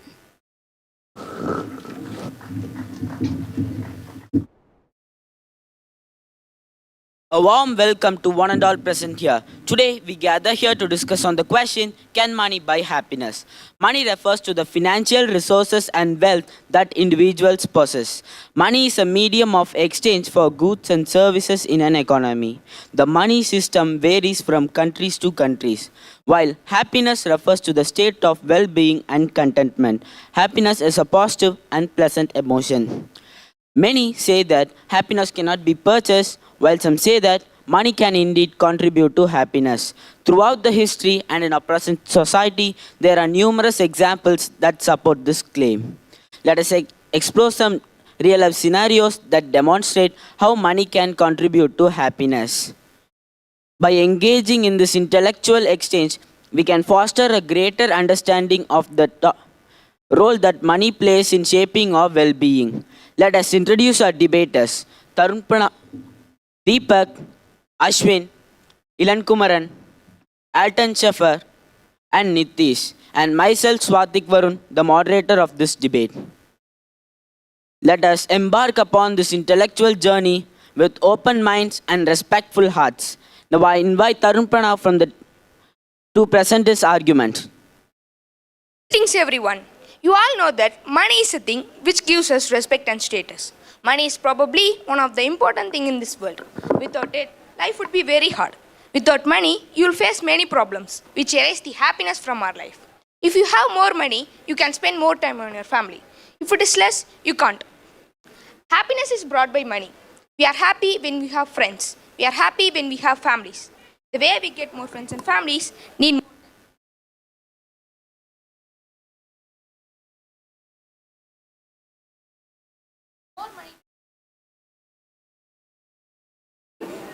Because people who lack the money have less time to rest.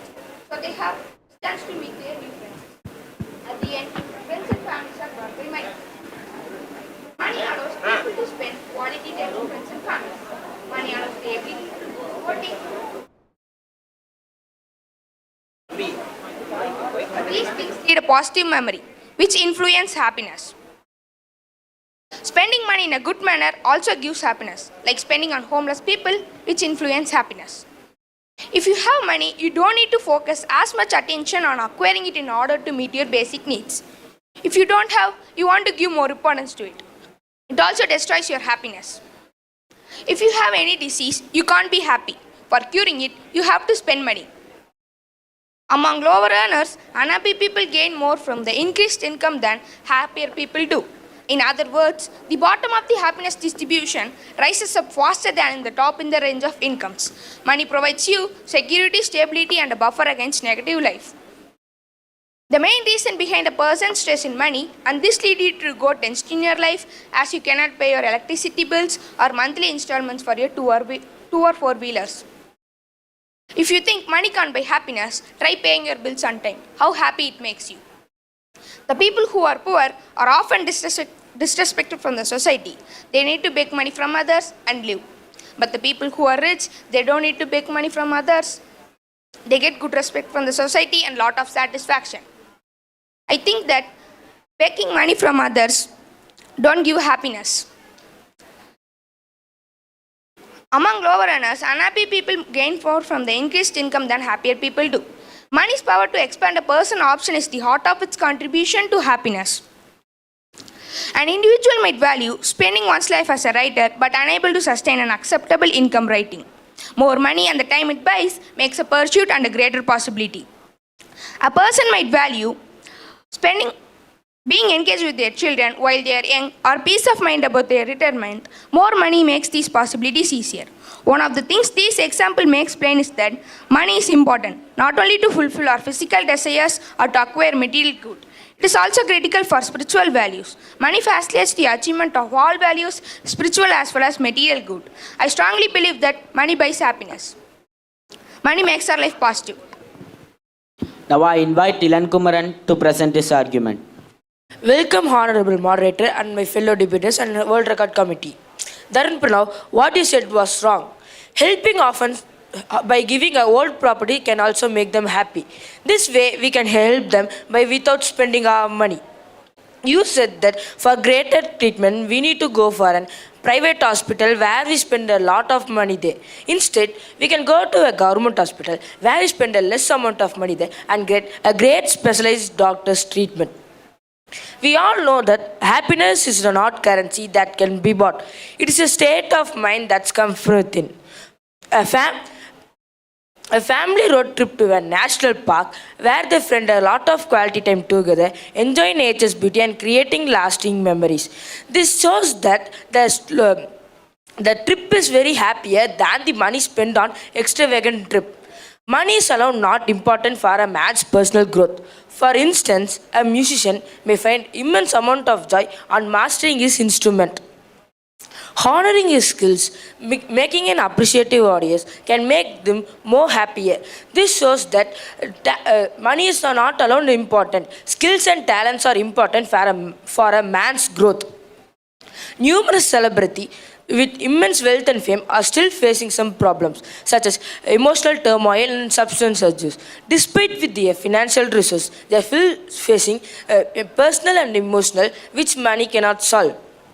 And strong and meaningful relationships are built on trust, love and rather than the financial transactions. For example, a man with lavish wealth and fame is hosting a party. But the true happiness comes from the man who arrives the party and shares his mutual understanding and experiences.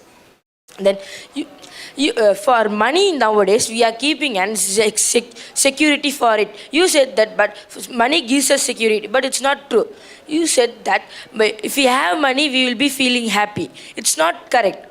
If we have money, we will be having grace on it. So we will be following money. Then what use of buying and family and friends? This says that money can't give us a stress-free life. It can give only stressed life. And I'm concluding my debate by that if money can buy happiness, it can buy only outer happiness such as car, bikes and etc. It can buy inner happiness such as love, trust and patience. Thank you. Spending money in good manner gives us happiness, such as spending on homeless people. If you want to spend time with your friends and family, you need money. But proper medical treatments can be attained from government hospitals without spending more money. Now I invite Deepak to present his argument. Greetings to everyone. Money helps to strengthen your bonds with your family and friends. With money, you can buy gifts for your family and friends. You can also buy plane tickets for your close members. You would feel very happy while gifting such a wonderful gift. There is no reason why you cannot get happiness from the money that you have spent for gift and plane tickets for your family and family members. You can buy luxurious items from the market or even like iPad, MP3 player, PlayStations and so on. You would be much happier while getting those items from the market or even in market for yourself. So getting luxurious items gives you a lot of happiness in your life which would be filled with excitement. No worries about any form of debt. There are many people who don't have enough money and borrowing money from others. Still their situation worsen and owe it to them. If you have to worry about borrowing money from others. Keeping yourself healthy and fit, you can also be able to remain quite fit and healthy as you can hit in the nearest multi-gym.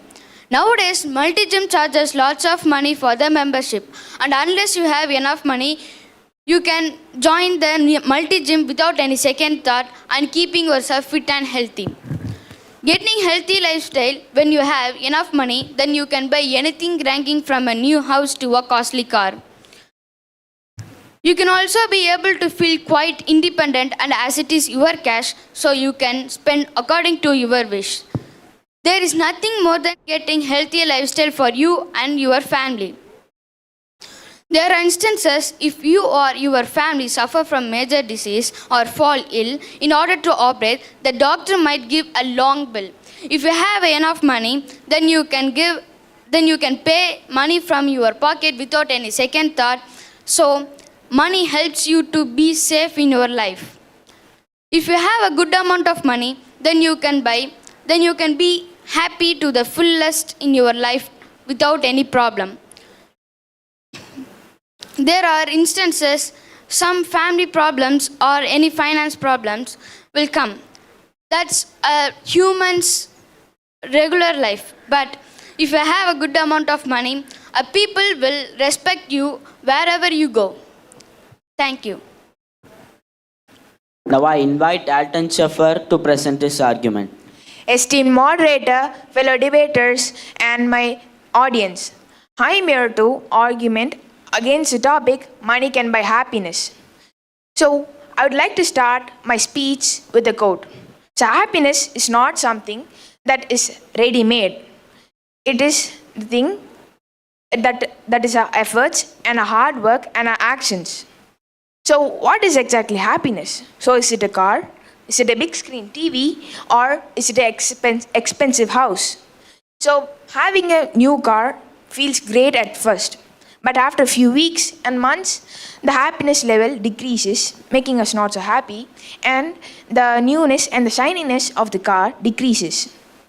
So, on the other side, a neighbor might also buy another expensive car than yours, which will make you trigger to buy another car expensiver than your neighbor's. So, in this case, does the materials bought by money keeps you happy? Yes, of course it does. But the happiness provided by money will not last longer. On the other hand, when you look at the photos of trips that were spent with your family, friends, and the people that you love, and the nature that inspired you in a variety of ways, you will feel a sense of joy in yourself. So material goods cannot compete with that. So I'd like to say that healthy lifestyle is also a fundamental component for happiness. But as he said, you don't need multi-gyms, expensive memberships, and high-tech gadgets just to keep you fit. So remaining fit is just to show that you are healthy. So you can just be healthy by maintaining a healthy balanced diet, practice stress reduction methods, and also do workouts with the materials that are easily available at your home. So let's say, for instance, that a billionaire uses his money however he wants. He buys new cars, expensive houses, and enjoys his life. But one day, he gets a report that he is affected by an incurable disease. So in this time, do you think that his money will keep him happy? No, not at all. Only thing he need at that point of time is mental and psychological support. So to earn money, you have to put lot of hard work in it. So a lot of hard work spent in job decrease the time spent with the family. So decreased in time spent with family increases stress and will cause depression.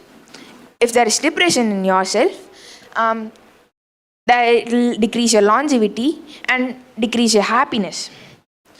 So that is what a psychological theory called hedonic adaptation theory suggests. So this theory says that when a man grows in wealth and gets rich, his happiness level jumps from baseline to the top.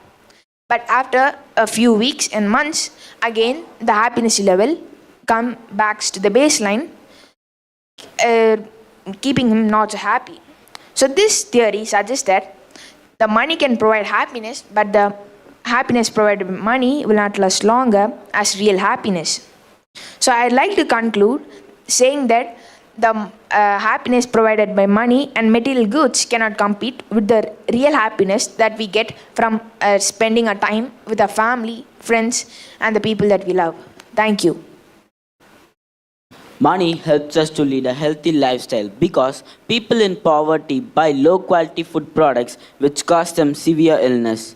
But it is the way you use the money. There is even a chance that you can buy junk foods when you have the sufficient money. Money is used to buy luxurious items such as PlayStation and MP3 player. But new things become old and they had to be replaced with the newer items. Students will get distracted from their studies when they use such kind of items. So, students should be encouraged to play outdoors instead of using such kind of items. Now I invite Ashwin to present his argument.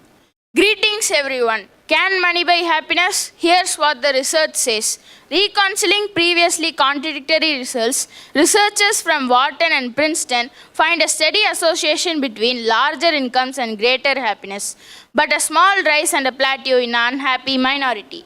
Are people who earn more money happier in their life? Though it seems like a straightforward question, previously contradictory findings leaves uncertainty about its answer. Foundational work published in the year 2010 from Princeton University's Daniel Kahneman and Angus Dayton proves that day-to-day happiness increases as annual income increases up to $75,000 and then it leveled off and then plateaus. But in contrast, work published in 2021 from Pennsylvania University's Matthew Killingsworth proves that happiness income increases well beyond $75,000 without evidence of plateau. To reconcile the differences, Killingsworth and Kahneman paired up in what's known as adversarial collaboration, joining forces with Penn Integrates Knowledge University professor Barbara Mellers as their arbiter.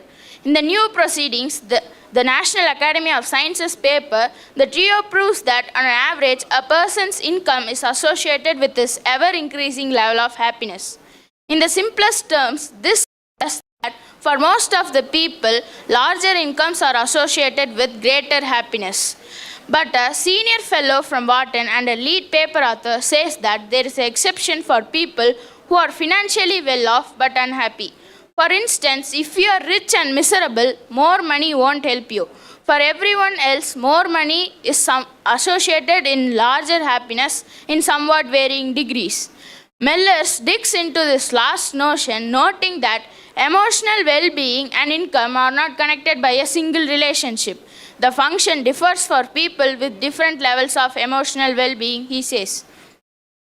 Joining forces, the researchers began this combined effort after recognizing that their previous studies have drawn different conclusions. Kahneman's 2010 study shows a flattening pattern where Killingsworth's 2021 study did not.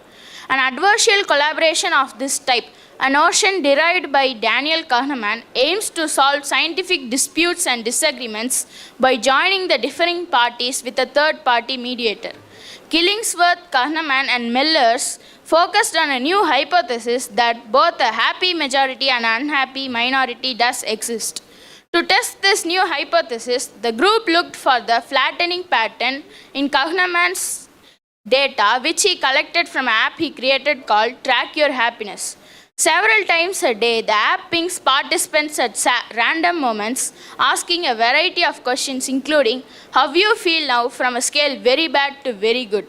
Kahneman draws conclusion on calculating an average person's happiness and income about how these two variables are linked. A breakthrough in the new partnership came early when the researchers analyzed the 2010 data, which revealed that it measured unhappiness in particular rather than happiness in general.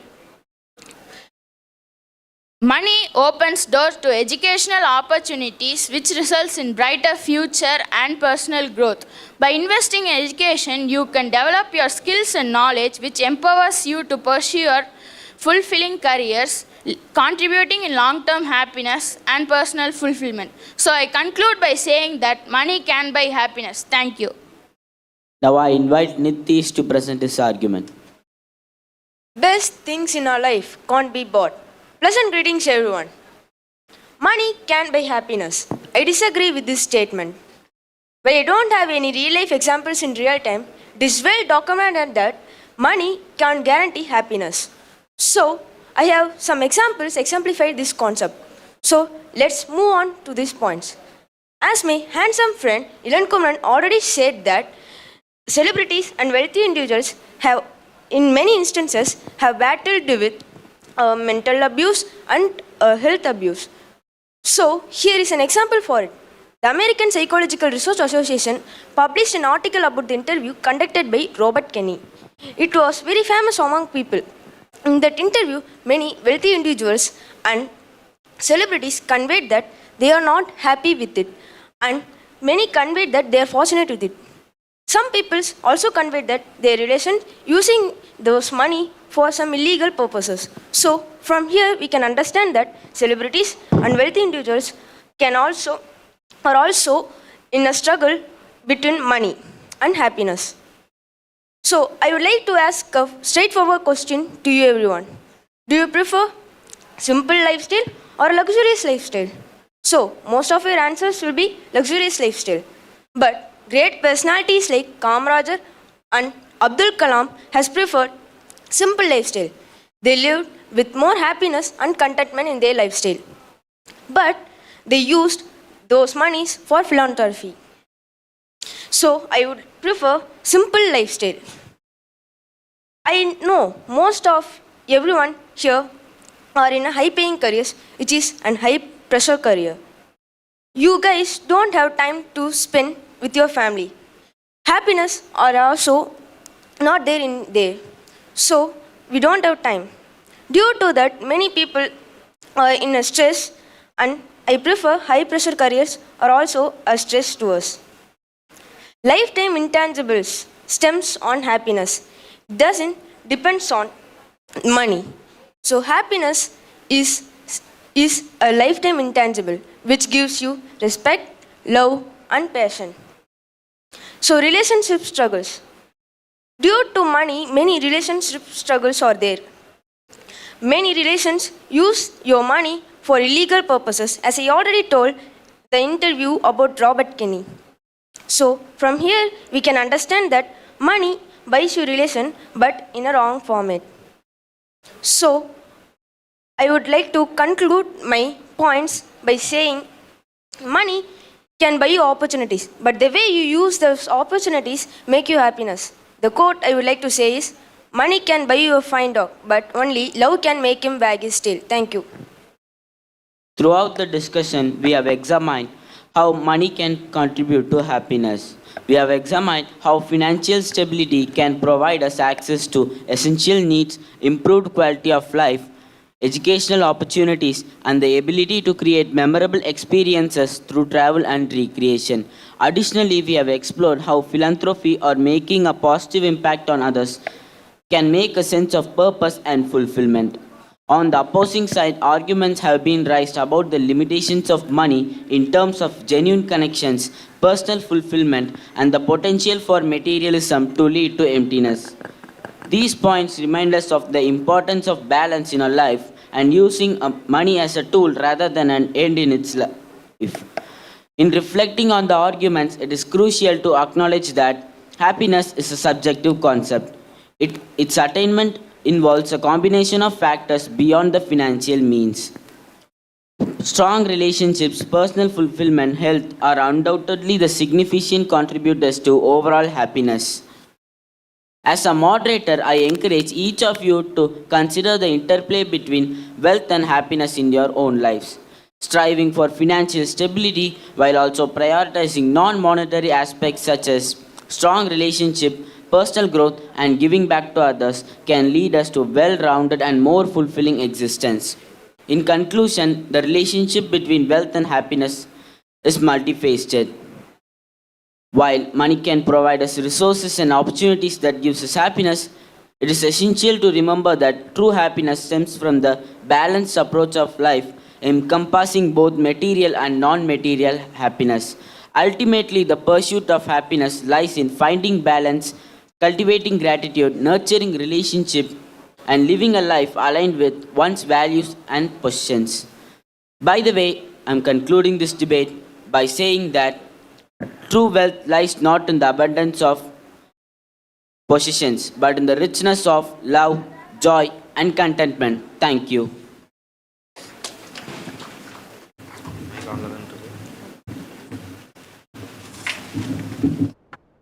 Good day to everyone present here.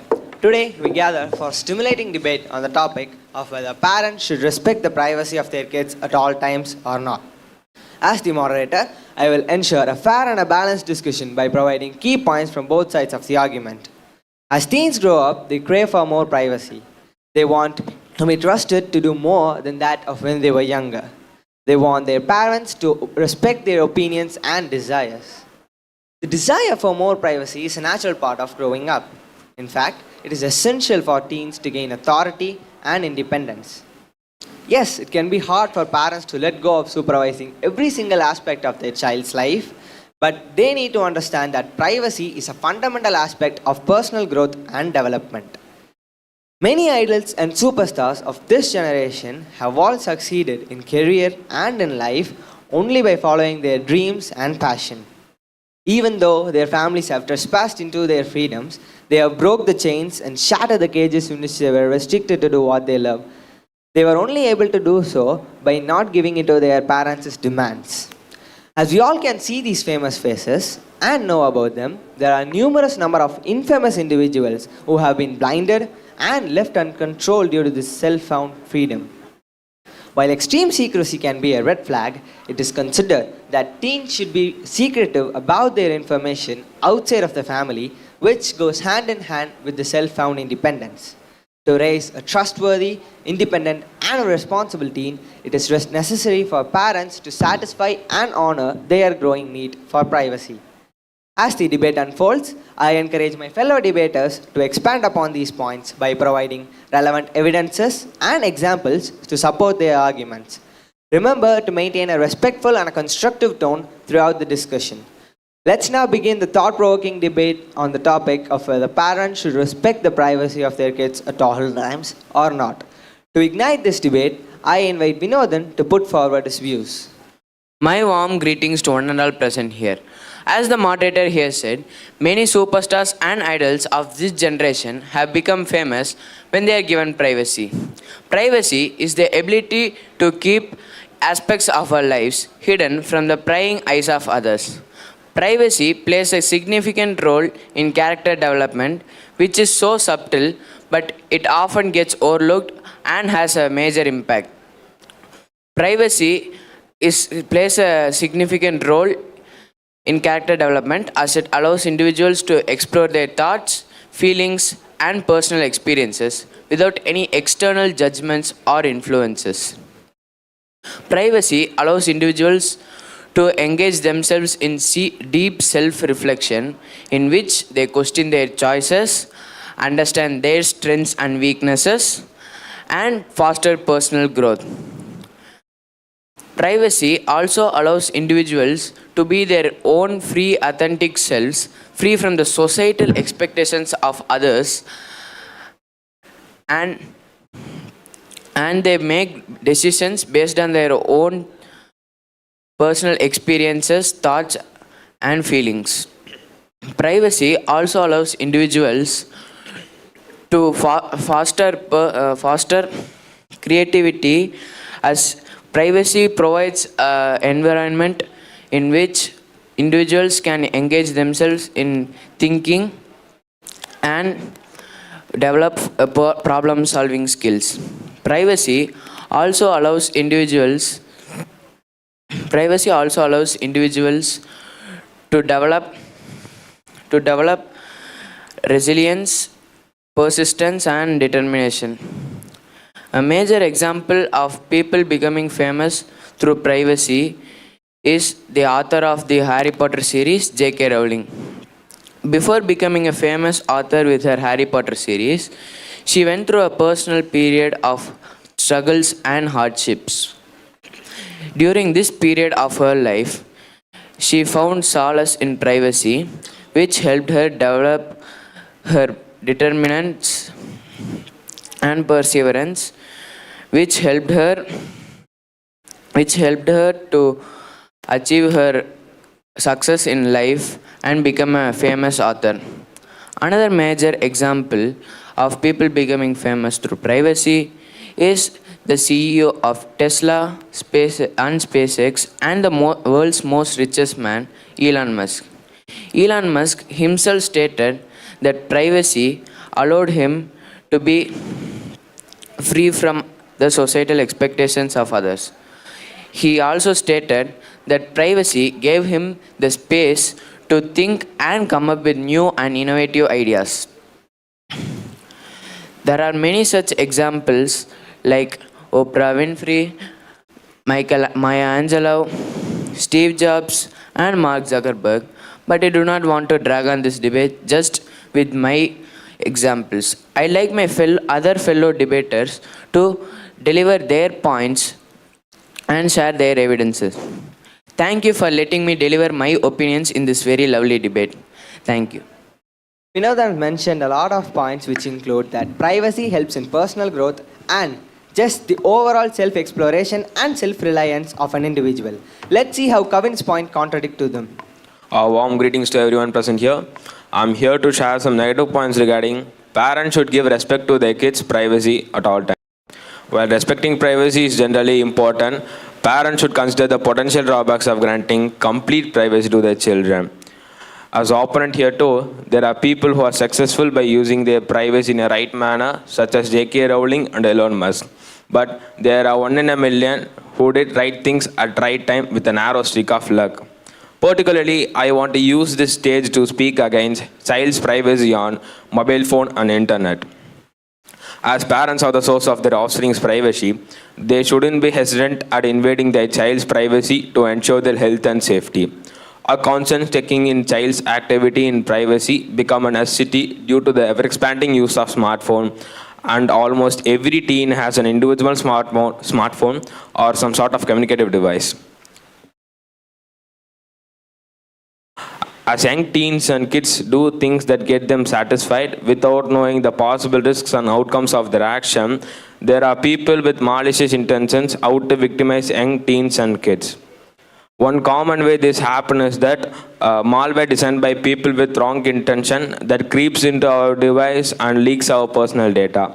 Stalkers, criminals, and malicious individuals exploit private information to harm and locate their victims through revealing their home address, traveling plans, daily routines, and more.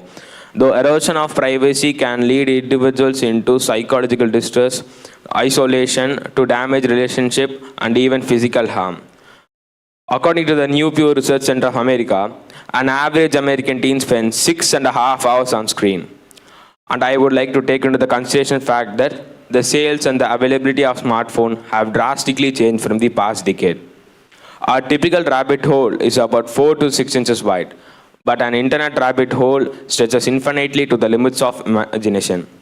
The term internet rabbit hole refers to an experience of getting immersed in seemingly series of online content and links. Education plays an important role in every teen's life. And now we're going to see some points on how privacy disturbs teens' academic life. Lack of parental involvement disturbs study time, difficulty to seeking help from others, reduces teamworking and collaborative skills, reduces communicating skills. And I would like to share an example on how people getting lost due to privacy is a case of a YouTuber named Randy Stairs, who is an American streamer, posted normal animated content and thus naturally subjected to extreme privacy and loneliness. With this, he gradually became psychotic and developed malicious intentions, which made him to kill 4 innocent people. Another fine example to prove that privacy can lead one's life into a wrong way is a online social game, which is called as a Blue Whale, that encourages self-harm and ultimately leads to suicide. It is important to note that many teens and individuals have participated in this game and lost themselves without any parental guidance or allowance. With this, I want to conclude here by saying that giving privacy to kids at all times is not a very good idea and always doesn't yield a fruitful result. Thank you. Kavin mentioned a lot of points which include that privacy should only be that privacy should be given to teens and they need to be knowledgeable enough to know how to use it. Let's see how Remy's point contradicts to this.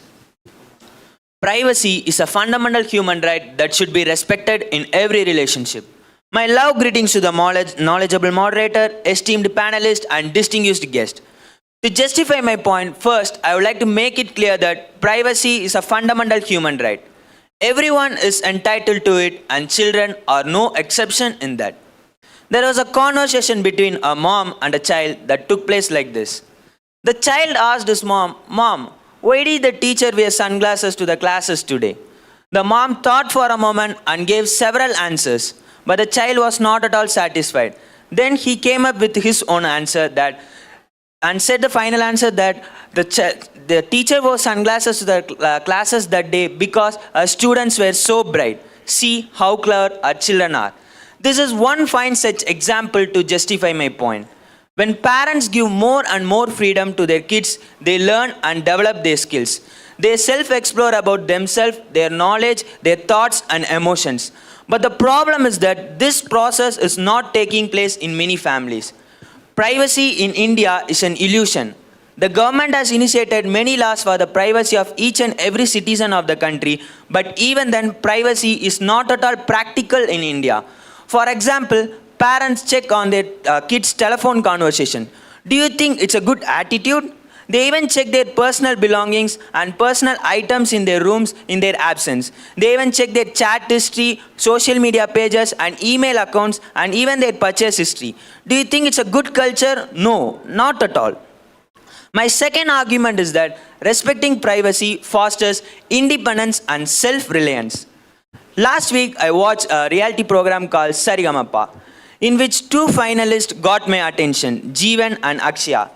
When they were asked to share a few words in the stage about their success, they spoke it really well. They said that it was the privacy which was given by their parents to continue on the singing career has brought them to the finals of the competition. What example do we need? My third argument is that respecting privacy builds trust. Lidhian Nadaswaran. Lidhian Nadaswaran is one of the youngest musicians from Tamil Nadu. He is the finest student of A.R. Rahman that he has participated in competitions all around the world and has won pride for our country. He has set a big step into the musical industry at such a young age. When he was asked to share a success story of him, he said it proudly that it was the trust which was made by his parents on him made him to achieve all these things. On the contrary, just imagine if children don't find trust among their parents. They just hide up all the important and secret information from their parents. Many parents wonder why their children are not at all sharing anything to them. I would strongly say that this is because of their unnecessary interference in their child's privacy. There is a very famous saying that a parent is a child's best teacher and should remain the best teacher forever. So I request the moderator to think on my points and give verdict in favor of our team. Thank you. Remy took forward his arguments by providing a variety of points which include that privacy should be given to kids and how privacy is an illusion in India, and also privacy helps in fostering self-reliance and independence. Let's see how Rohit's points contradict to his. Warm greetings to all. As first, I would like to oppose the opponent's point, that is, privacy is the fundamental human right. But what about those kids who suffer or face this situation for the first time? No one can be born talented or experienced. It is common for all to hide something from someone. It may be for a personal reason, but it is applicable only for adults. The meaning of privacy differ for an adult and a kid. For adult, it is good as they think that their kids should not know their struggle, hard work and the sufferings they face in their day-to-day life. While for kids, it is completely opposite. They need to share this all experience to their parents as they need a proper guidance. Even parents have experienced that their kids started staying alone, crying over something and even avoiding them. This all rises after giving them privacy. To avoid such issues, parents need to invade their kids' privacy. According to me, family is a circle in which kids should be placed at the center. If they are not, they feel like they are avoided or left out. But if they are getting a correct guidance regarding what they should do and when they should do. Children are far behind the understanding of difficulties faced by their parents after giving them privacy. A real life example I would like to raise here is about a young boy named Ethan. He was technology passionate. He had his personal computer in his room. One day, while browsing the internet, he found a website in which it was mentioned as if he fills his personal information, he could get a big prize. Without having a second thought, he filled his complete information such as name, age, blood group, mobile number, Aadhaar number, email, and even entered the OTP he received. After 2 months, his information was used for illegal purpose, such as drug supplies and medical supplies. He lost his personality and even can't focus on his studies. He was almost ready to die. But with the help of his family members and local authorities, he got his personality back and now he is an online safety advocate. He saved many of them from falling in the same trap. Second example I would like to say here is about the two brothers who are Mukesh Ambani and Anil Ambani. They both are very famous businessmen. After the split of their father's property, Anil Ambani used his privacy in a wrong way. He doesn't share his feelings and activities he did in his business purpose. While Mukesh Ambani shared his business ideas, strategies with his father, so he got a proper guidance when to do and where to do. So now Mukesh Ambani is the richest person in India, and while Anil Ambani lost his fame and money. Another point I would like to oppose is that parents are the best teacher of the kids. It was told by my dear opponent. But the actual role of a teacher is to teach their students what is correct and what is wrong. And beyond this all thing, do you all think that you have given privacy on social media? We are governed by a third person who is AI. Our chats, call recordings, when we chat with our friends, family members are recorded in the main base. So I would like to conclude by saying that kids should be not given privacy as they doesn't know the value of it. Thank you. Rohit mentioned that adults are the only persons who are expected to receive privacy, and kids do not, as they lack the knowledge, experience, and they don't know how to use the privacy given to them. Let's see what Yashwant has to say about it. A warm greetings to everyone present here. As opponent said, we are ready to share our views to their parents. But as we all know that when we share, they are not ready to accept it. Even though they are not ready to accept it, we are trying to convince them. They try to convince us to change our views and opinions. In this competitive world, we are fighting with our competitors to achieve our goal. When parents put blocks in a way which makes our path difficult and sometimes impossible. So in order not to face such difficulties, we think that maintaining privacy is good for a successful future. Sometimes when parents violate the teen's privacy and interpret the child's behavior, and they may think that the child is involved in high risk behavior activity, it would tempt them to go through their personal belongings. This violation ultimately lead to the lack of trust between the child and the parent. So every parent should know that privacy is a human right, and even the child should get it. When your child grows up, he needs more personal space and privacy. They explore new ideas and emotions through various platforms, and they explore who they are or who they want to be. Many websites are ensuring that privacy will be maintained and secured, but the parents are requesting their child to be open at all time, which is not possible. So I would like to give some tips through which privacy can be maintained. First, parents should knock the door before entering the child's room. Second, parents should not check the mobile of the child often because it may lead to the loss of trust between the child and the parent. But the parent can give a time limit. When the child exceeds the time limit, it's the responsibility of the parent to restrict the child from using the mobile from that time. Every child has a fantastical idea. When they write diaries about the secrets, we should even respect that too. We should not go through the diaries. When privacy is severely violated, it will lead to several negative consequences, such as the child will lack the trust on the parent or guardian. They may think that their personal boundaries are not respected, and to lead to the loss of autonomy and lack of self-confidence. Invasion of children's privacy may lead to psychological and emotional harm to the child. The child may feel shame, embarrassment, anxiety, or even depressed. It will lead to the lack of self-confidence. When privacy is severely violated, it will lead to they will not be able to express themselves, and it will lead to they will not be express themselves, and it will be hinder the development of the child and growth. So in such cases, parents can refer professional helps like counseling, which would help to repair that parent-child relationship. So I would like to conclude my speech with a quote that privacy is a mutual thing which cannot be forced. Thank you. Yashwant mentioned that privacy is something that can be given to them and it should be used in a profound way. Students and individuals overall are ready to share their feelings, thoughts, and emotions to their parents. Meanwhile, their parents are not ready to listen.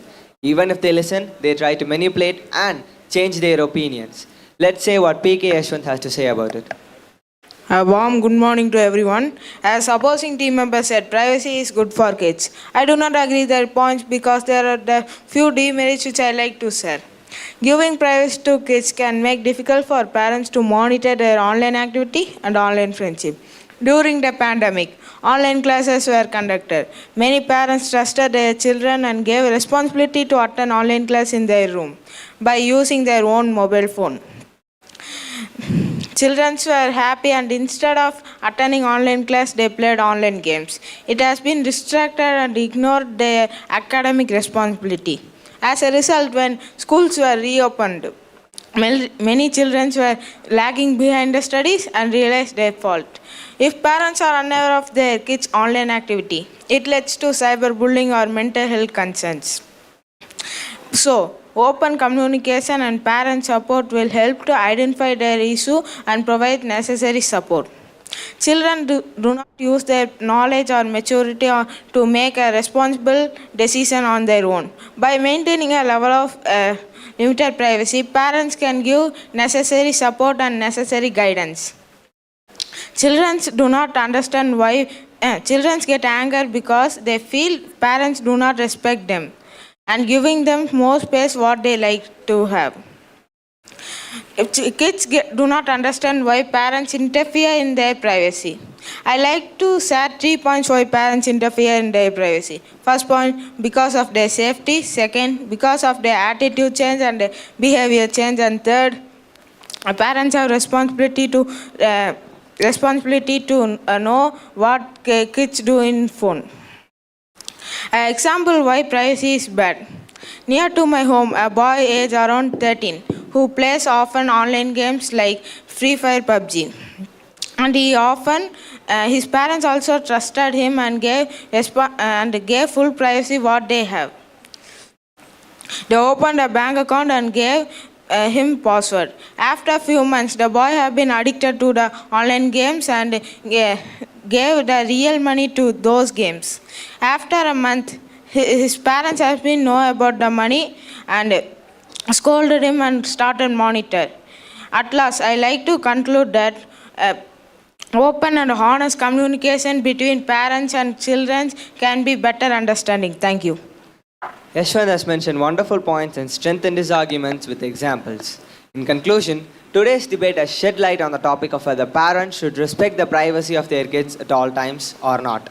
Both sides have presented compelling arguments highlighting the importance of parental involvement and that privacy is fostering trust and independence. While it is clear that parents play a crucial role in their child's life, it is equally important to recognize that the privacy of their kids is a fundamental aspect of personal growth and development. It is essential for parents to strike a balance between privacy and parental involvement. Parents have a duty to ensure the safety and the well-being of their child, which include setting boundaries, guiding them to difficult situations, and respecting their personal space. Thank you.